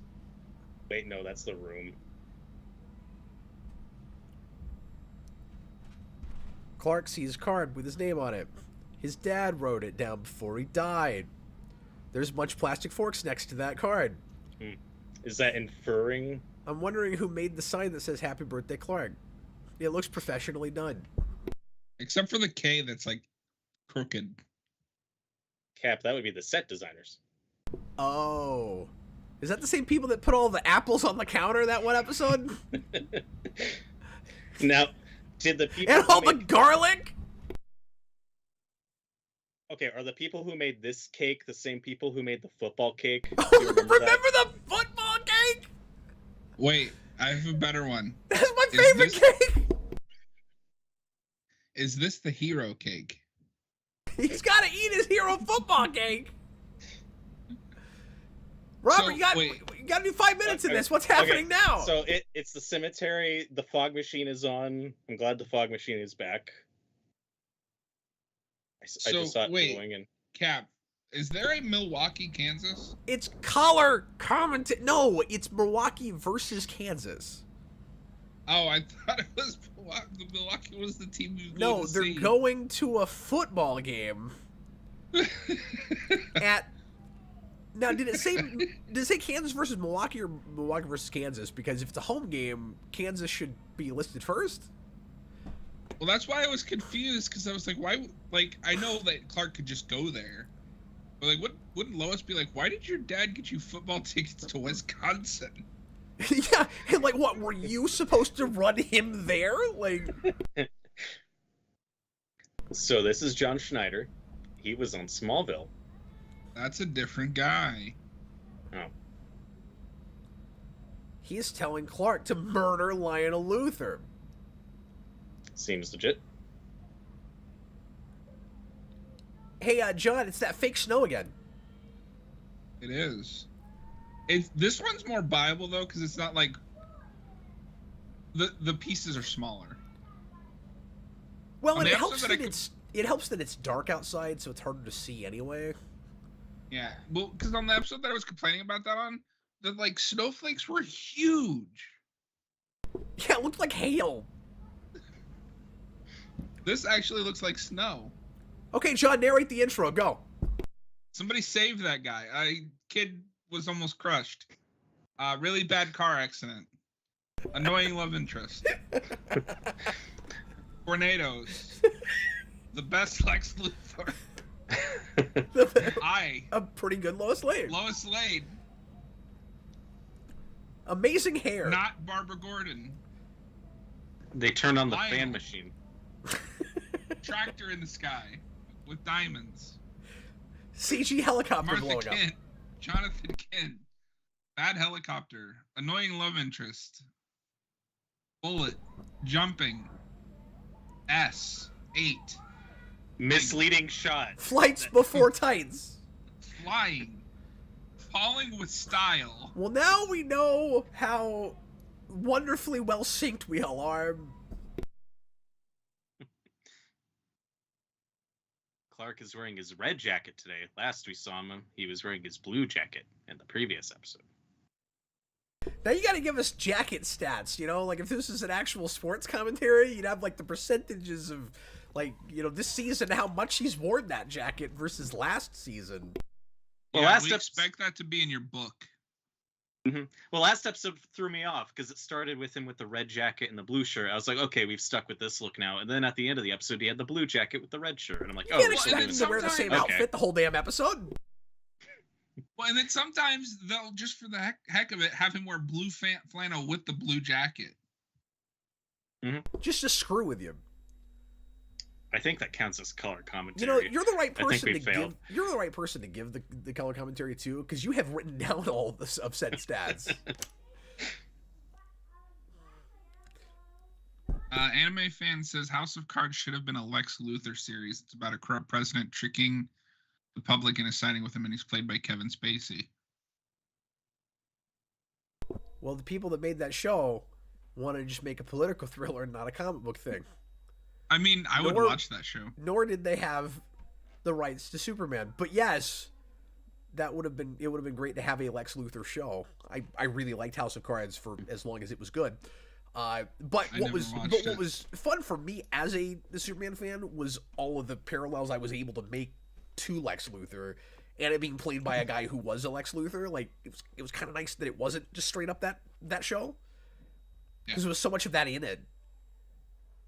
Nicholas asks, "Hey Cap, what are some great Clock King stories?" I couldn't tell you.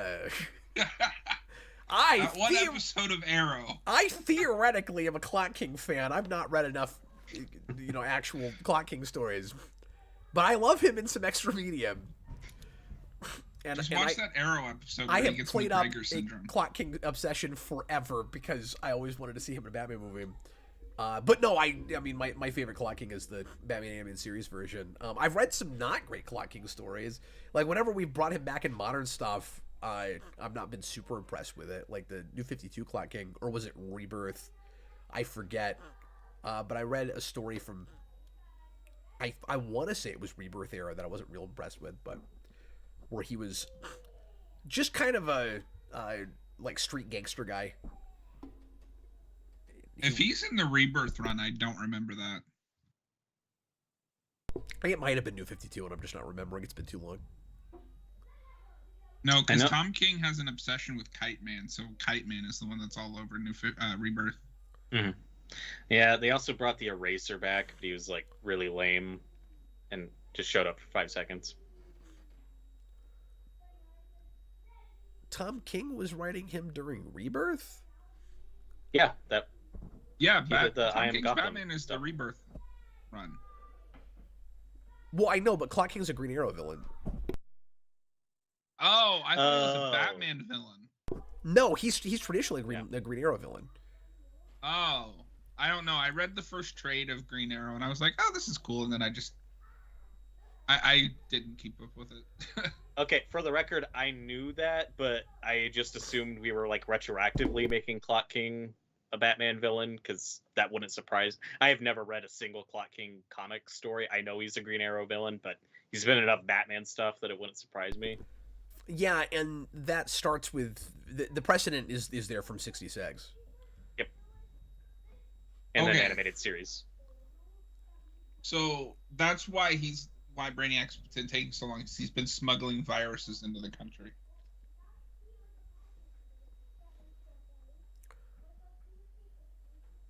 Okay. And so now I that guess we're supposed to believe retroactively that Lex Luthor was this whole time looking for him, but we only just a few episodes ago got that phone call where he's like, I find him.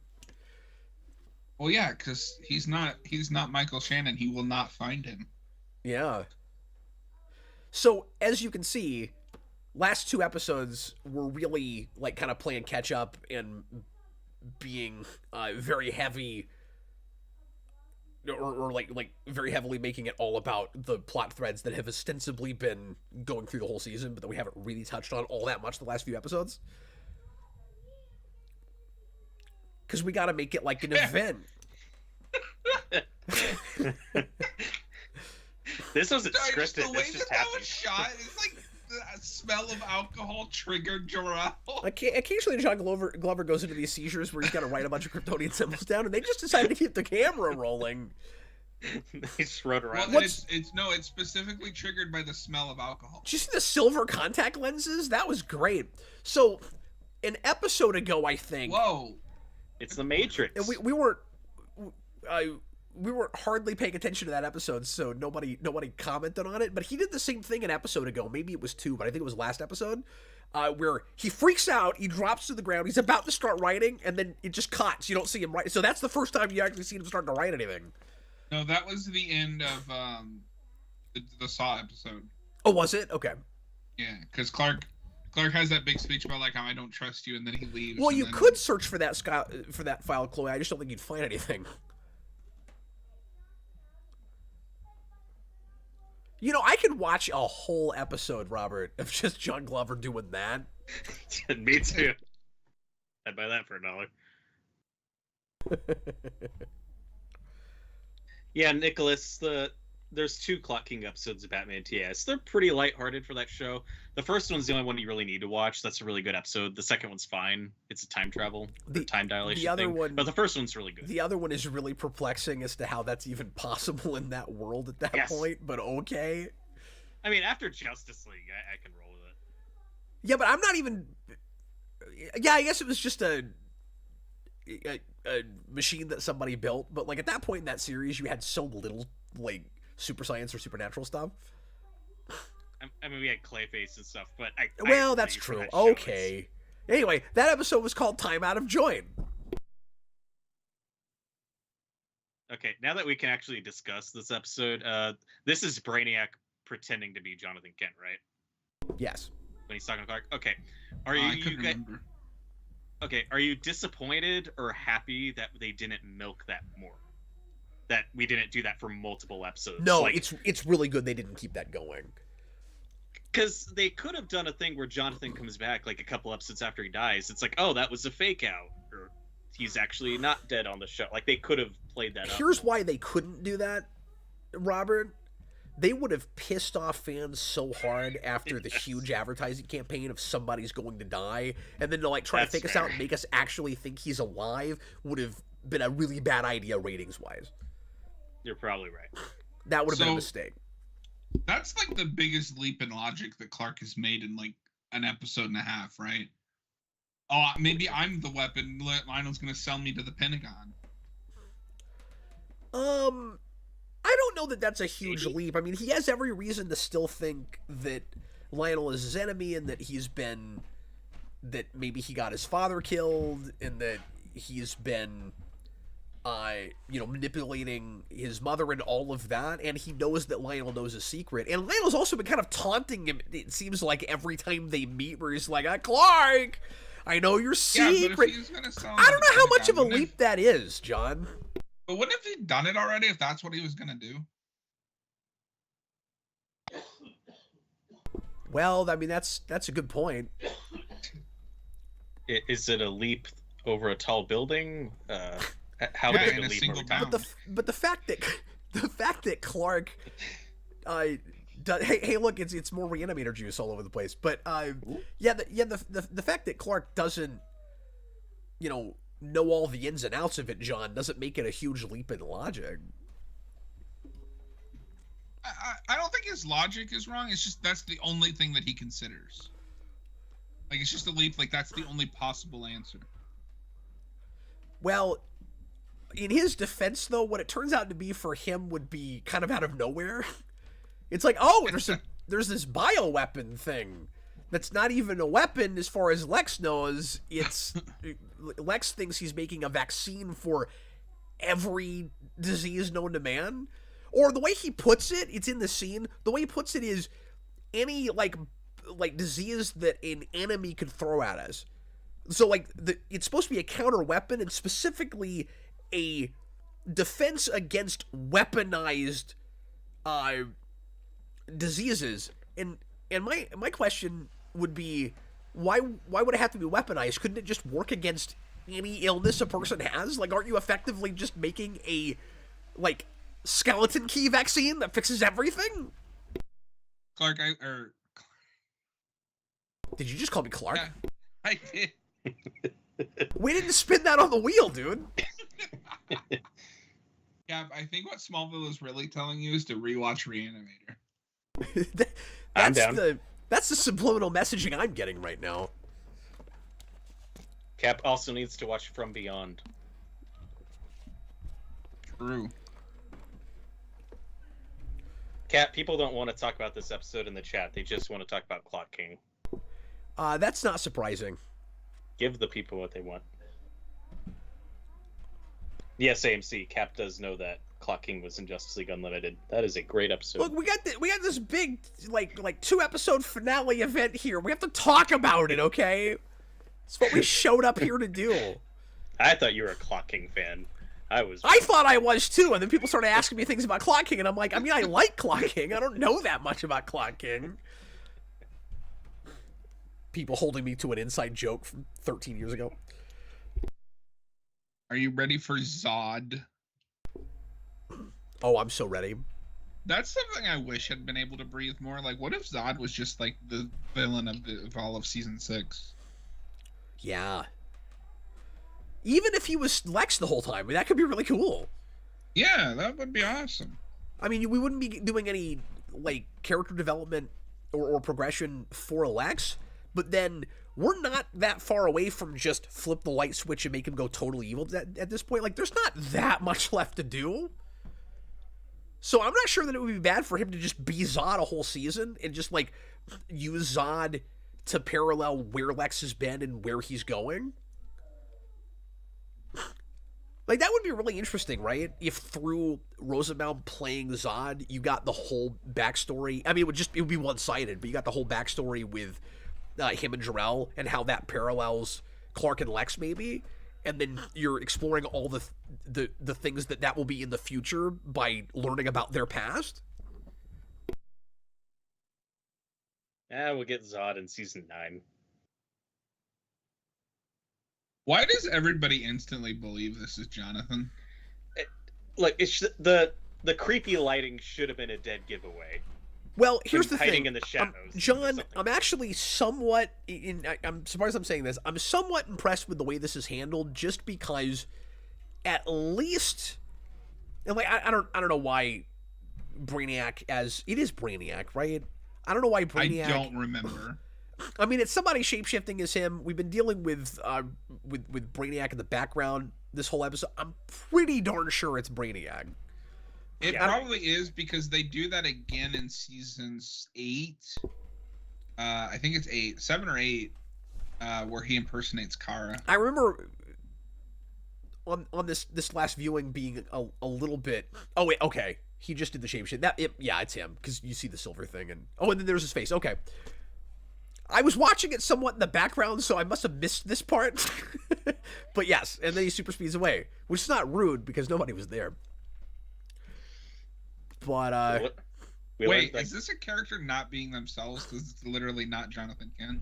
No, you have to be literally in your body, and then something takes you over in some way.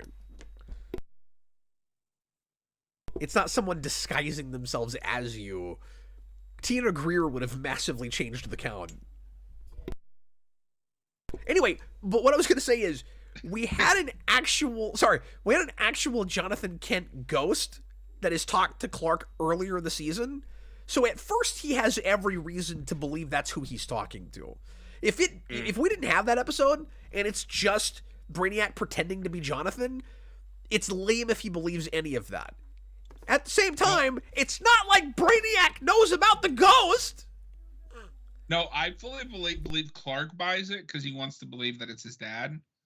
I don't know if I buy that Martha believes it with no questions. Well, she's talked to Clark about the ghost though, and she believes that because. But she's always the voice of reason. But the ghost told Clark about Lionel knowing his secret. Okay, but that doesn't mean that Martha would just immediately believe, oh, this is Jonathan Kidd standing in my kitchen.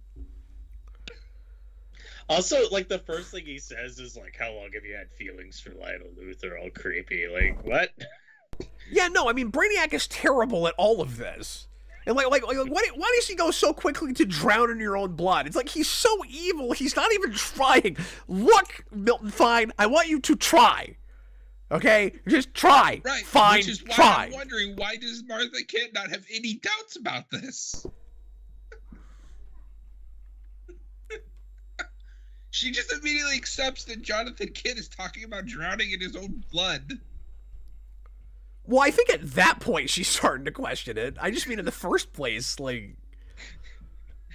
Next scene, she's gonna be holding a But I don't know why he thinks this will work, because he doesn't know about the ghost. No, even without the ghost, I would buy that Clark buys because A, this Clark is dumb. And B, the wound is still, like, fresh enough that if you see your dad, you're gonna believe it's your dad.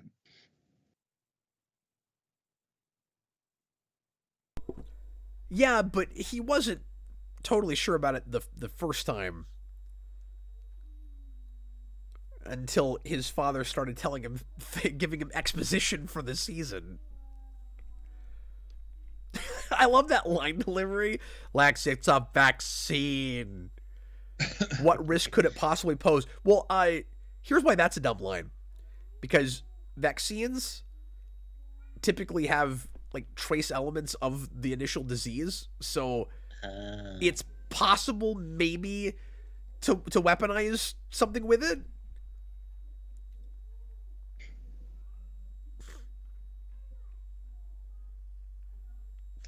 Cap, there's a question in the comments for you. Nicholas was asking if there's a book about Jor-El and Zod. That's Last Days of Krypton, Last right? Days of Krypton. Yeah. Talk about that book. It's awesome. Everybody should read it. Read a Where's book. the vaccine? Sorry, what did you say, Robert? Read a book. Read a book. Yeah, I need to finally just reread that and review it because I've never done that. I've never read it. But that is written by Kevin J. Anderson, who wrote a lot of Star Wars books and some of the later Dune books and things like that. And I did an interview with him at a con several years ago talking about that book. That's the only material I've done on that, but that's on the channel if you want to check it out. And I like his Star Wars yeah, stuff. that book is a lot of why I'm such a fan of the Krypton stuff. I love his take on how Krypton gets destroyed. I think you mentioned that book in your Man of Steel review because I've heard you talk about that book before in previous videos. Well, and that's why I got so excited walking to Man of Steel. That the first several minutes of that was Krypton because it reminded me of some things in that book, and then I just wanted the movie. Okay, do you guys agree with me? And then I finally got my Krypton show. You got it. And and it was baffling, and I really want to do this with that show. No one will watch it, but I really want to do this with that show because it's bizarre. And I've done an overview of that first season, but I want to watch it with someone that has not seen it, just to, I've never seen. just to watch them watch it. Well, apparently James Gunn isn't going this direction since it sounds like Jor-El's in the movie. Tell me if you agree with me on this or not. I would have had no Jor-El Krypton stuff at all in Superman Legacy, and then I would have done Last Days of Krypton as a miniseries for Max or something. Would you have liked that? Because I think that'd be cool. I mean, I don't think I'm you with have you in to. the second half. I don't think you have to completely ignore Krypton and not show any of it, because I don't think we need to see any of it. well, here's the thing. You can talk about it. I just don't need to see it. Well, I don't know that movie. just because Jor-El is cast doesn't mean you'll get flashbacks to Krypton. Sure. And so I'm not assuming flashbacks given that it's not supposed to be an origin piece. Anyway, let's talk about this show. Fair. Okay. No, Clark. So this is that moment where we're gonna go 180, and pardon me, Lionel. There's Jonathan Kent. Jonathan Kent, who's Brainiac, is going to reveal that all of this has been a misunderstanding, and that he didn't. He wasn't really doing anything malicious when he came to see Jonathan. It wasn't about blackmail, and I'm telling you, that scene does not play with the scene. I love that Lionel's one has to point out your dad would not ask you to do this. Yeah, this was in the trailer for this episode that cracked me up just in the TV spot. I want you to kill Lionel Luthor. That's a weird thing to spoil in the trailer for this episode. You know, if I know I complain about this kind of thing all the time, John, but you know, if we hadn't seen Brainiac. Or Jonathan turned into Brainiac earlier, it would be a surprising reveal when he's able to heat vision him. And that was the guy getting thrown. Count it. Thrown by fire?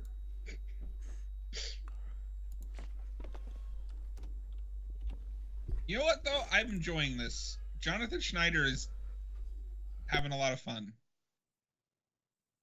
And that's what, our third tractor thrown on this show? How many destroyed tractors are we on? So, John, do you wish Jonathan Schneider had just been Brainiac for 3 straight episodes? Yeah. But let him go all out evil Brainiac. Not pretending to be Jonathan Kent badly. He plays evil really well. He does.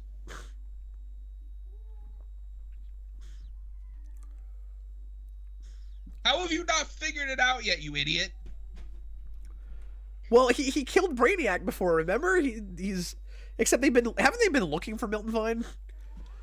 He was, yeah. He went down to Honduras. Yeah, and remember, because he just had that photo that he was showing people. Well, and Chloe found that picture of him. And he's gone. Well, one Brainiac down. A whole spaceship filled with them left to go. Okay, are we counting that as death? No. Here's the $1 million question, Cap. Yeah. Every time Lionel is possessed by Jor-El, is that a character not acting like themselves? Yeah. Yeah, possession always counts. And I think I counted it the first time. So there's 3 that you haven't counted. Well, are we... So you're not reading this the way I'm reading this. Is that Jor-El taking his body over? It's whatever connection he has with Jor-El taking over. Okay, but I'm not... But I'm not going to read that as possession.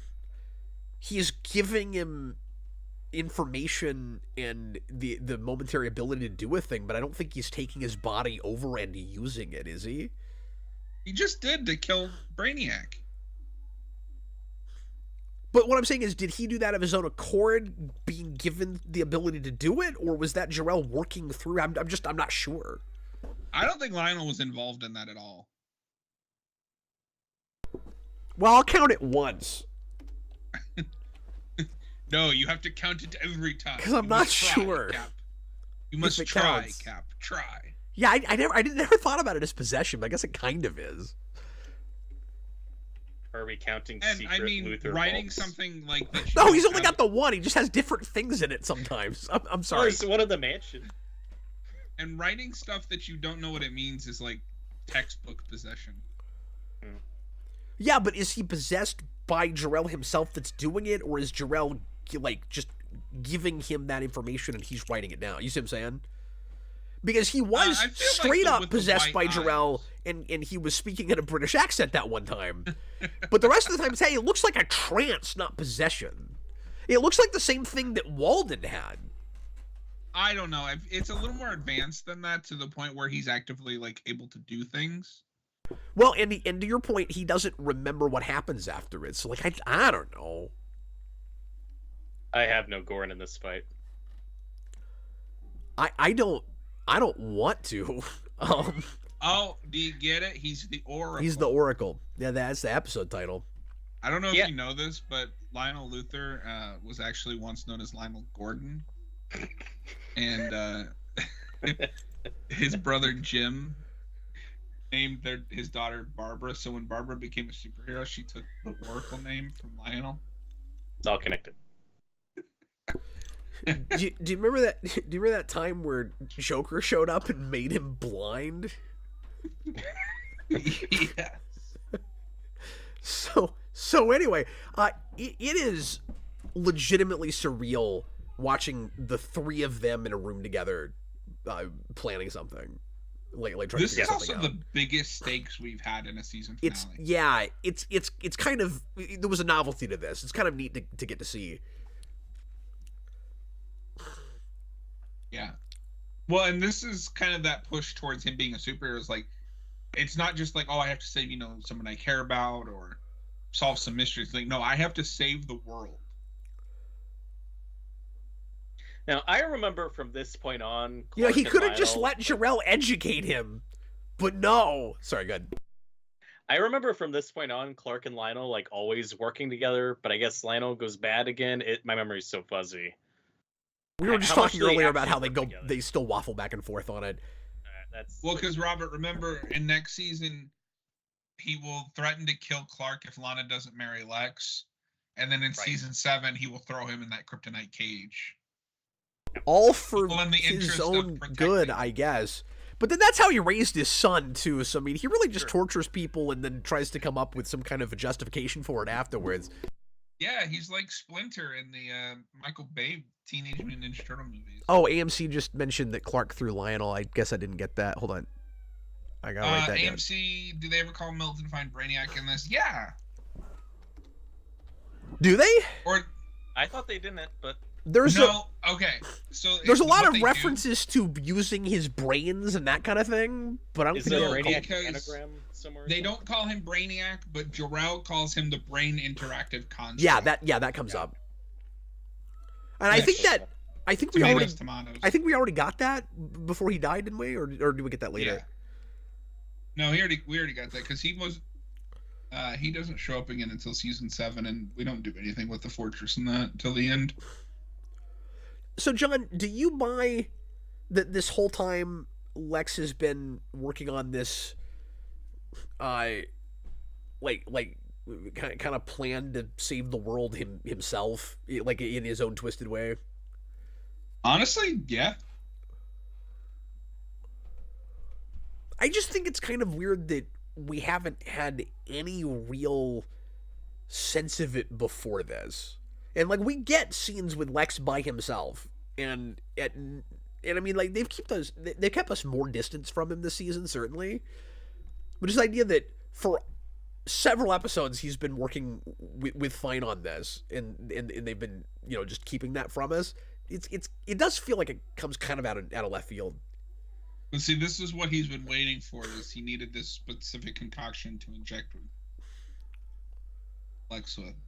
Right, and it's got to be Lex. Why? Well, I don't think it has Why to not? be Lex. Just Lex was the only one with the resources to get him what he wanted. Right, but he could have injected any person with it. Like, why does he use Lex's body specifically as the vessel? I feel like it's because Lex was right there.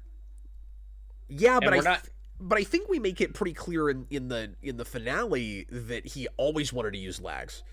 Where, like, the plan B was always, well, I can't use Clark, so I'll use Lex. I mean, I thought at that point, that's just a TV show thing, right? It has to be a main character.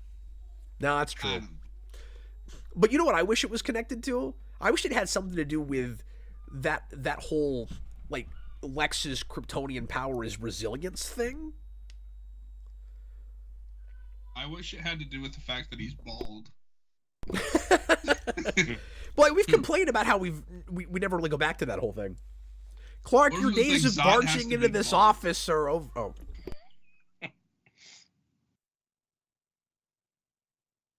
Look, Clark, I'm trying to cure humanity of every ailment, okay? I'm not a bad person.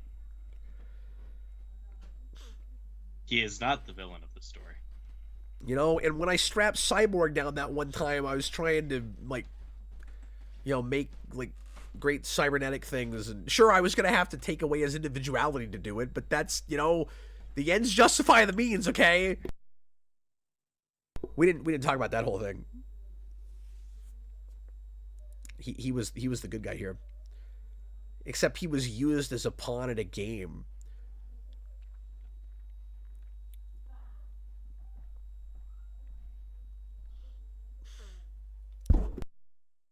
So it's kind of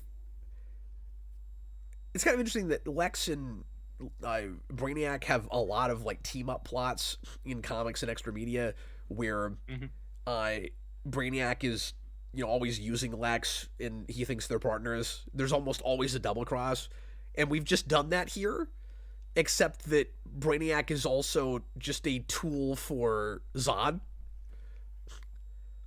And I really hate him just being Zod's henchman. Like, I don't like that. But I like that we do kind of the traditional Lex-Brainiac power dynamic. I like that we finally dropped any pretense from both sides that they're still friends. Or could ever be friends again. Mm-hmm.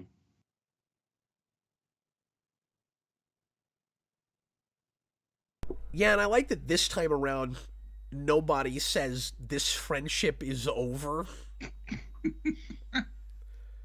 Which is just horrible writing by any metric.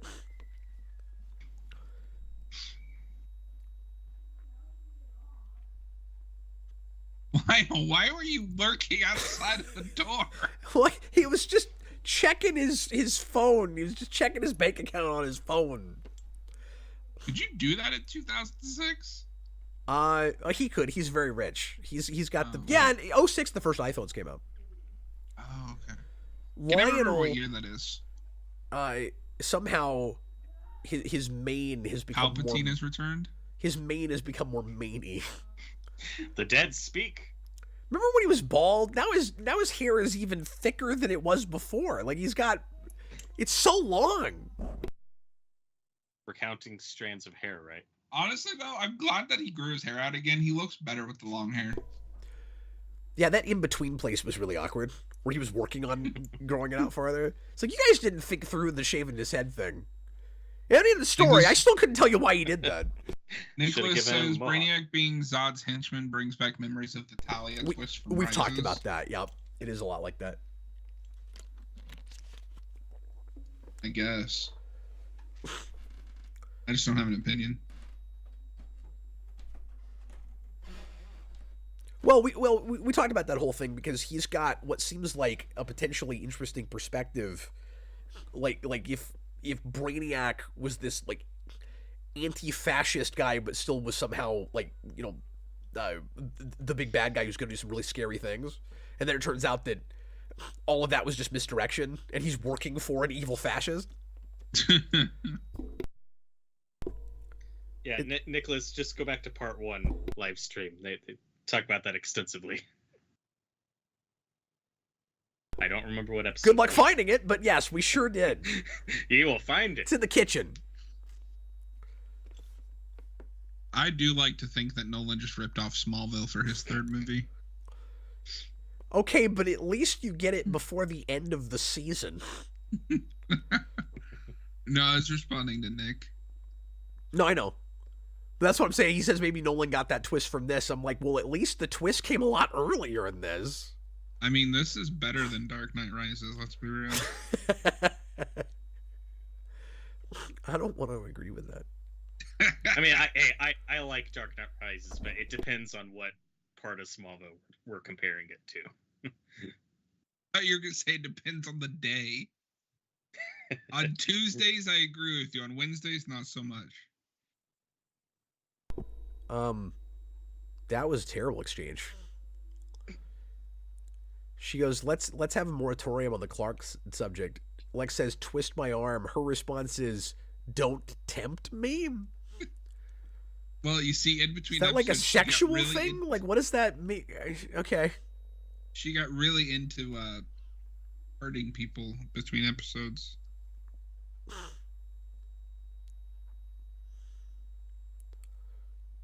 So wait, if he has Kryptonian powers, is it just that he's not fully invulnerable yet? What do you mean? So the whole idea is he's going to have Kryptonian powers, right? Right. But he cut himself and then he healed. Yeah. Kryptonian should be invincible. Yeah, but it was like a Brainiac healing effect. I don't know what to make of that. Yeah, so I don't know if he's like, is he like Brainiac?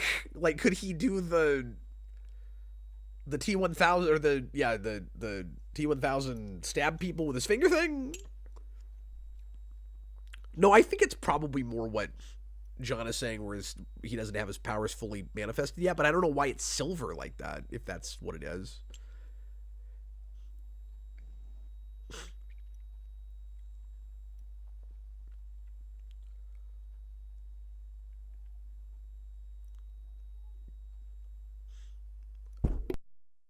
How many Lois and Clark loft scenes are we on? Are we going to replace Lana and Clark in the loft with Lois and Clark in the loft? Look, We're that's gonna where have he to. lives, you know? I mean, where else do they have to talk? No, you know what we should do is when we get to season 8 and like Lana's gone, Lois and Clark in the Daily Planet. That's true. That's how we end most episodes in season 8. Speaking of hair, Lois's hair is also on point this episode. This episode just has really agree. good hair. Hair, 10 out of 10. I'll Clark's usually hairstyle comment looks on like he that. was on the set of Harry Potter and the Goblet of Fire for a day. Oh, the hair in that movie. I love it.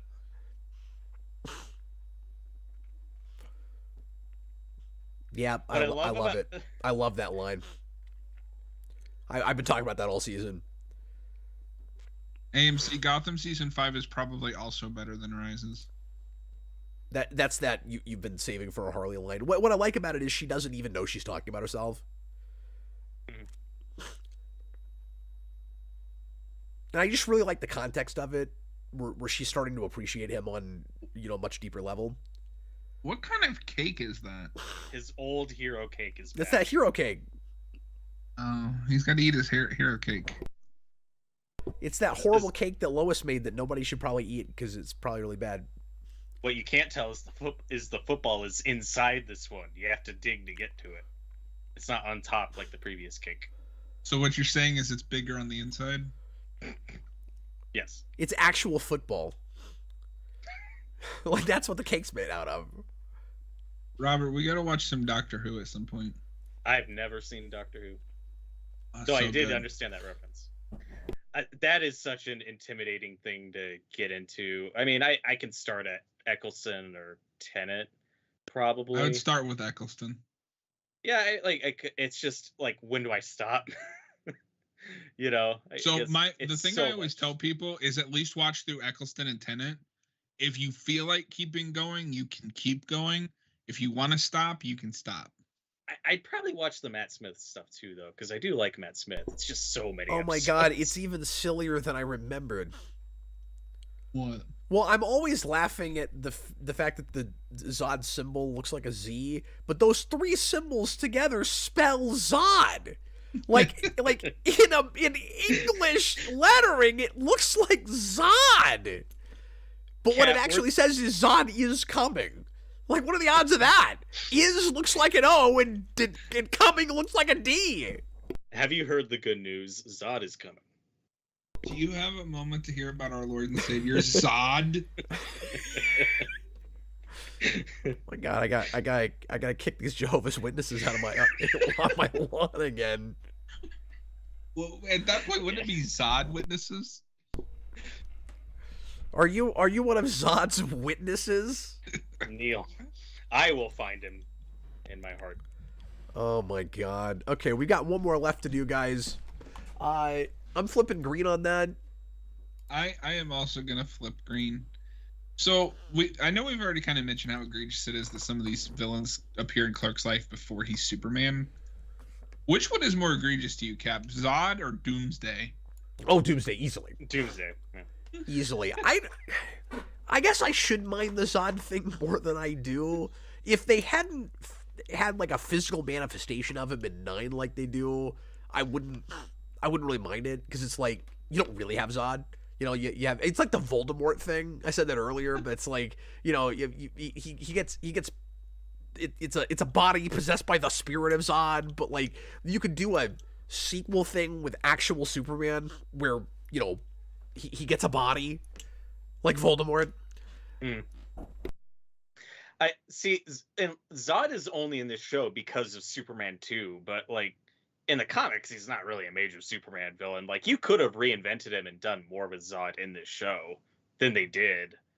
And the season 9 stuff is but well, you know, I will say at this time, or maybe just after this, I'm fuzzy on when this run would have started, but we did a huge like 2 or 3 year New Krypton Zod arc in comics that's really well liked.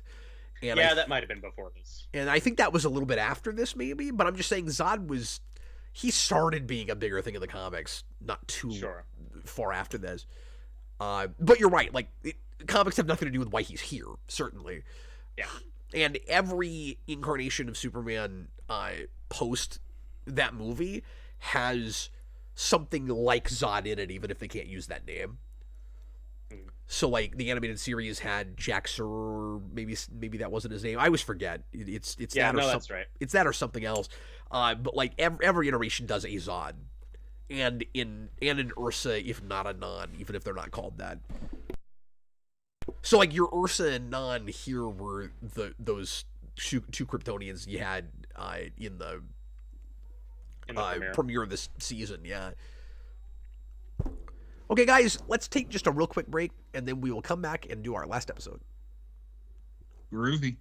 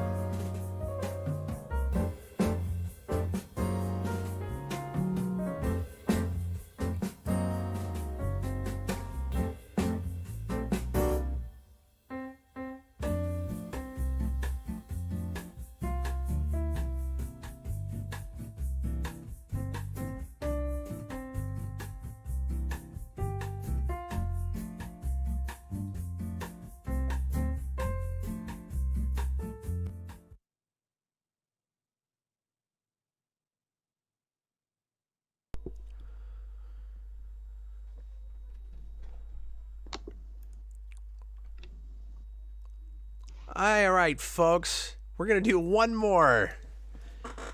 And that's good, because I'm getting loopy. Once more into the breach. Robert, thanks for joining us, man. Ah, no problem. Thank you for having me.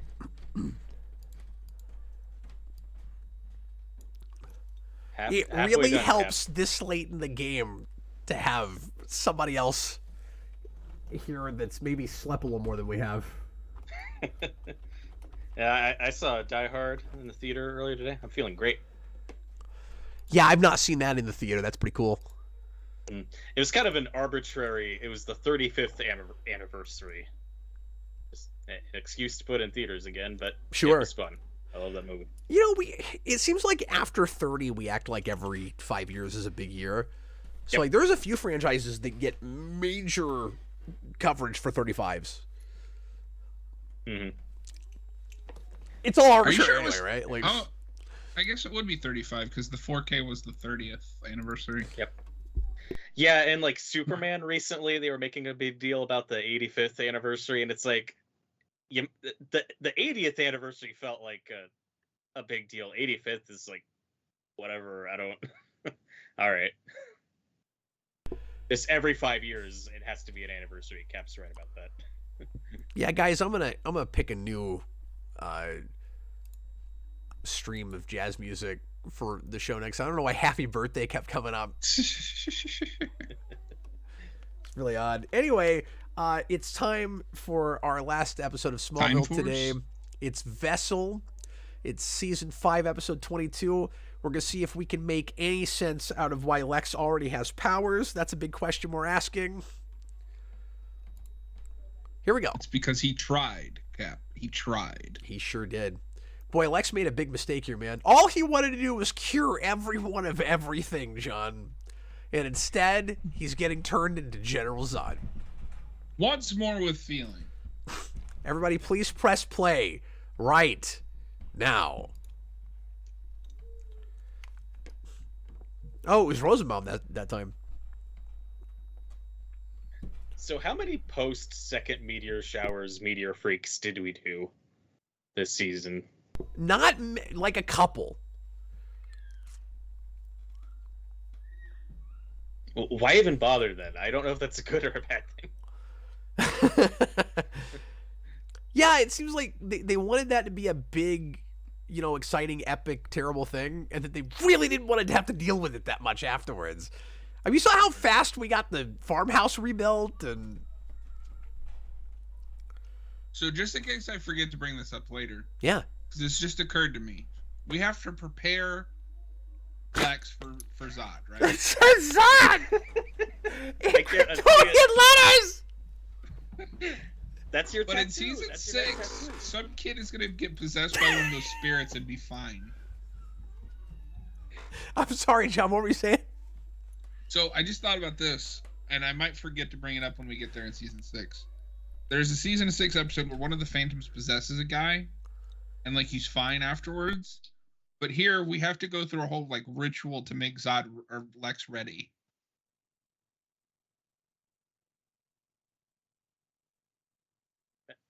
That poor horse just wants I don't some remember food. that well enough to compare them. I'm too distracted by the horse. But, like, Poor guy. John, isn't it just that Brainiac wants Zod to have Kryptonian powers? I mean, isn't that the only reason he does that? But when that kid gets possessed, and I could be wrong, he gets the powers of the Phantom. Well, you're right about this. You've suggested that we just completely retcon what the Phantom Zone is immediately after introducing it. Yeah, that's true too. What season? Wasn't it you earlier? Sorry, it's been a few hours now. Wasn't it you that said, "How come Zod has to be a wraith? Like, why can't he just be physically manifested Yeah. already?" Hey, remember the pilot? That's true. That's a clear callback. I think it's the same car. What season? So what of did she do? Chase him out to the parking lot, then grab her car?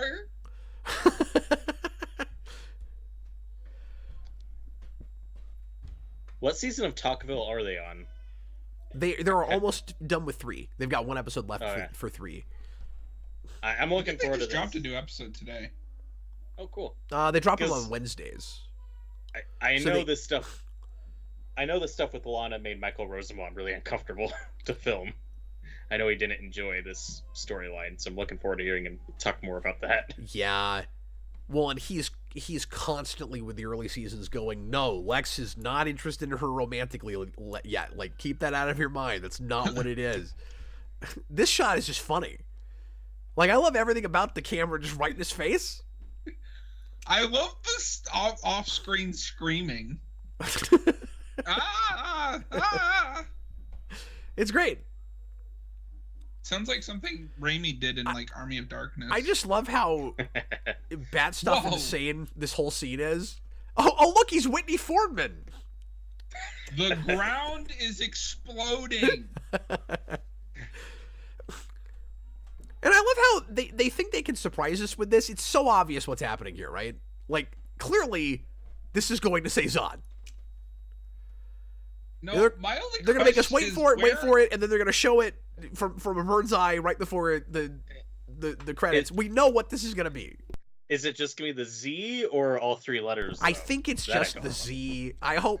I can't remember. I hope it actually says Zod because it's so funny. I'm sorry, John. What were you saying? What was exploding? Like, The ground. what was making it explode? That ship that wasn't overhead yet? I don't know, John. I don't have answers for these things. Why is Brainiac in a suit? I don't know. John, Why they're not called have him in a suit? They're called pyrotechnics. They have these special effects experts that can, put explosives in the ground. That effect looks good. Yeah, it's not bad. So you had to go through all of that to give him superpowers? I don't know. I have a hard time not buying or not thinking that Brainiac would just have the ability to give people powers if you wanted to. Like, there's no rules with this Kryptonian technology. Yeah, it's just the Z. These are I all like the valid Zod questions. symbol, I'm not gonna lie. I think it's so goofy that it actually looks like a Z. I mean, clearly every house just has a letter. No, I but don't it's know not. why Jor-El is S. No, but it's not though. So, the thing is, that's not the Kryptonian alphabet. Like, the actual Z that falls in the Kryptonian alphabet does not look like that. They made the House of Zod symbol look like an English Z. Yeah, It's hilarious. The House of L's symbol looks like a human S. Oh wait, that's only in some continuities. Isn't it? Yeah, that's That's not in this one. not in this. Yeah, They Now, to did be fair- every variation on the Superman symbol possible. The except Kryptonian- for the S being- symbol that's supposed to correlate to in English as has an S in it because it's actually an 8, but most of them don't do that. And yeah, that's kind of silly too, but the Z just great. The only thing funnier than that is the Doomsday symbol. It just looks like an angry face. He did it again. Why is he never facing the door? He walks backwards constantly. Lionel Luthor doesn't face doors. I'm gonna start. I'm gonna start doing that every time I come to somebody's house. Whenever they open the door, they're gonna see you just do this. Hi. Every damn time. So It's this really whole easily episode is distracting. place number 712 that Clark could have told Lana the truth, right? Yeah. And all 712 would have been excellent points to do so.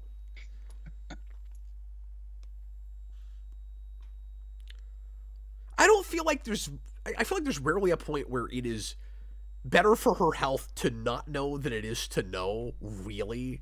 Just because, again, she's in danger all the time. Martha can't even pour a cup of water. And after that, it just becomes a matter of do you buy it when Clark is worried that if she knew the truth, she wouldn't accept him. But like, well, wouldn't you want to know that if you were gonna date a person? It's So like, eventually she's going to have to find out. Evidence that she would accept him. Although I think the argument now is that it would just put her in danger. But it's also like, there's an alien invasion coming. The big one for me is when you get that cliffhanger real early in the season, when Lana says, "I think there was somebody in a ship that was from Krypton that was from another planet, raised along with us the whole time." At that's the place where if you're Clark, you go, "Okay, that's me." Honestly, they should have just had her put it together. I think so too. Yep. I've always said. Well, I always said she should have put it together after the tornado. To be fair, that ends up being how she finds out. So I mean that's good, but it should have happened. I don't know, about 85 episodes before that. Because she puts it together over the course of season 6, and tricks him into showing his powers off. So Robert, I don't know if you know this, but somebody being prepared for something in a TV show by some kind of a supernatural entity or an alien or something is code for, we got to drag this out because we have a lot of episodes to make. Oh, gotcha. You're smart. That's what that means. Lex was frozen today. What I really want to know is if you guys buy the romantic tension between Lionel and Martha. That's more relevant to this episode. You know, more so than I feel like I should. And I think it's just because those actors really elevate the material. Like, I don't like that she gives him the time of day, but I like that relationship more than I want to. They have chemistry, which is impressive since he doesn't like women in real life. I'm just Robert. Fine. I'm not saying that's a bad thing. Robert, they have good chemistry. I'm just stating. You're saying you can't believe that an actor can act? It's like, you know what? I know he's not an evil killer, but he's really good at playing. And I know he's not heterosexual, but damn, he makes me think he's heterosexual. It's amazing. How does he do that? Acting. Because I'll tell you what, man, Robert, just us talking, no, nothing against anybody, but I'm not a very good actor, and I know that if you put me in a scene where I had to pretend to be gay, you would never believe it in a million years. Like, you would not believe it. This set really is quite good. Yeah. I really hope the gun fortress looks something like this, but like better produced. Pain is part of life, okay? I had to kill your father, even though, I don't really know how I had anything to do with that, but, I mean, I'm telling you, John, Jarrell really does talk about it like he was responsible for killing Jonathan Kent. No, and I believe that he believes that, but I like that it's left ambiguous as, like, a heart attack is natural enough causes that there's arguments to be made on both sides. So, I think this really is the first place where brain interactive construct comes up. He just said it, and I think that's supposed to be a big drop for the fans. No, he says it earlier in the season. Does he? Okay. Nicholas Bodo, do you think Gunn will take his Lex to very dark places like he did with High Evolutionary? Yeah. Absolutely. He's not afraid of that stuff, and he won't have, and Warner Brothers is more prone to let people go to those kind of places. I mean, look at the Suicide Squad. So does the Fortress have a fan off screen that I'm not seeing? Because Clark's hair is blowing a lot. They do that in the Donner movie too. I think. I mean, it's the Arctic. It's supposed to be an enclosed, like, I don't remember how enclosed it's supposed to be in the show, but I mean in the movies. There's a lot of openings everywhere. But I mean, Lois isn't freezing to death in the movie. AMC says, I kind of feel like the symbols left on the ground should have been the 3 connected Brainiac dots. Yeah, but it's not Brainiac who's coming. Like, he's just... Brainiac is already here. Yeah. Wouldn't that be amazing if that was the warning? Brainiac is here. And each of the 3 dots means something different depending on where it falls. I mean, that's just Braille. Brailiac? Brailiac. These are the jokes, folks. That is the content you came for. Good content. So Robert, it's a problem if we have to tell viewers that our content is good. The weirdest thing about this fortress is because like Superman's supposed to be able to live in the fortress, right? Mhm. I don't buy that this Clark could live in the fortress. I agree. I mean, I haven't seen a bed. Well, look, all the What a thing for her to instructions, overhear. all the instructions to build the actual living habitat stuff was in the education that Clark didn't bother to get, and Jor-El has never suggested it again. He's like, there's all this stuff I needed to tell you so you could save the world, but you didn't show up on time, so screw it. I'm going to take your powers away. No education for you. I still don't know what it was he was supposed to learn, but okay. And I then love that he gets his powers back, and there's no, we'll come back and get your education. You know what? No, forget it. No school for you. I'm not going to tell you how to put, like, a bed in here, or a refrigerator, or a menagerie of animals like Superman often has, or a giant key to get in and out. None of that stuff. You don't get a robot, nothing. The Donner Fortress came at the bed. So he took the dagger, went to Chloe. Because he had 10 Lana years to learn how to overheard put him one in. say that he had to kill Lex. Then he went home, put it in the drawer, only to pull it out so we could see him pull it out of the drawer. Yes. That seems like a lot of effort. But I want Clark to, like, bundle it up and throw it on the floor so that we can get that great shot again of John Glover's hand coming out to grab it. That's like an ET shot, right? Mm-hmm. So how many Clark Lionel Luft scenes are we on? I think this is like 2. Okay. There's one in the series finale. Yeah, but that's a different Lionel. True. That's a different guy. So now he's in the position where he might have to kill Lex. What is this show's obsession with making Superman or Clark grapple with killing someone? Well, because it's great TV drama and it's a really violent show for some reason. Because it's real Hollywood I movie. like violence, but like we all know he's not gonna do it. Yeah, no, that's true. Well, I will say, like I said earlier with the Angel of Vengeance episode, I like the idea of Clark being continually faced with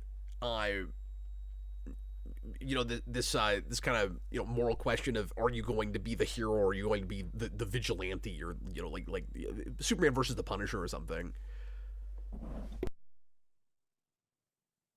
But you're right, there's not a ton of tension for the audience because we know he can't do that.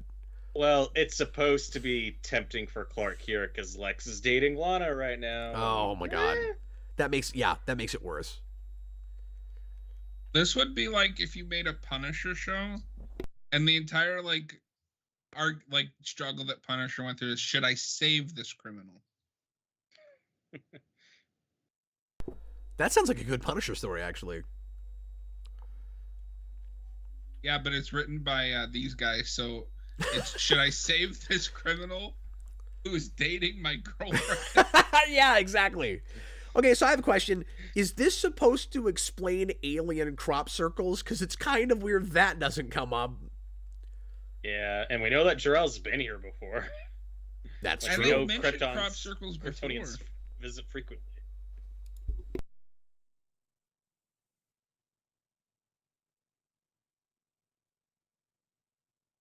Is this really the time to be lecturing him? Like, in hindsight, I think Lionel was a bad dad.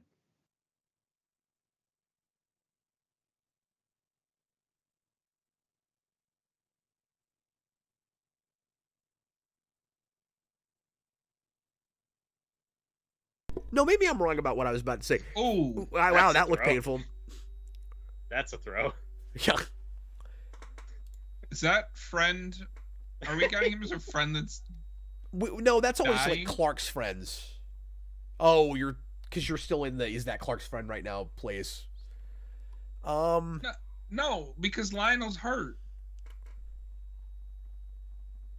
Right. and they're playing him as Clark's friend right now. So Okay, would that be? we can count it, I guess. But the whole thing is Count. so ambiguous and unsure. I don't know. So is half of what we're counting. He's like, don't be stingy on the count.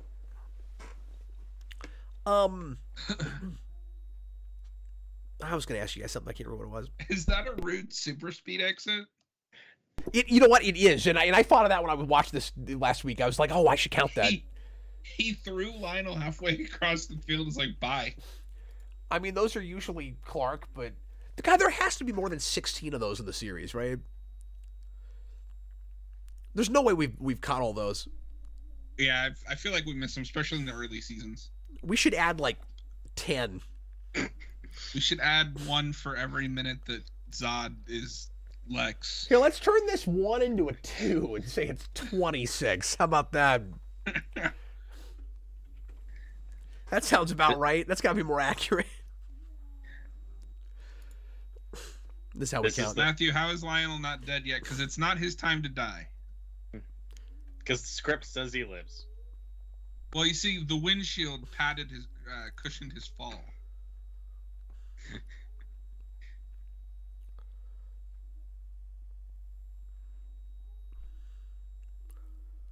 Do you want to go ahead and count? Oh, hey, is this a Lex being shot? Yeah, he shot himself. Yeah, Hey, that's good. Are we gonna go ahead and count character not themselves? Yes, absolutely. Thank you. Well, now he's not to that place yet because he's. Oh wait, no, he is Zod at this point, right? No, he's still Lex, or thinks he is. Yeah, he's getting there. Okay, but we'll count it now. Gonna But have yeah, to- he's not quite Zod yet. He should shoot himself a few more times so we can add it to the count.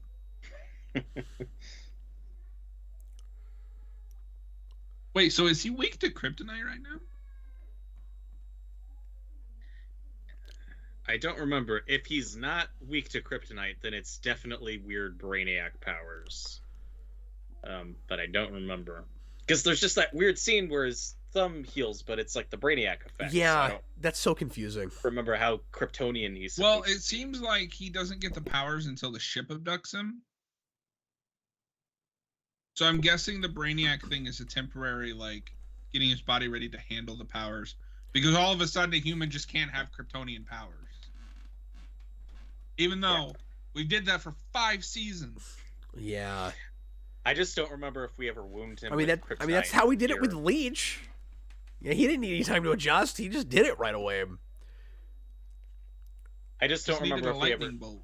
It's too bad Brainiac doesn't know about lightning plus kryptonite equals transfer Clark's powers. We need to bring that kid back and just have him steal Lex's powers. Because, John, as much as you don't like... Yeah, we've already done that once before. We did that in Shattered. But as much as you don't like Clark losing his powers, and that's not my favorite thing either, maybe the way to do that story should have been... Brainiac's whole plot is to transfer Clark's powers to somebody else to be Zod when he decides that, for whatever reason, he can't actually use Clark. And then Clark wouldn't have his powers, and then you could do the him dating Lana thing. I could buy that. I mean, I don't love that much more than what they did, but it's a little better. I still wouldn't understand how you transfer powers that are genetic. No, I know, but there's at least precedent for it. These writers don't know what genes are.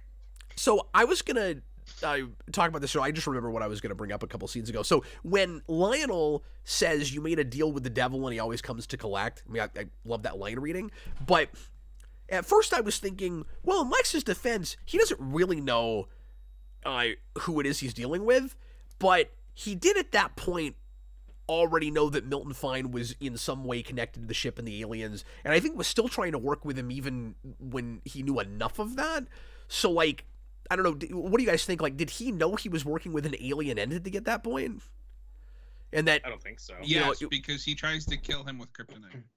Well, I know, but he tries to kill him with kryptonite at that point, but did he know all of that while they were working on the quote-unquote vaccine together? I would think so, because it's played like he always has suspicions about Fine. Also, does that count as a rude super speed exit? Yes. See, I'm really bad at counting those. We'll see. Unless You you go wanna- 1, 2, 3. Put just 15 Unless you more want to in just there. limit Well, it to Clark. That is your call. Clark. thanks for the help there, AMC, in discussing topics.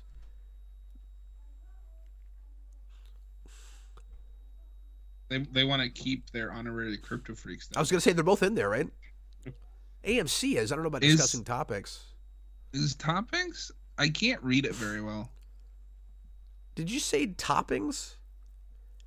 Is he No, discussing toppings? Of importance and entertainment. I think he might be. He might be our next honorary Discussing Kryptofreak here. But now, discussing, I'm going to need you to change your name to discussing toppings. Okay, did you hear that? So he didn't just randomly pick him. Lionel just said it's easy to understand why he picked Lex as a vessel. This is the thing I wanted to complain about. We play it like it has everything to do with how dark Lex is becoming. Why does any of that matter if Zod is just going to take his body over and use it? Like steer it like a car. Maybe it's easier to take over a corrupted body, soul. Or maybe they're trying too hard to, parallel Lex and Zod and be like, look, he's got to be evil. Look how Lex is so evil. Zod wants his body. That's how evil Thomas, he is can you now. read, John? No, I don't know what reading is. Sorry. That was not a prerequisite for John to be on the show, because he doesn't have to do any of the counting. Although he doesn't have to read the comments either, but he's been doing a lot of that, which I appreciate. Okay, hold on. Discussing, because discussing topic says I'm afraid I only eat one topping on my pizza, so I cannot discuss them. What topping? Is it eggs? Is it pineapple? All you eat on a pizza is eggs? That's kind of weird discussing topping.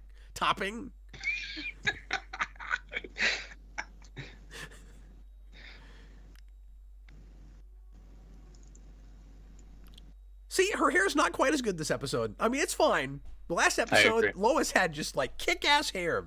That's what we'll rename the show to, is Counting Hair. Counting hair? Would somebody explain to me why there's so many shooting stars over Lex's mansion? I've lived in Kansas a lot of my life. I've never seen one. Oh, pepperoni. That's like the worst basic piece topping. But hey, I mean, I do feel like it's better than eggs. But I don't know why you said eggs. Like, who eats eggs on their pizza? Nobody. But I'm just trying to make it entertaining, John. Is this love triangle face? Yes. On Clark's? On either of them.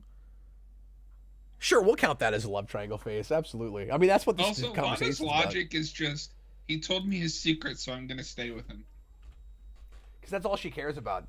I mean, it becomes almost as much of an obsession as it is for Lex, but we're supposed to... I don't know, John. Who do you think with this argument, or is it just drama and it doesn't really matter? Because I've kind of, like, stopped really caring about who's right, but, like, who do you think the show wants us to side with? Like, is Clark wrong in not telling her? Is she wrong in not, like, letting it go? Or like who do you think is supposed to be right? I don't think either of them are right. But who do you think the show thinks we should be siding with? Or Clark. is it trying to play it like they both have a point? I think it's No. that. I think it's Clark, because every time he tells her or somebody about his secret, they die.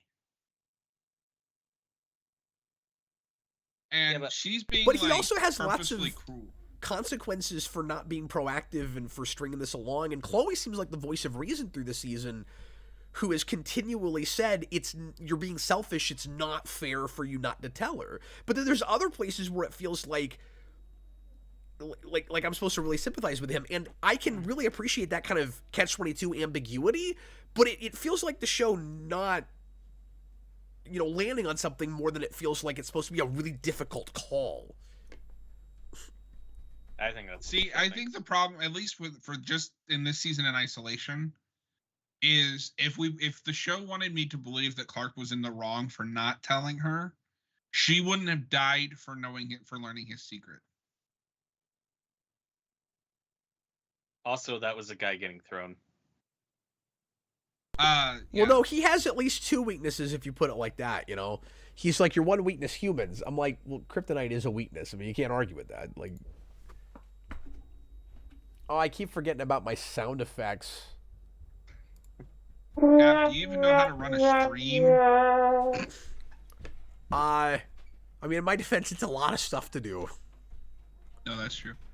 AMC Comics, are you discussing topics or disgusting toppings? Oh, there you go. Now he's thinking. But no, and like, especially there, Lana was unnecessarily cruel. Yes. Yes, she was. I don't know how I Absolutely. could have ever loved you. Oh, shut up. Like, Manufactured drama. I do not like pepperoni on anything. I can eat pepperoni if it's not the only topping on a pizza. I want that as a screensaver. That's so cool. What is this, the Matrix? That's what you should get tattooed on your back. What's that? Just an endless scroll Of Kryptonian symbols? Yeah. Yeah, I mean, With I've got the a good green- precedent. I've got 10 of them right now. 11 of them. And now You you're just gonna need the get whole Zod. Kryptonian alphabet. Yeah, but he also needs the word Zod. That's his new favorite. I'll thing. just laugh at myself constantly. It's so funny. You need it tattooed backwards on your chest, so every time you look at yourself in the mirror. I would love to watch this show with somebody like way significantly younger than me. I mean, I know you guys are like decently younger than me, but like just see how much of this stuff is really dated and like references nobody like people a lot younger than me won't get. It's like Y2K on acid. It's like if you're 21 right now, do you have any idea what that means? Okay, so I have a question. What a time. So they're in the basement of the Daily Planet, right? How did that car come through the basement? How did the car come through the basement? I don't think she still works in the basement though, right? Hasn't she? No, moved- because this is the basement set. They'll use this for the rest of the show. Oh, is it actually the basement still? Yeah, Okay. because she's just an intern. Okay, so did you count the bullet time and the car crash? No. Thanks Lots for to count this episode. Yeah, a lot to count. Now, Kat, to what you're saying, I mean, I'm aware of what the Y2K thing was. I don't know when I mean, I was too young to like experience. Like, I don't remember when that was a thing. I'm just aware of it. So, that's a Sorry, good let me go on question. record real quick. I like Chloe kissing him here. Oh, see, I was Fine. just about to ask, why are we bringing this back up? She's. I like can that buy it. she still has those feelings for him, but has tempered that. But they're about to die, so she's like, "This may be the last time I see you. This is my one chance to do this." So some people might think that's like, you know, taking advantage or wrong, or just like, you know, get over yourself already. In this context, I'm kind of okay with that. If they never do it again, and they don't ever do it again. Just get ready for when we get to Jimmy. Oh boy. What about it? He spends in the entirety of, I think it's season 7 or the first half of 8, just constantly being jealous of Clark and like complaining about Clark. Oh yeah, I forgot about that. God, that sucks. Anyway, sorry. What were you? I don't want to watch this anymore. What were you talking about, Robert? That was the gist of it. That I'm aware. I mean, I'm aware of the Y2K thing, but like I don't remember experiencing it just because I was so young. So that's a good question. Like that reference would definitely go over. Yeah, I think a lot of A younger people person's head. that would go over their heads. Yeah. That stuff usually doesn't bother. I've always been good at looking at older stuff like as period pieces or products. So I don't know. I have this just thing with my brain where even if I don't miss a reference, like doesn't usually bother me. Like I've always been good with watching old stuff. Like, okay, Yeah, I didn't catch that reference. And see, like whatever. that's not even a criticism on my part. It's just for me, it's surreal to imagine that this for a whole generation is like an old thing filled with references they won't know. Because for Yeah. me, this is like last Thursday. You know, Well, we got to watch this show with Noah. we gotta watch it with Nah. Yeah. All right, here we go. Here comes the showdown, folks. So we talked over it, but Milton Fine, for whatever reason, kidnaps Martha and Lois. And for some reason decides to look like he's a pilot. Well, that's how he kidnaps them. This has been a really Oh. countable. This has been a really countable episode. But he didn't have to stay in that outfit because there's no one else on the plane. So that puts that all the way to 41. Yeah, and I don't think finales usually have this much to count. Now, we'll see if the data on your scores backs it up after the episode, but right now, where are you guys feeling with this season compared to last season? Because I still say I prefer this over season 4. Do you agree? Oh, we talked about this Disagree? a little bit a few episodes ago, Robert, before you got on, but like I still overall like the energy and the tone of the season a lot more, and I think the Abe plot, as many issues as I have with it, I still prefer over the Stones thing and the baffling something came out of space. It's evil. These Stones made it happen. But we have, John mentioned this earlier, we're noticing that there's more good standalone episodes in 4 than 5. So 4 might technically be the better season, but as a season, I think I like it better. I just when Welling and Rosenbaum get to play off each other, it's so good. Yeah, this is really exciting to see, and then it sucks because you just know we're not going to be able to really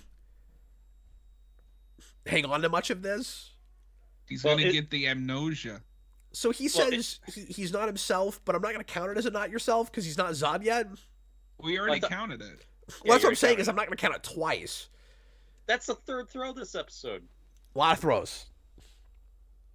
This is I guess John said this earlier, but this is a really big episode. Now, I don't remember. Is there any of this that's really Lex, or is he purely Zod? No, it's still Lex. He's still Lex. Okay. That's what's surprising about it is we're basically at just full-on comic book Lex Luthor right now. And then... And we'll walk a little bit of it back. The thing I can't tell with this is how much of what Brainiac is saying is about Zod still, or if there's some truth to like how Jor-El was. And I don't understand what's happening here. Yeah. And that was bullet 10. They don't know what this Jor-El is. And I know I'm constantly asking that question, but like they just don't know. Why does killing Brainiac release Zod? 52 bullet times, folks. The magic dagger and Jason Goes to Hell makes more sense. I'm confused. So like, what would have happened if he had stabbed Lex? Yeah, I don't understand any of this. The show would have ended. So his first plan was destroy the fortress, and that releases Zod. Cap, that was another throw. Clark got thrown. Oh, did I miss that? Okay. Gotta be on your toes. Well, Big I'm episode. wondering where you are in the episode, because what I'm looking at right now, nobody's getting thrown. I don't know what you're talking about. Well, the fight just ended and Clark was thrown. Somebody in the comments is way ahead of us because he mentioned that like 2 minutes ago. Oh, I just okay. saw it. But yeah, it was at the end of the fight. I was just trying to think out this Brainiac thing and how does releasing Zod work, and I don't really understand it either. Does it make more sense than the Stones Fortress thing? Rosenbaum is even using a different tone to his voice. Yeah, no, I love how he plays Zod.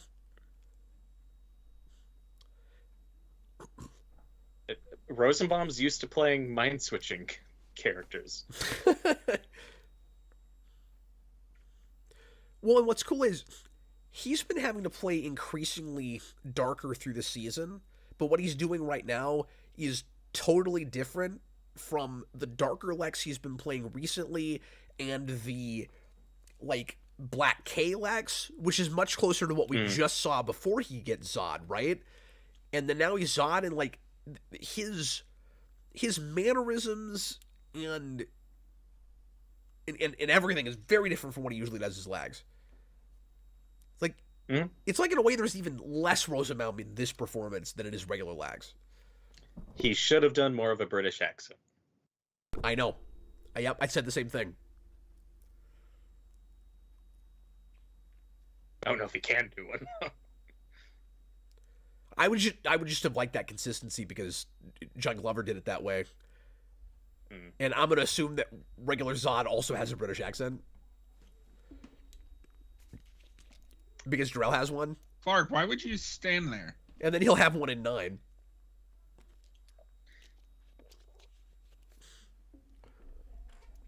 Clark, why didn't you move? He was like, "Wow, that was easy." No, I Was need that somebody. bullet time? So I need somebody to explain something to me. Should Oh, we? no.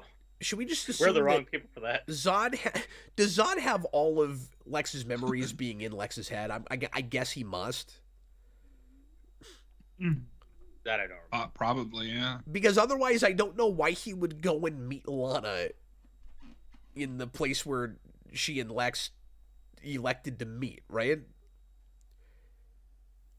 Because he's not Lex anymore, but Zod still goes there.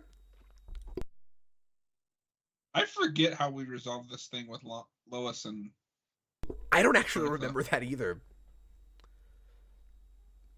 Is this plane sequence? Is this before? I guess this is before Superman Returns. We have Lois in danger on a plane. By like a month or two. Because that's that same I summer. was gonna say, there can't be that big of a gap. Yeah, it's Weird timing. it's right there. But I mean, this is the better Lois Lane. But it is fun. Yes, Sure. easily.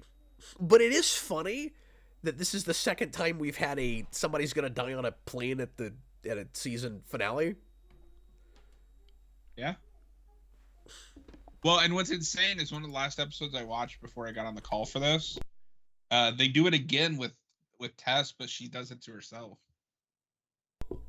GG. So how does it suck Clark into the Phantom Zone? You gotta love all the stock Magic. footage. Oh no. That's Zod's Apocalypse brought stock footage. That's embarrassing. That's about as 90s as this show goes. Like, well past the 90s, but like... Then we cut to Metropolis, and it's like clearly a set. That guy just set himself on fire. Or at least a with backlight. Molotov. Did anybody see that? I missed that. I wish I... He throws the Molotov at a car and it sets himself on fire. I didn't see it either. That's really funny. Oh, that's wonderful. We should count that. That reminds me of the only good scene in Jaws 2. I was about to reference that. I love it. I don't mind Jaws 2. Yeah, but I don't know if you've seen that, but there's a scene where the girl's getting attacked by the shark. So she pours gasoline on herself and sets her on fire. Wow. And then it explodes. Hey, The rest of the movie is boring, but that scene is amazing. It I is. just- I real don't quick, mind Jaws 2. is I think- anybody else impressed with just how big this scene is? No, yeah, I'm impressed with how big this whole finale is. Like, It would. that's a lot of extras for little Vancouver show. Like, It would be more impressive if we didn't start the scene with that stupid stock footage. Like, yeah. you didn't need it. well, I mean, I say I say think that little. really takes away from the shot. Like, obviously, 'cause- No. this is a pretty big show. For the kind of network it is and everything, but it's a Vancouver production. It's kind of amazing that it looks this big. I agree. AMC Comics, are you thinking about when we thought the world was going to end in 2012, or was there another Rapture thing? in Yeah, that's what he's 2011 talking that I'm not remembering. That's what he's talking about, I'm sure. It's really fun. That will always be funny to me because Ubisoft. Because I was a big Assassin's Creed fan around that time, Oh, Power Ranger Lana, she's back. Yeah. and that was such a phenomenon that Ubisoft completely shifted the Assassin's Creed franchise for the game that was coming out around that time to be about the 2012 apocalypse. I love was so this. cringy. I mean, I know he's Zod right now, but I love this Lex look so much with the trench coat. It's so good. It's in the season 6 DVD. Oh, Do you remember that? Like No. the fold out. Yeah, it? this I is do like the remember background of the season 6 DVD. Are you sure it's 6? Well, yeah, because it's from the maybe. yeah, it was- because he's going to be Zod through the whole first episode of 6. And Well, he's yeah, gonna. but this shot would be on No. the 5 box, right? You're right. You're right. It was on the 5 DVD. Oh, was it? Okay. Because 6 is the Justice League. I don't have those anymore. I always so. forget which one. I See, can now I'm check. wishing I'd made this the thumbnail. You should have. You should retroactively. I think I might. That or make that the season 6 thumbnail, even though it's for season 5. I might do that, actually. Except all the comments will be, hey, that's from the wrong episode. Just be Yep. like, I don't care. Yep, it was 5. Honestly, what I would Oh, do there is it leave is. the part 1 thumbnail the same and then do a different thumbnail for part 2. I should go back retroactively and do that with all of them. Because I just have our logo for the second streams. Yeah. But Robert, you see what I'm talking about? Like, he would have to have Lex's memories, or why would he know to go there? Right. Yep, there it is. Okay. Now, granted, I've never had my mind put in another person's body, but I would think that Hey, would it's like not- just completely wreck you. It's not just like a flat thing anymore. It's like a fully dimensional cube. Yeah, and It's he's... better. See, when we watched the first episode this season, Austin was complaining that the Kryptonians in the mirror weren't moving. Clark certainly was there. Yeah. So I don't know if he was right about that, but No, I don't think they are. Clark is the only one I've seen move. Yeah, that looked better. I also thought it was cool just the sheer number of angles they had and close-ups and Also, Yeah. doesn't Kara get sent to the Phantom Zone? Oh, At that's the end right. of 7. That's a whole big thing because that's that part where Brainiac is impersonating her. when that happens though, are we still using the mirror thing? Because they changed what the Phantom Zone is so much. Yeah, I remember the mirror thing with Kara. No, because it's a twist that she's in the Phantom Zone. Oh. Yeah, but I think We they never flashed see back it. to it. I thought we flashed back to it or something. No, I don't think so. Yeah, could be wrong. Because she goes off with Brainiac to Krypton, and then she comes back and is acting differently. Except she's not actually acting that differently, but everyone pretends she is. And it was Brainiac all along. So Well, is- I thought that was like part of the season 7 cliffhanger, though, was her getting put in the Phantom Zone. We didn't know she was going to be replaced by Brainiac later, but I thought that was part of the cliffhanger. I thought we did see her. No, get sent to because the we didn't Phantom know Zone. she went to the Phantom Zone. We just know she went to Krypton. Okay, yeah, I could be misremembering that. for God, I don't remember that finale at all. That's right. Discussing topics. It's gonna be crazy finally going says back to that stuff. They crash at the fortress and Jor-El saves them. Lana or Lois and Earth. And Jor-El saves them? So Jor-El can save them, but Jonathan has to die? I don't know. Well, yeah, because that's what the song was talking about this whole time. Somebody save me. Jor-El will save Look, me.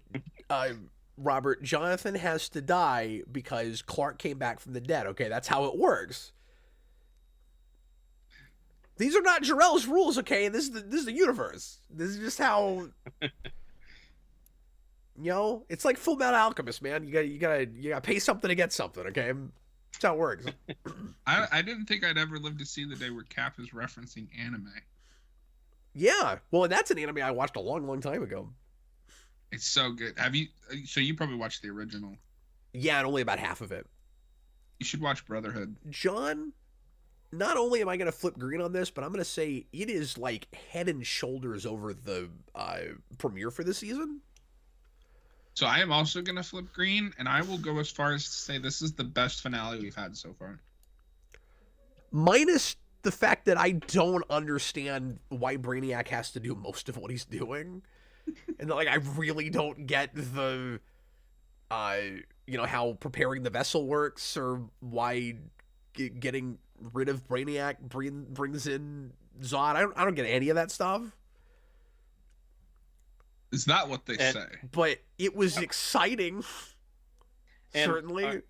I assume we're not counting that as a Brainiac as a villain death since he comes back later. Yeah, otherwise we'd have to count it every time he dies. Like, he's never fully dead. Nobody's ever really gone. I mean, I would count it if there were different versions of him. If it was like the Wayne that gets clones into in DS9 or semantics, 'cause something. But Brainiac seems to always remember everything that's happened to him. Yeah, but we also do see there's at least 4 Brainiacs running around. Yeah, but I don't know if it counts to actually kill them if those are all just extensions of the ship. True. And then we get Brainiac 5. Did we get that in the show? Yeah. I don't remember. I'm I pretty don't sure they do Brainiac 5 when they Well, when they do the Legion. when they I do don't remember Legion. if he's in it. I'm almost positive he is. because the Legion episode is where they stop Brainiac finally, Oh, okay. and they hint at Oh, you're they're right. taking his pieces back. There's just a cute line about it, isn't there? Yeah, that they're gonna use what's left of him to make something new. I forgot about that. See, I don't remember any of that stuff. And John, discussing toppings is backing me up that we did see that happen to Kara. So we will see when we get there. But I remember. Okay, seeing that. we're gonna make discussing topics in honor of Kryptofreak finally. And what power should he have? He can make pizza toppings. Obviously. Sorry, discussing toppings. We did this. John did this to you. But what specifically is that? Do it, Captain. But what specifically is that power? He Like can control pizza toppings. controls That's his mutant power. pizza toppings. Well, it's not all that useful discussing topics, but you can do something. It's the Bishop conundrum where if he's born pre-pizza, like he doesn't know he has the mutant power. In a But cruel he's twist born- of fate, he can control all pizza toppings except pepperoni. Okay, hold on. I'm gonna give this some background so that everybody can like. Oh, actually, that's not gonna work. I'll do it later. But I gotta make it so that people can actually read those names. So I'll fix that later Yeah, 'cause on. I can't read that. Yeah, you're Well, up this there, is but nobody best. can see it. That's your cruel twist of fate.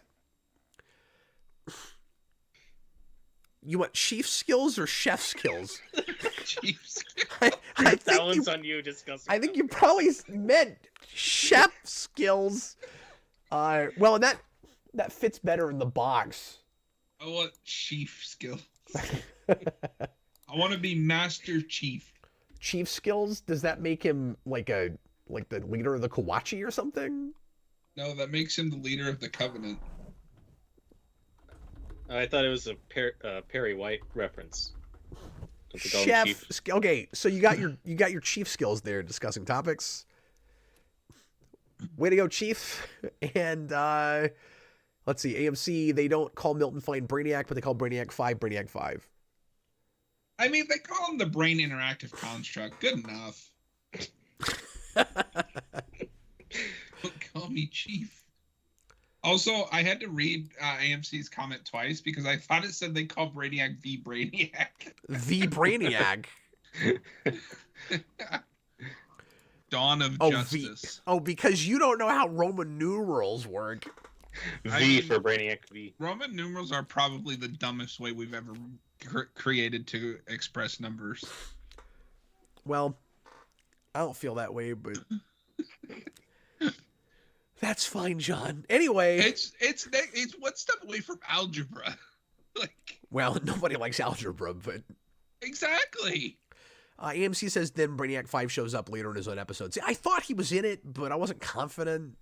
I also don't remember season 5 or 10 at all. I don't remember season 5 either, but we just watched it.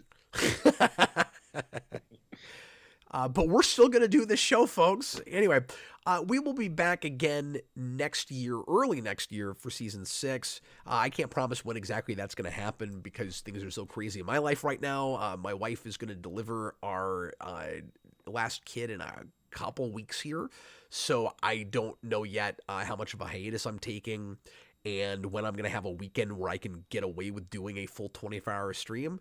So, John, I mean, I'll keep in touch with you and hopefully maybe I can have you in for something shorter if it takes a while for us to get back to this.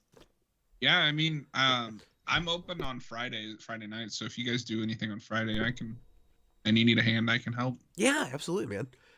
So far, we've only had you on these, and I don't want you to feel left out. Like we wouldn't have you on another show. I just haven't. He only brings me around because I'm the only one crazy enough to stay up for 24 hours. That's it, man. For Smallville specifically. Yeah, but John and I have talked about so many other shows. Like, there's a lot of stuff we both like that would be fun to talk about together. Or even if we don't like them, just things that will be amusing to do. I mean, we're still kicking around Gotham. And we became complete degenerates like at the very end of this. Imagine how we would be in Gotham. What's great is nobody would expect any like honest to God discussion or analysis of that show. Like, maybe just right up front we should go, look, this is a riffing program. We're not even gonna try. Try. By the end of it, we'll just be like Eric in those Gotham reviews he did on the channel by himself. What would we count in that show? Joker Origins? Yeah. Like, we got to come up with some things to count. I don't know that show well enough. Joker? And I don't think there's enough of a formula. Like, that show is weirdly unpredictable. It's crazy, man. It's crazy. There's a lot of annoying, repeated things they do, but nothing I think you'd really... that would be easy to count. That would come up all the time. It's hard to say. I think we'd have a much smaller count. Like, you could count It's a New Day. I wish you could count Shiny Shoes Mother of God more often, but... There's a shoe motif through the first half of the first season, and then it never comes up again. Anyway. We'll count how many vampires get turned to dust in Buffy. Oh, no. Wow. We would need to bring on a third person just to do that part. We'll blackmail Austin into doing it. Maybe there's an app for that. Anyway. Well... appreciate you guys. Robert, thanks again for coming in and doing the end of this with us. This is the place where we most need more conversations. So I appreciate you, man. John, John, we're halfway there.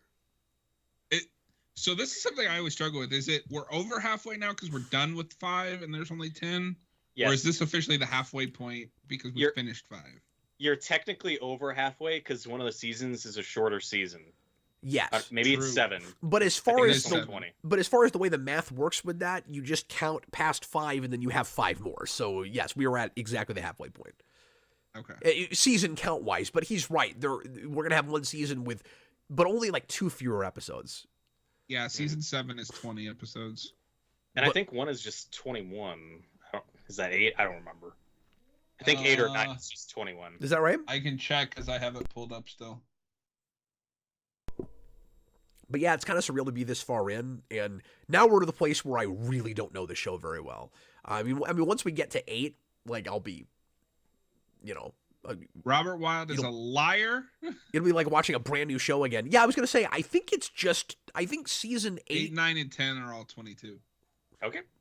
8, 9, and 10, liar. 22. Is it 7 that's 20? Yeah, 7 is 20. Okay. Well, that's 7's biggest problem is because they're cut down by those 2 episodes. Everything feels rushed.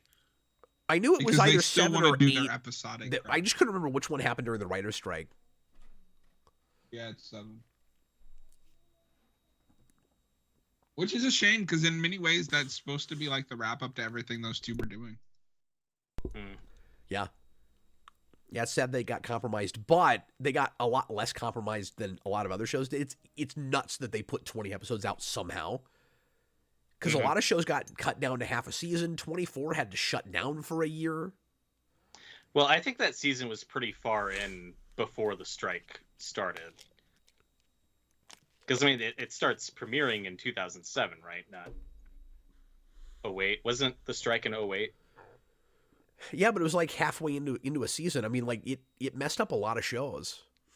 Yeah, no, it did. And Heroes never recovered. And it messed up a lot of shows that started the exact same time Smallville did. Like, I would have to go back and read up on that because I can't remember how they got around it. But, like, I think they were, I don't know, I think they were a little smarter about it somehow. Yeah, I mean, I know bet that you never thought you'd say that, Cap. The Smallville writers being smart. No, I didn't. I mean, I know that Breaking Bad, like, that first season was short because of the strike. I don't know how many episodes that first season was supposed to have, but that's why it only has, like, 7. Yeah, but I mean, it cut Hero season 2 in half. Like, and Heroes never recovered. All that, no, it didn't. But like all that broadcast stuff started at the same time. But yeah, I think that strike started like January, February of the next year. I'm gonna be honest, I was not following TV at the time. I didn't hear about the strike until after the fact, because 2009 was when all those movies were coming out and everyone was getting bad reviews, and they're like, oh, it's because of the strike. Like, Yeah. So retroactively, that's how I know it was 2008, because I didn't start hearing about it until 2009. So when, that's like, actually the year 07 that I started reviewing stuff in any form. I was working for a blog that eventually became Geekvolution, that I got the name and eventually brought to this channel, and I was reviewing a lot of TV, and everything I was watching I was liking got compromised real bad. So Funny anyway, how life repeats itself, right? Nicholas Bodo like says poetry. that Heroes would be fun. A few people have been asking me lately if I'll ever cover that show in any way. I don't know if there would be enough interest in streams on it, like watching it together, unless we just did a watch like a shorter watch party thing. If we ever did something like this format, like a more long form thing, I wouldn't go past the first season. I would do it for one, but I wouldn't do any more than that. Wouldn't that be miserable for you guys? I mean, I've never watched Heroes. Past but one, it would be, yeah. I saw season 1 once a long time ago. I don't know anything about that show. I rewatched it again last year, and it holds up okay. I mean, I still really like it, but Until you don't. it ain't perfect. I'm just talking about the first season. What's nice is that first season stands alone as a show. If it had been canceled after that, it would be like beloved. Yep. The Yeah. only thing I remember is it was crazy how many people I felt like were movie actors in a TV show. It was really cinematic during a time that not as much stuff was. Oh, it would have that Firefly cult following if it was canceled after first season. Like, remember this perfect gem that was cut too short. I mean, I'm sure Firefly wouldn't have nosedived as hard with season 2, but No, and it would have been, I don't know, it would have been much, much better for the legacy of that if it hadn't kept going, because they were just beating a dead horse even into season 2. Like, that show was supposed to be an anthology thing that had a different cast every season. And I didn't even know that. yeah, and too many of those actors got really, really popular, and NBC wouldn't let that happen. So the next season, they had to keep going with the same cast and with the same premise. It was, once again, there's a horrible thing in the future that we're trying to stop from happening. And it should have just ended. Because you wouldn't have been missing anything. It was, I wonder what would have happened to these characters. Even if it had gotten the second season it was supposed to, you would have never seen them again. They weren't. None of them were supposed to come back. From an outsider's perspective, and maybe this wouldn't have worked at the time, but I feel like the solution is to keep an anthology, just keep the actors and have them play new characters. I mean, that's what American Horror Story does. Yeah, but that's weird in the same continuity. Like, I don't know how you do that, because it would have been still the same premise in the same world. American Horror Story's been doing it for 15 years. But that's different stories and different continuities, isn't it? Right, but it's all the same show. It's just different seasons. Yeah, but how do you do So that with this premise? Well, but that's what I'm saying is you don't have to make it a sequel to season 1. Just make season 2, and it's a brand new setting, a brand new characters, but the same cast. But I just don't understand how you do that with that premise. Like, it's superheroes. It's not. Well, but then what would they have done in the first place to make it an anthology show? It was like X-Men, where it was the same continuity, and it's a group of people that all have powers, and each season we follow a different group. I didn't realize it was supposed to be in the same. Yeah, it's in the same world. Oh, I thought it was just like a true anthology, like. No, it's anthology in the same continuity. So just adapt those stories, but with the characters that you have. I don't know. So it's gonna do what Fargo did, because Fargo is all one continuity, but it's different stories with different characters each season, but it's all in the same world. Yeah. I haven't watched that show. Yeah, and I haven't either, but no, that's good. That's what it was supposed to do. And like, there may have been some crossover here and there. I don't know, because they never did it that way. But Yeah, it's just like all those arcs were done. There was really not a lot left to do with any of those characters. Was Heroes as good as No Ordinary Family? Because I watched that. Yes, by a lot. I don't know what that is. Much better than that. But didn't you review that? That was the Michael Chiklis. I did. That's got to be a weird Hero thing to go Family back show. to. That would be a popular commentary live stream. No, Do that no, one. it wouldn't. I think was- I think even Heroes would do better than that. Everybody just popping in and be like, "What is this?" Heroes would be like doing Lost. We'll just have a series about shows that used to be really popular that nobody cares about anymore. Do a That would, commentary on unironically the though, Cape that would be fun. Just to see like shows that have been forgotten by time. But Did we're you like watch The Cape? but we're like a phenomenon when they were on. Yeah. I feel like there's probably a decent number of shows like that you could mine for that. Okay, we're gonna get going. Thanks for being here, everybody. I hope you enjoyed it. We certainly did. And like I said, we'll be back again sometime early next year as soon as I can. But everybody be patient with me because it's going to be hard to get 24 straight hours after my wife delivers because obviously she's going to need lots of help with the baby. But I will be back for other things shorter than that. And I'll try to even remember to invite John to some of them. And maybe even Robert. Woo! You need anything to count? I'm your guy. Thanks, man. I will definitely hit you up to help me figure out what the category should be for whatever the next show is we do. Nice. Anyway, see you later, folks. Okay. Bye, everybody. Goodbye, everyone. Happy Lexmas.